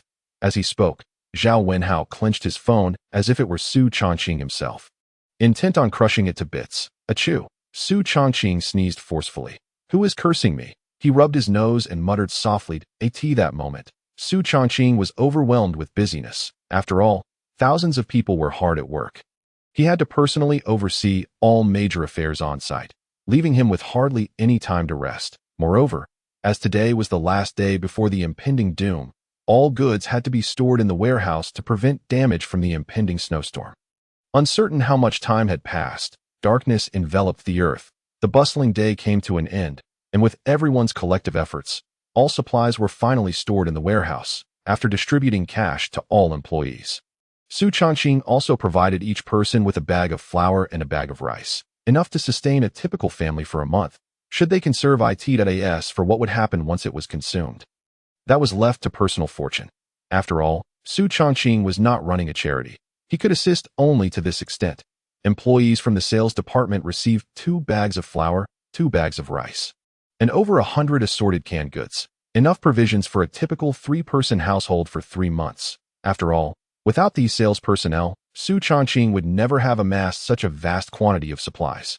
Once everyone had departed, Wang Hui, in charge of distributing the supplies, playfully requested, "Manager, could I exchange the supplies allocated to me for cash?" Behind her was a small truck loaded with the 10,000 cans Su Chongqing had promised her, along with several bags of rice and flour. "No. What's agreed upon are the supplies," Su Chongqing replied sternly. "Moreover, I have instructed the 2 drivers to deliver the supplies directly to your residence if you refuse to accept them there. I will consider it as you rejecting the supplies and instruct the drivers to return them to the company." How obnoxious. What kind of manager are you? Wang Hui, seeing her charm offensive fail, decided to ignore Su Chongqing. Although the manager was quite easy on the eyes, he could be insufferable at times. Like now, he insisted on delivering supplies to her home. She couldn't even store them in the basement. How unreasonable. However, with the manager's words being so definitive, Wang Hui had no choice but to return home in the small truck. At 8:30 that evening, Su Chongqing commenced his live broadcast punctually, renaming the stream to Major Announcement, "Trust me or perish." After careful contemplation, Su Chongqing resolved to divulge a morsel of information to his fans. Without their unwavering support, he would have never attained the status of a prominent internet celebrity, nor would he have amassed the necessary funds to prepare for the impending apocalypse. Furthermore, it would have been inconceivable for him to smoothly ascend to the role of sales manager. Hoarding vast quantities of supplies in the name of the company, Su Chongqing is neither a saint nor a wholly malevolent individual. He is merely an ordinary person. Although the tribulations of his previous life have left him somewhat psychologically twisted, this does not imply that his heart is inherently wicked. He harbors a deep sense of gratitude towards his fans, which is why, before the arrival of the cataclysm, he decided to extend a helping hand to them. Once he began his live broadcast, a throng of fans flooded into the chatroom within 10 minutes. "Hello, everyone. I am the charming Xiao Lang, and I warmly welcome you to my live stream," Su Changqing greeted his fans with a smile. "Hello, host. What does the name of your live stream signify? Are you planning something new again?" Queried one viewer. "Isn't that a rather redundant question? The host is the #1 creator in the active section. One can discern from the title that something intriguing is afoot." Su Changqing engaged in light-hearted banter with his fans. However, when pressed for the significant news he had alluded to, he evaded the inquiries. His reticence incited discontent among some of his detractors. "Xiaolang, where is the momentous news you mentioned? Speak up, don't keep us in suspense." One exclaimed. "Surely the host isn't just teasing us without any substance." Su Changqing remained unmoved by the scornful jibes of his critics, seemingly indifferent to their taunts. Upon noticing that the number of viewers had surpassed 1 million, he glanced at the clock, noting it was 9 o'clock in the evening. With a serious demeanor, he declared, "I will wait another half hour before revealing the significant news promised in the title. This information is of utmost importance and could affect everyone's safety. I urge all of you in the chat room to spread the word online, inviting more people to join my live stream. Thank you, everyone." With that, he clasped his hands together in a gesture of appreciation towards the screen. "What news could it possibly be? The host is being so cryptic," another fan remarked. "What else could it be? The host is merely entertaining us," someone chimed in. "I am a devoted fan, and I will spread the word online. But if I find out you're deceiving us, just wait and see." The chatroom fell into a quieter state, and the viewer count dwindled as many fans likely went to rally more people. Seizing the moment, Su Changqing retrieved 2 5-pound steaks from his storage space and indulged in a hearty meal. Despite the live stream, he recognized the necessity of maintaining his energy. Half an hour later, having satisfied his hunger, he glanced back at the live stream, where the viewer count had soared to over 5 million. The majority of these fans were his genuine supporters, many of whom had previously gifted him small tokens of appreciation. Sensing that enough viewers had assembled, Su Changqing decided it was time to proceed. Tonight marked the last evening before the onset of the apocalypse, and he had numerous tasks to accomplish, with alerting fans to stockpile supplies being merely one of them. "Host, please share what you have to say. I am on the edge of my seat. I've been waiting here for an hour for your significant news." One fan implored. "Don't be fooled. The host is not a national leader. What monumental news could he possibly have? He's just here for entertainment," another added. "Even if the host is merely seeking views, let us not be too harsh, considering all the joy he has brought us." Su Changqing calmly observed the chat, his expression unperturbed. Finally, he spoke. "Dear brothers and sisters in the chat room, I am now about to announce the significant news I have gathered from private channels." He paused momentarily before continuing. "In 3 hours, a certain major nation in the north will launch a special military operation against its neighboring country in just a few days. This will have repercussions that will lead to soaring prices in our country. Therefore, I advise everyone to stockpile supplies at home to weather the storm." With that, he exhaled, feeling a sense of relief. Throughout, he had refrained from mentioning the true nature of the impending apocalypse, the outbreak of a virus, or the rise of zombies. That Su Changqing was remarkably rational, aware that if he disclosed the imminent disaster to the online community, they would likely dismiss it as an absurd joke, potentially branding him as insane. More critically, if his prophecy were to materialize, he could very well find himself apprehended by the authorities for experimentation. The notion of an apocalyptic crisis or a zombie invasion was far too ludicrous and terrifying. However, foretelling a war initiated by a major northern nation did not carry such apprehensions. Upon uttering these words, a fervent discussion erupted among his fans. "I'm lukewarm. How is this possible? Just yesterday, the news reported that the president of a major northern nation denied any intentions of invading another country. Even the foreign minister joked that if there were any news of war, he would surely be aware. Indeed, I hear this false news at least 800 times a day. How could it possibly be true, if the hostess' words turn out to be accurate? I'll eat my hat live." Another remarked, "If a major nation were to invade a smaller one, I would support the latter in resisting the invasion. Of course, I don't believe a war will erupt. If 2 countries truly go to war, I'll eat my hat live as well." Hey, aren't you two being a bit excessive?" One casual fan interjected. "I'd like to quietly remind you both that many of those who swore to eat their hats when the host was entertaining have since gone silent." The chatroom was abuzz, with most fans expressing skepticism regarding the likelihood of war in the north. Nonetheless, they conceded that should such a conflict arise, they would, to some extent, stockpile supplies. After all, 30 years ago, The lesson learned from the mask shortage had left everyone worried. Su Changqing observed the lively debate without interjecting a word, casting a glance at the clock, a knowing smile gracing his lips. With the memories of his past life, he knew that in just 1 minute, the news of war in the north would break. Sure enough, shortly thereafter, a fan posted a striking red message in the chat. Breaking news. At 6:10 p.m. today, a major northern nation launched a special military operation, breaching the border of a neighboring country. As this news broke, the previously vocal fans fell silent, clearly engrossed in checking for updates. Within a minute, the chat was inundated with messages, resembling a flurry of snowflakes. The earlier calm of the live stream had merely been a prelude to this moment of chaotic excitement. Wow, the host is a true prophet. We've got ourselves a seer here, one exclaimed. When are you two going to eat your hats live? I want to witness it. Life is predetermined. Fate is subject to change. There are no coincidences in this world. Everything is already destined, replied one fan. What does that mean? Can someone translate for me? Another asked. What does it mean? It's obvious he's just refusing to admit he's wrong. Su Changqing chuckled to himself as he watched the animated chat. Just as he was about to speak, a particularly conspicuous message scrolled through. Jin de Shao. Everyone must not believe Xiao Lang.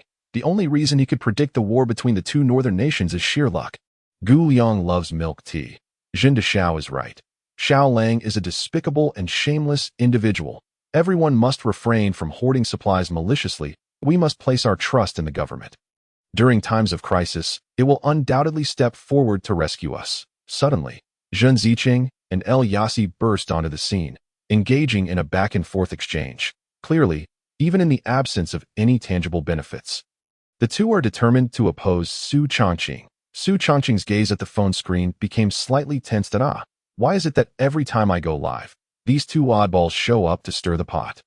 The tiger does not roar, and you take me for an easy target. Is that it? Aunt can endure, but uncle cannot. Swiftly, Su Changqing retrieved another phone and logged into his alternate account, Ren Zongqiu, with a couple of beeps. Ren Zongqiu entered the live broadcast room. Ren Zongqiu. Hello everyone. I am Ren Zongqiu, a righteous individual residing in Xingqing. You must not trust Jindasha, for he is a despicable scoundrel. Jindasha, whose real name is Zhen Ziqing, is the son of one of Xingqing's few prominent real estate developers. Zhen Ziqing himself is a notorious playboy, having humiliated countless virtuous women and even served time in prison for the assault of a minor. I will leave my revelations at that. If you do not believe me, you may search online, where you will find Zhen Ziqing's photos and resume. Su Changqing sent several comments, nearly stripping Zhen Ziqing of his dignity. The remarks from Ren Zongqiu ignited a fury among the numerous fans, particularly many fans, upon discovering Zhen Ziqing's personal information, were incensed. No wonder that when Zhen Dasha was live-streaming a gambling session with the handsome Xiaolang 2 days ago, he appeared so arrogant. It turns out he is merely a heartless, rich second generation. Zhen Dasha, you are a true scoundrel. How foolish I was to have been your fan. I must have been blind. I will unfollow you immediately. I will report you to the platform. Can the words of such a scoundrel be trusted? I believe in Lango. I will stock up on supplies first thing tomorrow morning to avoid being caught in the crossfire of war. I also trust the anchor. I will stock up. Trust the anchor 1. Trust the anchor 2. At this moment, in a villa by the Chili River, Zhen Ziqing was watching the live stream of the handsome Xiaolang.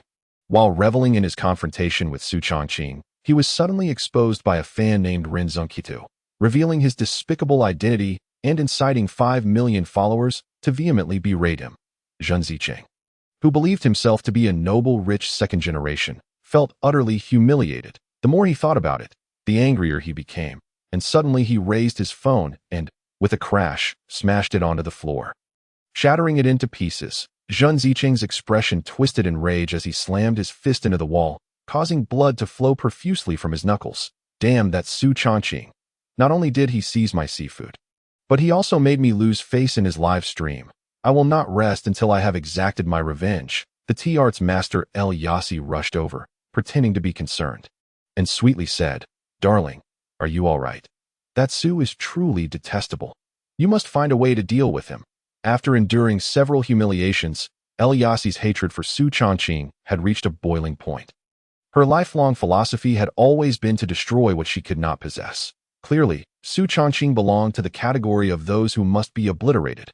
Meanwhile, After toying with Zheng Ziqing, Su Changqing dismissed him from his mind. He now held the power to manipulate both Zheng Ziqing and El Yasi at will. However, in a lawful society, Su Changqing knew he must not go too far. The real torment of these two would have to wait until the apocalypse descends and the social order collapses. At that point, Su Changqing could unleash various tortures upon these former enemies without hesitation. But for now, Su Changqing had pressing matters to attend to. Glancing at the time, he noted it was already 11 o'clock at night. Frowning slightly, he murmured to himself, "Why hasn't he called me yet? Could something have gone awry?" No sooner had he uttered these words than his phone rang. The screen displayed the contact, namely Qinggong. Su Changqing breathed a sigh of relief. The person he had been eagerly awaiting had finally called. However, he did not answer immediately. Instead, he bid farewell to his multitude of fans in the live stream. Brothers and sisters, I believe we shall conclude today's broadcast here. Furthermore, based on my assessment, the conflict between a certain northern power and its neighbor is likely to endure for quite some time. Therefore, upon waking tomorrow, I advise everyone to stock up on supplies. It is better to be prepared. In truth, due to the blizzard and the zombie threat, the war in the north would have to cease by the second day of the apocalypse. Su Changqing stated this to encourage his fans to gather supplies that he concluded earnestly. As the title of my live stream suggests, those who believe me shall survive. I hope everyone takes heed. With that, he abruptly closed the live stream. At this point, the phone had rung a dozen times. Timing it perfectly, Su Changqing smiled slightly before pressing the answer button. "Hello? Hello, Mr. Su. Why have you only just answered the phone?" The voice on the other end sounded urgent and slightly flustered. "I was attending to some official business." "Have you acquired the gene serum?" Su Changqing suppressed his inner excitement and replied calmly. The more composed he appeared, the less likely Li Qinggong was to suspect him. Had Su Changqing answered the call in haste, displaying an eagerness to obtain the gene serum, he would have been immediately identified as a spy from Xia country. Indeed, Li Qinggong responded without any suspicion. "It's in hand." He even inquired, "Mr. Su, what are the details for the delivery?" To completely alleviate any doubts, Su Changqing suggested, "You decide. How about we meet under the Chili River Bridge?" "Sounds good. Shall we meet at 11:30? "It's a deal." Su Changqing hung up the phone and slowly rose from his chair. He walked to the window and opened it. A cool night breeze rushed in. Su Changqing gazed ahead. The Chili River Bridge was 10 kilometers away from his current location, and he was confident he could reach it within 20 minutes, with half an hour until their agreed meeting time. He felt no urgency. Su Changqing closed his eyes and took a deep breath of fresh air. Then, with a gentle leap, he descended from the 5-meter-high window. Upon landing, he fell as softly as a leaf. Making not a sound, Su Changqing looked up, noticing that only the security room was dimly lit within the company premises. Aside from himself, there was no one else in the factory area to avoid alarming the security. Su Changqing refrained from using any mode of transportation. He activated his extraordinary abilities, making his body as light as a swallow. With a graceful leap, he covered 6 meters in one bound.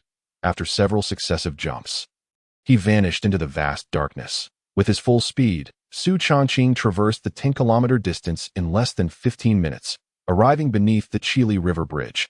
Once a decrepit stream, the Chili River had been revitalized after years of restoration. The area beneath the bridge had transformed into a small park for leisure and relaxation. At this late hour, aside from the dim lights, not a single figure could be seen, rendering the location ideal for covert transactions. However, Su Changqing did not recklessly approach the bridge's base. Instead, he silently concealed himself behind a pillar. 10 minutes later, an SUV with its headlights illuminated descended the road and halted in the small park beneath the bridge. 3 burly men clad in suits exited the vehicle, swiftly gathering around the passenger side. The door swung open, revealing a tall, middle-aged man. The dim light illuminated the man's handsome face. It was none other than Li Qinggong, whom Su Changqing had not seen for several days. Li Qinggong clutched a black box in his right hand, his expression tense and serious, frequently glancing at his watch. His body language unmistakably conveyed a sense of anxiety. Su Changqing, having conducted a meticulous observation moments earlier, confirmed that there were no hidden ambushes in the vicinity. The only associates Li Qinggong had brought along were these 3 bodyguards by his side.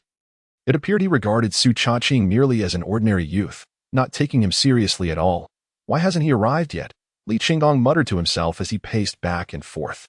His voice was low, yet Su Changqing caught every word. Having ascertained that Li Chenggong posed no hidden threats, Su Changqing chose not to conceal himself any longer, emerging from the shadows beneath the bridge. Who goes there? One of the bodyguards spotted Su Changqing and swiftly drew a folding dagger from his pocket. The other two bodyguards followed suit, brandishing their own daggers. Under the dim light, the three blades glinted ominously. Exuding an aura of danger, these bodyguards appeared to be well-trained, though it remained uncertain whether they adhered to any code of martial ethics. To its me. I have arrived, Su Changqing replied calmly, stepping into the light, revealing his face fully illuminated. When did MRSU arrive? Why were you hiding? Li Chenggong's expression shifted rapidly, transforming from one of fear to a forced smile in an instant. He discreetly withdrew his right hand from his pocket. But this subtle movement did not escape Su Changqing's keen gaze. From the outline of Li Chenggong's pocket, it was evident that he harbored a firearm. In Xia country, firearms were strictly prohibited. The origin of Li Chenggong's gun was self-evident. It must have been acquired through illicit means. Upon hearing Li Chenggong's question, Su Changqing chuckled lightly but offered no response. Did Li Chenggong truly not understand why he had concealed himself, with bodyguards and a gun on hand to guard against him? Was it unreasonable for Su Changqing to take precautions against potential treachery? Both were cunning individuals, seasoned in their own ways, playing a game of wits. Upon realizing that Su Changqing was alone, Li Chenggong instantly relaxed. Clearly, the man surnamed Su was but a fledgling. To dare approach such a significant transaction solo was audacious. Li Chenggong, embodying the archetype of a cowardly bully, quickly assumed an arrogant demeanor upon sensing his opponent's apparent vulnerability. Unable to contain himself any longer, he furrowed his brow and murmured, "Where's the money?" Su Changqing offered a slight smile, remaining silent while casting a teasing glance at Li Chenggong. "What? You dare to come without the money? Do you take me for a fool?" Li Chenggong's expression darkened, his anger flaring. Su Changqing stepped forward, his fingers subtly moving, and a golden bank card materialized in his hand. That 100 million in cash would be too conspicuous. What if it were stolen along the way? He raised the card. All the money is on this card. The sight of the card, a glimmer of greed flashed across Li Chenggong's face. "Give it to me." "That's mine." With the realization that this young man had approached alone, all reservations vanished, and he reached out to snatch the bank card. Just as Li Chenggong's fingertips were about to graze the card, Su Changqing nimbly pivoted, leaving Li Chenggong grasping at air. "You little brat." Li Chenggong's countenance morphed into a mask of fury. After a piercing glance at Li Chenggong, Su Changqing turned and coldly declared, "What I offer you, you may take. What I do not provide, you cannot seize." Furious, Li Chenggong was about to unleash his wrath, yet upon meeting Su Changqing's icy gaze, he was momentarily paralyzed. The young man's eyes were sharp and unyielding. Under that gaze, Li Chenggong felt a chill rise from the soles of his feet, enveloping him entirely. Although it was July and the temperature soared to 30 degrees, he felt as if he were plunged into an icy abyss under Su Changqing's stare. The lad surnamed Su was not to be trifled with. The instinct to sense danger extinguished Li Chenggong's ire in an instant. Restoring his composure, rubbing his hands together, he forced a sheepish grin. "Haha. MR.SU speaks wisely." "Humph. So Li Chenggong is perceptive." Observing Li Chenggong's capitulation, Su Changqing donned a smile akin to that of a leader, casually placing a hand on Li Chenggong's shoulder and giving it a pat. An ancient saying in Xia country goes, "When the West meets the material, Wei Junjia," indicating that Li Chenggong was indeed wise enough to recognize the situation. That Li Chenggong, utterly bewildered, thought, "Am I your subordinate? How dare you speak to me in such a tone?" Ignoring the remark, Su Changqing resumed his authoritative posture, his gaze intentionally drifting toward the black box in Li Chenggong's possession. "Let me see your goods. If they are genuine, we shall exchange cash for product." Right. How could I forget to let MR.SU inspect the goods before collecting payment?" Li Chenggong slapped his forehead, finally recalling the black box. He placed the black case on a stone table and entered the code. With each click of the unlocking mechanism, Su Changqing's heart raced in rhythm. Yet, he maintained a composed facade. Finally, with a soft click, the box opened, revealing 6 glass test tubes filled with a blue reagent. Under the dim light, the blue liquid emitted an enchanting glow, appearing exceedingly peculiar. Su Changqing picked up one of the test tubes, channeling his extraordinary power through the glass. Upon contact, the blue liquid began to bubble, gradually transforming into an even more bizarre shade of pink. That it was evident that this reagent was authentic. Su Changqing silently concluded that in his previous life, with the increasing frequency and value of genetic agents, unscrupulous merchants began to counterfeit them, profiting handsomely through deception. Over time, extraordinary beings learned to discern the genuine from the fake. Su Changqing's ability to infuse extraordinary power into the genetic agent was one of the methods to distinguish authenticity. He was currently the only human capable of discerning the true nature of genetic agents. After verifying the authenticity of each reagent, he carefully placed them back into the black box. What's the code? 705211. You are indeed cautious, Li Chunggong retorted with a sarcastic tone. As Su Changqing secured the box, he remarked meaningfully, in today's complex society, it's wise to exercise caution in both life and business to avoid complications.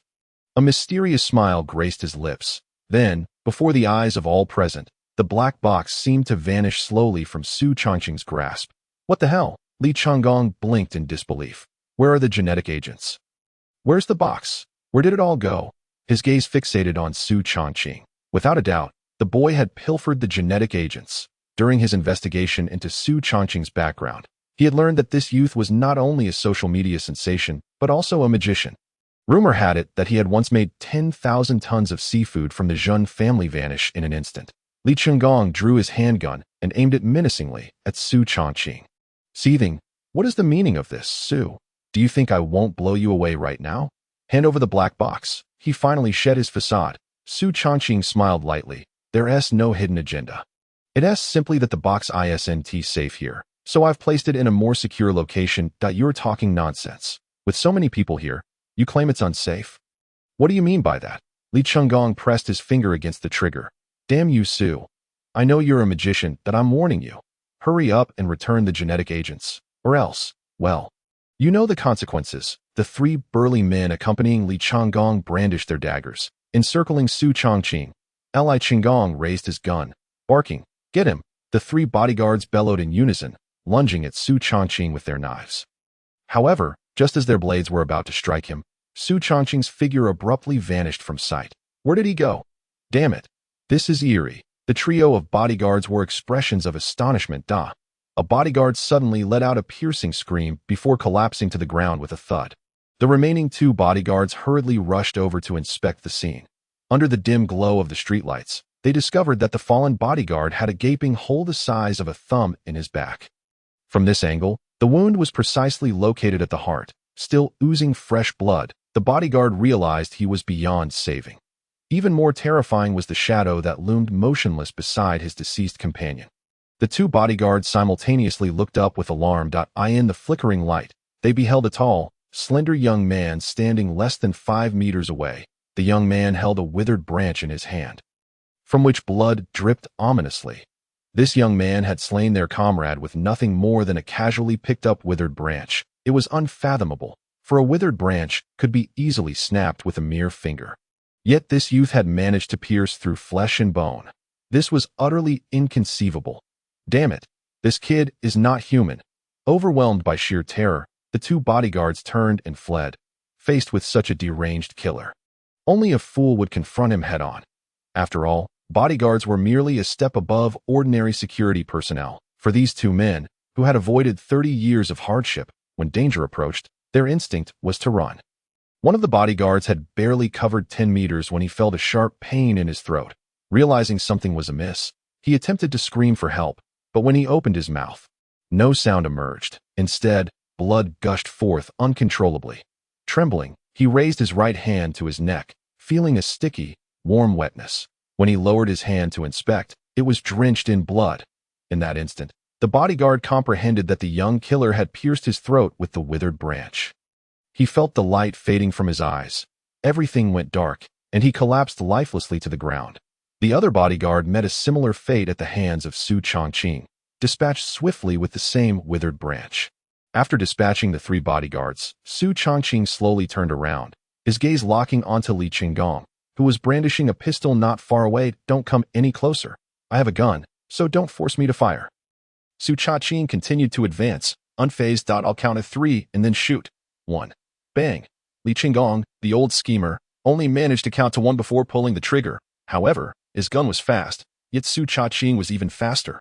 In the split second that Li Chenggong squeezed the trigger, Su Changqing's figure flickered like a specter, effortlessly evading the bullet. Almost instantaneously, he closed the distance, standing before Li Chenggong, less than a meter away. Li Chenggong was startled but quickly redirected his aim. The muzzle of the pistol was nearly pressed against Su Changqing's face. Bang, bang, bang, bang, bang. The gunfire rang out, yet with a speed imperceptible to the naked eye. Su Changqing dodged every single bullet. Pop, pop, pop. After exhausting his ammunition, Li Chenggong fired 3 empty shots in desperation, finally conceding defeat. He met Su Changqing's cold, emotionless gaze and felt an involuntary shiver run down his spine. A profound terror spread through his heart, leaving him trembling as if he had fallen into a frigid abyss. Su, I'm a citizen of the Eagle Sauce Nation. If you kill me, it will spark an international incident. The Eagle Sauce Nation is the most powerful country in the world. They will never let you off the hook. Su Changqing remained silent, his expression impassive, his gaze fixed with a sharp intensity upon Li Chenggong. Damn, this old schemer counted to 1 and shot. If it hadn't been for Su Changqing's quick reflexes, he would have been hit. Although it might not have been fatal, being shot at such a crucial moment was certainly a bad omen. Moreover, he had the audacity to invoke the ultimate shield, the Eagle Sauce Nation, as a threat to Su Changqing. He was not one to be trifled with. The murderous intent in Su Changqing's eyes intensified. Li Chenggong, observing the young man before him, felt an escalating sense of dread. Suddenly, he discarded his weapon and fell to his knees. Mr. Su, I beg you, spare my life. I don't want the money. I'll give you the genetic reagents as a token of my respect. I only ask that you let me live. Li Chenggong knelt, repeatedly bowing his head. Thud, thud, thud. The sound of his forehead striking the floor echoed in the stillness of the night. His forehead was already bloodied, crimson streaks running down his face, rendering him a ghastly sight. Spare your life? That is certainly within the realm of possibility, Su Changqing replied coolly, observing the pleading Li Chenggong. But you must tell me. You brought more than just these 6 genetic reagents from the Eagle Sauce Nation, correct? Where are the others stored? In a past life, Su Changqing recalled how the Zhen family had amassed immense power and acted with impunity during the apocalypse, largely due to Li Chenggong supplying them with countless genetic reagents, enabling the Zhen family to command a legion of extraordinary beings birthed from these substances. This ruthless and brutal legion answered only to the Zhen family, leaving devastation in their wake. Even the stray dogs they encountered were not spared. Anyone who stood before this legion was utterly powerless. Yet, all Su Changqing had obtained from the black safe was a mere 6 genetic reagents. Thus, he surmised that a substantial quantity must have been concealed by Li Chenggong in a secret location. Li Chenggong's eyes darted nervously. Mr. Su, I'm afraid I cannot disclose that at this moment.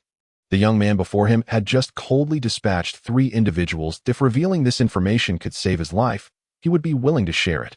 However, he feared that if he divulged the location, the man named Su might renege on their agreement and kill him anyway. Li Chenggong finally spoke. Mr. Su, if you could escort me to the police station, I promise I will tell you everything. In his mind, he thought that surely Su Changqing wouldn't dare to kill him in front of the police station, especially since he was a foreign national. Foreigners often held a superior status in the eyes of certain people in Xia country.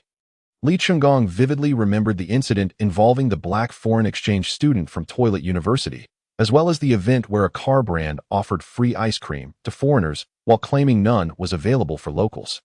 Such recurrent news of preferential treatment for foreigners had been one of the factors prompting him to seek refuge in the Eagle Sauce Nation. Li Chenggong believed that, with his foreign status, Su Changqing would not dare to act against him. As he spoke, a flicker of murderous intent flashed in his eyes. He thought to himself, as long as you, Su, don't kill me today, I will find a way to eliminate you tomorrow. Deal. Without a moment's hesitation, Su Changqing agreed. Under Su Changqing's watchful eye, Li Chenggong quickly approached a street corner, a mere 100 meters from the city police station.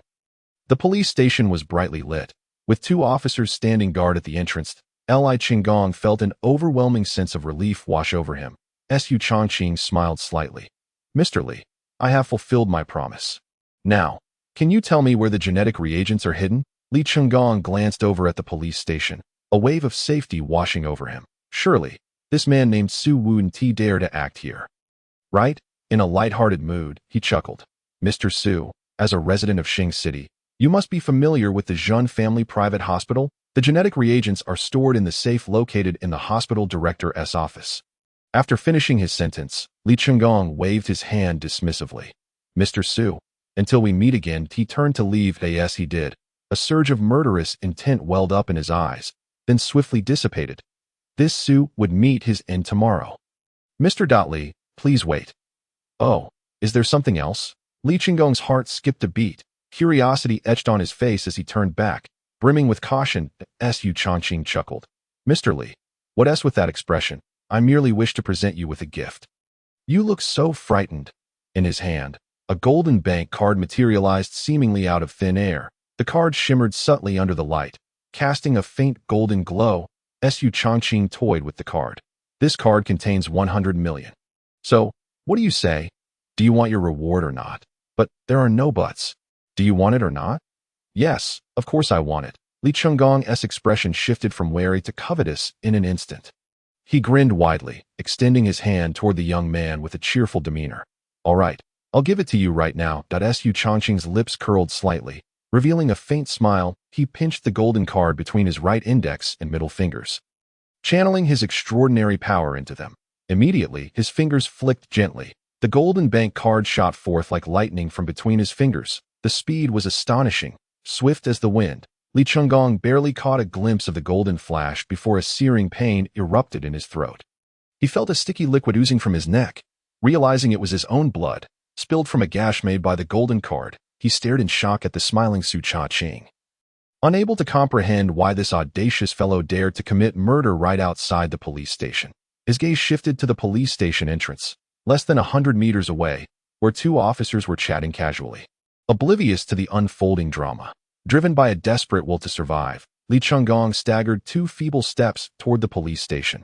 Those 2 steps exhausted all his strength. He raised his hand, attempting to cry for help.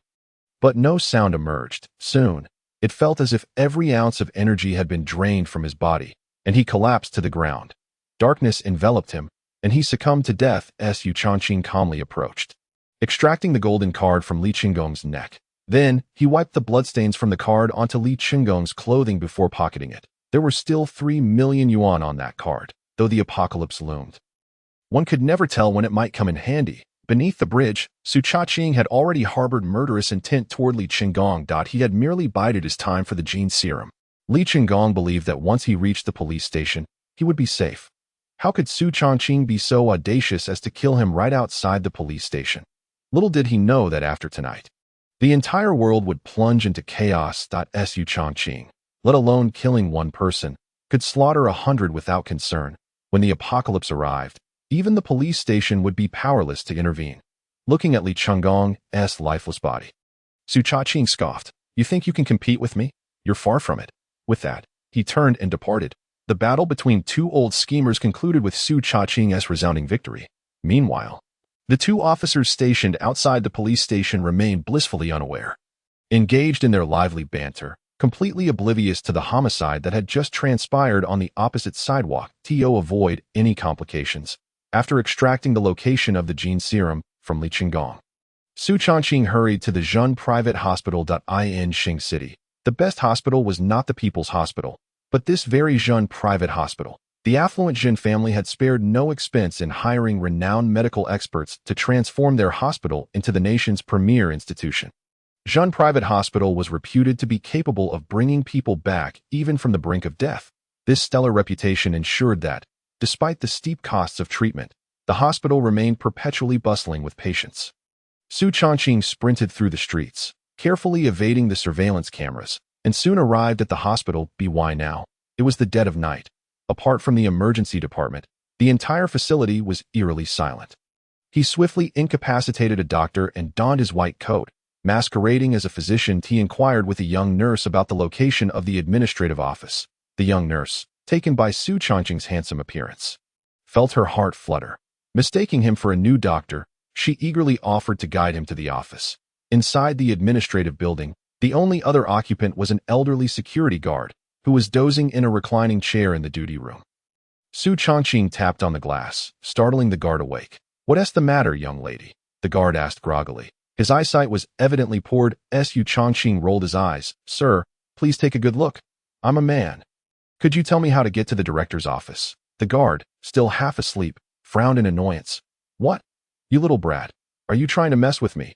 Goodness. Not only was the old man visually impaired, but he was also hard of hearing. Su Changqing raised his voice, enunciating clearly, Sir, I'm asking you, how do I get to the director's office? Speaking to the old guard was truly a test of patience. The guard rubbed his ears. Can you keep it down? You're going to rupture my eardrums. Growing exasperated, Su Changqing retorted, I isn't it because you're deaf? With a loud bang, the guard slammed his hand on the table. Suddenly enraged, Kid, do you know who I am? How dare you speak to me like that? He could hear the insults clearly. Just as Su Changqing was about to retort, he noticed the young nurse tugging at his sleeve.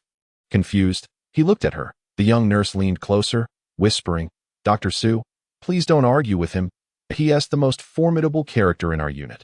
When he gets stubborn, he fears no one. He has even fought with the deputy director and the department heads. We all fear him. Su Changqing frowned, somewhat skeptical. Is he really that formidable? Could he be an extraordinary being with awakened powers? The young nurse nodded earnestly. Absolutely. Even the director is afraid of him. He calls him father. Su Changqing exclaimed, no wonder he speaks so authoritatively. It turns out he is the director's father. Observing Su Changqing's disdainful expression, the young nurse continued, although the old man has connections and a stubborn temperament, most of the hospital staff genuinely respect him. He is a retired veteran who has fought bravely. Su Changqing nodded, finding that sentiment quite reasonable. Those who dedicate themselves to their country certainly deserve respect. His conversation with the nurse eased his irritation considerably. He turned back toward the guard and said, Sir, I apologize for my earlier behavior. I was in the wrong. Upon witnessing Su Changqing's humble demeanor, the guard waved dismissively. Forget it. Forget it that a young man who recognizes his mistakes is a good comrade. He then inquired, What brings you to the administrative building at this hour? Su Changqing promptly replied, Sir, do you know which floor the director's office is on? The guard chuckled. Of course I do. Go up to the third floor, take a right, and the first office is it. Thank you, sir, Su Changqing said, turning to head upstairs. Wait, the guard suddenly called out. Su Changqing maintained his composure, even managing a slight smile. Sir, do you have something else to say? The guard produced a flashlight from his drawer. The power is out upstairs. Take this. It'll be useful, and be sure to return it when you're done. It was earned with blood. Su Changqing recalled the young nurse mentioning that the guard was a defender of the nation. He looked at the flashlight in his hand, feeling a surge of respect.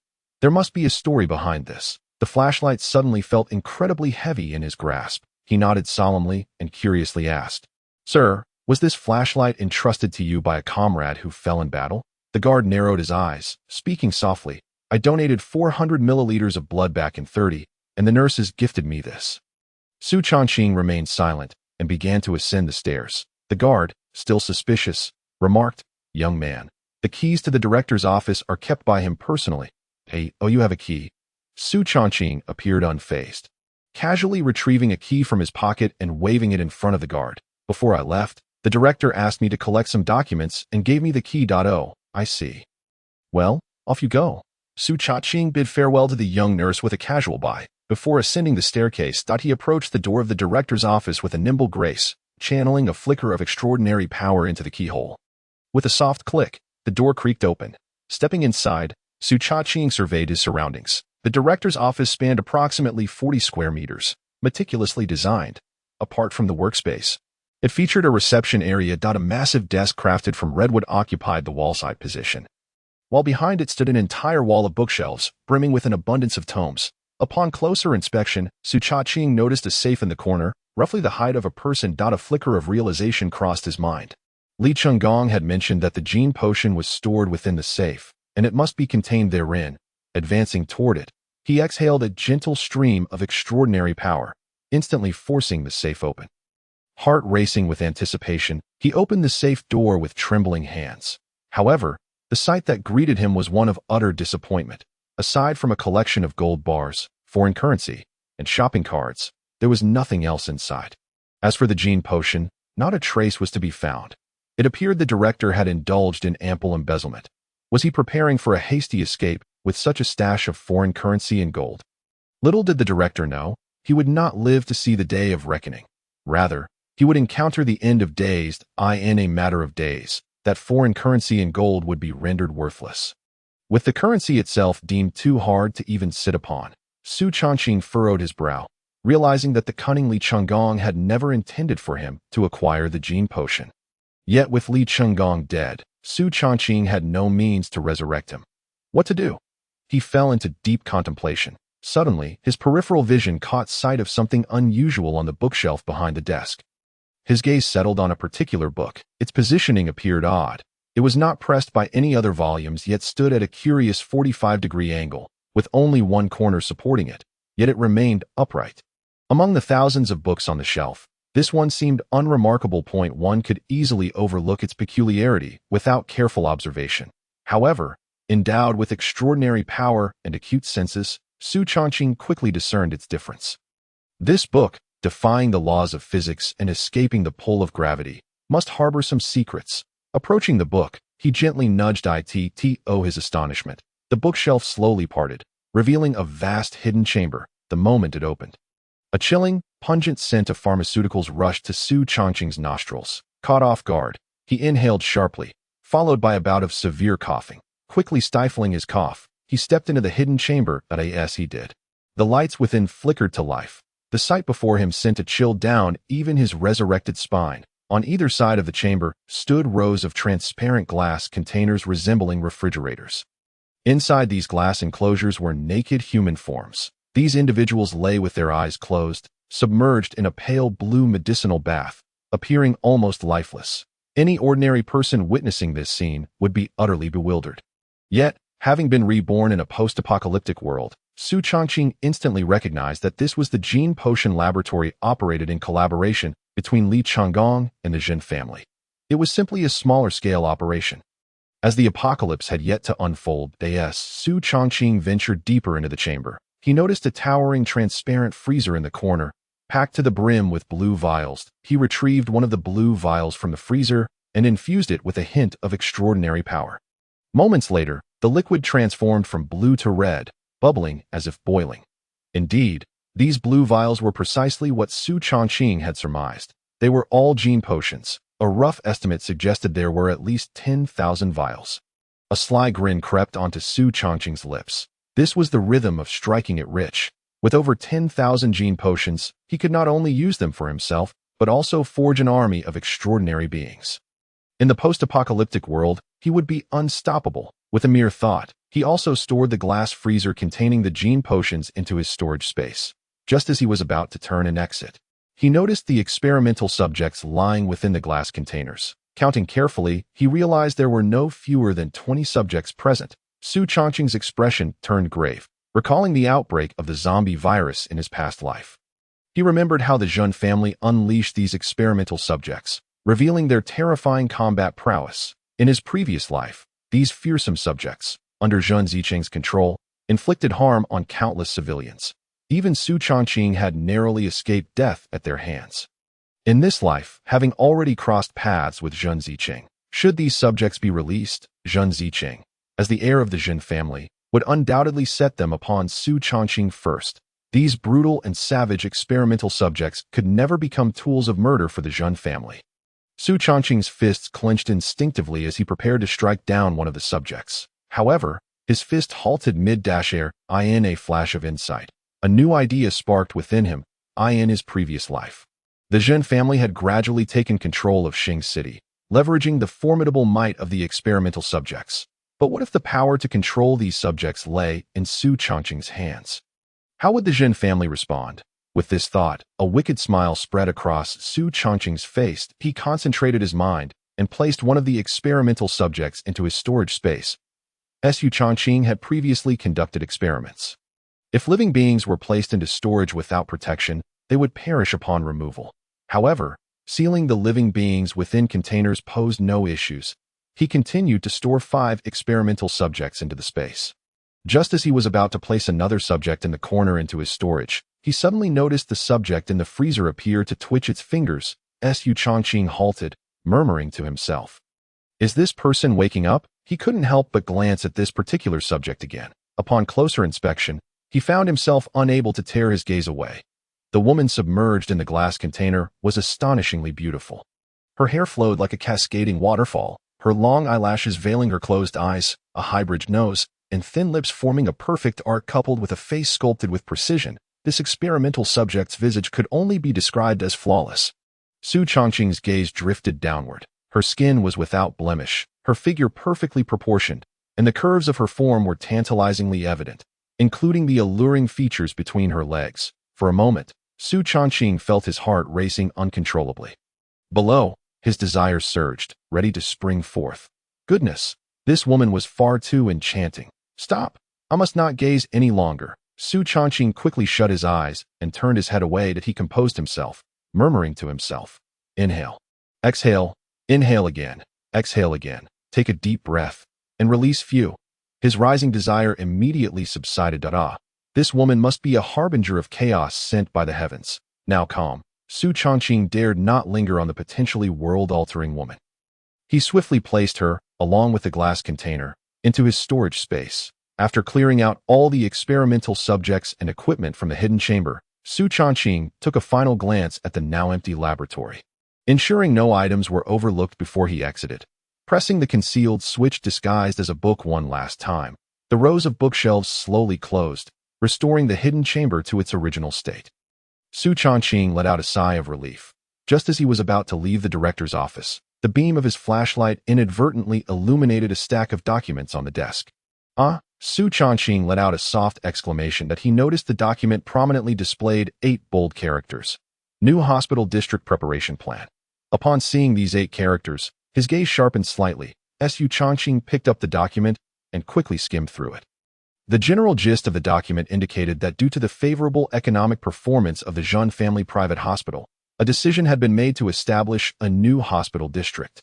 Furthermore, the medical equipment designated for this new district would be significantly more advanced than that of the old one. But most importantly, the following passage stated that all the medical equipment required for the new district had already been delivered and was currently stored in the warehouse of Zhun Logistics Company. Once the new district was completed, this batch of medical equipment could be put into operation immediately. At this point, Su Changqing recalled the sight of large freight trucks leaving the hospital gates in succession when he first joined the institution. Wondering what they were transporting. In hindsight, it was likely the medical equipment destined for the construction of the new hospital. He had previously visited the warehouse area of Zhun Logistics, the very location where he had wagered with Zhun Ziqing and won a supply of high-end seafood. Su Changqing vividly remembered that the area spanned approximately 1,000 acres, filled with tightly clustered warehouses. He had long coveted that warehouse district, but tonight, he was in no rush to claim it as his own. As he exited the director's office, Su Changqing made sure to close the door behind him. He calmly walked out of the hospital's administrative building, smiling and bidding farewell to the gatekeeper. Then, under the watchful gaze of the gatekeeper, Su Changqing vanished into the vast darkness at a speed imperceptible to the naked eye. He chose to remain inconspicuous, leaving the gatekeeper in a state of astonishment. Su Changqing was unafraid of being recognized. For a blizzard was forecasted for the morning. By then, emergency calls would flood in from the citizens, leaving the police with little time to attend to petty thefts. Even if the Zhun family, due to their influence, dispatched law enforcement, they would likely be unable to solve any cases in the immediate aftermath. Once the morning passed and the zombie virus began to spread, the police would be too preoccupied with their own survival to concern themselves with investigations. Su Changqing ran swiftly back to his office, catching his breath as he checked the time. It was 4:20 a.m. This meant that in just 1 hour and 40 minutes, the blizzard would arrive. As he relaxed, Su Changqing reflected on his actions from the evening. Aside from eliminating Li Qinggong, who had once brought suffering to countless innocent lives, he had also secured the most coveted and crucial resource, the genetic serum, along with a batch of experimental subjects. Though the process had its complications, the outcome was ultimately favorable. This night had not been in vain. The rewards were abundant. Speaking of the experimental subjects, Su Changqing couldn't help but think of the sleeping beauty submerged in a glass container. To avoid attracting trouble, the Zhun family typically sought out homeless individuals for the experimental subjects they procured for Li Qinggong. These marginalized individuals were the least likely to draw attention, even if they vanished mysteriously. Few would care. The Jun family seldom used individuals of any social standing for human experiments, let alone a stunning beauty encased in glass. It was well known that such breathtaking women would never lack for wealth. With a mere gesture, countless affluent individuals would come flocking to her side. Yet, strangely enough, such a captivating beauty had been turned into an experimental subject. What was the identity of this transformed beauty? How had she fallen into the fate of becoming an experimental subject? After pondering for a moment and finding no satisfactory answers, he decided not to dwell on it further. After all, this beauty was a stranger to him. Her identity and background were of no concern to him. Shaking his head as if to dispel thoughts of the mysterious woman, Su Changqing retrieved his phone and located Qin Yi's number. Pressing the dial button. Beep, the phone rang once before connecting. Hello, little Su. The melodious voice of Qin Yi came through the line, like a lark emerging from the valley. Hearing her voice, Su Changqing realized that Qin Yi had not been asleep. This was to be expected. With the apocalypse looming on the horizon, it would be odd for her to be able to sleep soundly. How are you holding up, Xiao Yi? I'm okay, just a bit scared. There's no need to fear in the first few days of the apocalypse. Most people will still adhere to social order, and the zombies will be relatively weak as long as you secure your doors and windows and avoid opening them to anyone. You should be safe. After the renovations of Qin Yi's villa were completed, Su Changqing personally inspected it. The doors and windows had been replaced by tank armor with a thickness of 200 millimeters. Not just the doors and windows, but the entire villa was encased in thick armor. This meant that the villa where Qin Yi resided was essentially a supersized heavy tank. However, this tank lacked artillery and mobility. The fortifications of Qin Yi's villa were such that neither humans nor zombies could breach it. Even small-caliber artillery would struggle to penetrate, as long as she stayed put and refrained from reckless actions. She would be largely safe. Su Changqing continued. How has your self-defense training and archery practice been going these past few days? Within Qin Yi's villa, aside from food supplies, an abundance of weapons was stored.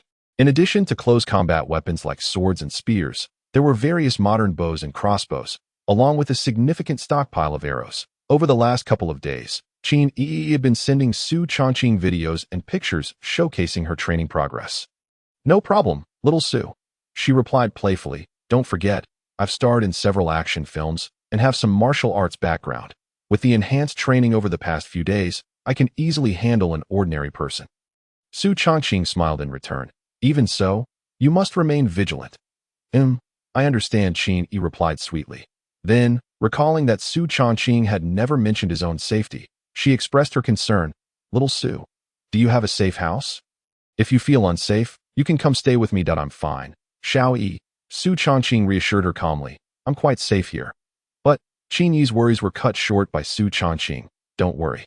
I would never joke about my own life. Having awakened his extraordinary abilities, Su Changqing's physical prowess far exceeded that of an ordinary person. Even world-class athletes would pale in comparison to him. The awakened extraordinary individuals represented a new breed of humanity distinct from modern Su Changqing was now a D-grade extraordinary individual. The power he possessed was beyond human reach to draw a comparison. His current strength resembled that of a weaker member of the Avengers from the movies. In his second life, Su Changqing was determined not to merely survive the apocalypse. In his previous life, due to lack of resources, he had lived in constant fear, merely scraping by even after awakening his extraordinary abilities, as his strength was too weak. Ultimately, he could not escape the fate of being devoured by others. In this new life, Su Changqing was resolute not to meet a similarly pathetic end. Moreover, having awakened his abilities in advance, there was no need for him to hide away. Now, Su Changqing intended to take the initiative. To enhance his power and widen the gap between himself and others, he would make his former enemies tremble beneath his feet.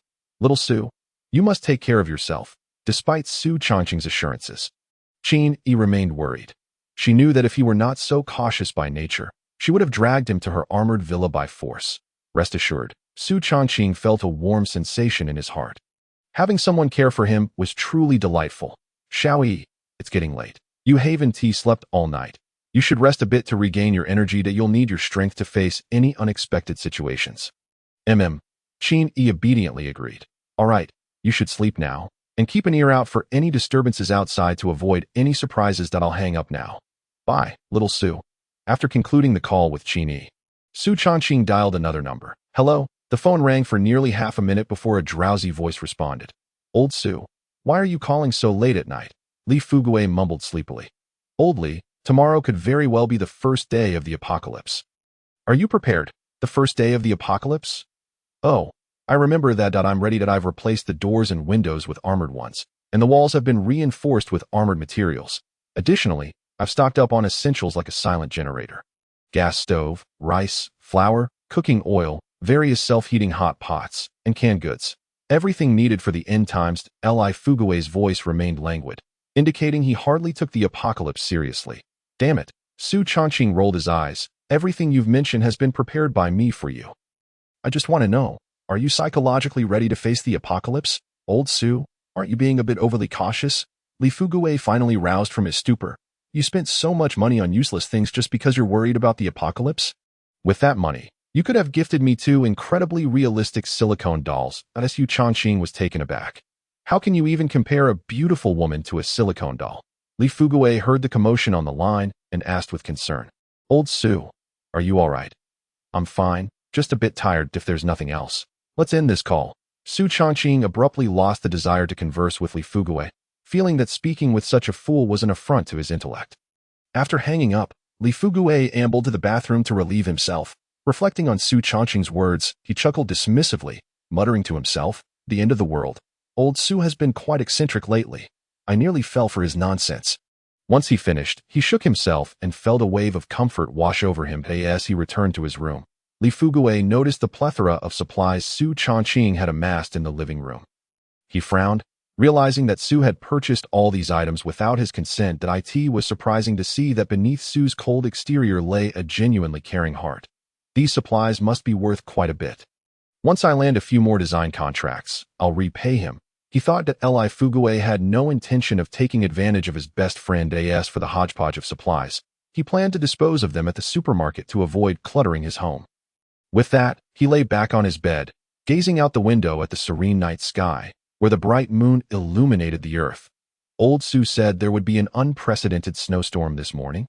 On such a clear day at the end of July, how could it possibly snow? I must have been out of my mind to believe his ramblings. If it does snow today, I'll eat my hat. After making that declaration, Li Fugue closed his eyes with satisfaction and drifted back to sleep. Meanwhile, in his office, Su Changqing initiated a third call. Hello, Mr. Wang. Ah, little Su. What brings you to call me so late? Mr. Wang, have you seen the reports? A certain northern nation has commenced a special military operation. The third call was directed to Wang Xinfang, the vice president of the Comte Group. Of course, I've seen the reports. Wang Xinfang replied, his voice brimming with excitement. I just woke up from a nap on the plane and saw the news about the special military operation. Little Su, you truly are remarkable. Su Changqing smiled modestly. Thank you for the compliment, Mr. Wang, but I'm nothing special. I merely have friends in key government departments and conducted a thorough analysis to predict this military action. Previously, Su Changqing had sought funds from Wang Xinfang to purchase vast quantities of supplies for the impending apocalypse.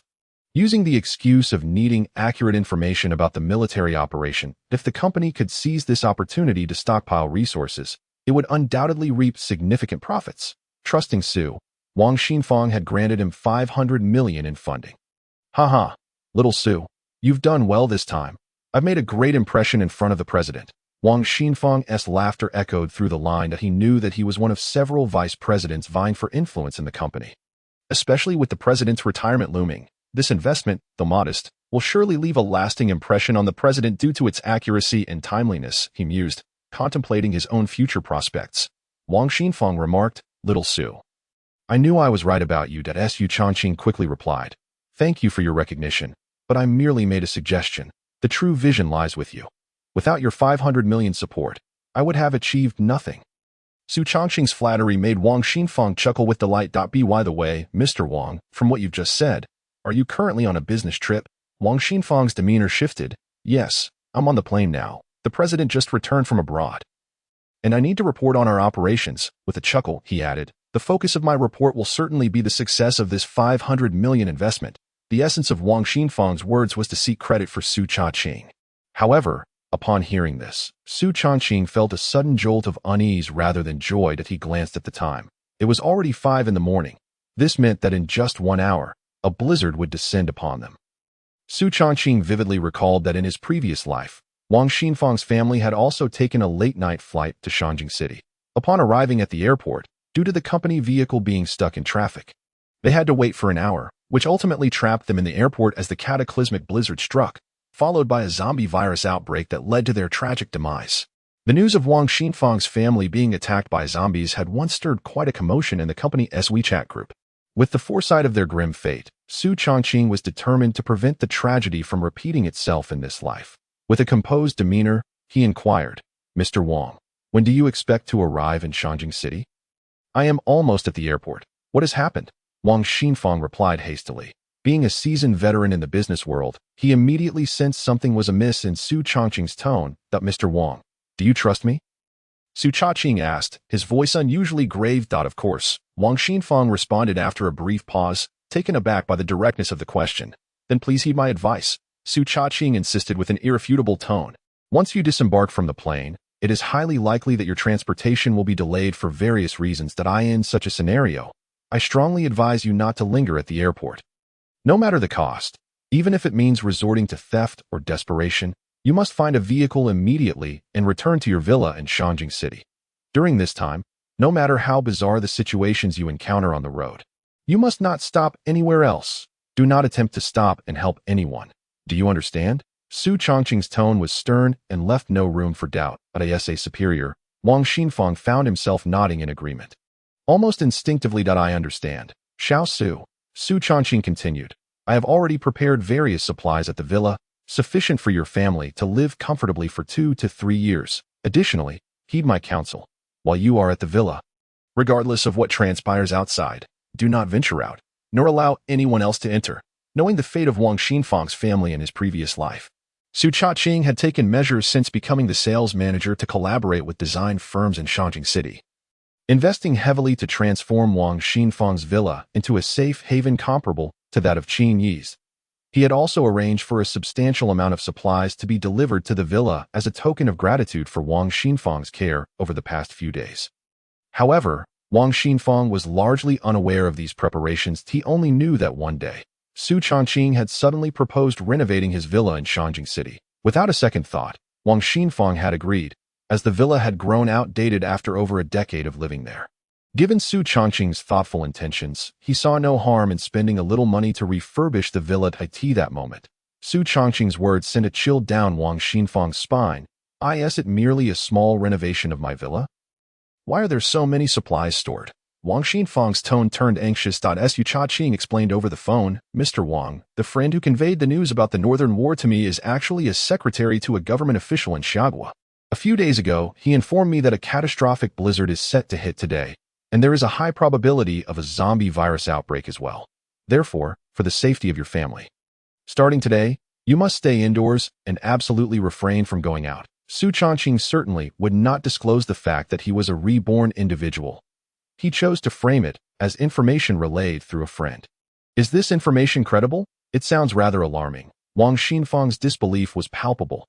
Naturally, anyone would find Su Changqing's words utterly absurd. That a blizzard in the sweltering month of July, a zombie virus outbreak. Such scenarios seemed only fit for science fiction, not reality. After a moment of contemplation, Wang Xinfang slowly replied, "Xiao Su, it's not that I don't believe you, but what you are saying is simply too far-fetched. Moreover, I have a meeting scheduled with the president at 7 this morning.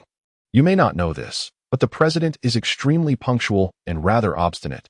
If I fail to show up, it could have repercussions for my career," Su Changqing acknowledged with a sound, understanding the gravity of the situation.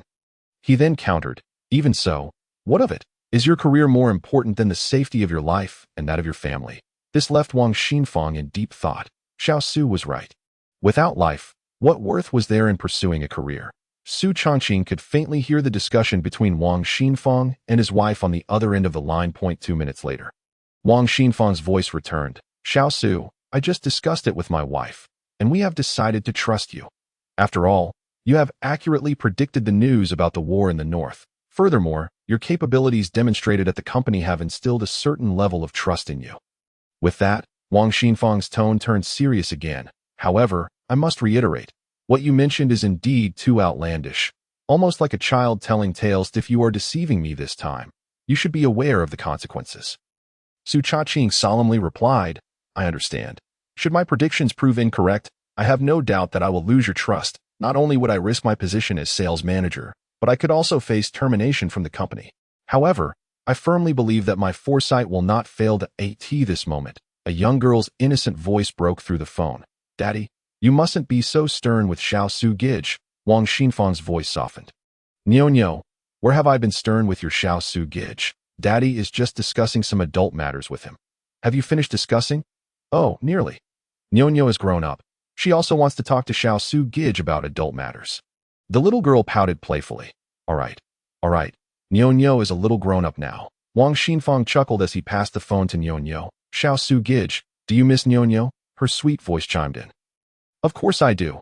Nyo is so adorable. Su Changqing responded with a smile. When he had just been reborn, Su Changqing had relied on his memories from his past life to save Nyo, thus establishing a connection with Wang Xinfang.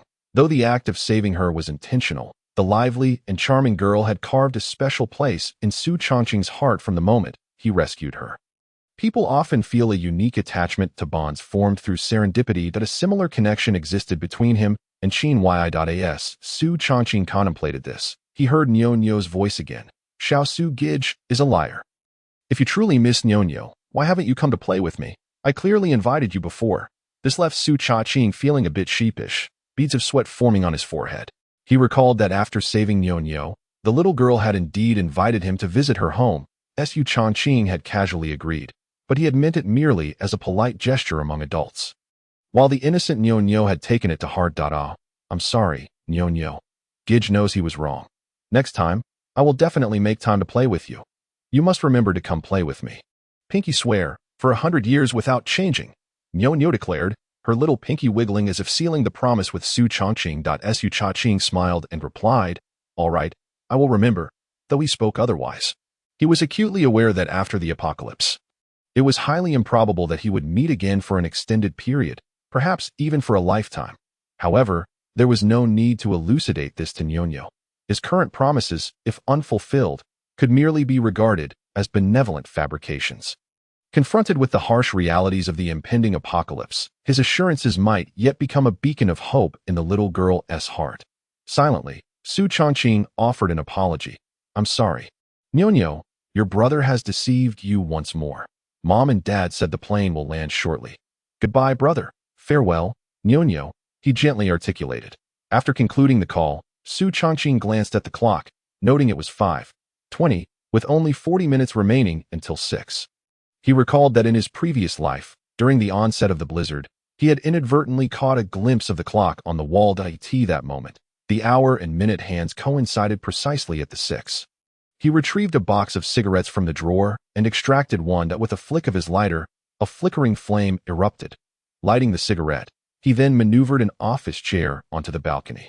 His office boasted a sizable balcony, through the glass of which the outside world was vividly visible. Settling into the chair, he gazed into the enveloping darkness of the night. The sky was a deep abyss, punctuated only by a solitary morning star twinkling in isolation. This was the darkest hour of the day. Yet, before long, the sun would rise in the east. As he contemplated the pitch-black scenery, an inexplicable trepidation gripped him. If all proceeded as usual, then the exhaustive preparations he had undertaken would amount to naught. He pondered the implications of tomorrow's sunrise, bathing the earth in light. What then? Logically, one would desire to reside in a peaceful era, living a tranquil life. Yet, Su Changqing harbored a subtle longing for the apocalypse. Had the tribulations of his past life distorted his character, rendering him psychologically unbalanced, thus cultivating this yearning for the end times? A bitter smile crept across his face. He inhaled deeply from the cigarette, exhaling slowly, only to be seized by a fit of coughing. The cigarettes in the drawer had been meant for guests. Su Changqing, who had never smoked before, had inexplicably lit one. Thus, he found himself in this predicament.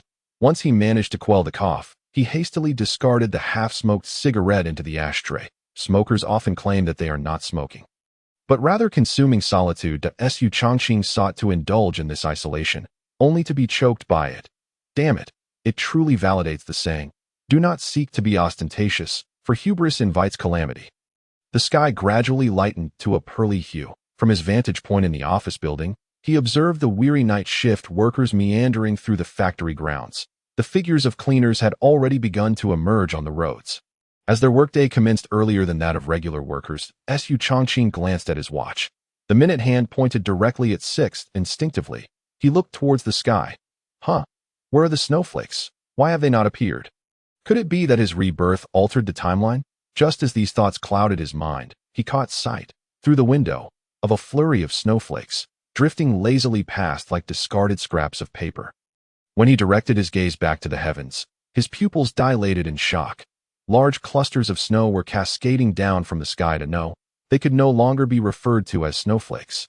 They were snow sheets. A dense flurry of snowflakes was descending from above in less than a minute. The ground was blanketed in white. This, before Su Changqing could fully process the scene, someone below shouted. Look, it's snowing. A heavy snowfall. What is going on? Snow in July. All the workers paused their tasks, gazing skyward, many displaying expressions of exhilaration and excitement. Historically, Xingqing had never witnessed snowfall in July. The sight of July snow indeed evoked a sense of novelty. At that moment, within the sales department office, a shadow of relief crossed Su Changqing's serious visage. What was meant to happen had finally arrived. Observing the delighted workers below, a pang of compassion stirred within him. These unfortunate souls would soon find their smiles fading, wouldn't they? No sooner had he thought this than a deafening roar erupted. Suddenly, the once tranquil sky was swept by a violent gust of wind.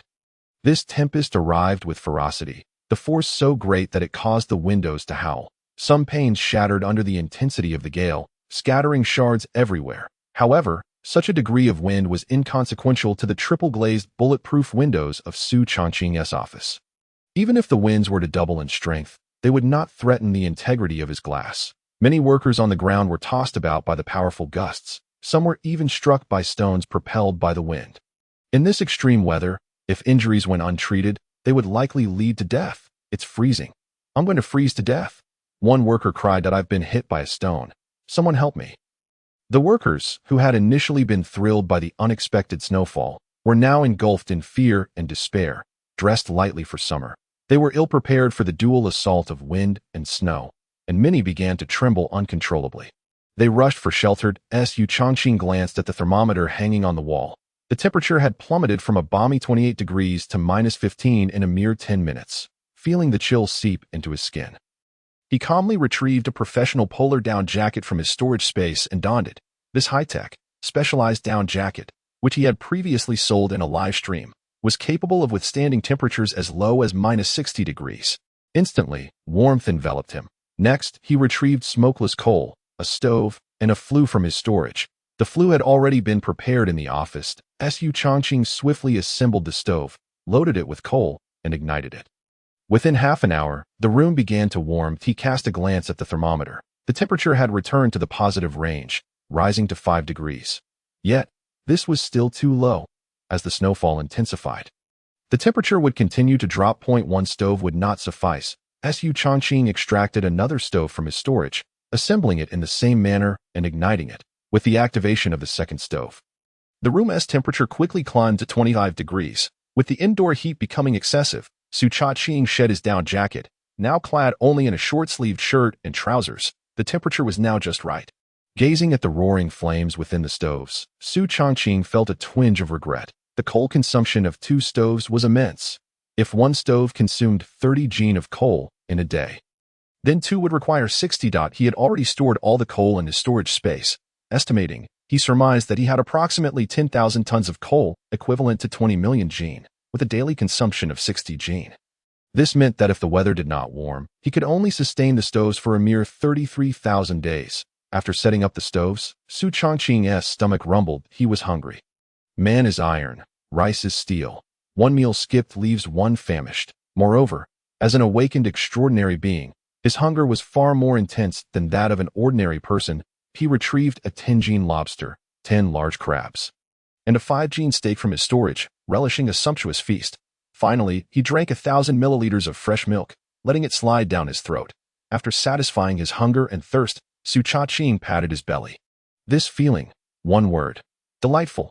2 words, utterly delightful. With nothing pressing to occupy him, Su Chongqing strolled to the balcony and gazed out the window at IT that moment. The wind had slightly abated. He noticed numerous workers beginning to leave the company to return home. After all, no one is a fool. With the wind howling and snow falling, accompanied by a rapidly dropping temperature, if they did not head home soon, they risked freezing to death in the company. Su Chongqing settled into a chair by the window, crossing his legs and admiring the snowy landscape outside. Suddenly, his attention was drawn to the entrance of the company. Su Chongqing's gaze sharpened. He saw a group of several young ruffians clad in down jackets blocking the entrance. Confronting the workers and preventing them from leaving, Su Chongqing concentrated a sliver of his extraordinary power into his senses. In an instant, his hearing and vision surpassed that of an ordinary person. The leader of the group of ruffians seemed disturbingly familiar. Su Chongqing focused and realized, lo and behold, it was none other than Zhao Wenhao. Goodness, braving a blizzard at -20 degrees to come to the company. Zhao Wenhao, you must either be foolish or dim-witted. The workers stood at the entrance, engaged in a heated argument with him. Zhao Wenhao, you arrogant bully, open your eyes and see the weather with such a heavy blizzard. How can we work? If we don't return home soon, we will surely freeze to death here. Faced with the workers' collective outrage, Zhao Wenhao chuckled coldly. Haven't you heard about the blessings of the 996 work schedule? The general manager has stated that coming to work is a blessing for you. You must work today. Anyone who dares to leave will have a year's salary deducted and will have their legs broken. Seeing the group of workers, Zhao Wenhao's temper flared. If it weren't for their ruckus, he would still be enjoying a good sleep at home. That morning, he had been sleeping soundly when he was abruptly awakened by the sudden change in weather. Upon waking and seeing the wind and snow outside, he had contemplated not going to work. Just as he was about to snuggle back under his thick comforter, he received a call from Lu Zheng. Lu Zheng informed Zhao Wenhao that the workers were planning to strike and go home. If the workers went on strike, all machinery would cease operation, resulting in losses exceeding hundreds of millions. Lu Zheng ordered Zhao Wenhao to rush to the company immediately to prevent the workers from striking. Reluctantly, Zhao Wenhao donned his thickest clothes and gathered a group of thugs to block the workers from leaving the factory. To hell with General Manager Lu Zheng. Is Lu Zheng's word a decree? Or are you his dog, following his orders so obediently? Zhao Wenhao, we have to go home today. The workers began to push their way out. Many were already turning blue from the cold. Staying at the company would surely lead to their demise. That I ask for wages. Is life not more important? You're rebelling against us. Zhao Wenhao had not even eaten breakfast that morning before rushing over. Now, freezing and hungry, he was already seething with frustration. Upon witnessing the workers forcefully breaking through the door, his anger exploded. He immediately turned to his little brothers behind him. Why are you still standing there? Hurry up and beat these poor bastards. Armed with knives, guns, and clubs, the ruffians shouted as they charged at the workers. The sounds of clubs striking flesh echoed through the air. The honest and docile workers were no match for these ruthless thugs. And they scattered in all directions. Zhao Wenhao pursued the workers. Entering the company, he casually locked the company's front door in order to minimize disturbances. Candy Logistics had constructed high walls over 3 meters tall around the company premises. With a layer of glass shards strewn across the top, the iron gate also stood 3 meters high, topped with barbed wire. With such tight security, once the door was locked, it would be difficult for ordinary people to escape. After locking the door, Zhao Wenhao leaned on a large cleaver, tilting his head back. Humph, let us see how these poor bastards get out now. His demeanor resembled that of a tyrant sweeping through a village in a television drama. Just short of exclaiming, "You dare!" While Zhao Wenhao was reveling in the scene, he suddenly heard a blood-curdling scream filled with sheer terror. He turned toward the source of the sound, and the sight that met his eyes startled him.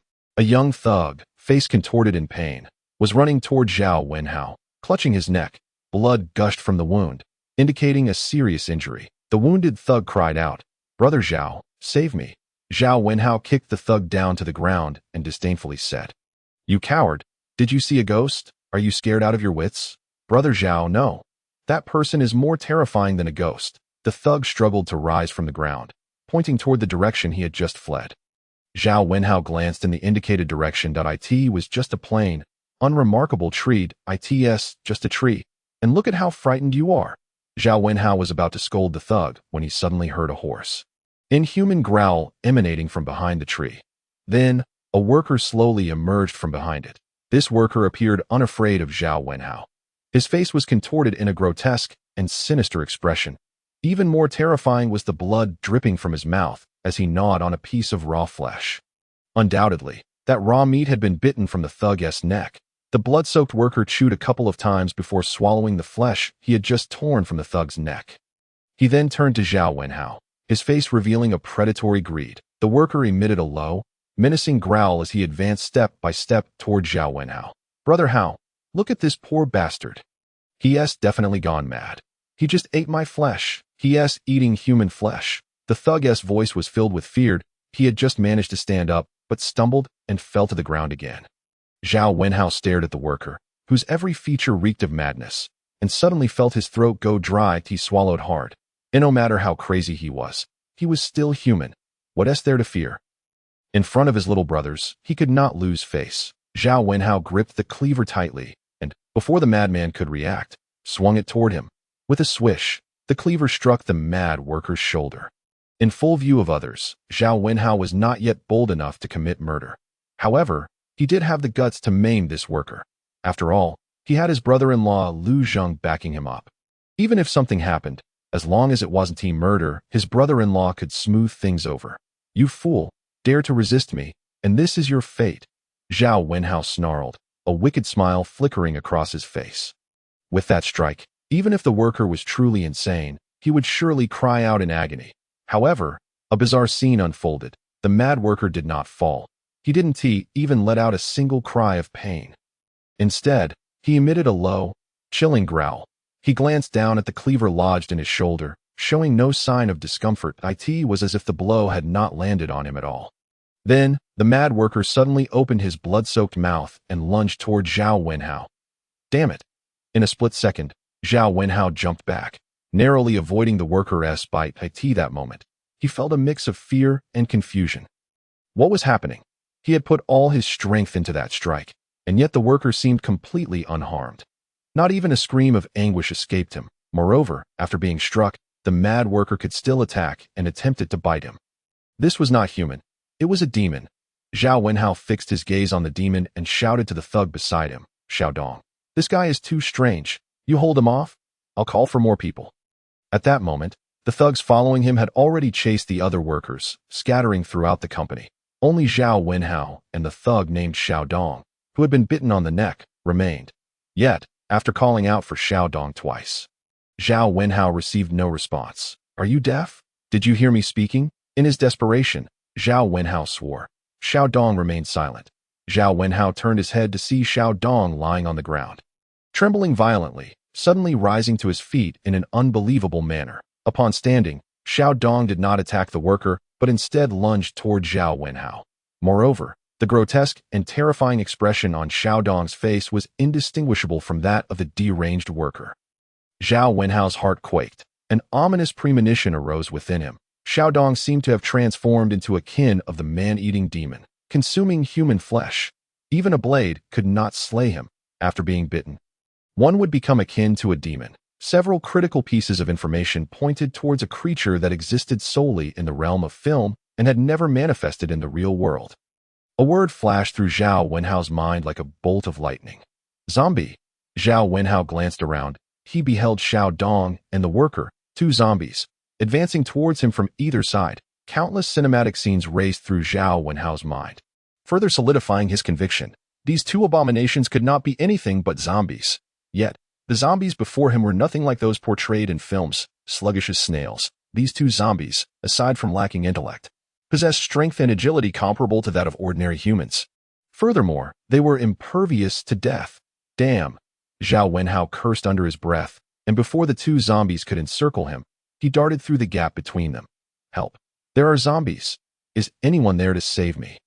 He shouted while sprinting towards the main entrance. However, upon seeing the tightly shut door, Zhao Wenhao paused momentarily.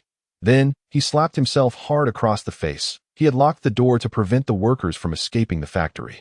And now he had inadvertently trapped himself inside. Zhao Wenhao felt an overwhelming sense of regret, but it was too late for remorse. "Zhao Wenhao, you are an utter fool." He chastised himself and quickly changed direction, running towards a warehouse. The warehouse was filled with a plethora of goods, making it an ideal hiding spot. Zhao Wenhao had witnessed Su Chongqing moving entire boxes of food into the warehouse. If he could just get inside, those two zombies would never find him. Moreover, he could utilize the warehouse's complex layout for ambushes. Even if he couldn't kill the zombies, the vast resources within the warehouse would sustain him for some time, allowing him to devise an escape plan later. With his mind made up, Zhao Wenhao dashed towards the warehouse. However, as he rushed towards the warehouse entrance, he was unaware that someone else was also sprinting towards it. That person was Su Chongqing, who had been secretly observing Zhao Wenhao from the office building.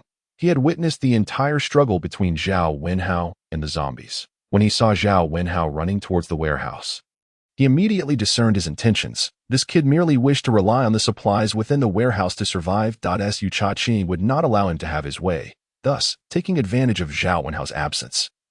Su Chongqing quickly donned a professional down jacket and leaped from the office building, landing gracefully on the ground. As potentially the world's sole D-class extraordinary being, Su Chongqing's speed was astonishing. With a mere push off the ground, he propelled himself several meters forward. The warehouse was 100 meters from the office building, and Su Chongqing reached it in less than 5 seconds, promptly shutting the warehouse door behind him. Zhao Wenhao, who was running at full speed, was nearing the warehouse, a smile breaking on his panting face. As long as he could enter the warehouse and close the door behind him, he would be safe. However, at that moment, he suddenly noticed a figure darting in from the side, entering the warehouse ahead of him. Though the person's movement was swift, it did not escape Zhao Wenhao's keen gaze. Wasn't that Su Chongqing? Despite their previous antagonistic relationship at the company, having an extra person in this perilous moment meant additional help. At a critical juncture, he could even use Su Chongqing as bait to distract the zombies while he slipped away. With that thought, Zhao Wenhao's heart soared with joy. How clever am I? How astute! Ha ha ha! I am truly a genius. Manager Su, don't close the door, let me in too. Just as Su Chongqing was about to shut the warehouse door, Zhao Wenhao shouted in a frenzy, sprinting towards the entrance. Yet, as he approached, he saw Su Chongqing flash him a sinister smile before the door slammed shut with a resounding bang. Bang, bang, bang. Su Chongqing, open the door! Zhao Wenhao screamed, pounding on the door as if he had lost his mind. If Su Chongqing kept him locked outside, how could he execute his plans? Surely Su Chongqing wouldn't see through his scheme. Would he? Panic surged within Zhao Wenhao, and he pounded on the door even harder. Su Chongqing, hurry up and open the door, or I swear I'll kill you once I get in there. Meanwhile, Su Chongqing peered through the crack in the door and caught a glimpse of Zhao Wenhao, a wicked grin curling at the corners of his mouth. Open the door for you. Not a chance. In his previous life, after the outbreak of the zombie crisis, Zhao Wenhao's brother-in-law, Lu Zheng, had allied himself with the Zhen family against Zhao Wenhao. The brother-in-law, he became an enforcer for the Zhen family, aiding in their oppression of ordinary people. Prior to awakening his extraordinary abilities, Su Chongqing had often been bullied by Zhao Wenhao. He had even been forced to work the following day after having his limbs broken. In Zhao Wenhao's eyes, ordinary people were scarcely better than animals. After Su Chongqing awakened his powers, Zhao Wenhao was among those who killed and devoured him.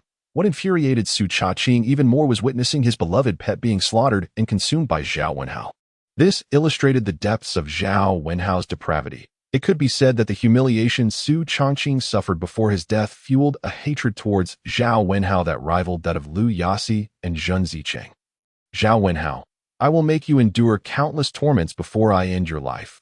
Facing the frenzied knocking at the door, Su Chongqing wore a cold smile. Since he had decided to make Zhao Wenhao suffer before killing him, he could not allow him to die so easily at the hands of zombies. That would be too merciful. However, before opening the door, Su Chongqing had a few tasks to attend to. He surveyed the mountain of supplies piled within the warehouse and smiled faintly. With a mere thought, all the supplies in the warehouse instantly entered his storage space. The warehouse was now utterly barren.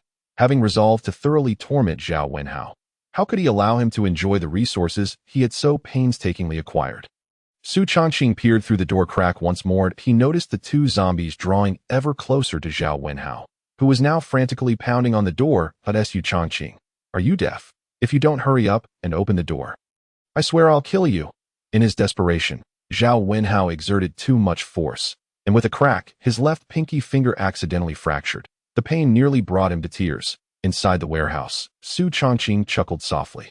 Zhao Wenhao managed to fracture his finger by knocking on the door. How foolish could he be? Su Changqing cleared his throat. Zhao Wenhao, since you want to kill me, I dare not open the door for you. Damn it, you little brat. Zhao Wenhao was seething with rage. At that moment, the two zombies had already reached him. One lunged at Zhao Wenhao with a ferocious snarl. In a panic, Zhao Wenhao swiftly dodged the zombie's attack and grabbed a brick. Striking it on the head, the zombie staggered from the blow, appearing somewhat dazed. Seizing the opportunity, the other zombie pounced on Zhao Wenhao, and they became entangled in a struggle, gazing into the zombie's grotesque and hideous face. A wave of warmth surged from Zhao Wenhao's lower body. Su Changqing, peering through the door crack, noticed a large wet patch forming in Zhao Wenhao's pants. He was taken aback. A foul stench wafted into his nostrils. Su Changqing quickly pinched his nose with his left hand while fanning the air with his right. Damn it, this cowardly Zhao Wenhao, scared to the point of wetting himself. Su, I misspoke in my moment of desperation. I shouldn't have said I'd kill you. I apologize. I end this life and death moment. Zhao Wenhao finally relented. Tears streaming down his face, he sobbed. Whoa, Su Baba? I am sorry. As your son, I am truly sorry. Just treat me as a mere fart and let me go. All right, if you save my life, I will be eternally grateful. Ugh, Su Changqing spat in contempt.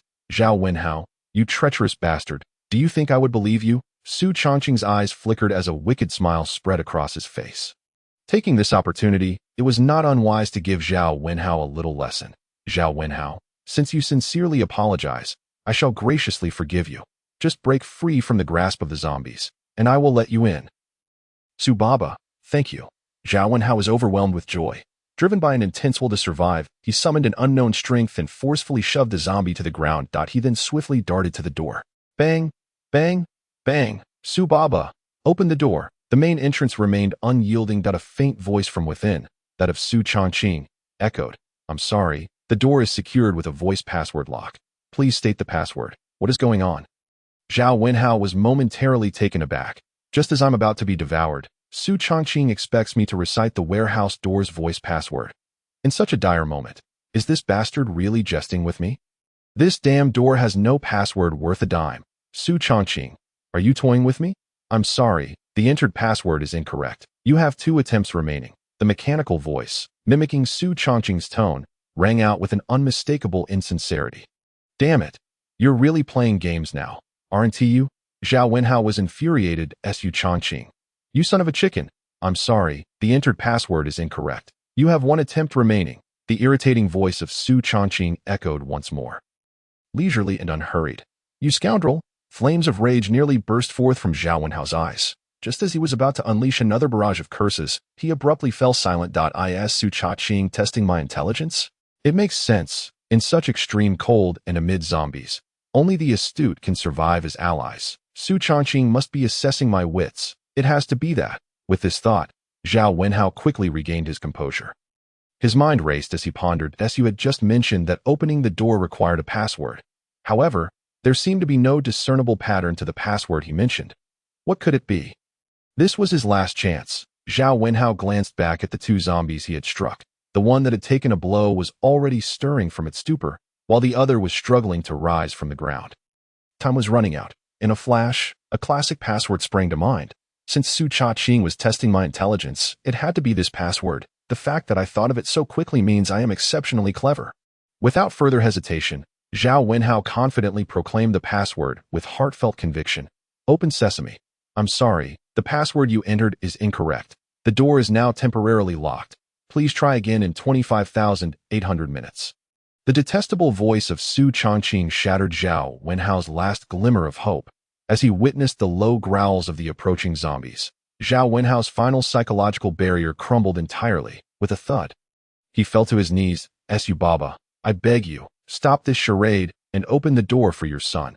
If you find me too young, I can call you Su Grandpa. Driven by a fierce desire to survive, Zhao Wenhao knelt on the ground, utterly devoid of dignity, pleading desperately. Tears streamed down his face as he thought, as long as Su can save my life, I would do anything. Meanwhile, Su Changqing, holding his phone, recorded Zhao Wenhao's pitiful state after he had been broken down. Watching him like a stray dog, Su Changqing felt an uncontainable delight. After filming, Su Chongqing tucked his phone away. Such a splendid video would be savored once he returned to the office. As for the protagonist of the video, he would spare his life for now. To let him perish so easily would be too merciful, just as Zhao Wenhao found himself devoid of hope. The door creaked open, and Su Chongqing poked his head out at that moment. As the door swung open, Zhao Wenhao felt as though he were gazing upon paradise. Even Su Chongqing's infuriatingly handsome face appeared as benevolent as that of a deity in his eyes. "Come on, hurry inside." "Thank you, Su Grandpa." In the very instant the zombies were about to seize Zhao Wenhao, he tumbled into the warehouse, rolling and scrambling. With a click, the warehouse doors swiftly closed behind him. Soon, the sounds of zombies battering against the door echoed incessantly. However, the iron warehouse door would not yield so easily. Once inside, Zhao Wenhao's legs gave way, and he collapsed to the ground, gasping for breath. Taking quite some time to recover. Only when the fear subsided did Zhao Wenhao slowly rise to his feet and survey his surroundings. Upon looking around, his spirits plummeted. The warehouse was desolate, completely devoid of any supplies. Zhao Wenhao stared in disbelief at the stripped clean warehouse, utterly dumbfounded that I risked my life to come to this warehouse precisely for its abundant resources. But where are the supplies? Zhao Wenhao's heart sank into utter despondency. Su Chongqing, there were clearly vast resources in this warehouse. Where have they all gone? After entering the warehouse, Zhao Wenhao's address shifted from Su Grandpa to Su Chongqing. "You ask me, and I ask who?" Su Chongqing rolled his eyes. He had long anticipated Zhao Wenhao's shifting demeanor and thus was unperturbed. Observing Su Chongqing's continued arrogance, Zhao Wenhao's anger flared. "Su Chongqing, do you seriously think of yourself as my grandfather?" "Damn it. To be frank, I only called you Grandpa out of necessity." Zhao Wenhao glared fiercely at Su Chongqing. "This brat named Su is utterly contemptible, forcing me to kneel and beg for mercy." And to call him Grandpa, recalling the humiliations he had endured outside the door, Zhao Wenhao was seething with rage. Flames of vengeance blazed in his eyes. He yearned to strangle Su Chongqing. He picked up a brick from the ground and strode defiantly towards Su Chongqing. Grasping Su Chongqing by the collar, he spat, "You little bastard, do you believe I won't kill you?" In that moment, he completely forgot that if not for Su Chongqing's timely intervention, he would have been torn to shreds by zombies. He also forgot the words he had uttered in desperate pleas at the door.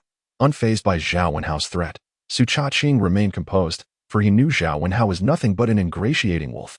Even after saving him, this ungrateful wretch would turn his back. This was precisely the outcome Su Chongqing desired. If Zhao Wenhao were to suddenly change his demeanor, it might evoke some reluctance in Su Chongqing when the time came for him to torment him. Su Chongqing maintained his calm demeanor, glancing down at the hand gripping his collar. Coldly, he remarked, "You filthy creature, remove your stinking hands at once, or bear the consequences. You dare call me a filthy creature?" Zhao Wenhao's face contorted with rage. "I intend to beat you senseless. What are you going to do about it?" For him to remove his hand was out of the question. Zhao Wenhao had made up his mind. He was determined to give Su Chongqing a good thrashing to avenge the humiliation he had just suffered. Su Chongqing chuckled coldly. "Not letting go, are you?" In truth, with his strength, he could easily subdue Zhao Wenhao with a mere finger. However, using brute force to overpower an opponent was the lowest form of tactic, and Su Chongqing preferred not to resort to violence. He favored winning people over through virtue. Slowly, Su Chongqing withdrew his phone from his pocket. He found a video and pointed the screen toward Zhao Wenhao. With a smile, he said, "Zhao Wenhao, what do you see here? You better not play any tricks." Zhao Wenhao shot back, leaving a harsh remark as he curiously leaned toward the phone screen. But upon seeing the footage, his eyes widened in horror, his face flushed with humiliation. The video displayed his earlier battle with the zombie, during which he had been so frightened that he had lost control of himself. Moreover, it captured the moment he knelt at the door, pleading desperately to Su Chongqing. The more Zhao Wenhao watched, the redder his face became. Through the phone, he realized his earlier display outside the door was far more pathetic than he had imagined. It was a profound mockery of the tough persona he had always projected, truly humiliating. Watching this video, Zhao Wenhao's face resembled a persimmon ripening in autumn, although the temperature was below -20 degrees. Sweat beads were forming on his brow. At this moment, Zhao Wenhao wished he could become a tiny ant, finding a crack in the ground to hide in, never to emerge again. Every change in his expression was noted by Su Chongqing. Observing Zhao Wenhao's extreme embarrassment, Su Chongqing smiled slightly. "If I were to make this video public, How would you respond? That video is fake. Give me your phone. Zhao Wenhao suddenly discarded the stone in his hand and, in a fit of madness, lunged to snatch Su Changqing's phone. However, Su Changqing had anticipated this maneuver long ago. With astonishing speed, he swiftly retracted his right hand, leaving Zhao Wenhao grasping at nothing. Su Changqing. You are courting death. Zhao Wenhao spat through clenched teeth that he raised his right fist, summoning all his strength to deliver a blow to Su Changqing's head. Had this punch landed on an ordinary person, it would undoubtedly have caused severe injury. Yet he was facing the awakened extraordinary being, Su Changqing. With a resounding thud, Zhao Wenhao's fist struck Su Changqing's head. He felt as if he had hit an iron block. The sound of cracking bones echoed ominously.